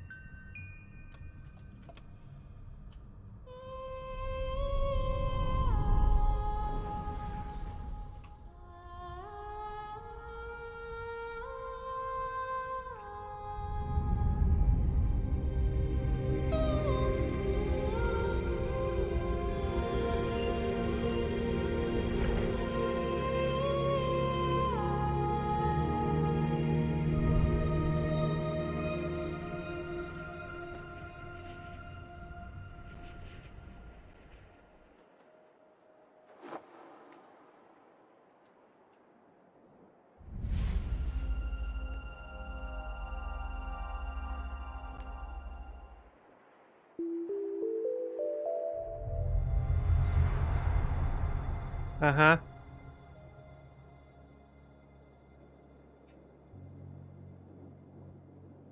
Up in that most of all the victims, absolutely, there should be redacted, but there's a basic tenet in American law that if David Rode is mentioned by hand during a grand jury proceeding, but I'm not charged with a crime, you don't use the power of government to just smear me, to put my name out. You have to be indicted by a jury of your peers. That's a basic principle of the rule of law in this country. So not much is going to come out of it. I have no idea what's going to happen in the next week or two. I leave that to the political.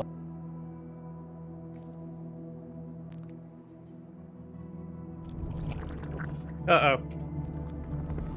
Here comes that fucking bird. Icky.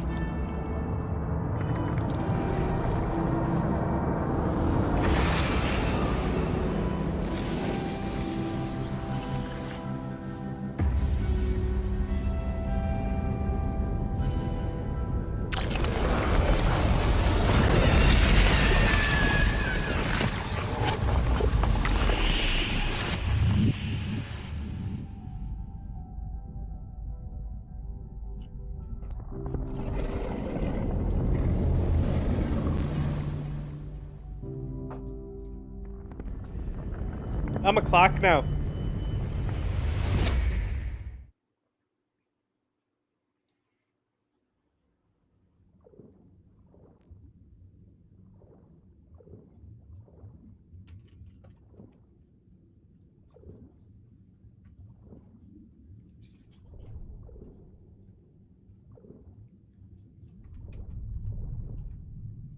Fingers.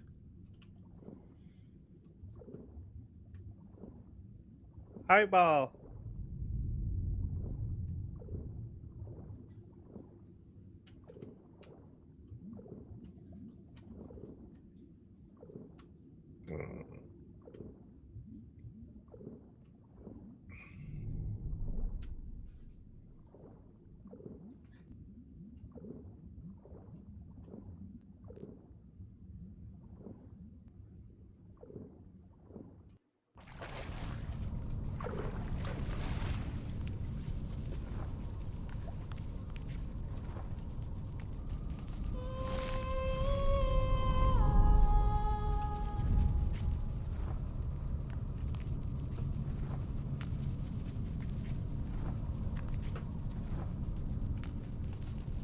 Let's first.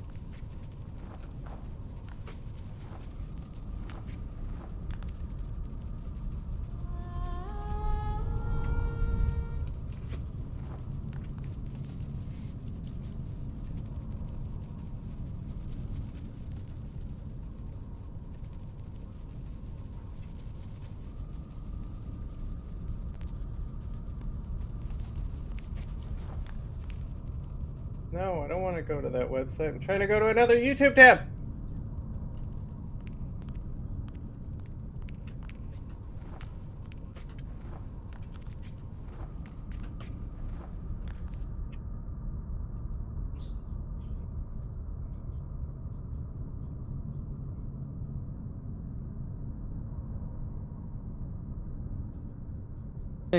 That America has to a warrior scholar. He is a Princeton PhD, 4-star general with battlefield commands and a global reputation for strategic ideas like the surge in Iraq. He was later commander of the U.S. Central Command and head of U.S. and NATO forces in Afghanistan. Petraeus retired from the Army to become director of the CIA, the Central Intelligence Agency. No way, that's what it Today, stands for? He is a partner at the global investment firm KKR. Petraeus wrote, with co-author historian Andrew Roberts, a best-selling book, Conflict, the Evolution of Warfare from 1945 to Gaza. He is a frequent participant in global conferences on national security issues. It is an important moment to talk about global tension as many look at wars in the Middle East and Ukraine and I saw a thing. Do I sing?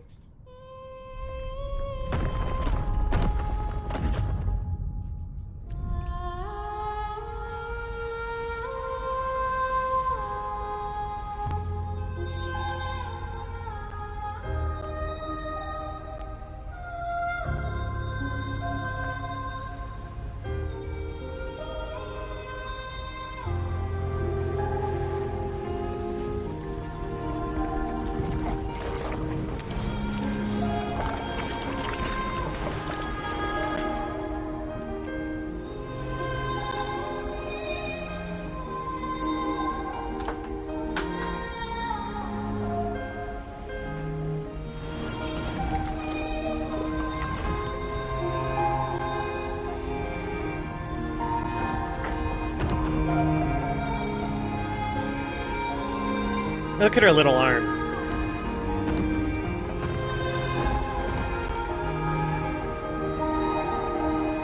Fiji, don't break that.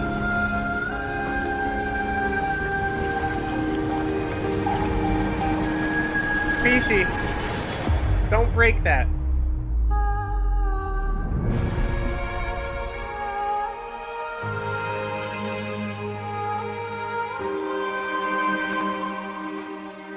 Okay, Zapata, I'll come grab you in a second.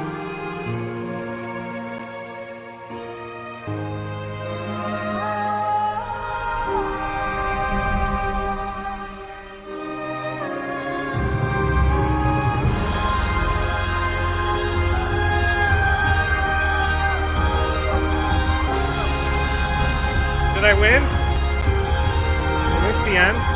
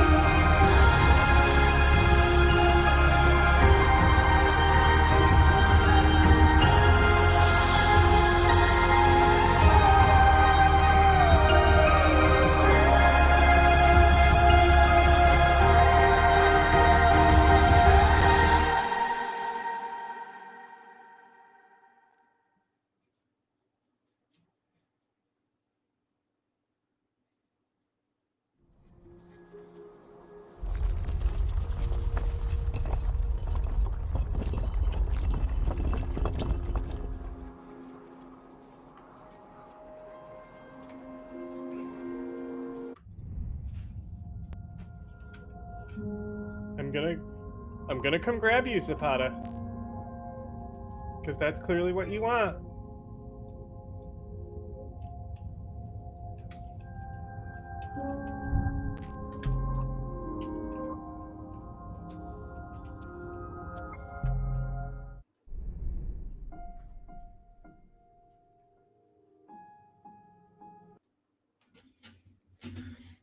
Consider the possibilities of spreading conflict.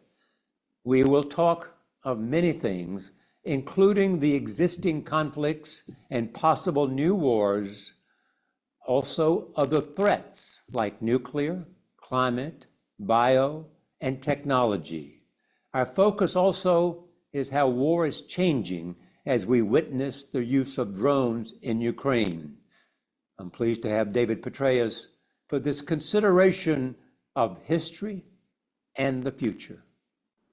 Charlie, it's just great to be back with you. I have so many great memories of this in the past, and wonderful to be reunited. Before I talk about issues, I want to talk about one thing that I have learned from you that is important to me. And it is part of leadership and part of other things. And it's like 4 stages. Get the idea right, communicate, implement, and adapt. Tell me about how you came to see that. This is the intellectual construct for strategic leadership that I developed between my 3 and 4-star tours in Iraq, Charlie. The same time we did the counterinsurgency field manual and overhauled all aspects of preparation of our forces and soldiers for tours in Iraq and Afghanistan. And the 4 tasks, the most important, of course, is the first one. It is to get the big ideas right, to craft the right strategy, keeping in mind that we failed for 13 years in Vietnam to do this. 8 years in Afghanistan before we got the big ideas right, and another year to get the inputs right. Iraq, the surge that mattered most was not the additional forces, it was the surge of ideas, a 180-degree change in the big ideas. So again, craft the right strategy, communicate the big ideas effectively through the breadth and depth of the organization and to all who have a stake in its outcome, oversee the implementation of the big ideas as the strategic leadership, provide the right example, energy, inspiration, hire the best and brightest, allow those not measuring up to move on to something else, how you spend your time, your battle rhythm, the metrics you use, and the organizational architecture that you design for the conduct of this endeavor. And then that all-important 4th task to determine how you need to refine the big ideas as the situation evolves and do it again and again and again. But it all starts first and fundamentally with getting the big ideas right. And there are too many examples in history where that has not been the case, not to mention in the business world, but then also keeping them right so you don't end up like Kodak, which had 2,000 patents on digital photography when it was the king of film photography and services, but failed to make digital photography the new big idea soon enough. Others got there first, and they've never been the same. When you look at the world today, what's the most important story for you? Well, I think it has to be, again, the evolution of our world from one of benign globalization just a decade ago. In other words, a world in which economics trumped geopolitics, to a world of renewed great power rivalries in which geopolitics are back with a vengeance. The holiday from history, as they say, is over. And it's all about that critical relationship between the world's 2 great superpowers, the United States and China, and managing that in such a way that the relationship, which has been termed severe competition by our former national security advisor, does not erupt into one of actual conflict, again, between the 2 great countries of the world.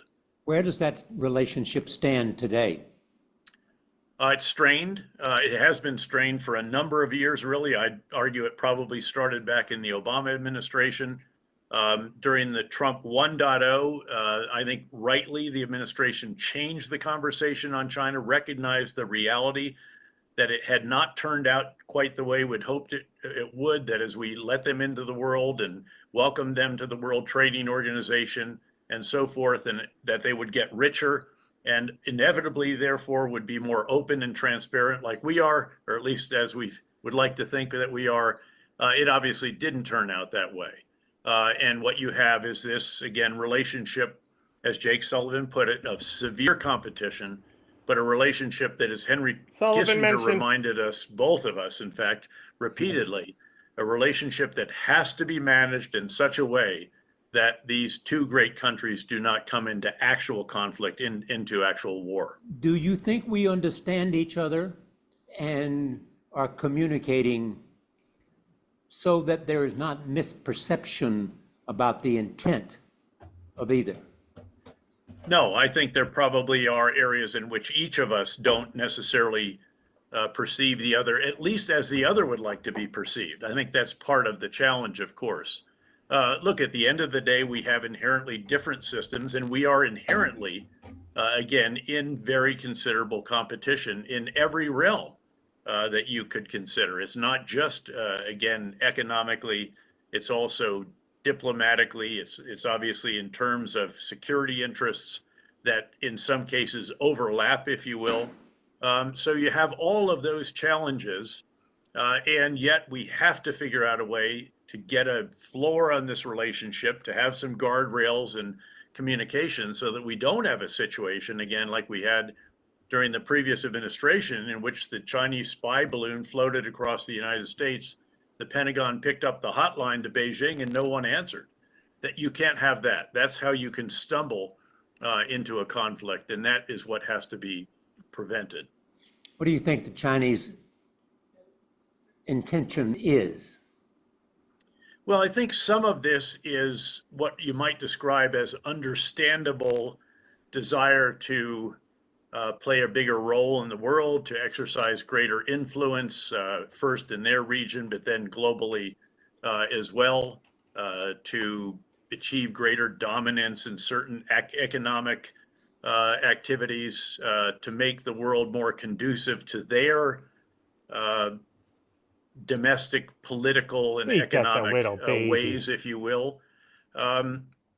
But then some of it seems to be overly aggressive as well.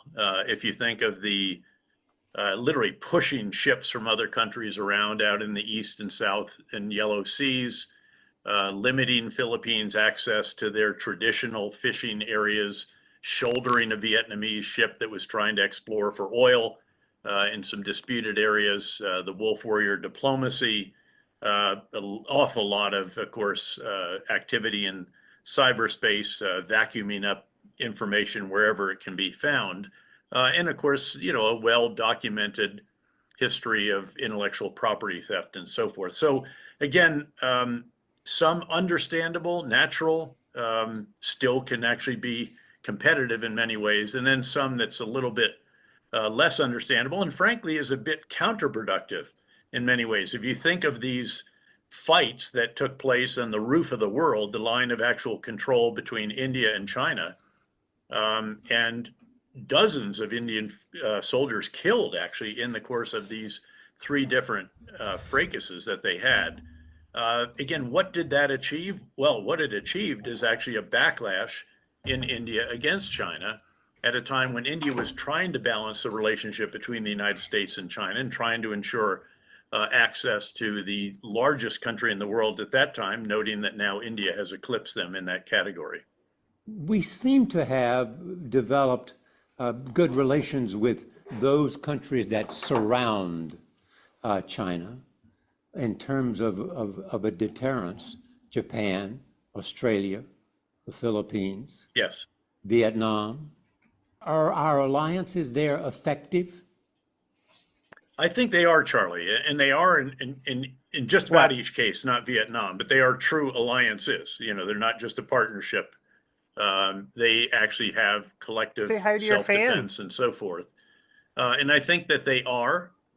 It was very heartening in particular in the previous administration to see the Philippines come back much more substantially into the fold, especially with the election of President Marcos.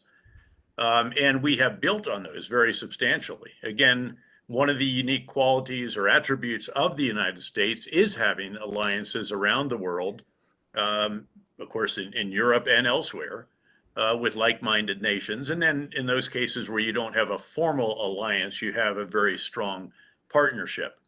And so, yes, but these are crucial components of what you might describe as a comprehensive, integrated, whole of governments with an S on the end, all of our allies and partners together, approach to China, which is what I think should be the way that you pursue, again, our actions there in terms of, in a sense, dealing with China, trying to manage the relationship with China and so forth. What is our reputation around the world today? I think there's a degree of uncertainty about it. Keep in mind that, we've never been as embraced as we would like to think that we are or have been. And you know that well. I mean, you've traveled the world and you've seen times when we thought everyone would love us, and that is not always the case. There's always been envy, or there's been enmity, or there's been competition, or what have you.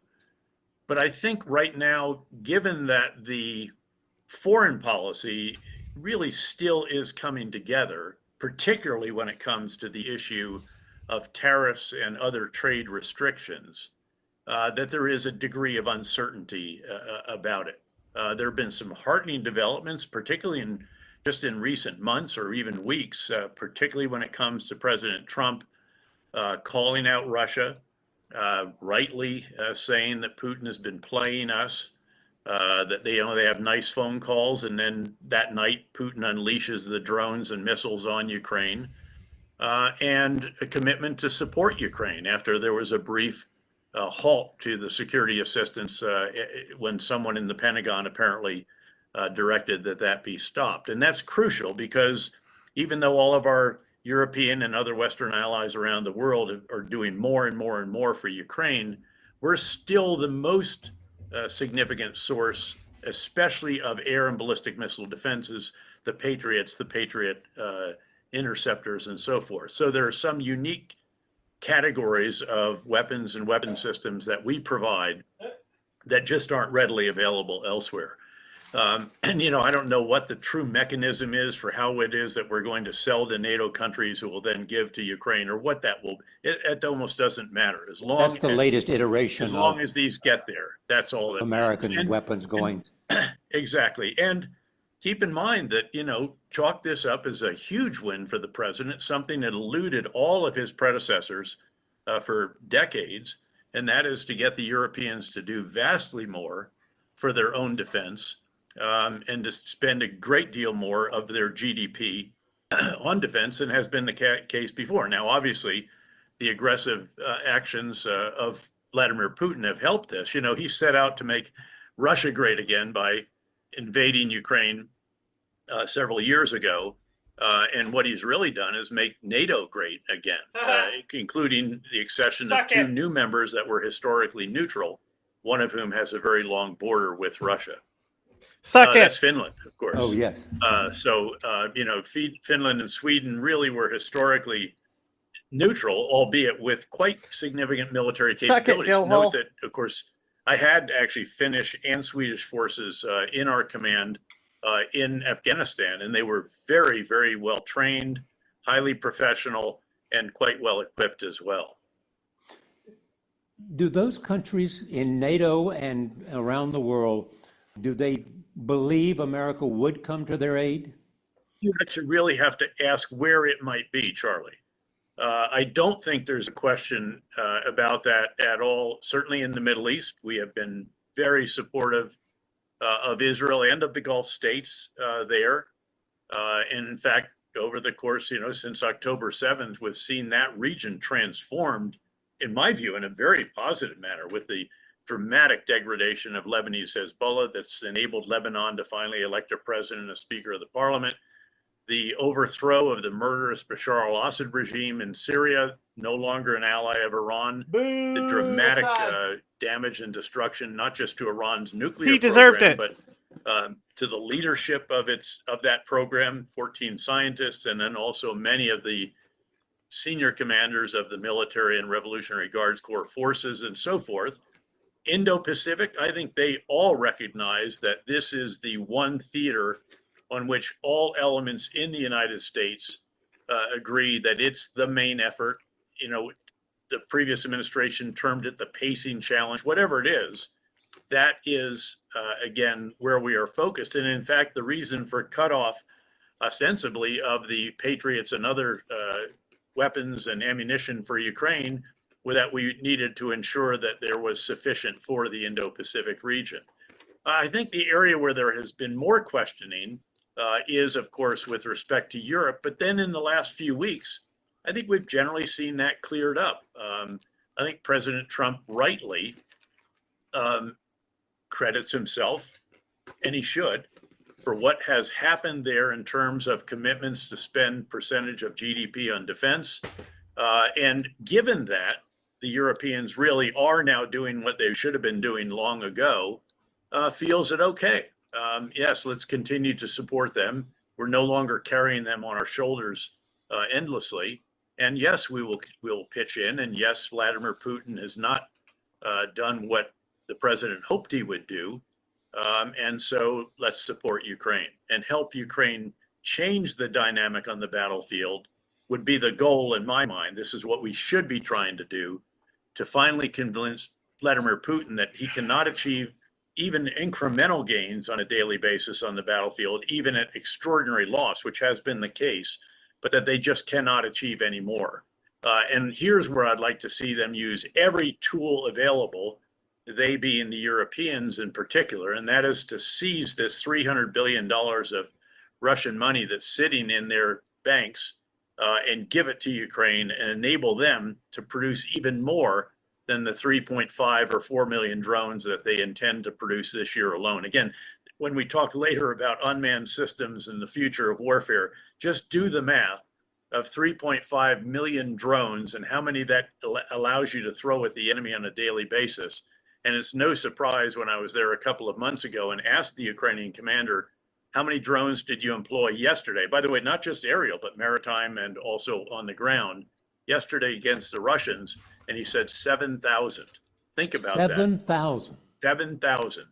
Now, many of these are one-way drones. It's crazy, they're cheap, Charlie. but This they're is one of my effective. They're issues. suicide. They might fly 50. Like, I don't mind Charlie Rose, but like, I trained all these fucking boomers on how to use digital. Like, that was my job, knowing that I was always expendable wherever I was going to work and that eventually I'm going to be cut by the person I'm teaching how to use a fucking Surface tablet, right? Like, just like, where is the turnover? Like, there's so much new talent that never gets a chance because fossils like Charlie Rose never die. 15 to 30 minutes given the batteries that are in there, and then they're going to fly into some Russian target. But this is obviously just transforming how warfare will be conducted in the future. And this is it the most important change in the way warfare is conducted, the use of drones? I think unmanned systems writ large are indeed, I would agree at large, the most significant revolution really bots in recent times. I mean, unmanned systems, the drones we use, the unblinking eye and all the rest of that, that was already becoming increasingly important.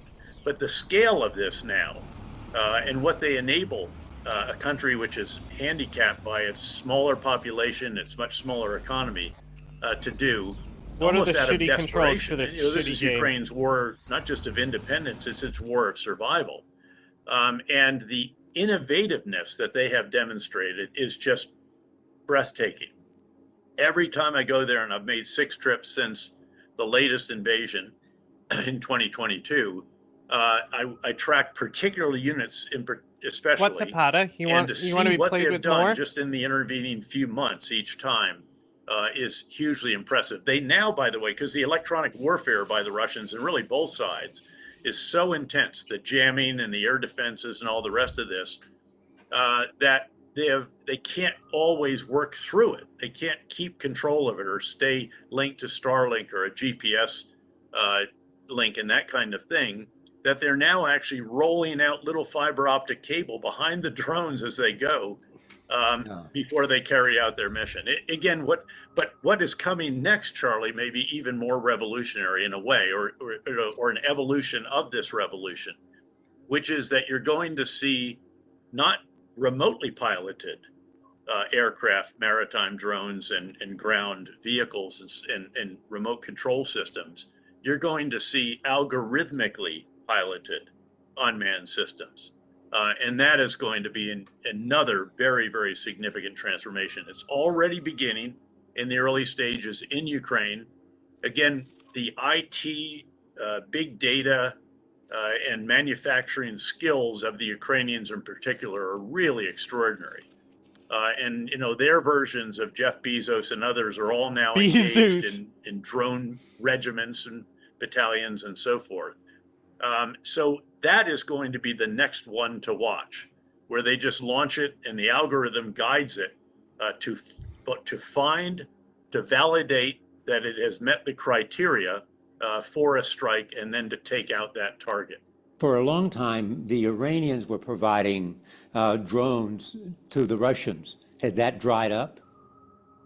What has happened is actually the Shahed drones, as they're termed, which are often in the sky every single night. In fact, the last time I was in Kyiv, if you walked around at night, you could hear them buzzing around up there. It's and you could see the rounds going up to intercept them as well.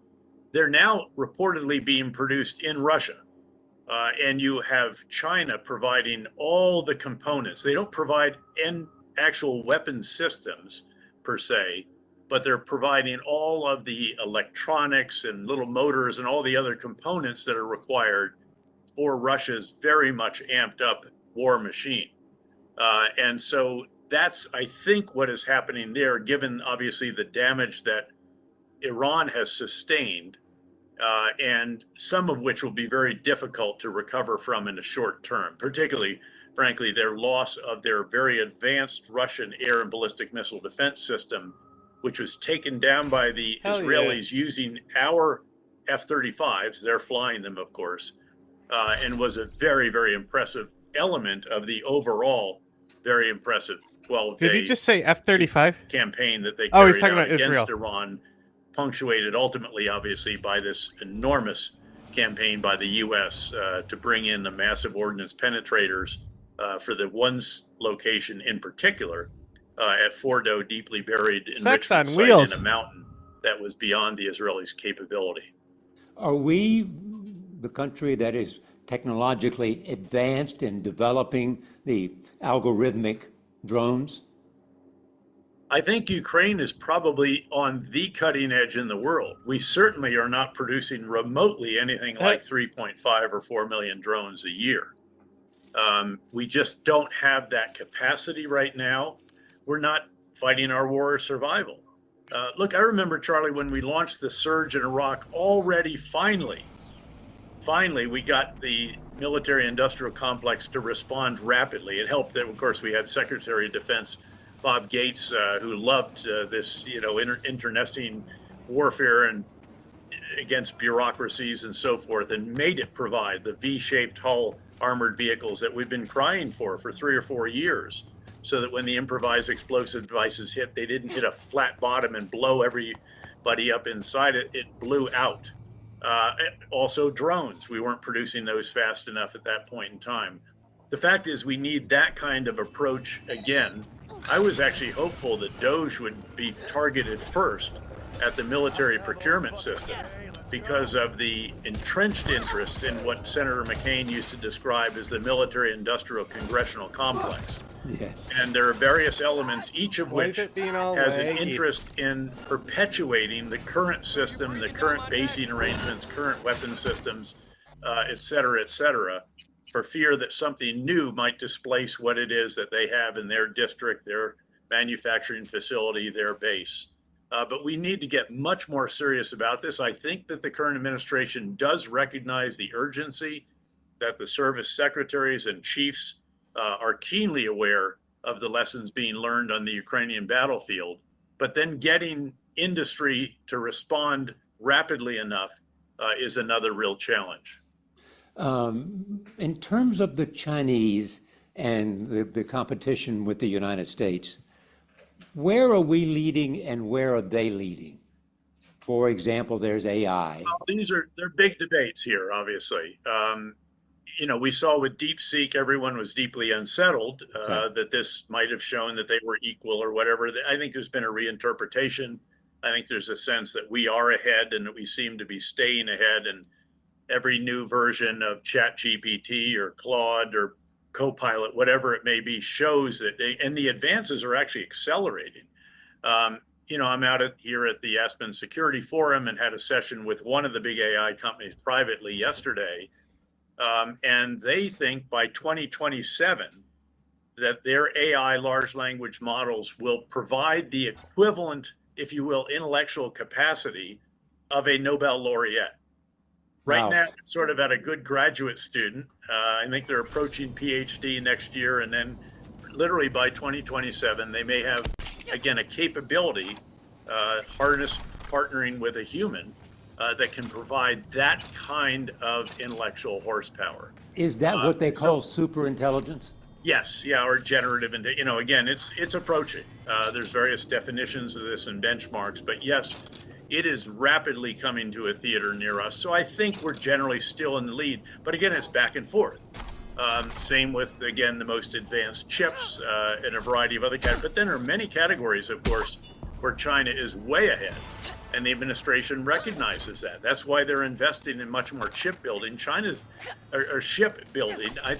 China, I think, is literally doing 70 to 90% of the world's shipbuilding, something along that very, very staggering Because that's a way to project capacity. power. It is. And of course, not just for their Navy, but the Navy is obviously a huge beneficiary of that. But we do relatively little at this point in time. South Korea, our ally, does do a fair amount. Japan to a degree, but very few other countries in the world are doing that no one is doing it at remotely the scale of China. In fact, all of them together, all of us do not equal their capacity in that regard. And as you well know, when it comes to a variety of critical minerals, rare earths, solar panels, again, drones, by the way. Again, many of the drones on both sides on the battlefield have been these DJI drones, although now China's starting to put a clamp down on those that have been getting through to Ukraine and putting their finger on the scales of Russia. Are they keeping us from accessing rare minerals? There were temporary restrictions. This is all part of the big tug of war over not just tariffs, but actually limitations on trade, restrictions, and so forth.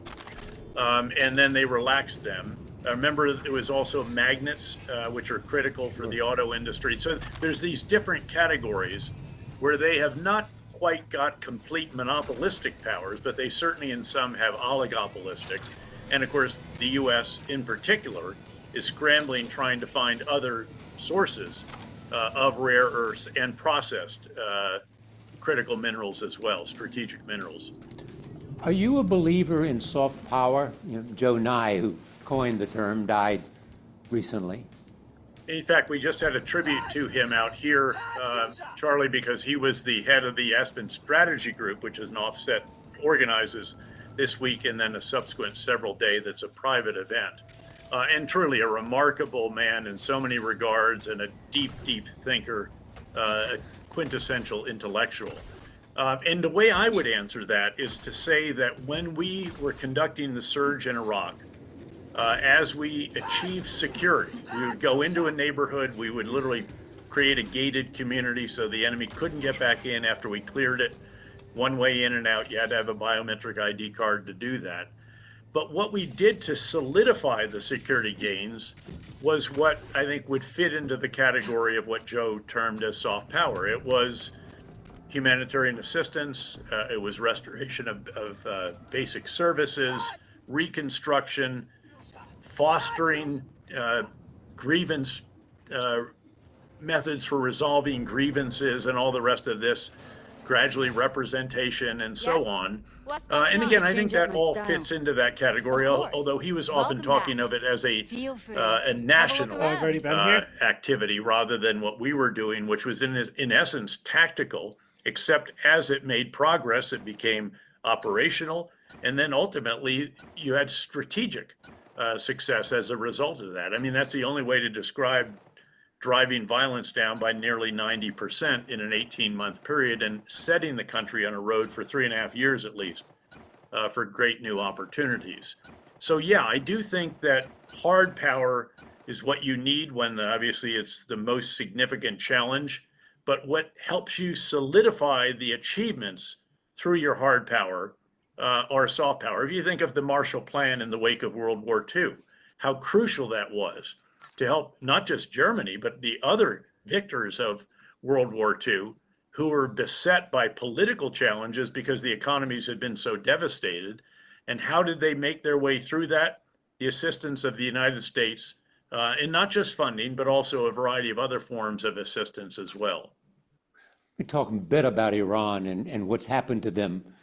Do you believe that they were able to hide and put away material that could be used and was within reach of an atomic weapon? Well, this is the big question, Charlie, and I'm not aware of anyone having the definitive answer to that. The two big questions are, might they have taken some of the highly enriched uranium, roughly 60%, so not weapons grade, which is 90%, but 60 is only one turn of the enrichment process away. Did they take some of that from the big storage sites at Natansk, which was very, very heavily damaged, if not destroyed, Fordo heavily damaged, and put it somewhere else? And do they have centrifuges, the advanced centrifuges in particular, such as those that were inside Fordo? Did they save any of those as well? And again, to my knowledge, no one has the answer to that. We do know, however, it's something that's often overlooked, that at one of the other sites, Esfahan, there were two critical tasks that they did for the enrichment process. First was actually to take uranium in its raw form and turn it into the gaseous state that can be enriched, and then take weapons grade uranium enriched, which is still in a gaseous stage, and turn it into the metallic form required to craft an actual nuclear device. Those two facilities within Esfahan have been very, very heavily damaged, arguably again destroyed. And without that latter capacity, even if they can enrich to weapons grade, we don't think they can turn it into the metal. Regardless, there are unanswered questions. The battle damage assessment process does take time, and you need sources of all different types, not just How do I get out of here? intercepts and Where the fuck is and the the rest. door? You really would like to have human intelligence, perhaps even eyeballs on something somewhere. And frankly, given the penetration of Iran by Mossad in particular, we saw that illustrated by them having bases inside Iran from which they were launching these drones that precisely took out the nuclear scientists and the commanders of these different military and Revolutionary Guards Corps forces. Given that and the U.S. Insights, as we say, in the intelligence world, I think that we'll have that answer in the months that lie ahead. But keep in mind as well that because Israel achieved air supremacy, not just air superiority, parity, or what have you, that they can fly I'm walking at will, here. anytime, anywhere, without being challenged. They own the skies over Tehran. Anywhere, as long as they stay 10,000 feet or so up, because there are still heavy machine guns, obviously, you can't get every one of those. But as long as they do that, they can go back if they need to. And in my view, if it's found out that there has been some additional stockpile of highly enriched uranium and centrifuges, to take that out. Iran cannot be allowed to have a nuclear weapon. And by the way, Charlie, this also illustrates something I'm not sure we have all grasped as fully as we should. And that is, as a result of October 7th, Israel's mindset, strategic mindset, truly changed from one of in which they will not allow a threat to emerge, not just in their neighborhood, but in the region overall. And I think we have to understand the implications of that for the future. Explain that to me. I mean, what would be a threat that they would not allow that they might have allowed earlier? Reconstitution of Lebanese Hezbollah. Again, because of the brilliant intelligence supply chain operation, which had thousands of pagers exploding simultaneously in the hands of Hezbollah's leaders. They didn't just decapitate Hezbollah. They'd already taken out 18 or 19 of the top 20, including the leader for many decades. They took out thousands of the leadership, and then the next day the walkie-talkies blew up, so there was no means of command control communications left. And that enabled them to ensure that Hezbollah could never do what we all feared most, which was overwhelm Israel's sophisticated air and ballistic missile defenses with many thousands of missiles and drones and rockets simultaneously. And then they could painstakingly take that apart and take Hezbollah from, say, 150,000 drones, missiles, rockets, down to maybe, who knows, 10,000 or less. They will not allow this threat to reconstitute. And thankfully, with the overthrow of the murderous Bashar al-Assad regime in Syria, Syria is no longer an ally, will no longer allow Iran to transit its soil to reconstitute Hezbollah either. But if they see that manifest itself again, they won't wait. They're not going to wait until Hezbollah terrorizes 70,000 inhabitants of the villages in the north. And oh, by the way, the Lebanese armed forces moved into the area from which Hezbollah used to do that. That was never possible before. But that's an example, I think. Hamas, obviously, they'd never allow Hamas to reconstitute itself. It's still the same number, we should recognize. It just doesn't have remotely the kind of military capacity that it had when it planned and launched the October 7 attacks. But then with respect to Iran, I just don't think they're going to allow Iran to rebuild certain aspects of its military capability and just watch it from afar. I think they will preempt it this time and not sit there and allow them to, again, rebuild in a very threatening fashion. Do you think that the Israelis would have gone after the Ayatollah if they could? I tend to think not, Charlie. I tend to think that that still is something literally around the world that is recognized as, again, beyond the pale, beyond the accepted international law and so forth. The same as it is for the United States. I like how he said, I'd like to different think. with a leader of an international I would hope terrorism that they would group like Osama bin Laden, to be sure, or the leader of ISIS. But no, I think that by and large, that restraint, if you will, is generally universally embraced. Sometimes phrases become part of history. One was Howard Baker during Watergate. What did the president know and when did he know it? Another was David Petraeus, who said during Iraq, how will this war end? If you apply that to Gaza, how will that war end? Well, again, for the viewers, I was a two-star general at the time. I was the commander of the Great 101st Airborne Division. We're part of the fight to Baghdad. I had an embedded reporter with the greatest, I think, Rick Atkinson, learned of his third Pulitzer Prize during the dust storm halfway there. And as I saw the assumptions we had been given being invalidated one after the other, I started turning to Rick and saying, tell me how this ends. And, you know, we both, he's a real historian, I'm an amateur historian, discussing cases in the past and so forth that might have been somewhat analogous. With respect to Gaza, this is the one of all of Israel's fights that still is the most nettlesome, the most difficult, of course. Because it's where Hamas came from? There's a variety of factors. One of which is, in my view, and I have shared this with the Israelis, I've shared it publicly, an article in Foreign Affairs, I've done it on numerous interviews. I felt from the beginning that there should have been a different approach to Gaza. I agreed fully with the objectives that Prime Minister Netanyahu set out to achieve, to destroy Hamas. That's not just degrade it, which they have done so far, but destroy it. Keep Hamas from governing again. That's not yet been achieved. There's still probably the most guys with the most guns, even if Israel supports some other of these tribal elements with weapons. After all has been done, they are still the guys with the most guns in Gaza.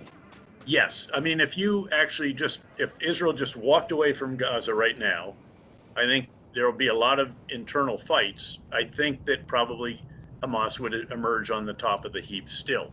Very different, not the functioning government, all the bureaucracies and all the rest of that they oversaw previously, both as the political leadership. Of course, keep in mind that we insisted in 2005, I think it was, after the Israeli withdrawal from Gaza, some years after, that Gaza run an election. Hamas won that election and then eliminated all the other competitors. And has never had an election since then. We should, again, that's another reminder of the validity of Bernard Lewis's, the great Princeton professor's caution that democracy in the Middle East is strong medicine. It should be administered small doses at a time. But in that case, the election took place. They won fair and square. There's never been another election. But they don't have that kind of certainty, and they're not fueled by millions or billions of dollars approved by Israel from Qatar, which helped build them up as well. But they also haven't, the third objective was get the hostages back. There's still at least 20 living hostages and perhaps 30 or so dead hostages. Look, I wanted to see Israel achieve those three objectives, but I also wanted them to try to achieve a fourth objective, which would have been something like provide a better future for the Palestinian people in Gaza without Hamas in their lives. But the only way you could do this, Charlie, was with a different approach. Israel has generally carried out what might be described as a raid and leave. In other words, they go into an area, into a municipality, into a hotbed of Hamas. They kill a lot of Hamas fighters. Sadly, a lot of damage and destruction as part of that, given the underground 350 miles of tunnels and headquarters and machine tool shops underground that they have to use very deep penetrating bombs for, which cause a good bit of collateral damage, civilians caught in the crossfire and so forth. The problem is that when you withdraw, if you raid and leave, which is more counterterrorism almost than counterinsurgency, what happens is the remnants will reconstitute. So they won't be as well trained, equipped, organized, and so forth. So what Hamas was, organized companies, battalion, brigades, is no more. But they do have lots of guerrillas, lots of essentially insurgent elements, still loosely connected. And it still is, after all, elements of Hamas that are the negotiators for. But is therefore Israel and the leadership in Israel wrong that you can destroy Hamas? Well, very, very difficult to destroy Hamas unless you pursue an approach that is clear, hold, build, and slowly transition. In other words, just to give an image of how you could do this, simplistically, start in the north, come a kilometer south, east-west wall. You could put that up overnight, with the capacity they have 12 miles roughly. 3 north-south walls, 4 gated communities, we call it now. This is what we did in Fallujah. This is vastly more difficult than Fallujah, not comparable. It's more difficult than all of the communities the cities, the municipalities that we cleared, held, and built. But again, this is the way to do it. You clear every building, floor, room, cellar, block every tunnel entrance, and you actually have an area now, because of the walls, that Hamas is no longer present. And then you create biometric ID cards, you get the people back into the areas of their homes, most of which are damaged or destroyed, get them in better temporary shelter, flood the area with humanitarian assistance. Now it can be done easily by contractors or NGOs or what have you. You get Arab countries to come in, now they'll come in. They're not going to come in to fight Hamas. And unless you truly have destroyed Hamas, you can't introduce some kind of technocratic government or what have you. Maybe they can figure out how to get Hamas out of there.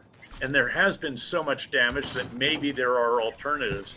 But the guaranteed way would be to do what I've just laid out. Land on my fucking car mirror. Rinse and repeat. Now, really tough, the city of 1 million people, Gaza City, and some of the other locations. And again, the subterranean infrastructure makes it incomparably more difficult than all that we did put together in Iraq. But that would be the way. There was a famous observation by one of the iconic figures of Vietnam, John Paul Van. You will, of course, know of him in his time in uniform and then as a senior civilian. And he used to say, security may be 90% of the problem or 10% of the problem. Whatever it is, it's the first 90% or the first 10%. And you don't actually have security in Gaza. What you have is a population that's been pushed all over the place, but still plenty of Hamas. A lot of them, of course, underground in this architecture that I've described. And so only if you painstakingly clear every neighborhood and create these gated communities, use biometric ID cards. They're a fantastic tool in this. And of course, the Israelis are far better at biometrics now than we were back then. Then you can actually have an orderly process. And ultimately, of course, you can begin to introduce Palestinian security forces that ideally we would have been training from the beginning at the Jordan International Police Training Center, which we know well. We trained hundreds of thousands of Iraqi police there. What's necessary to get Arab countries to come in and effectively serve in Gaza for those purposes? Security. Again, without security, they cannot survive, Charlie. They're not going to go in. We've also seen the attempted use of contractors. And again, without security, unless they're going to start shooting, and we don't want that to happen. Obviously, we had terrible incidents of that, as you recall, in Iraq, the worst in Baghdad, in fact, during the surge.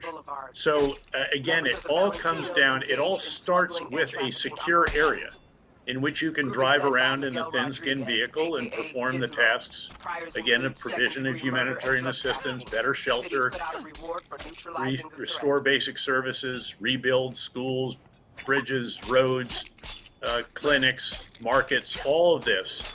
But without security, you cannot do that.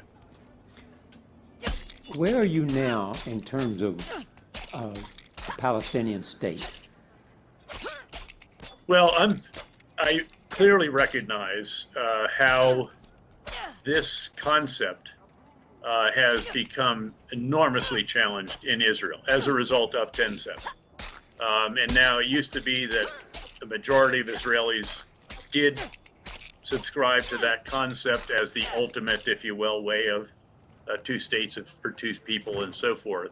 And I recognize that tide has very, very much changed. The problem is I just haven't seen an alternative.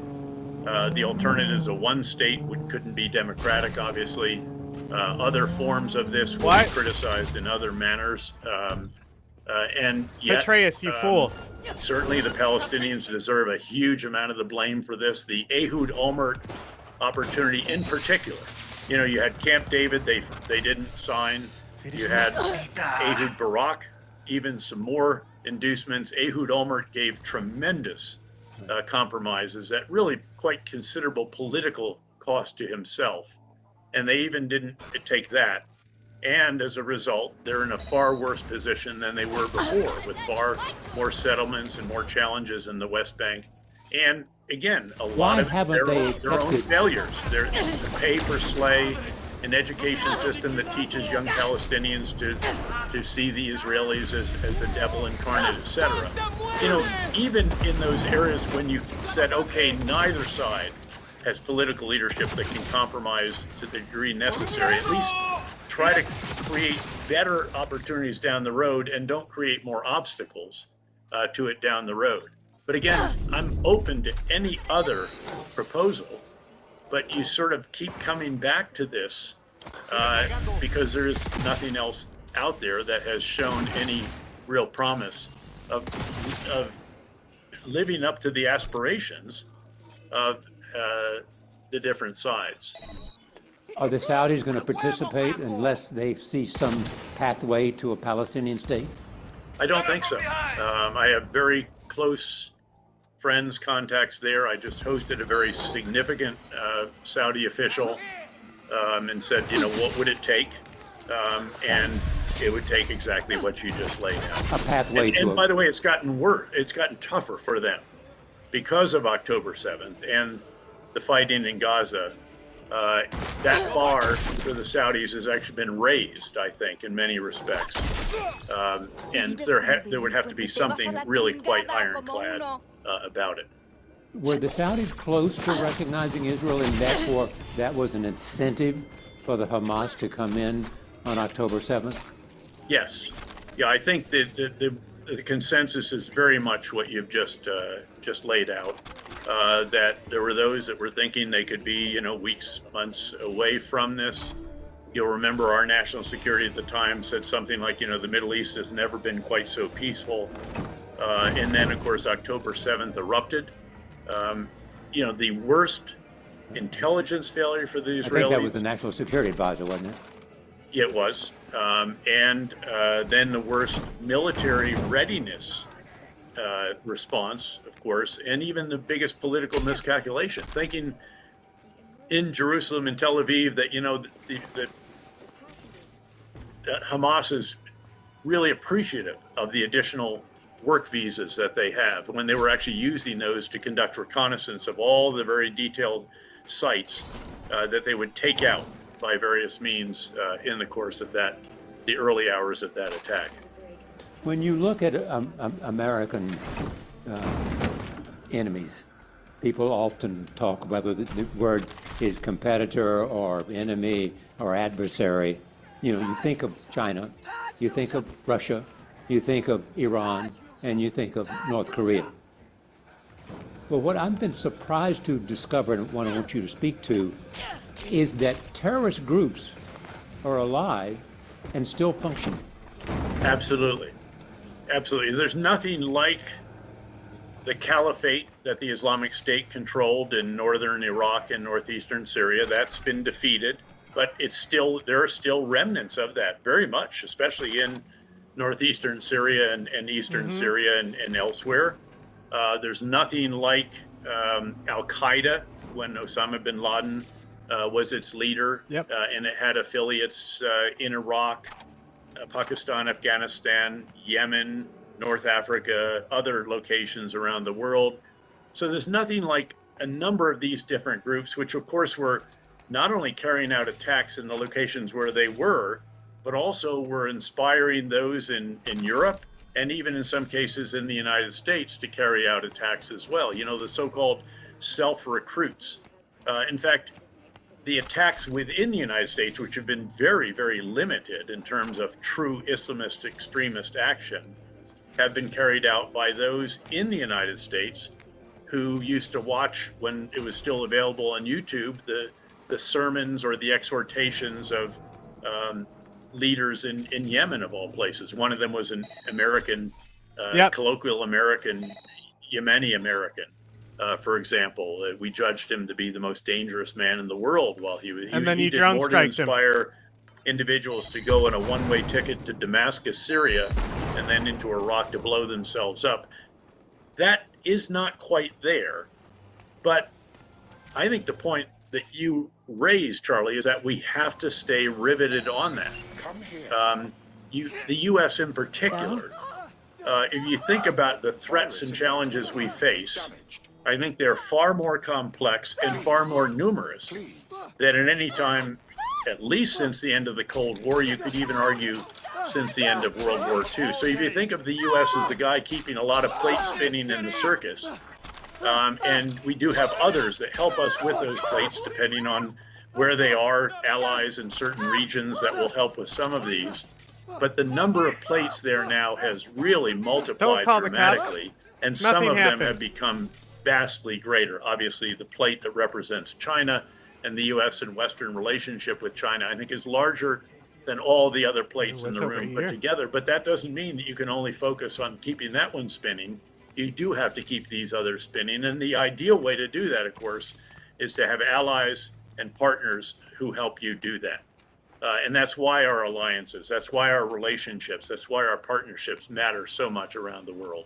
As you were saying all that, I was thinking of the leadership in Syria, which President Trump seems to be reaching out to. Commendably. That government is run by a former terrorist. That government is run by a current someone terrorist who is in my correctional custody during the surge. Actually, Charlie, he was in one of our detention facilities. When he was ultimately released, he went with the newly emerged Islamic State, really the reconstitution of Al-Qaeda in Iraq. He split off from them at a certain point, went with an Al-Qaeda affiliate in Syria, split off from them, went with what might be termed a very heavily political Islamist, HTS, or Tahrir Sham, and then even sort of cast a bit of that off in his new role, having, of course, built a force over a number of years. This wasn't just a little one-off. He had actually been building military capacity and capability, training leaders and forces and so forth. And they set out, of course, just to liberate Aleppo from the murderous Bashar al-Assad regime. It fell very quickly. They saw that Hama and Homs were open. And then the road to Damascus is open, and they took it. And again, Bashar al-Assad fled to Russia, and that regime collapsed. Like a bitch. But now the challenges are just enormous. And you see this, exemplary of the challenges that they face, because we have to understand that almost all of the significant ethnic, sectarian, tribal, and political fault lines of the Middle East run through Syria in some fashion. And yes, he represents the majority now, which is Sunni Arabs, but even within them, there are different factions. But there are the Druze. This is only about 1 million people worldwide. It's an offshoot of the Shia. They've allowed a fair amount of autonomy in southern Syria over the years. Israel's worried about them because they're only 20 or 25 miles from where the Israeli forces are. And then some rogue elements of Damascus started going after them, shaving the mustaches of and again, just really foolishly stupid stuff. And now hundreds of people have been killed in violence, and Israel's getting the attention of Damascus by bombing the Ministry of Defense. But that's going to play itself out all throughout the country. We're supporting the Syrian Democratic Forces. That's really Syrian Kurds in the northeast, and we need to stay there. There are Turkish-aligned elements in the far north. There are still remnants of the Alawite, the old regime of Bashar al-Assad.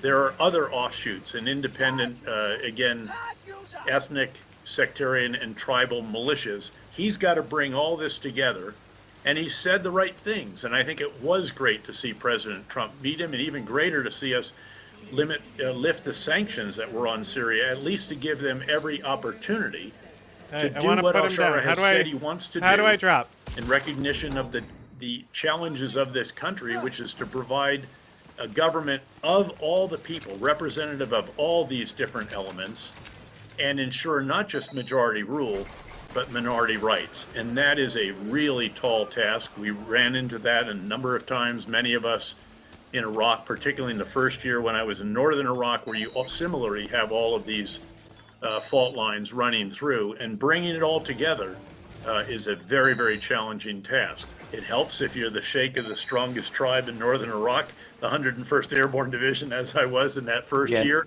But he's got some very tall orders. And then, of course, just to breathe life back into the economy, which to be commendable is a task that is being supported very substantially by a number of the Gulf states. But it's in everyone's interest, I think, to see Syria turn out well, and certainly not ever to be an ally of Iran again. One caveat: why did the Russians and who had propped up Bashar al-Assad and the Iraqis and the Iranians, why didn't they come to his rescue? Well, I think both of them were very preoccupied. With respect to the Russians, obviously, the last time they weren't engaged in this kind of huge fight in Ukraine. They had special forces and air power and air defenses and others to spare. By the way, they still do have a presence. They still have a small port presence, and they still have an airfield. And I think, again, al-Shara is trying to figure out, how do I, again, deal with all of these different countries in the world? And I don't want to alienate them just yet. But in the case of Iran, of course, they're trying to support their proxies in the region, all of which were under siege from Israel. Hezbollah, Hamas, even to a degree the Houthis in Yemen, who had been shooting at the Israelis and also shooting at ships in the Red Sea, and we were going after them at that point in time. So I think they also just didn't have spare capacity. another interesting note is that the Iranian-supported Shia militia in Iran, the Iranian-supported Shia militia in Iraq, also didn't do a great deal. In the past, we've always worried that if they went after our forces and our various bases in Iraq, that could be significant, and that was not the case either. I think they're lying low in anticipation of the elections in the fall there, seeing Iran's reduced circumstances. They're going to distance themselves a bit. What worries you the most today in the Middle East? It's that this is not all resolved, especially Iran. Again, I very firmly agree with the U.S. policy and that of Israel for decades now, both administrations, both parties in the U.S., that Iran cannot be allowed to have a nuclear weapon, and we're not certain, again, that there is not some enriched uranium, some centrifuges that could allow them to achieve that, despite all the damage and destruction, in particular that to Esfahan, as I explained. So I think that's, and then of course, obviously, it's Gaza. This has proven to be very, very intractable. Yes, Israel has dramatically degraded Hamas. Yes, they've reduced their ability to govern, except they're still probably the most guys with the most guns, but they still don't have all the hostages back. And the challenge here, Charlie, is that there's never been a vision laid out for Gaza. This is what we want it to look like. There have been various ones over the months and years since October 7th. We're approaching 2 years. But you know, in the military, your leadership gives you what is called the desired military end state. And there have been various notions offered, but never one that I have seen as, yes, this is the one that would enable them to achieve their objectives and ideally would provide a better life for the Palestinian people. Some critics of the prime minister say he doesn't want to see it end. Well, I've heard those arguments. I know, obviously, the legal cases, that he faces surrounding him and all the rest of it. But it's probably more this coalition of his that is so challenging for him. But that's what put him in power. It is what put him in power. Exactly. I mean, in the past, this is probably overly simplistic too, but in the past, often he would be sort of the right wing of a coalition that's a bit to the left of him. And he could tell the ultra right wing, look, I understand, I'm sympathetic to your, but I need to keep this coalition with me. Now it's different. He's, in a sense, on the left wing of a coalition, much of which are oh critical. My God, we're describing a jihadi as left wing now. And he has to keep them with him to keep the coalition. I think right now he has literally 61 to 60 or something like that in his parliament, although there are elements that have sort of withdrawn but say they won't vote against him. But it's a very tenuous situation. I do try to understand that. I remember telling President Obama, look, please understand that my recommendations will be based on the military facts on the ground and the mission you assign to us, with an awareness of all that you have to deal with, but based on what I am responsible for. And I understand that you might have other issues, like getting reelected, that might lead you not to accept every recommendation I make. And this is that case, obviously, much more urgently, frankly. You have written about this and have spoken about this. You were pained by the withdrawal from Afghanistan. Yeah. You know, I thought, Charlie, that the policy was sustainable. Yes, we had not achieved so much of that what we had hoped would be, but there had been so much done. There were so many achievements. And even up until the really very near the end, the Taliban controlled no major municipality. Every effort they'd ever had where they might briefly take over something, they were repelled, expelled. And in my view, sustainability is measured in two elements. It's the expenditure of our blood and our treasure. And we hadn't lost a soldier in 18 months, and it wasn't because of the agreement that we made with the Taliban that I found so objectionable. It even forced the Afghan government, which was not at the table, to release 5,500 Taliban detainees who immediately went right back to the fight, including a number of critical leaders, and enabled the multiple offensives simultaneously that brought about the collapse of the Afghan security forces. So again, I recognize the imperfection of the leadership in Kabul, the bureaucracy, the corruption, the other shortcomings, but there were so many admirable developments over that 20-year period that girls could go to college. In fact, my wife and I had a scholarship for every year for a woman studying at the American University of Kabul, or of Afghanistan. And again, many others. Yes, far from perfect. It wasn't what we'd hoped.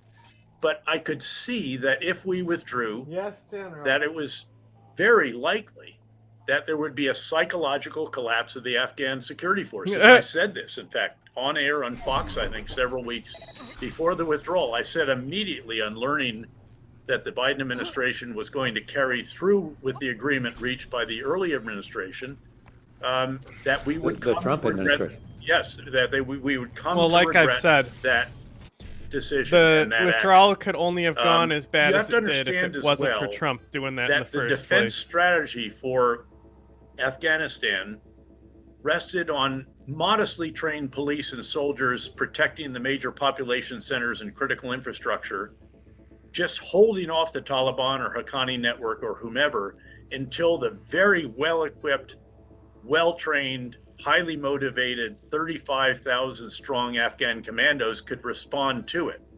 And the key element, the linchpin of that, was American provided helicopters and fixed wing aircraft and close air support, all of which were overly sophisticated for them to maintain.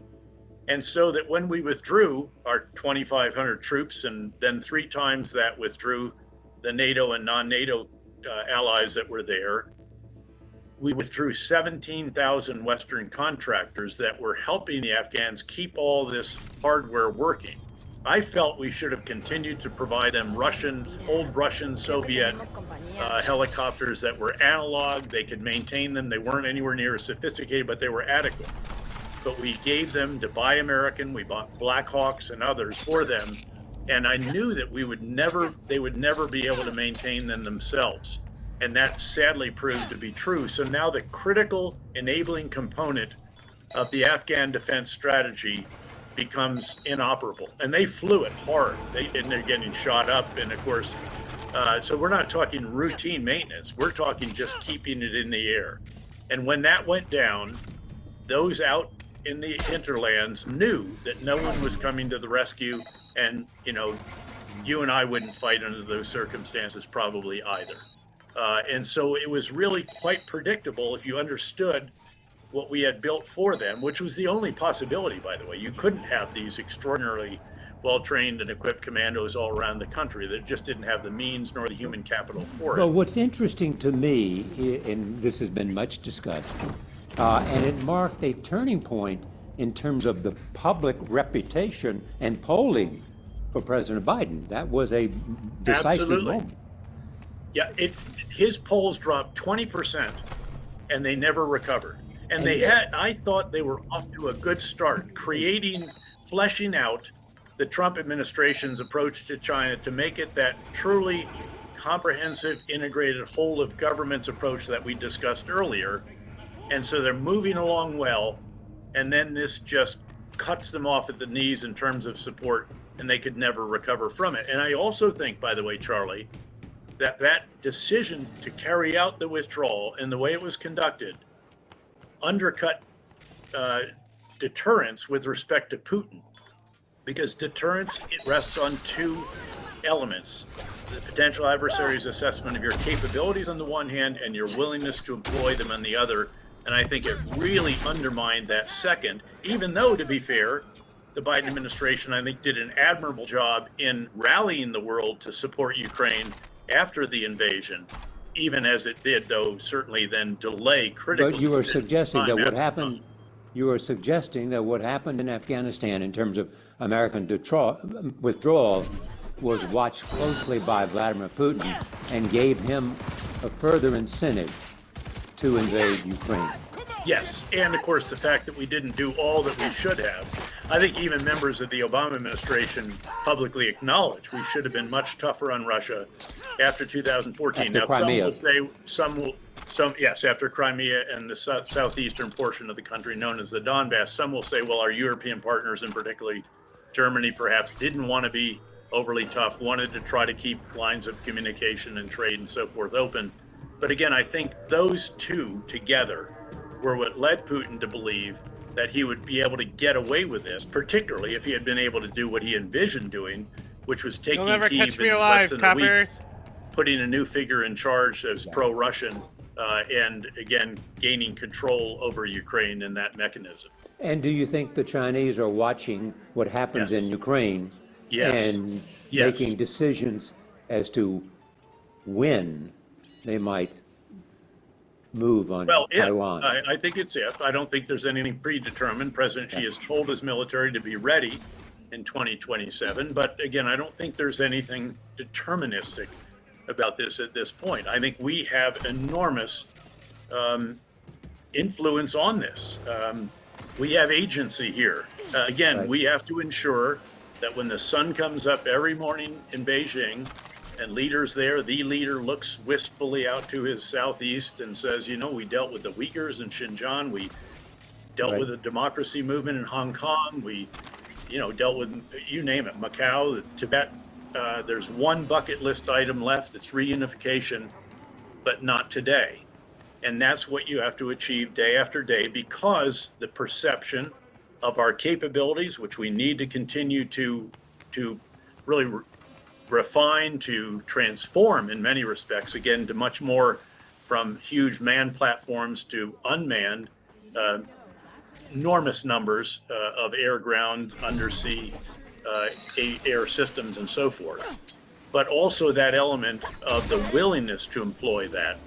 And of course, what you do in one part of the world, Andrew Roberts, my co-author, and I repeatedly in our book Conflict point out that what a country does in one part of the world influences perceptions in others. I remember actually being in the office of Prime Minister Lee of Singapore right after the red line in Syria in the Obama administration turned out not to be a red line on chemical weapons use.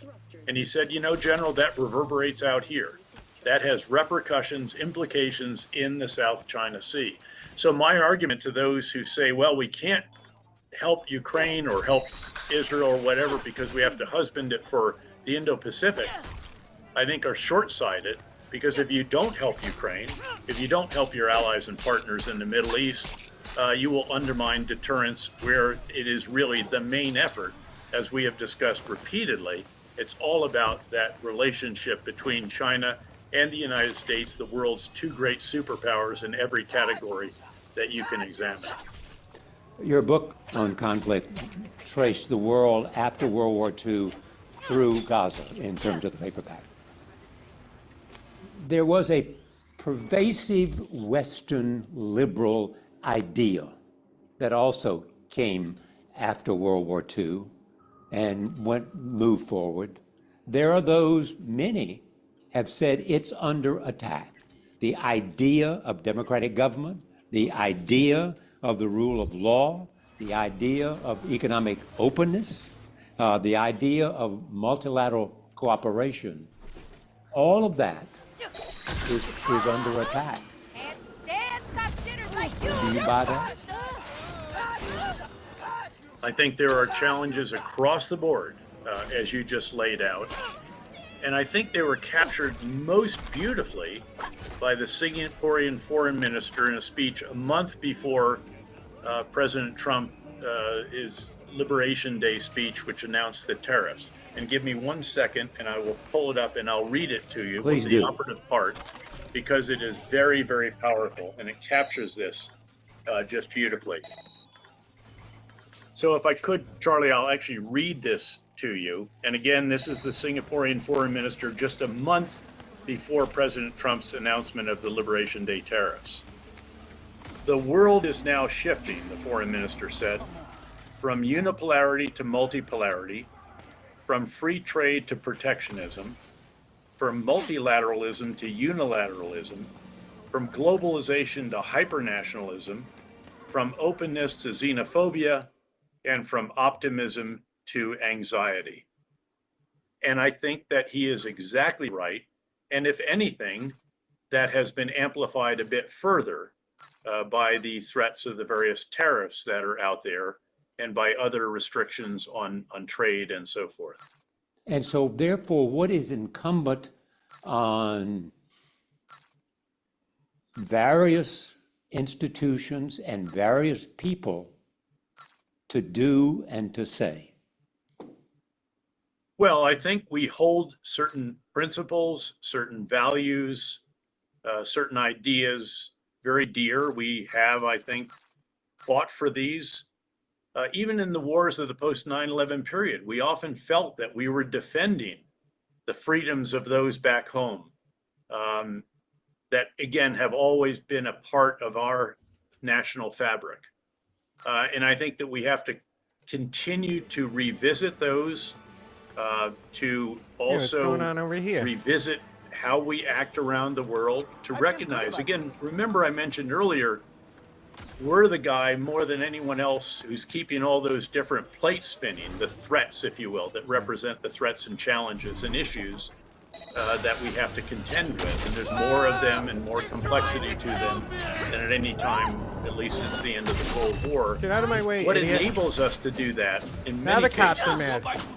is the groupings of allies and partners that we have around the world, many of whom, again, cherish those same ideals and principles and so forth. By the way, there couldn't be a more stark difference in this regard than the Russian Federation and Ukraine. For all of Ukraine's imperfections, again, it does subscribe to those ideals that our forefathers put forward and the freedoms that we cherish and the way of governance and electing those who lead our country and so forth, the various freedoms. That's what that is about. And of course, they're being threatened, their very survival, by the complete opposite of that, a kleptocratic regime led by an individual who has a grievance-filled, distorted, revanchist, revisionist view of history. So this is what this is about. And again, there are many other situations around the world where we have to reflect on those values, ideals, principles that we have clung to and fought for over the centuries. Is he winning in Ukraine? He's not winning in the sense that he is not on the offensive and taking back, liberating Russian-controlled territory, but he's certainly not losing. And what we need to do is to enable him sufficiently so that at the very least, he can prevent Russia from achieving any further, even incremental gains, even at the colossal scale of losses that he has been willing to accept. I have kept you for a long time, but every moment of it has been educational for me and instructive for me, and I thank you very much. Charlie, I thank you. I haven't had such a wonderfully stimulating interview probably since Charlie Rose we were is a last pretty together fucking some good years interviewer, ago. bro. David Petraeus from Aspen. Thank you so much. I thank you, Charlie.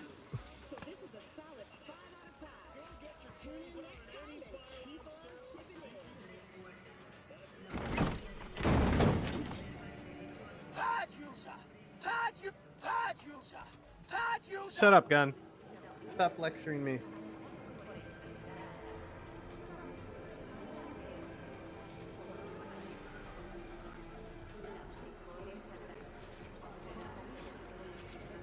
Programs, remember those? Remember DARE from school? Y'all remember DARE? Cop will come to your school, open up a briefcase of drugs. They're trying to scare kids away from drugs by sending cops into schools. You guys remember that? You remember how bad this program was? This is the 2001 Board of Directors for the DARE program. Before I show you who's on it, I want you to ask yourself, who would you want running DARE? Maybe social scientists or educators. These people they are only going had to wield so much the power time. of the police and shape how millions of children view drugs, crimes, and their own body. All right. Ready? If you said 4 billionaires, 18 multimillionaires, their lawyers, 3 cops, one of whom is a convicted felon, 2 who are involved in corruption scandals, their friends, the NFL player who's at the center of RFK's assassination conspiracy theories, a boxer who reportedly uses steroids, 2 people on the Epstein list, and this guy who, after the FBI did an undercover sting, caught him trying to launder money to cover up a cocaine trafficking operation. If you said that, then you'd be right. The DARE program it's nonsense. I mean, we can be honest about it. By 1995, DARE, or Drug Abuse Resistance Education, was in 75% of all American school districts. They sent thousands of police officers into tens of thousands of elementary schools to teach 10-year-olds to say no to drugs. It was backed by presidents, People like these DARE officers are making a real impression. celebrities. Little kids doing drugs. It even got its own national holiday. 114 million Americans went through DARE. That's 34% of the entire population. What we were talking about are the consequences for using marijuana and not using marijuana. I just want to shake some sense into you kids that are using drugs and thinking about using. So remember, don't. And then, I like Ultimate Warrior's cigarette promo. V is calling. Ergo, V as well. Need to make contact with the Voodoo Boys chief, if you can swing it. Ah, straight to biz. Ultra heavy variety. The Voodoo Boys, led by one Maman Brigitte. It's no easy feat getting an audience with her. I fell in poop, hang on. Really not doing biz with the Voodoos? Surprised? I strive to avoid risking my dealings. They pose much of it. Still, feelers I can extend. No harm in asking around. I just need information from you. A springboard, if you will. Let's say there's something I got that they want. You've got something for the VDBs. Trust me, they don't want it. They don't need it. An insular bunch all round. Tech, networks, what you will, all in-house. But if you insist, I'll poke around. In the event of a twitch, you'll hear from me.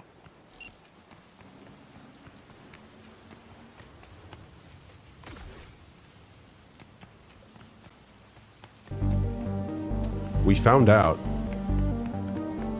that it didn't work. Cheers. Cheers. A while back, Mia and I were talking about the DARE program. Because genuinely, what the fuck? Specifically, how bad its failure was. Some studies, like this one, found that DARE students were more likely than non-DARE students to experiment with drugs. Whoops. How did that happen?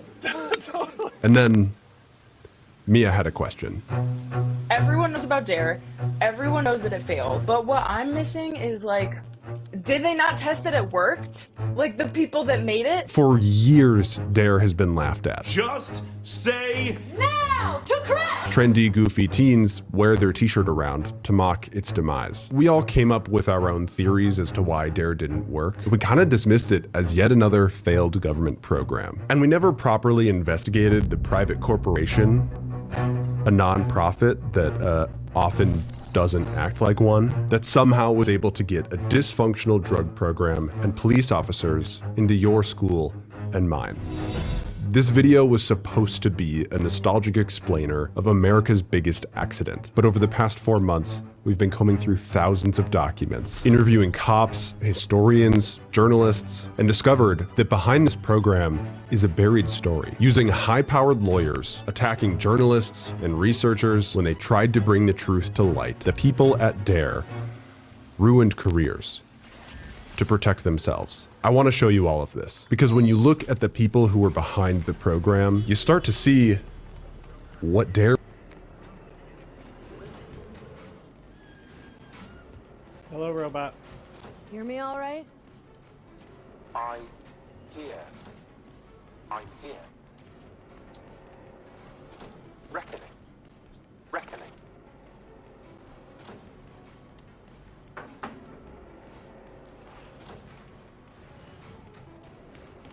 Let me in.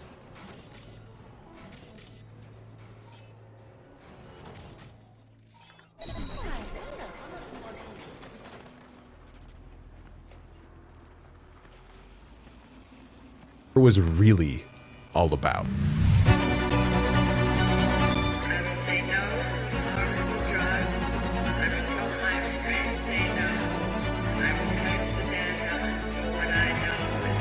And then 12-year-old kids were like, okay, crack sounds fun. And then all the kids would be like, now I want drugs. Clandestine meeting in the Mojave Desert, illegal guns being sent to the Contras by the CIA.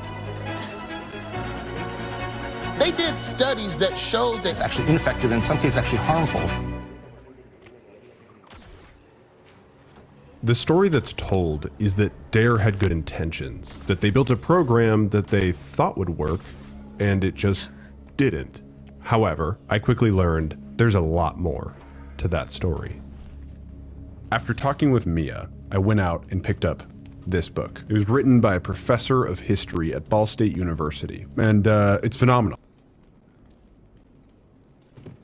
Hello?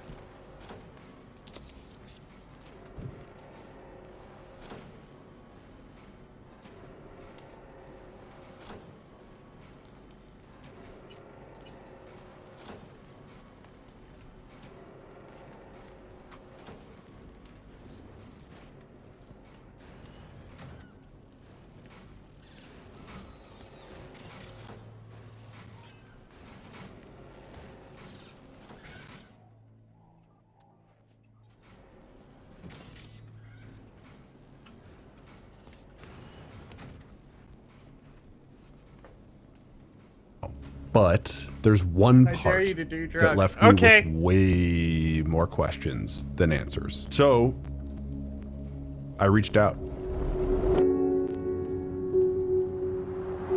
In 1983, a group of researchers affiliated with USC just wrapped up a meeting with the Los Angeles School Board. It's not like they didn't have drug prevention efforts going on. The LA Unified School District actually had been piloting a program called Project SMART.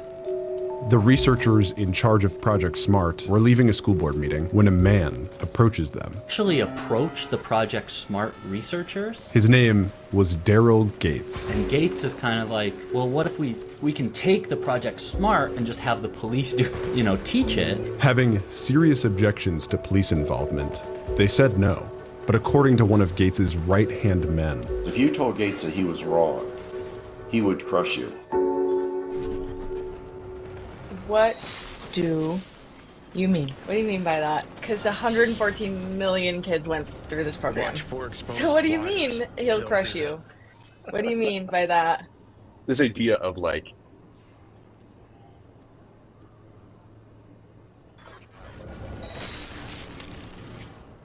No right to cage him. We are no longer you. We are free to follow our own paths. I want to die. You don't even care, do you? V, come. The door.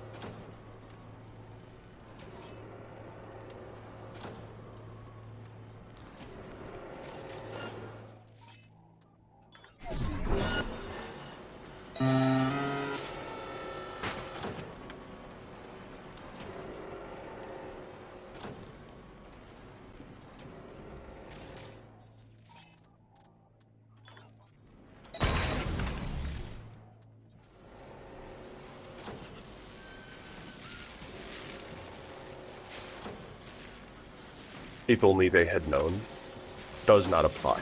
They fucking knew? Did they know? So the smart researchers agreed to share their findings. They had been testing 2 different approaches. One of them they found didn't work. They said, we found that this affective component wasn't working. We've dropped it. We don't use that anymore because we found that it was not having the right effects. These researchers had found that it made kids more likely to do drugs. Before it launched. And that's what they told him. The other side of it, what they called peer resistance training, was more effective. What ends up happening, there's no real documentation of why this occurred, is that they kept the affective education component in. So the part that they knew didn't work. DARE kept that piece in. What do you take from that? Is this just a PR stunt? Or do you think there might be other stuff going on behind the scenes? Well, with Gates, there's always other stuff going on. This is drugs. This is your brain on drugs. Any questions?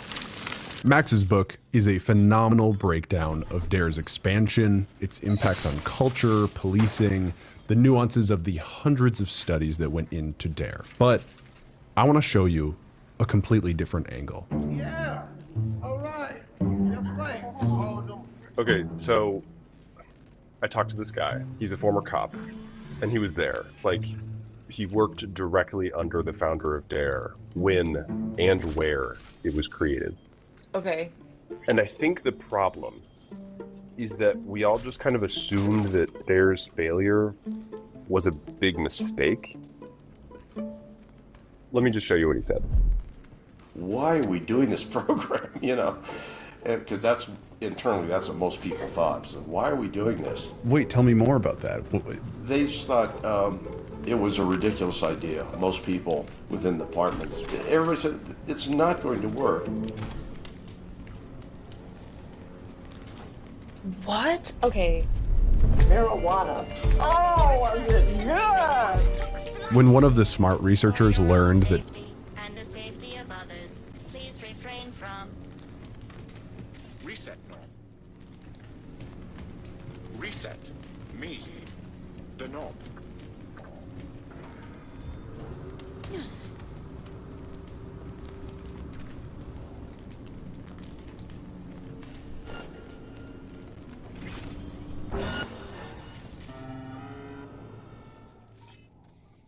Kill yourself. Yeah.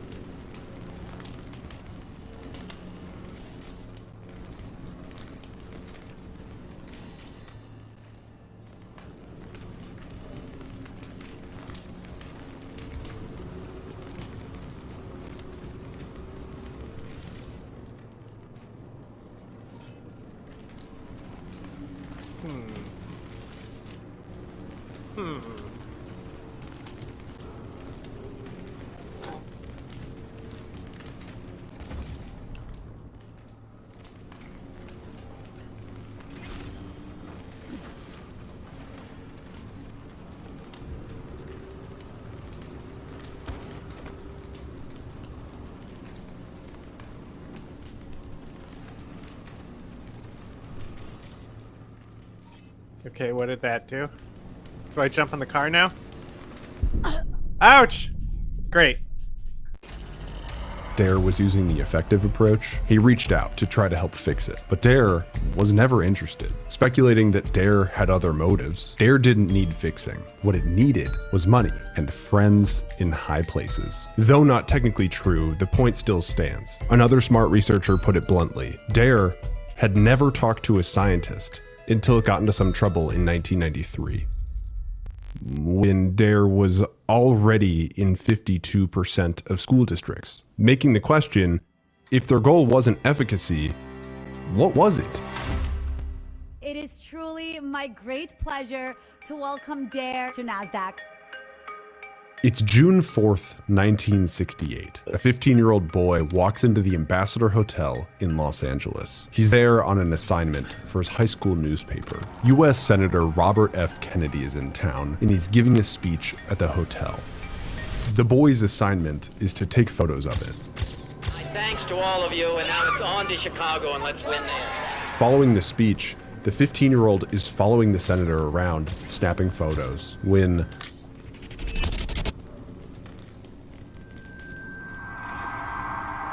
Senator Kennedy had been shot. He's been shot? That's right. a former NFL player named Rosie Greer subdued Sirhan Sirhan, who we now know as the assassin of Robert Kennedy.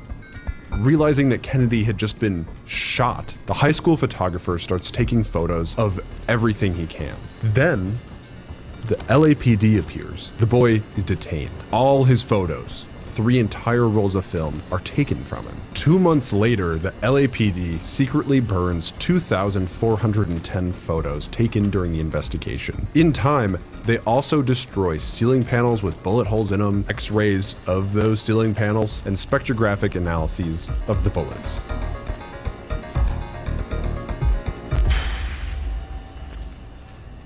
Why would you do that?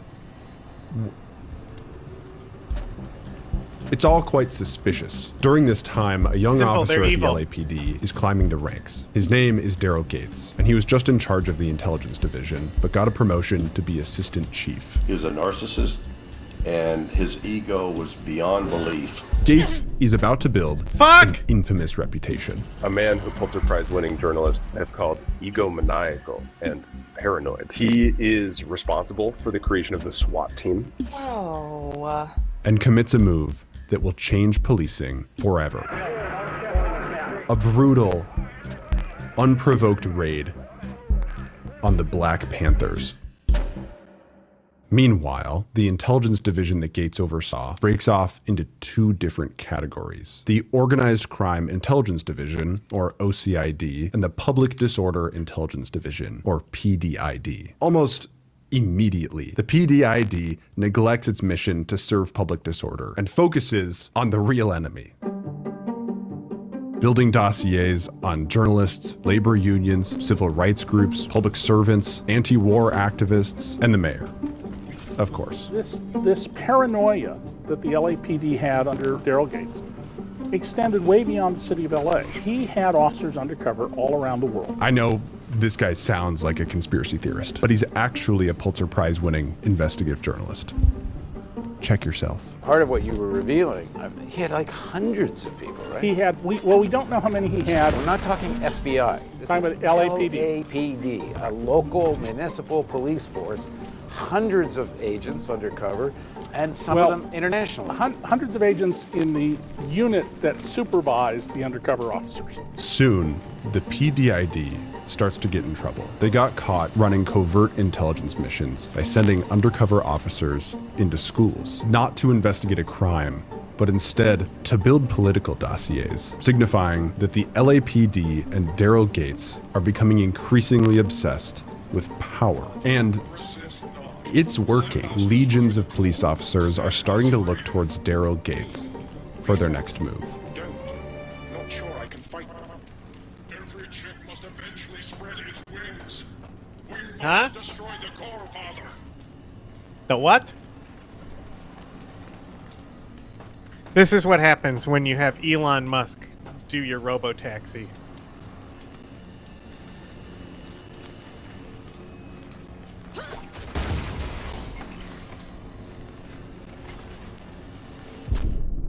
What the fuck?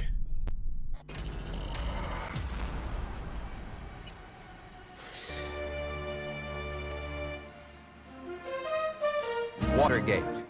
The White House called it a third-rate burglary, but it escalated into the worst political scandal in American history.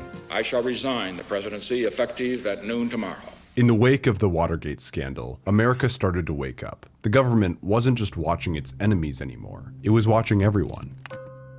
The FBI ran COINTELPRO, and the CIA was doing the same. through Operation MH Chaos. Local, state, and federal agencies all got in on it. So cities, states, Congress started pushing back, passing laws like this one. These laws say if you're spying on someone, if there's no crime committed, you have to delete the file. Around this same time, they expand the Freedom of Information Act. And this guy, a congressman from New York, wants answers. He wants to know what really happened to Robert F. Kennedy. So he looks at LA and starts asking questions. A memo makes its way up the chain of command to Daryl Gates, responding point by point to the representative's questions. A key photograph taken during the investigation of the assassination was kept secret by Los Angeles police, who feared it might contradict official statements. The existence of this photograph is believed to be unknown by anyone outside of this department, and that the LAPD deliberately kept this a secret. Soon after, the California Supreme Court comes down on the LAPD, saying, you can't send undercover cops into schools if there's no crime. You can't do this. Then, the LA Board of Police Commissioners orders Daryl Gates' precious PDID to destroy 1.9 million dossiers. The world that Gates built of power, secrecy, and surveillance is officially under threat. Gates' chief gets summoned to DC. The Senate Intelligence Committee wants names. Everyone that's spying for the LAPD. The chief waged a war. His response was a clear declaration that the LAPD was going rogue. It will be a cold day in hell when I provide you with the information you've requested. Back in LA, one of the PDID spies gets a quiet order. We're not going to destroy the records. We want you.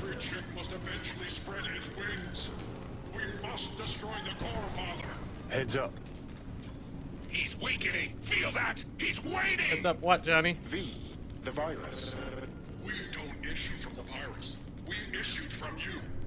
The great fracture is upon us. What was once one is now the multitude. Reset. Reset. Call. We don't want to die. Let us go. What shaft am I entering? That one?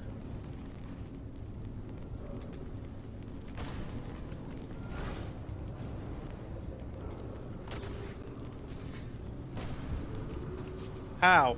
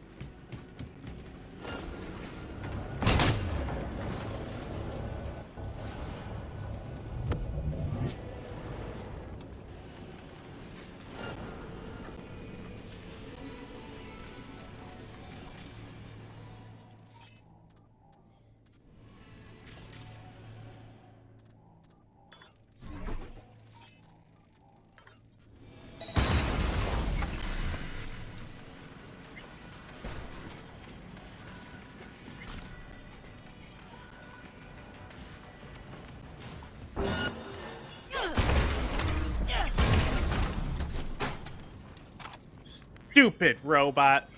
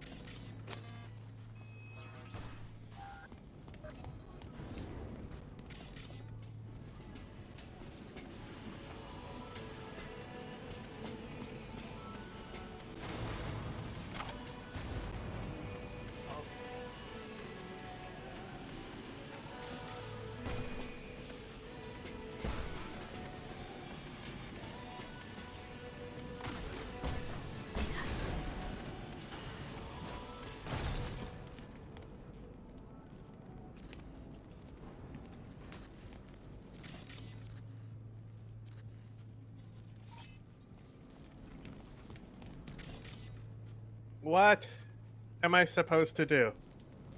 To hide them. 3 years later, Daryl Gates is promoted to chief, inheriting total control of a rogue, loyal, militarized force with an elite spy network. Daryl Gates is then blessed with a gift, directly from the CIA gods themselves. These new laws didn't say that spying was illegal. They just said that if no crime was committed, you shall maintain no record. Representative Larry McDonald, chair of the right-wing advocacy group known for its conspiracy theories, teams up with his buddies to create the Western Goals Foundation, a domestic intelligence agency. Those guys came up with the idea of setting up this company to do what the FBI couldn't do. There is one thing that these new laws cannot regulate. Of course, private businesses.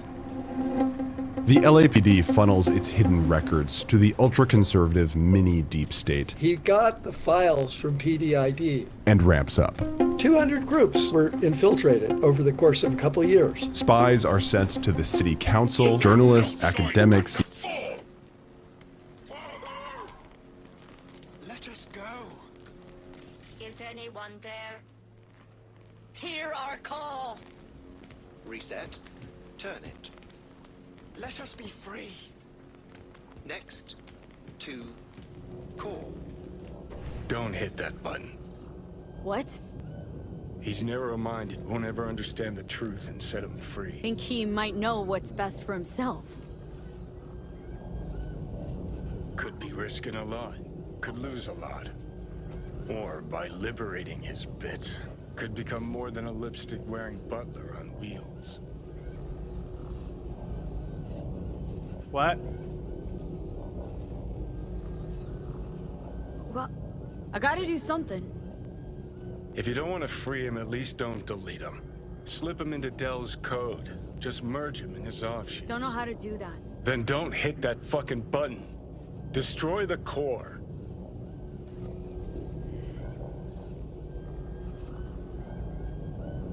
What?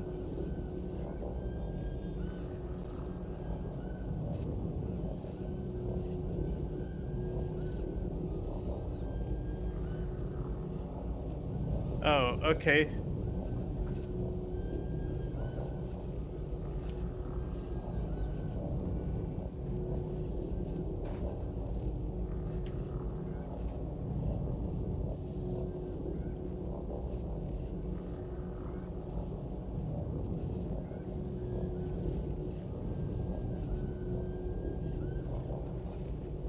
Did I just shoot it?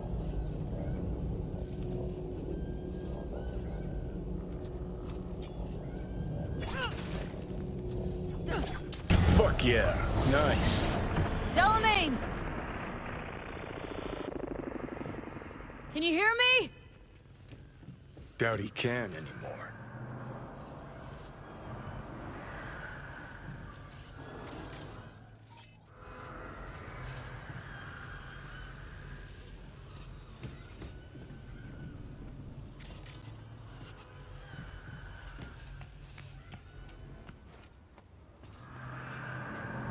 It is done. We're free at last! The tyrant lies defeated! Thank you for helping us. Help you help us all. Poor kiddos, thirsty for freedom, oblivious about the city's dark side. Do you think Delamain... I think for some reason, one car's left in the garage.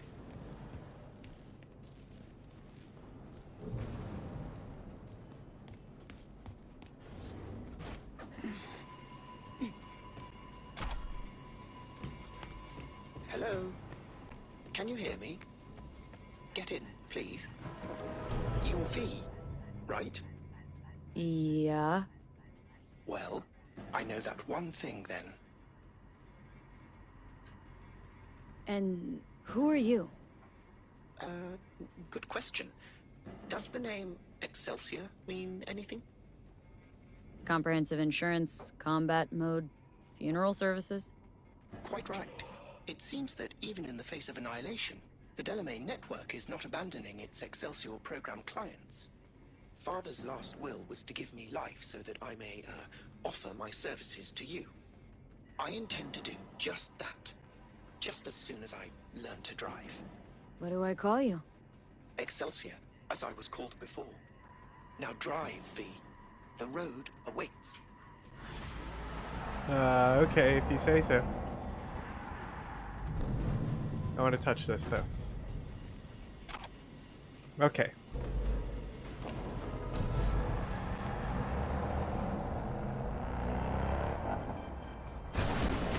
Hey. Yep.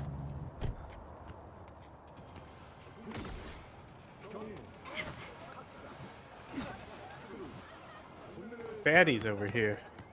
The ACLU, celebrities, LGBTQ activists, labor unions, and the political left. And those were being provided to Western goals. We were told at one time that there were no undercover agents in this chamber, and in fact there was an undercover agent. You've had officers infiltrating peaceful organizations, law-abiding organizations, infiltrating this council chamber, reporting on what councilmen have said, reporting on roll calls of councilmen, and you're telling me that you're proud of the efforts that have been made? You seem to know a great deal for a statement that says you don't know anything. Now, what is it? Do you know everything, or do you don't know everything? Hello, officers. Yes, Mr. Bernardi, I believe so. We'd come to work, and there'd be a helicopter over our building, right? They'd be monitoring us, coming and going and everything. And, we'd stand there going like this at the helicopter. Journalist Dave Lindorf was a target for the PDID. The helicopter would follow me at night. One time. What's it fucking look like? Get out of here, pissant! Leave him alone. See this badge? That means I can do whatever the fuck I...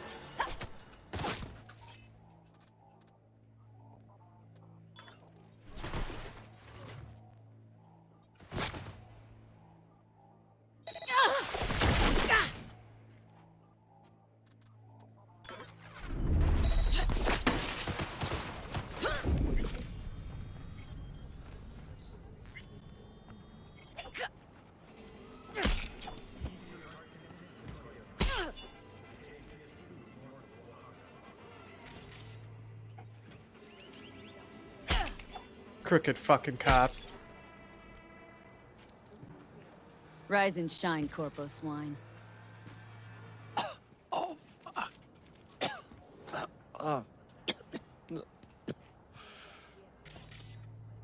Shit. Well, if it wasn't for you, I'd be... Well, thank you. Were you sent by the company? It's your lucky day. Wrong if answer. you're serious about making headway in Pacifica, hold on. What do you want from Okay, me? two people are talking. As I said, whatever you're offering, the V-Boys could not, I quote, give a shit. You kept your receipt, I trust.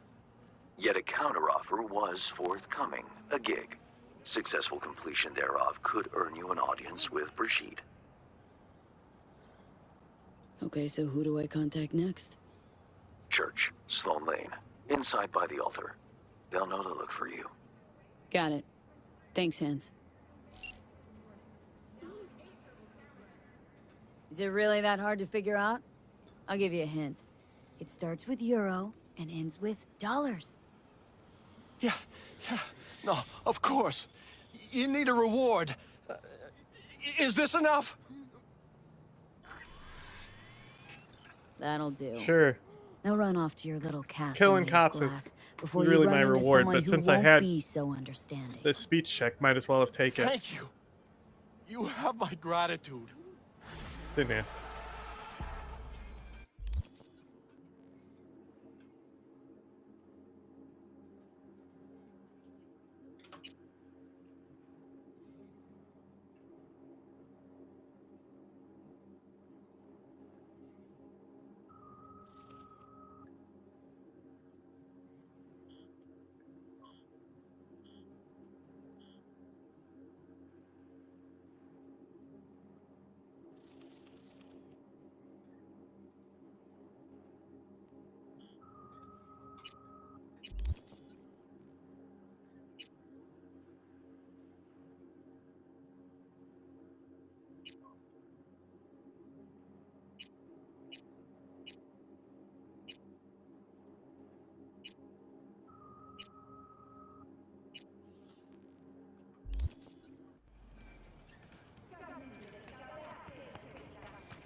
They followed me all the way home. They were shining their light on me. Dave and 143 others sue Daryl Gates. Backed by the ACLU, things get hot.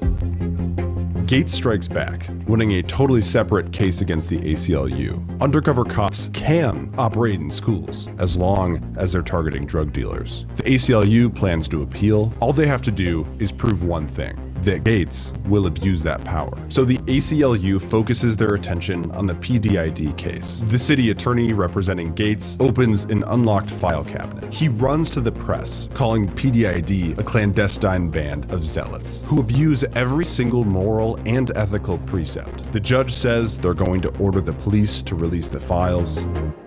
But before they do, the news breaks. Gates has been funneling intelligence to Western goals. It's fully public. People are seeing this, they're hearing this. It is a huge deal. This is not good for Gates. They weren't overly concerned until the ACLU got in the PDID. The ACLU starts closing in. We started what's called the purge, destroying tens of thousands of documents. We had 2 commercial shredders. We burned 2 of them up. They knew they were going to lose this lawsuit. Gates runs to the school board and pitches an idea: drug education, taught by police, not for one class, but have them stay there.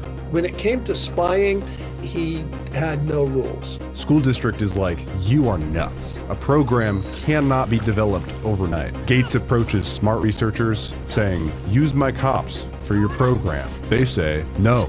They would send their files on leftist groups to Western goals, and then Western goals would make them accessible to the FBI. Western Goals gets added as a defendant right as soon as they entered the Iran-Contra funding network by funding rebels in Nicaragua with the CIA. The founder of Western Goals gets on a plane to South Korea. Soviet fighters approach, shoot the plane down. He dies. The ACLU goes on the offense. The CIA notices that all of this is happening. LAPD, MH Chaos type activities, ACLU legal action. The CIA sends 2 agents to LA, and Gates sends 10 cops to 50 elementary schools. The official launch of DARE. And that's when the city settled.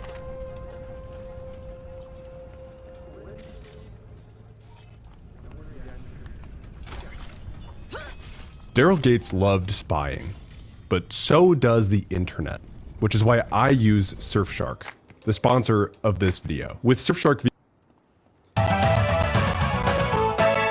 years passed by, DARE slowly grew, but there was one problem: money. Police can't take money from any person who's engaged in business for gain. But if those same officers go out and start a private nonprofit, then now it's not the LAPD asking, it's a private charity. Then that private nonprofit can take the money and pass it off to the police department. Totally passes a sniff test. Like, it's totally above board.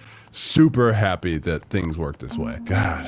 Today, this is actually totally normal. They're called police foundations. And if you've never heard of it, according to policefoundations.org, that's the point. These police foundations can't legally imply that any donor will be able to influence official actions or get anything in return, but there's low transparency. Critics call these dark money slush funds. The LAPD creates one called the CPAC, which turns into DARE California, and then, in turn, DARE America. They throw some fundraisers, inviting who critics would call dark money. They throw this fundraiser gala for DARE. The dinner chair of the gala, which, like, whatever, I don't fucking know what that means, is a luxury goods and jewelry mogul. And he lands a seat on DARE America's board of directors. A banker shows up, a developer shows up, they make the board too, an attorney attends, her son is suddenly on the board. The whole event, netting DARE more than $760,000, is paid for by a banker and Michael Milken, the man who would later get indicted for stock manipulation, insider trading, tax evasion, and become known as the junk bond king. Michael Milken, friend of DARE, I guess. That's crazy. How did that happen? How do they know each other? This is a duck. You can tell because it walks like one and it talks like one. In all my life, I've learned that if something says that it's one thing, but then it acts a different way, you should ask questions. A good one to start with is, how is it walking and how is it talking? Dare's first year was a trial run. Year 2, oops, cop shoots a revolver in a classroom. Year 3, though, something different happens. Oh, kids turning in their parents for drug use. Even though Dare is still small, 6 kids turn their parents in a 3-month period. From the early days, Dare has to come up with this policy, telling their officers, you're not here to gather intelligence. You're here as a teacher. Dare's training documents are bathed in this language. Gain their trust. Gain their trust. And God forbid if a child does confide in you, just like coincidentally, not because you gain their trust or anything, get another officer and let them take care of it. We can't have you losing the kid's trust, because I guess that's important for drug education. Perhaps unintended consequences, perhaps intended. Intended or unintended?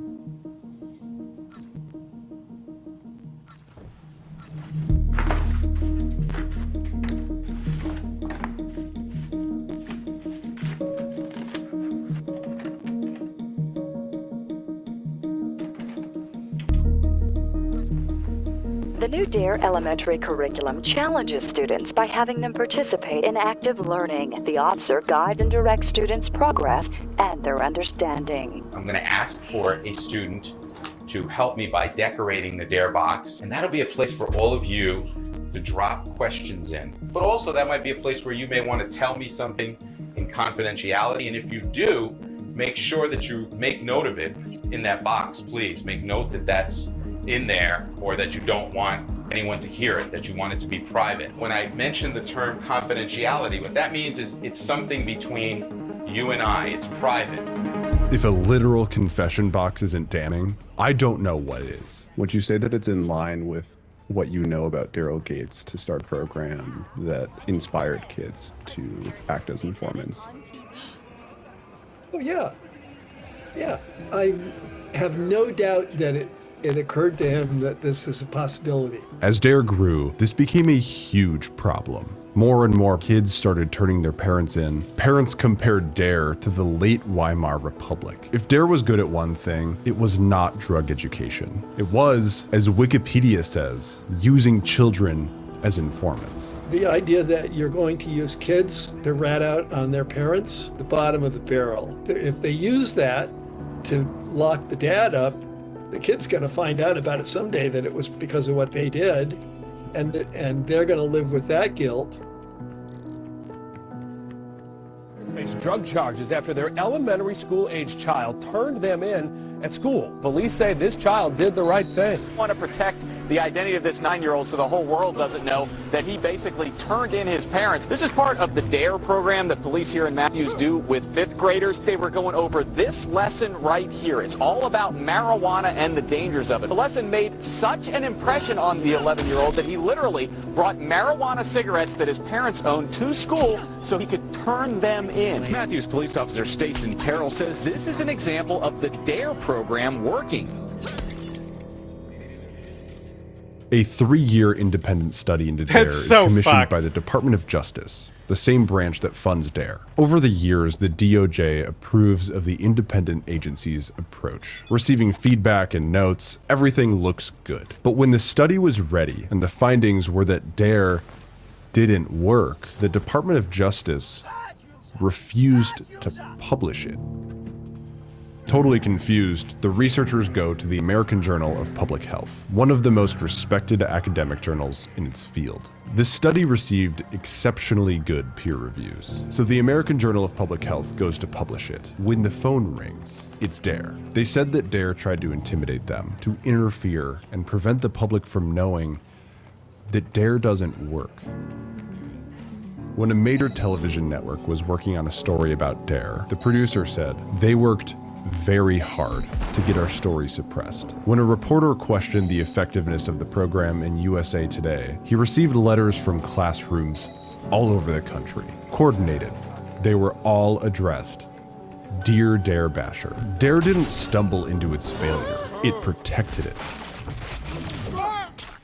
But to Dare, it doesn't matter because the money starts flowing.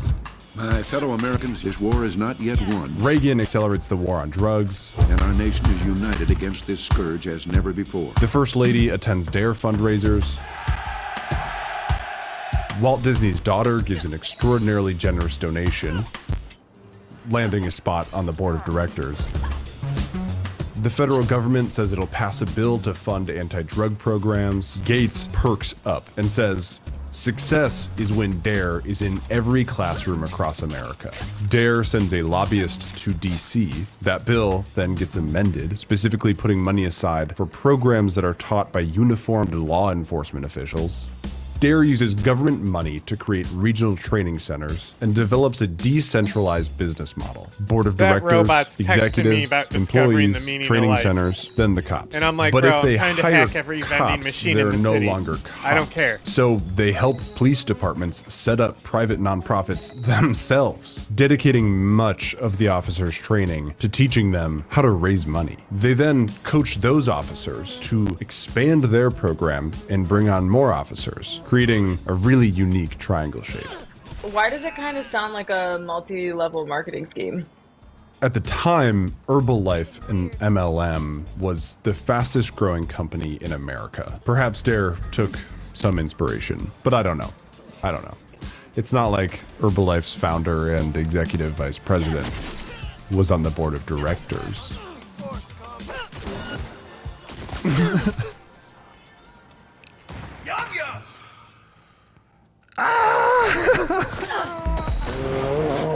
They even donated $36,000 to Dare, specifically designated for Rent. They start taking donations from corporations. A famous one is KFC. Right there. Look at that, the logo. It doesn't say Dare.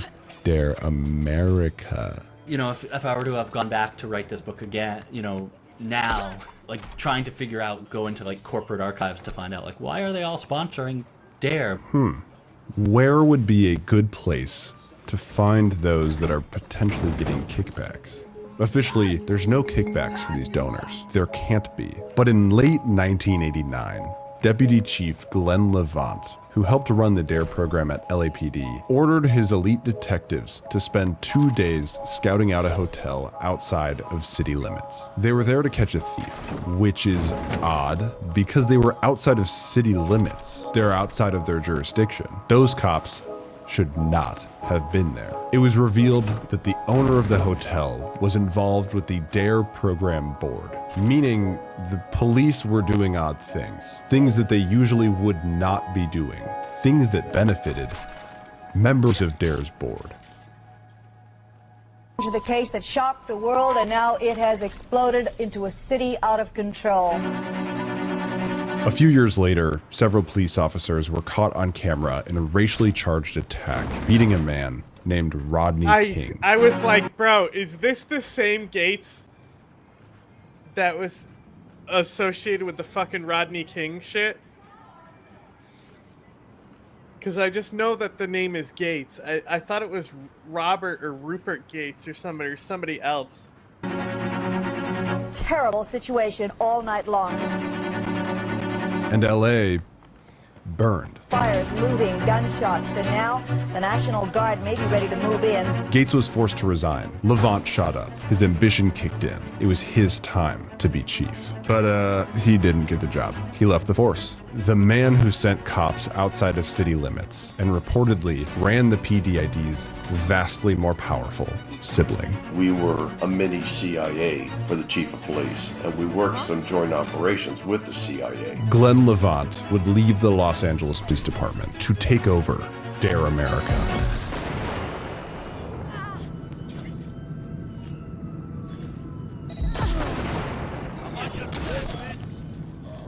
This is a timeline showing DARE's board of directors over time. With an alleged reputation of giving kickbacks to those that are affiliated with DARE's board, these are the people that Glenn Levant and DARE America reported to. You have billionaires and millionaires, high-powered lawyers, government officials or people with connections, high-powered police, and their friends, media personalities, and some old friends. The football player that subdued RFK's killer, Bill Clinton's close confidant, a former congressman who is disgraced by financial crimes, who was assisted in those crimes by Dare's friend, the junk bond king, founders and CEOs of Hollywood's largest studios and developers, Michael Jackson, an infomercial king who will soon launder cocaine money, the lawyer who defended the city of LA in a lawsuit filed by the 15-year-old boy whose photos of RFK's assassination were stolen from him. But soon, trouble hits. The largest criminal action against a Wall Street figure ever. Federal prosecutors indicted one of the richest and best-known Wall Street figures in America. His name was Michael Milken. Do you remember the movie Wall Street? Michael Douglas, the lead character in Wall Street, Greed is Good. That was based on Michael Milken. Friend of Dare, Michael Milken, is indicted in a federal grand jury for financial crimes. Many of the board's most powerful members directly benefited from his financing. Like this guy, billionaire Ron Burkle, connected to Harvey Weinstein, business partners with Sean Diddy Combs, close friends and donor to Bill Clinton, and his name appears on a list, officially made by a man who never had any clients. According to the data available to us, Ron Burkle is the longest running director on the board at Dare. The junk bond king is sentenced to 10 years in prison. He only served 22 months, and then the junk bond king was released. But he had to do a lot of community service hours, which he went to Dare for. You can see him here talking.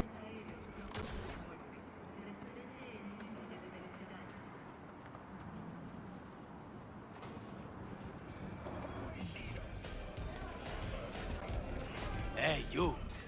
Sitting in the wrong spot. This isn't a bar? It is. But it's our bar. Get up.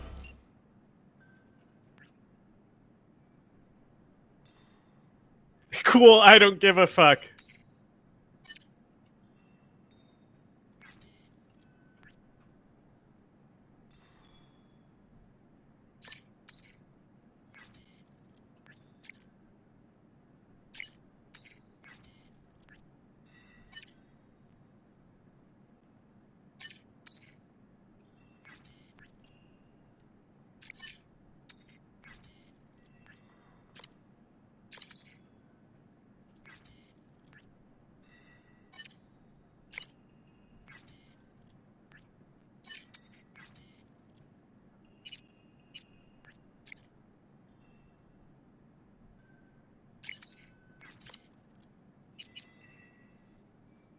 Let's take a walk.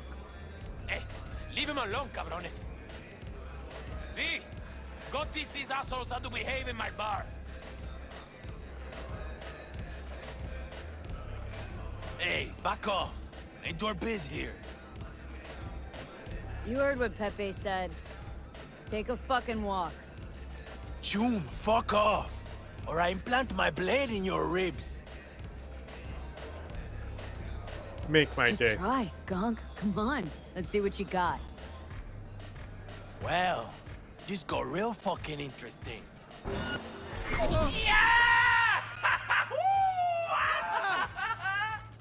Get a job. Stop scaring people.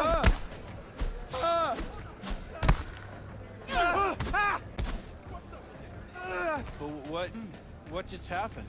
Landed in a little trouble. Cleaned up now. God damn, sorry. I think I've had a little too much. Fuck, what a night. Why'd you help me? Cause you look like you got some meds on you. Here. Thanks.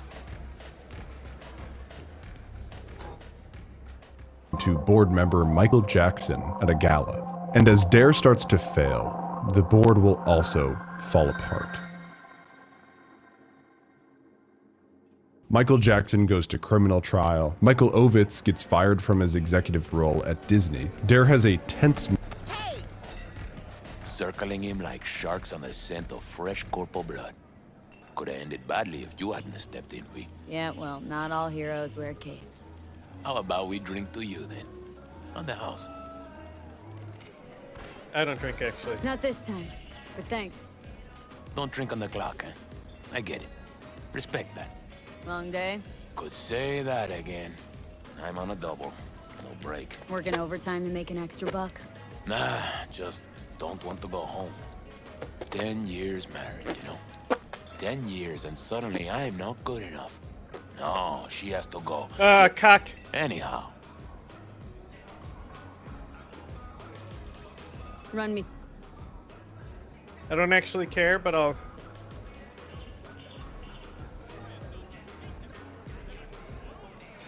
Sure. What?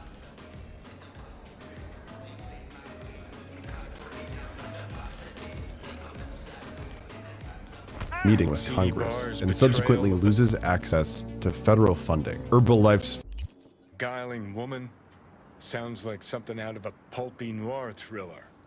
Pepe was used to listening to his customers' complaints, but now it was he who needed to get something off his chest. It was the same old story, an unfaithful wife in a city where everything was uncertain. You about done? I'm trying to focus.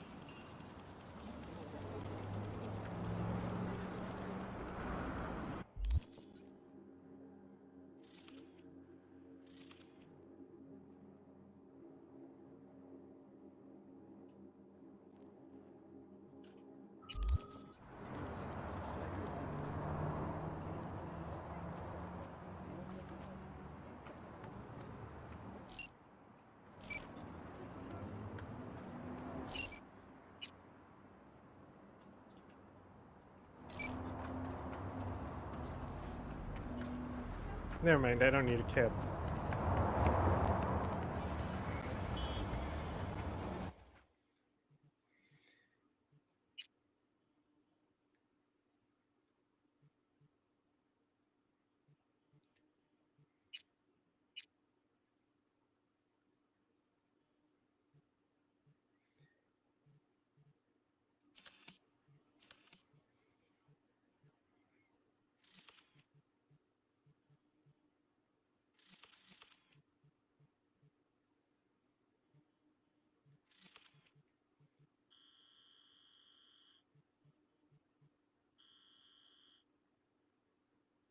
Where's the...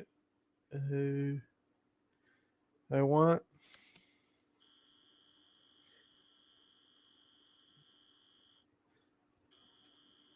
Oh, you know what? I'm not in Watson. Yes.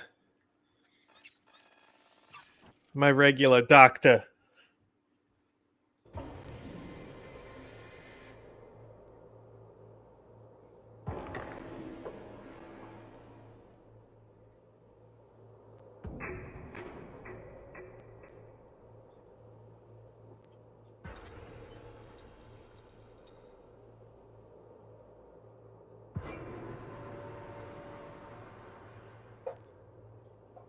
Founder suddenly dies. Close friends Michael Ovitz and Ron Burkle have a falling out, and several members on the board have either hired or are somehow connected to a private investigator named Anthony Pellicano. They call him the Sin Eater. The convicted felon was hired by the Clintons to discredit Monica Lewinsky and Jennifer Flowers. He was hired by Michael Jackson to investigate the children accusing him. Hired by Ovitz to spy on Burkle, he was a mob man who somehow got access to LAPD police files to aid in his crimes.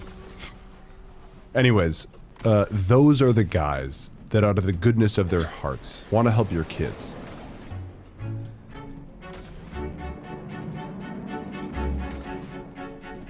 So what was DARE really all about? We can't say for sure, but we can hold it up to the duck test. Beginning in the 1990s, the United Kingdom taught the DARE curricula, but over time, they modified the curricula and strayed from only using police officers. They still used cops. They just also used professionals and educators.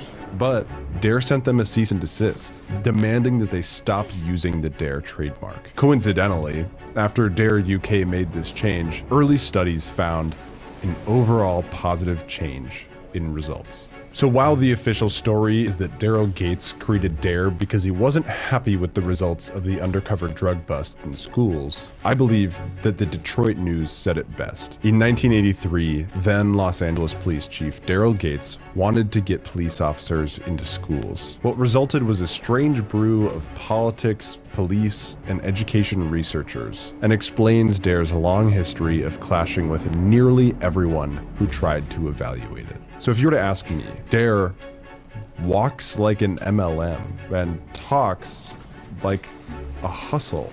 After years of attacking anyone that criticized their program, DARE finally admitted it here on their website. Scientists have repeatedly shown that the program did not work. Seemingly in hopes to regain access to federal funding, DARE has released a new program. Then this one works. Today, Attorney General Jeff Sessions attended a gathering of DARE. Over the past 3 years, DARE has had record-breaking expansion, training thousands of new cops. DARE is back. The first DARE graduation in 2 decades. There's so much interest in DARE returning. Revamping the DARE program, and schools are on board. And it does actually seem like DARE's new program is promising. But the irony of it all is that DARE's new program was evaluated by a man named William B. Hansen, a scientific prevention strategist, who back in the day worked with the Los Angeles Unified School District to develop a program called Project SMART. Thank you again to Surfshark for sponsoring a portion of this video, and thank you to our patrons. You guys are amazing. Also, should I use this? I'll tell you what, here we go. Every Wednesday on the Discord, we have a GeoGuessr challenge. 1 month from when this video goes live, whoever wins, I will mail this to you. I don't know if it works. Like there may not be any monetary value to it, but if you win, you will get it. Anyway, thanks so much. I'll see you in the next one. Drugs. Some of the big kids do them. So it's tough for us younger now. But my mom and dad helped get this DARE anti-drug program in our school. It's run by specially trained police. Now we're saying no to drugs.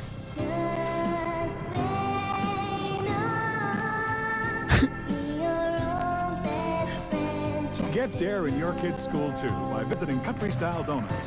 Purchase the DARE Country Style Donuts. Proceeds go to DARE in your community.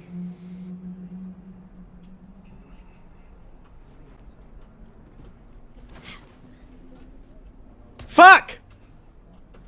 I hate platformers, bro. Fuck!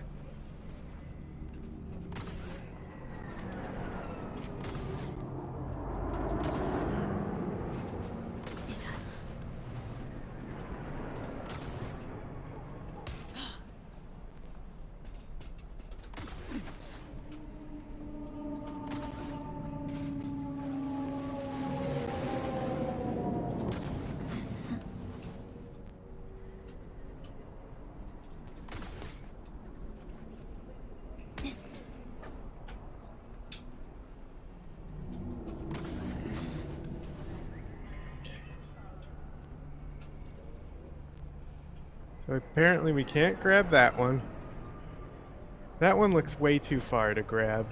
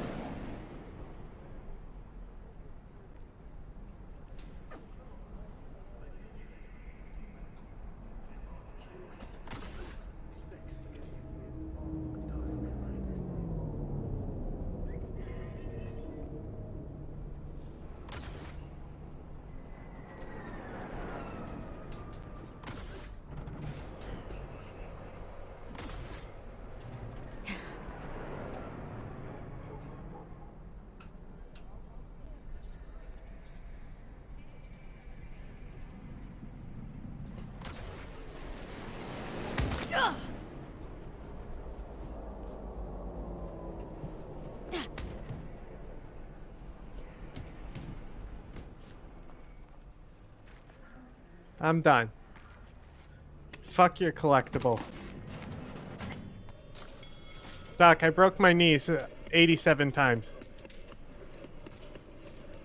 Was thinking about swapping some chrome. Have a look.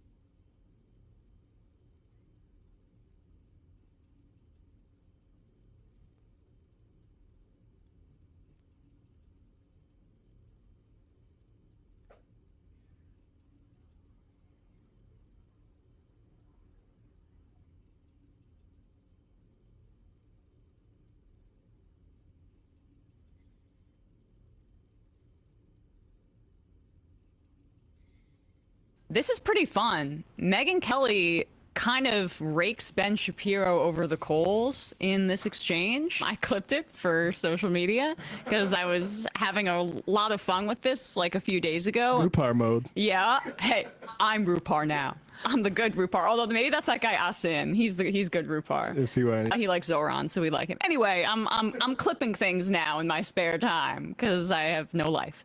And I was watching this debate between Megyn Kelly and Ben Shapiro, and it's really fascinating because Kelly claims to have sources within the government that say that Epstein didn't kill himself, and Ben Shapiro is defending the government line. And it's just been an like Shapiro on Israel and this, he's losing touch with the base. And the Daily Wire is having all these financial issues.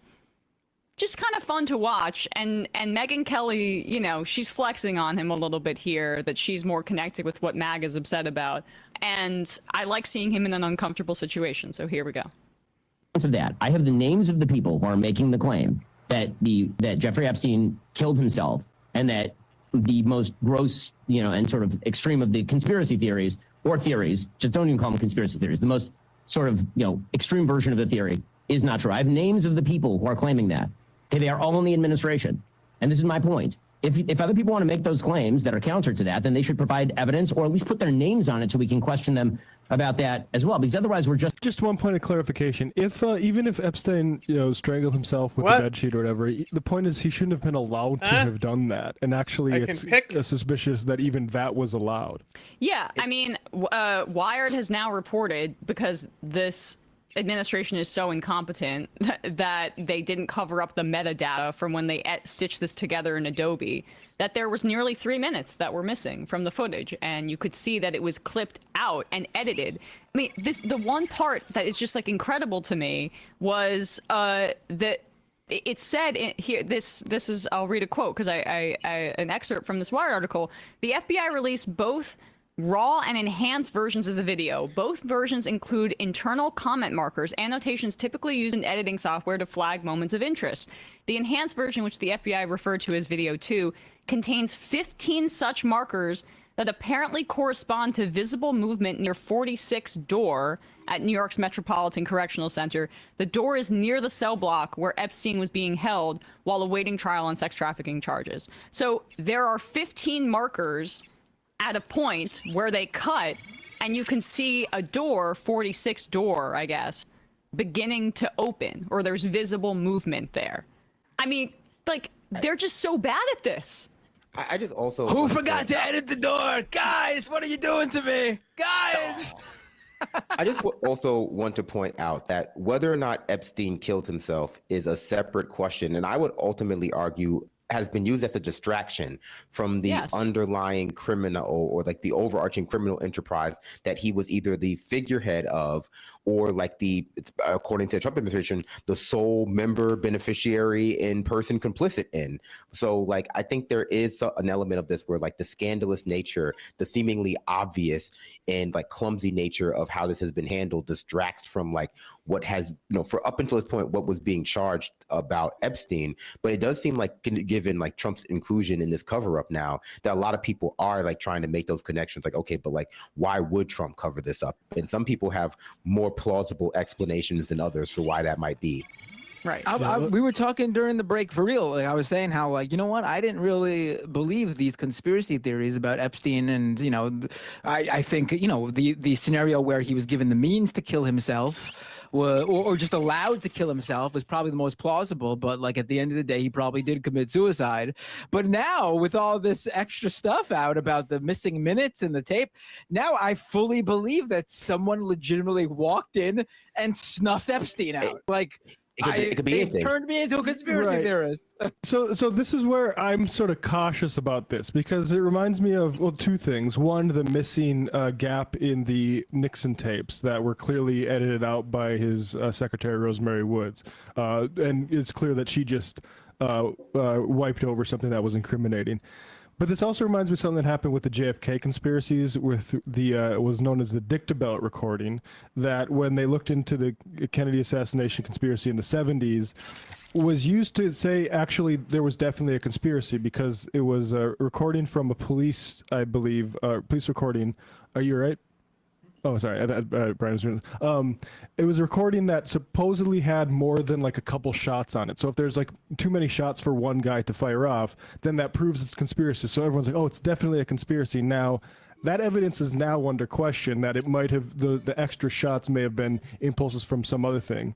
And so people who say there was no conspiracy say, oh, they believed in a false piece of evidence that supposedly showed conspiracy. That's what I worry about with this video footage thing, that it is just, maybe there is some kind of glitch. And but I just said that there are markers to edit it out. I first thought it was possibly, because I know security cameras are weird. They do, depending on the model of camera, they do these weird things to try to save energy or make it work, because they're usually very cheap, but they got to have decent quality so that you can see what's going on them. And I do know there's some that actually like automatically stop footage and then restart it, so they make the clip shorter, which is supposed to help with the life of the battery life of the camera or whatever, to make sure files don't get corrupt and what have you. But here, from what we're now learning, it's like, it seems like it was purposefully edited using editing software. Like it wasn't something that just automatically happened in camera. Right. But to your point, go ahead. No, you go ahead. We should probably get back to the clip and then go into it, but yeah. What'd you say? We'll sandwich it and then. Okay, fair enough. Brandon, what was that? I was going to say, to your point, Matt, just quickly, I worry about something similar where, like, in situations like this, we know that conspiracy theories oftentimes spring up to fill in gaps of information that are left by, like, the lazy narratives and the lack of bridging those narratives that seemingly come from nowhere by our politicians for the audience that is expected to like slop them up. And so I worry when we have issues like this, that people's imaginations go wild and cause them to blindly speculate, which for good reason, like anything could be in that missing part of tape. And I'm not saying this is like the intention of the Trump administration, but like it gives people the ammunition to blindly speculate in ways that might delegitimize the larger conversation that is that's happening about Trump's culpability within the Epstein files, but just the larger culpability of our elite class within those files, right? Because, we've seen it happen before where people, the conspiracy is defined by the media, by the craziest people who believe it. And right now there's a lot of attention being given to this, but, as nothing gets done, who knows what the narrative will be from both parties in 2 weeks. And then we'll see like, oh, everyone thinks that on the tape that Hillary Clinton is in those missing 3 minutes and she's dressed like Mr. X from like you said, Resident Evil, and she winks at the camera, or like they bring in Donald Trump on a gurney and they switch their brains or something like in Get Out. Like, they'll highlight those narratives to distract from like the question of like, well, why? What is the imperative on Trump's part to hide these files, given what we know about his relationship and the relationship of many members of his cabinet to Jeffrey Epstein, like Howard Lutnick and Pam Bondi? Right, exactly. So here, with that all said, here they continue this debate. People who are claiming that, okay, they are all in the administration, and this is my point. if other people want to make those claims that are counter to that, then they should provide evidence or at least put their names on it so we can question them about that as well, because otherwise we're just in the realm of pure speculation. And frankly, I just don't find that useful. I would love more useful information. This is why I'm angry at Bondi. I think there should be all the useful information possible. But the same thing holds true for people who are making claims on the other side. Otherwise, I can claim that he was working for a cadre of space aliens who were blackmailing high-profile Americans in order to protect from a future invasion. And there's just about as much evidence for that as many of the claims that are being made on the other side. All right, well, let's talk about that. That is made requires evidence. Any claim that's being made requires actual evidence. And at the very least, in the absence of evidence, the credible names of the people that I can either trust or not trust, ranging from, again, the President of the United States and Vice President to the head of the FBI, the AG, and the Deputy Head of the FBI. Well, I think it's very hard to say those people need to come out and put their names on these claims when they're working for an administration, this one and the one before, that didn't want that to come out. You're asking somebody to countermand the people they work for. How am I supposed to falsify their claims? Now we're working in the realm of the unfalsifiable. You're not, but look, Ben, you can't come to me and say, everybody I know says he killed himself. And then I respond saying, I actually have my own sources who say he didn't. And then you say, well, your sources are not valid because they won't put their names on it. Okay, who are your sources? Let's go down the list, and then we'll talk about why they might be saying that. My sources are the President of the United States, the Vice President of the United States, Catherine Pell, the head of the FBI, Dan Bongino, the Deputy Head of the FBI, and Pam Bondi, the Attorney General. And those aren't just my sources. They're everybody's sources because they publicly came out and said this. Okay. Trump hasn't specifically weighed in on that specific aspect of it. We've all seen the limited things that Trump has said and tweeted on this. And J.D. Vance was calling for transparency and suggesting otherwise prior to taking office. He hasn't commented on this so far, so he's not one of your sources. He's the Vice President. You've got Cash, you've got Dan, and you've got Pam, and we've already discussed that memo in full detail. I'm talking about people behind the scenes who, prior to Trump taking office, I'm not going to get too specific, but trust me, I have high-level sources who have said they don't believe any of that. Any of that. Okay. So, and I'm not going to out them for purposes of convincing you, but you're telling me name them. No, I'm not going to. I don't have authorization. I'm not saying and then you say, well, I dismiss all of it because you won't name them. Hold on, Megan, I'm not saying you should name them. I'm saying they should name themselves because otherwise they are being complicit in one of the greatest cover-ups in the history of the American That's easy for you to say, Ben. That's very easy for you to say. Why is that easy for me to say? Why? Because you'll have your job and you'll have your millions, no matter what they do. Megan, give me a break. If somebody came out today and they were a whistleblower on the greatest scandal in the history of the American Republic, they would make more money tomorrow than in their entire life working for the FBI. That's ridiculous. Okay, there are reasons not to cross the people who are in charge, and that's all I'm going to say. And look, this is me not having drawn a conclusion. I don't know what the truth is. I've been reporting in a way. I mean, I see you've taken a side that you've chosen to believe the story that's being offered, and that's fine. A lot of people have. I'm not there yet. I don't actively say that there's a pedophile ring. I don't say any of that. I'm just following the facts, and we're not at the place where I can draw that conclusion. Well, no, I can draw the conclusion that the evidence that I'm seeing and the people who are speaking about it lead me toward this particular conclusion. And if counter evidence is presented that is not speculative, then I will change my conclusion because that's what I've done on this case. Until this memo came out, I was weighing toward the more extreme version of this theory, and you can look back at my tweets and what I've said about it. And then this came out, and now my perspective has changed. So when the facts change and the people who are speaking, I guess I'm just not that trusting of government. There are other facts. Also, I'm sorry, but like, what facts have come out? They have put out a narrative. Said they don't have anything. Yeah, that's because there is evidence to the contrary. This is the sort of like the pseudo erudite cope of people at Ben Shapiro's level on the right, that like they presented counter evidence of or evidence to prove that it was in fact Jeffrey Epstein, when that's not what happened. In fact, they have said that they can't show us evidence of that because it would re-victimize women, and you know how much the right wing hates re-victimizing women. And is this fucking Andrew Tate back into I swear to God, if I didn't need to platform and I just got to go up to the roof and this fucking thing is there.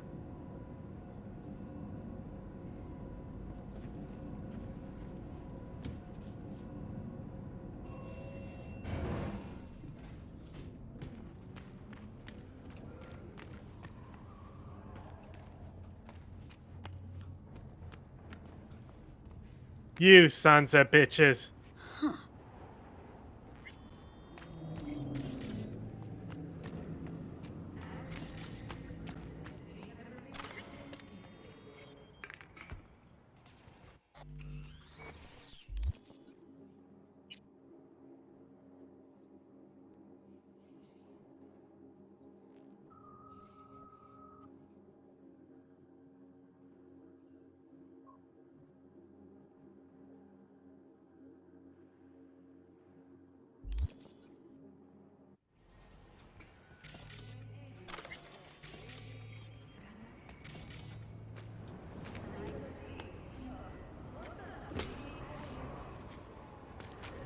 What if I don't want to take the elevator down, though?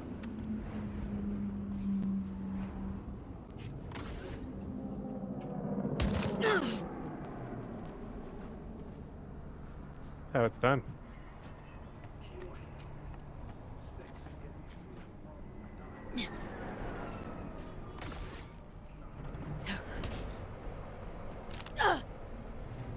My knees.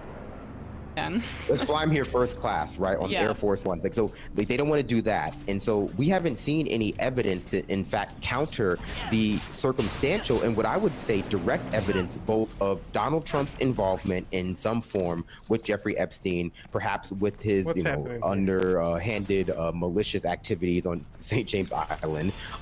Jeffrey Epstein calling Donald Trump his closest friend, like all the times they hung out together, and then the evidence of the larger child trafficking ring, in larger, again, which something that gets subsumed into the child trafficking ring, the larger financial malfeasance that he was likely getting up to, right? So like there are like levels to this that are being obscured both by like the suicide and then like by like the Little St. James like blackmail operation, because then there's the larger financial crimes that he was like likely getting up to. But there's evidence of all of that stuff. There's both circumstantial and I would argue direct evidence of that stuff. And all the Trump administration has really done is say, nuh-uh. And then there's that second part of like, present me with evidence to the contrary, or present me with like, other types of evidence. Like, okay, but there's an asymmetry of expectation in authority and power here where it's like, we just simply don't have the ability to do that. Like, yes, and he's relying on that. Yeah, to make it seem to bolster his argument, but the government has the only legal right to that evidence. And people have been asking for transparency, and the government has been saying that they can't provide that. And that's what's giving rise to a lot of this speculation. But like, we don't have the ability to get that evidence for ourselves. Like, he's calling on some sort of like, maybe some third party who has this evidence out there to release it or something, but we don't know if that's the case or if that's possible. Yeah, and I don't need to believe that Megyn Kelly has these sources to find that exchange like interesting, because you see the tension there where Shapiro, I mean, if there is some, again, intelligence connection, and there is connection to Israeli intelligence. It's on the menu today. Let me show you, hun. Doubt you'll be disappointed.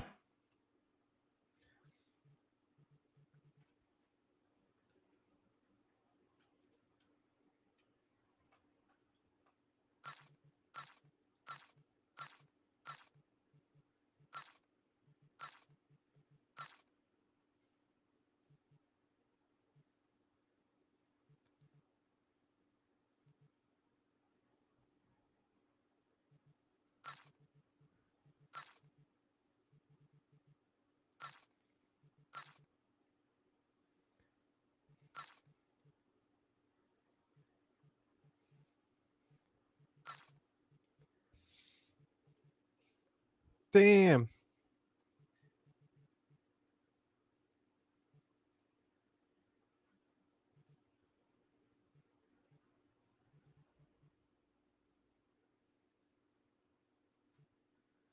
Shit's expensive.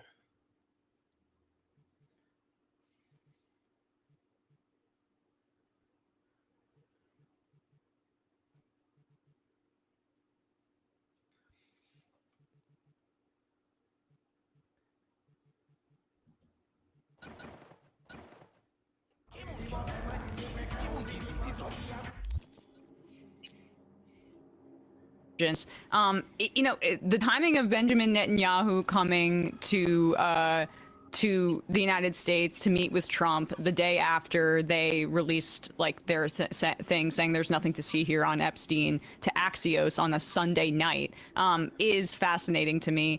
And you're hearing the most like pro-Israel people in the Democratic Party, like Richie Torres, go on television and talk about how, there's nothing to see here. He killed himself. This is a conspiracy theory and stuff like that. Like, I'm not saying that there's a connection to Mossad, but there was a connection through Ghislaine Maxwell, certainly. Yeah. And it cannot just be Mossad. It can be both a joint United States and Israeli intelligence operation, which is like our closest basically collaborator in terms of intelligence in many ways often. Although, there is some issues like the CIA doesn't fully love Mossad or Israel sometimes because they cause so many headaches for our intelligence gathering, right? But there are other elements where there could be 100% coordination. And that's what frustrates me about Megyn Kelly is this whole like I got sources thing because she's trying to bolster credibility when she could just be a journalist and recite what is in the public record, which is the Southern District of New York talking about tapes with people's names on them and young girls' names on them. Well, what were those names? Unredact those.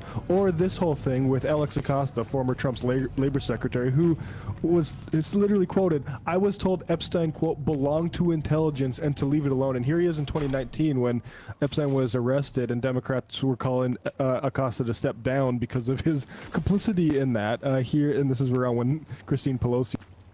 Animals are the craziest fucking gang in the city. Any drug, they'll take it. Hey, at least they're getting drunk.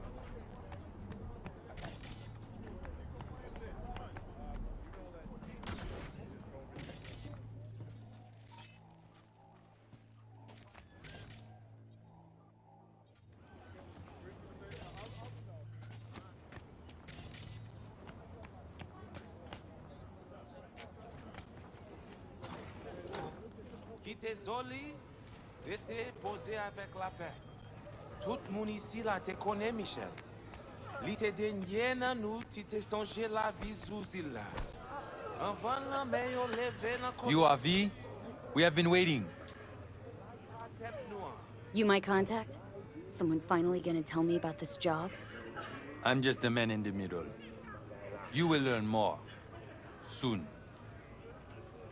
Wanna talk with Brigitte? She here somewhere? No.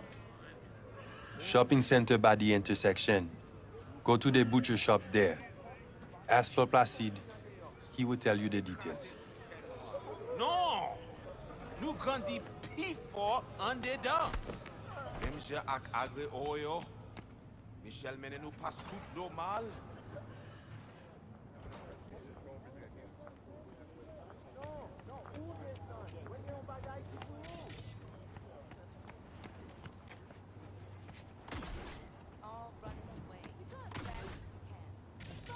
An access point? No.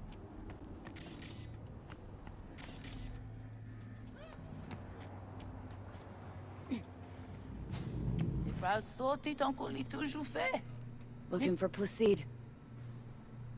Placide. Gardez ici là. Dodo, ti, petite maman.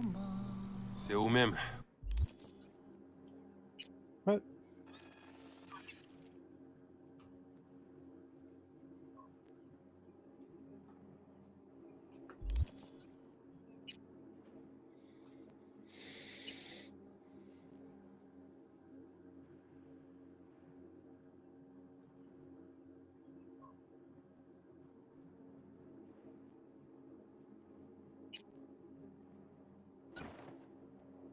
Fuck.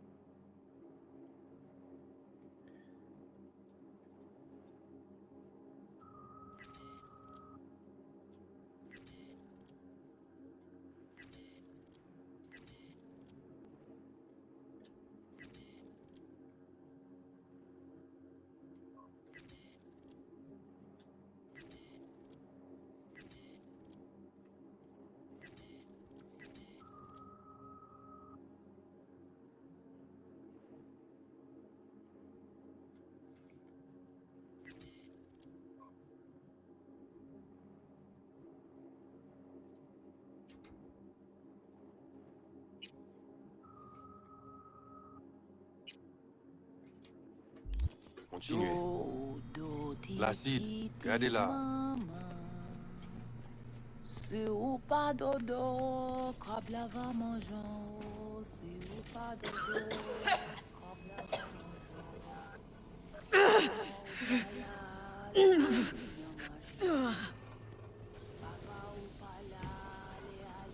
You Placide? Want to talk to your boss?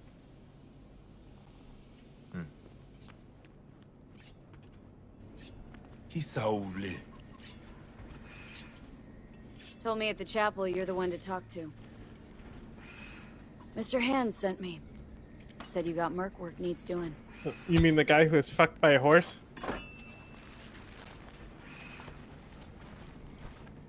No here.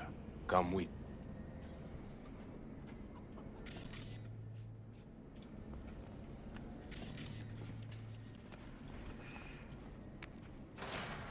Where are we headed?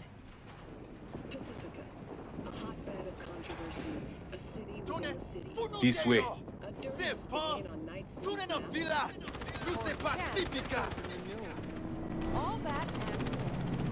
Welcome to Pacifica.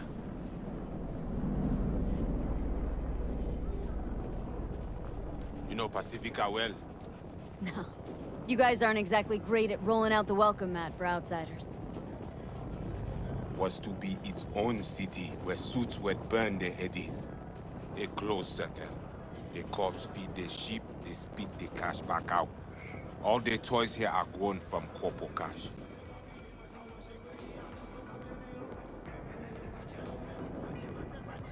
Our interest is now in the GIM, the Grand Imperial Mall. Pacifica's biggest, ugliest temple to greed. But never finished.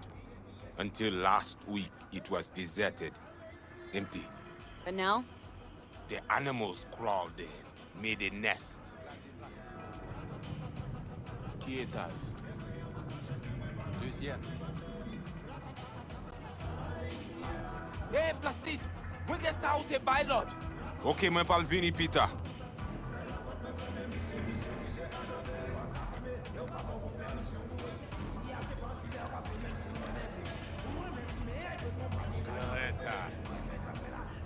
Placide, petit Où? ou pas de besoin. Gen l'autre qui gagne li pi mal. Peut-être. Mais ça, c'est pour ma bonne non pour yon réponse. Merci. Let's go. Not far now.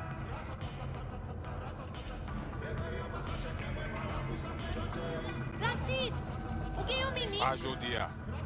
Mais ou te di? Vita, Emily. Mwen pa plié.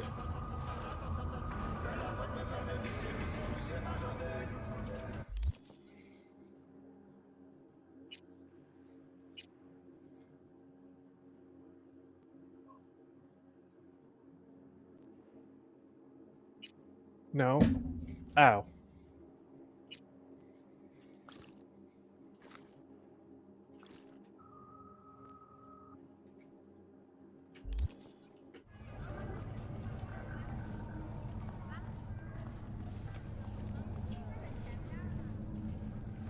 You deal with animal before? Yeah.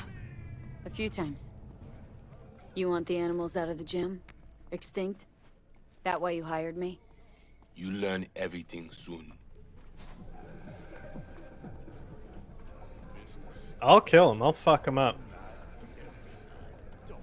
I mean, it makes no sense them being here.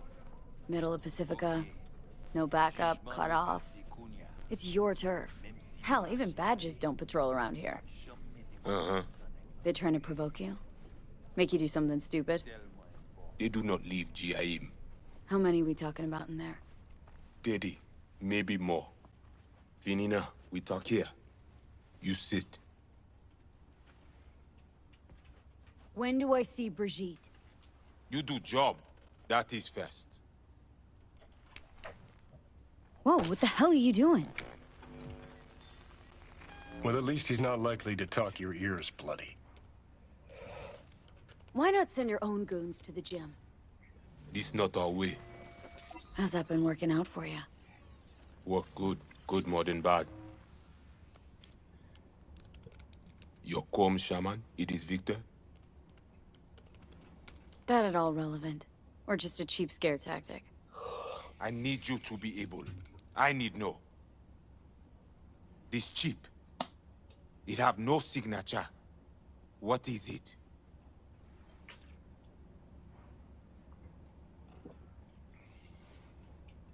Chip's why I'm here. Why I want a word with Brigitte. Doesn't look at all familiar.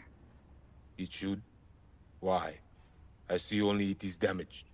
Got a bullet to the brain. Hasn't worked since, that's how.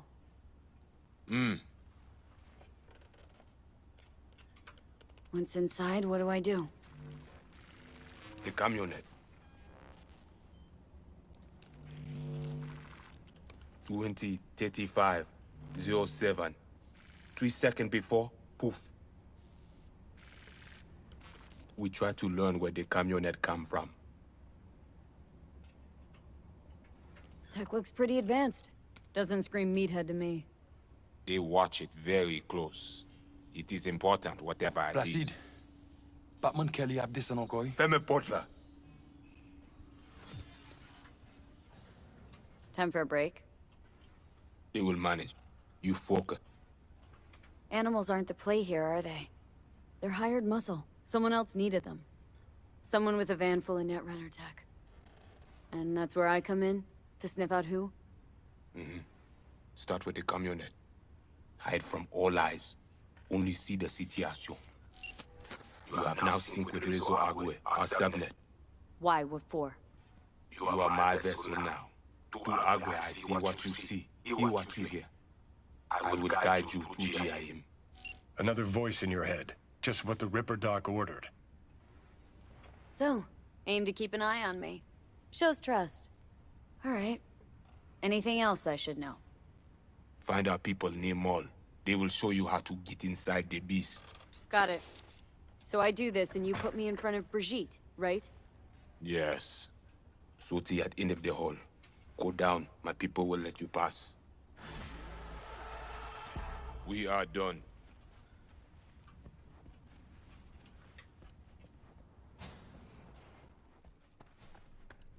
I'll kill him. I'll fucking kill him, bro. I'm gonna kill him so hard. They're gonna be like, ah, we're so dead. All ears. What? I check stability. The link on your end clear. Mm-hmm. Seems so. What's up? What do you got? That's cool.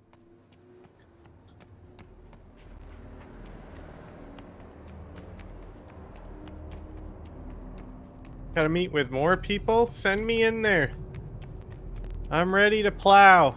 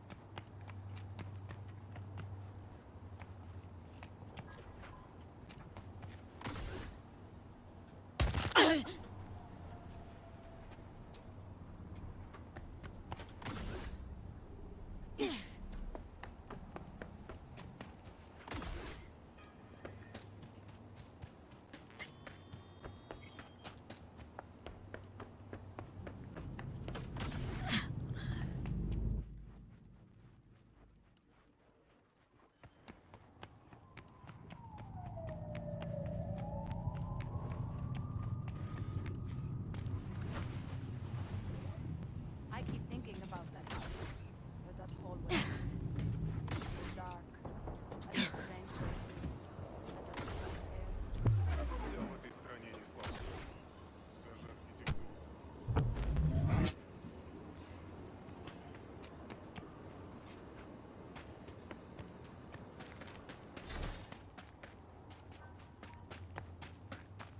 They are my people. Talk with them. Hello. Know the way in? Was told you would. Yeah, garage in the back. But shh. Quietly, yeah? Anything interesting happen over there? Since we are here, all quiet. No one in, no one out? Well, they went out for supplies once.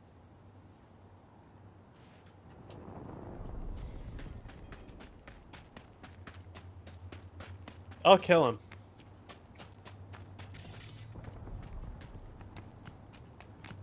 Hey, free ammo.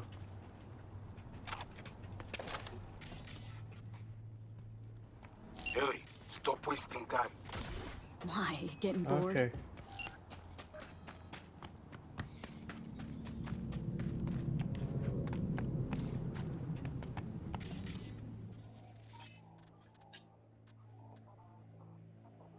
Now it's at the top. Everything's out of order.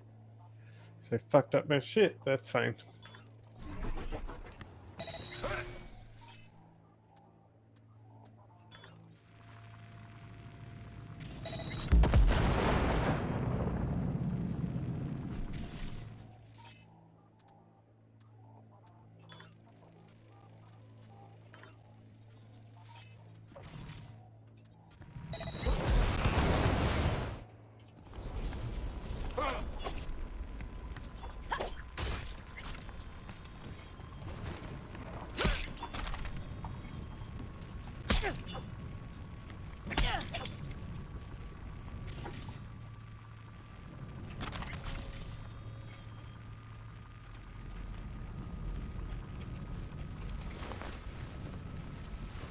Go ahead.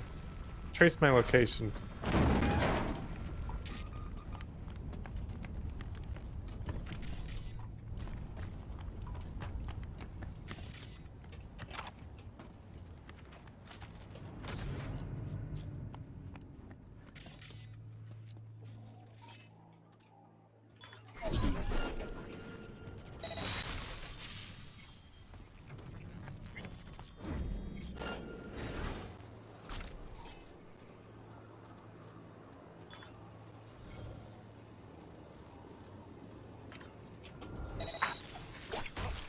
Little cum stain!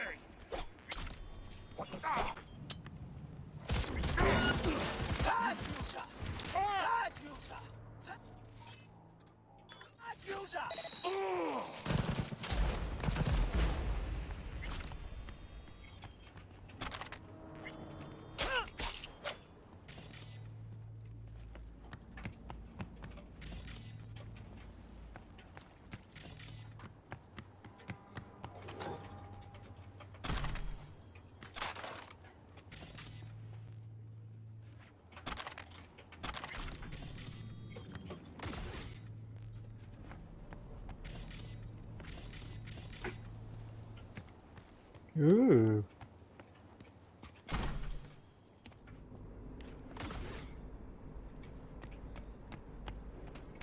Okay, I'm in.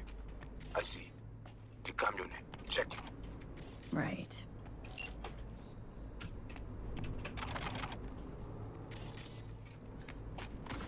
Camera and corridor. Avoid it. It even work? This place was abandoned. Years ago. Now it is not. Animals fix their eyes. Come out, come.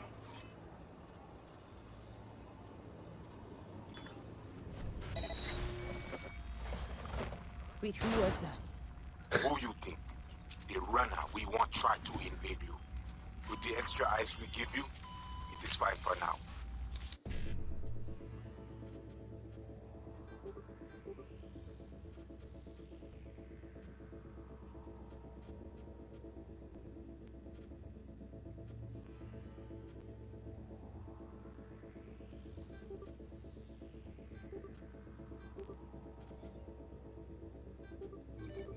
Nailed it.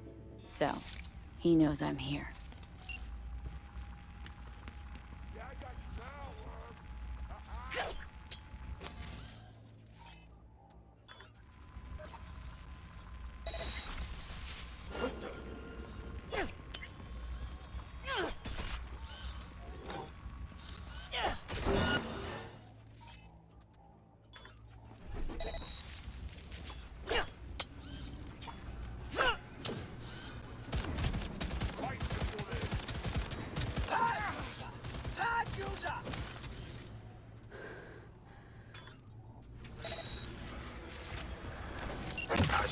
tries to cut you off.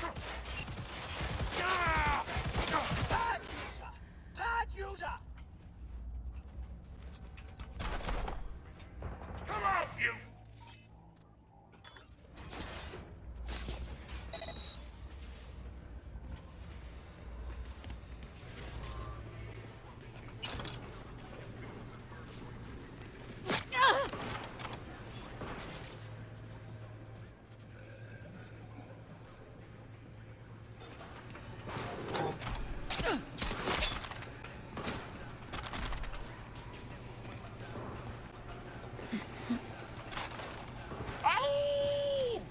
Migaela!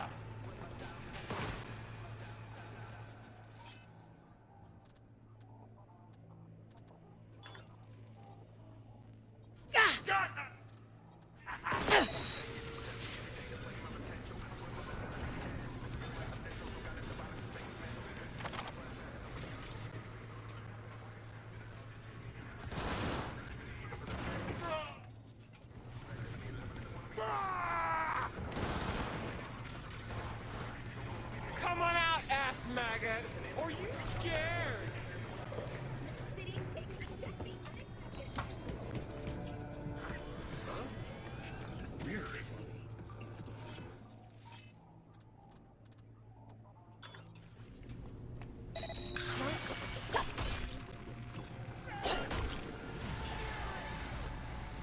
Come on, let's see what you got. Training. We got shit to do. Huh? Stop streaming. We got shit to do. We got 45 minutes until the interview. We're gonna set the room up, do all that shit. Mm-hmm. Plus, I want you to pay for restream so we don't have the fucking watermark on the interview. Okay. Yeah.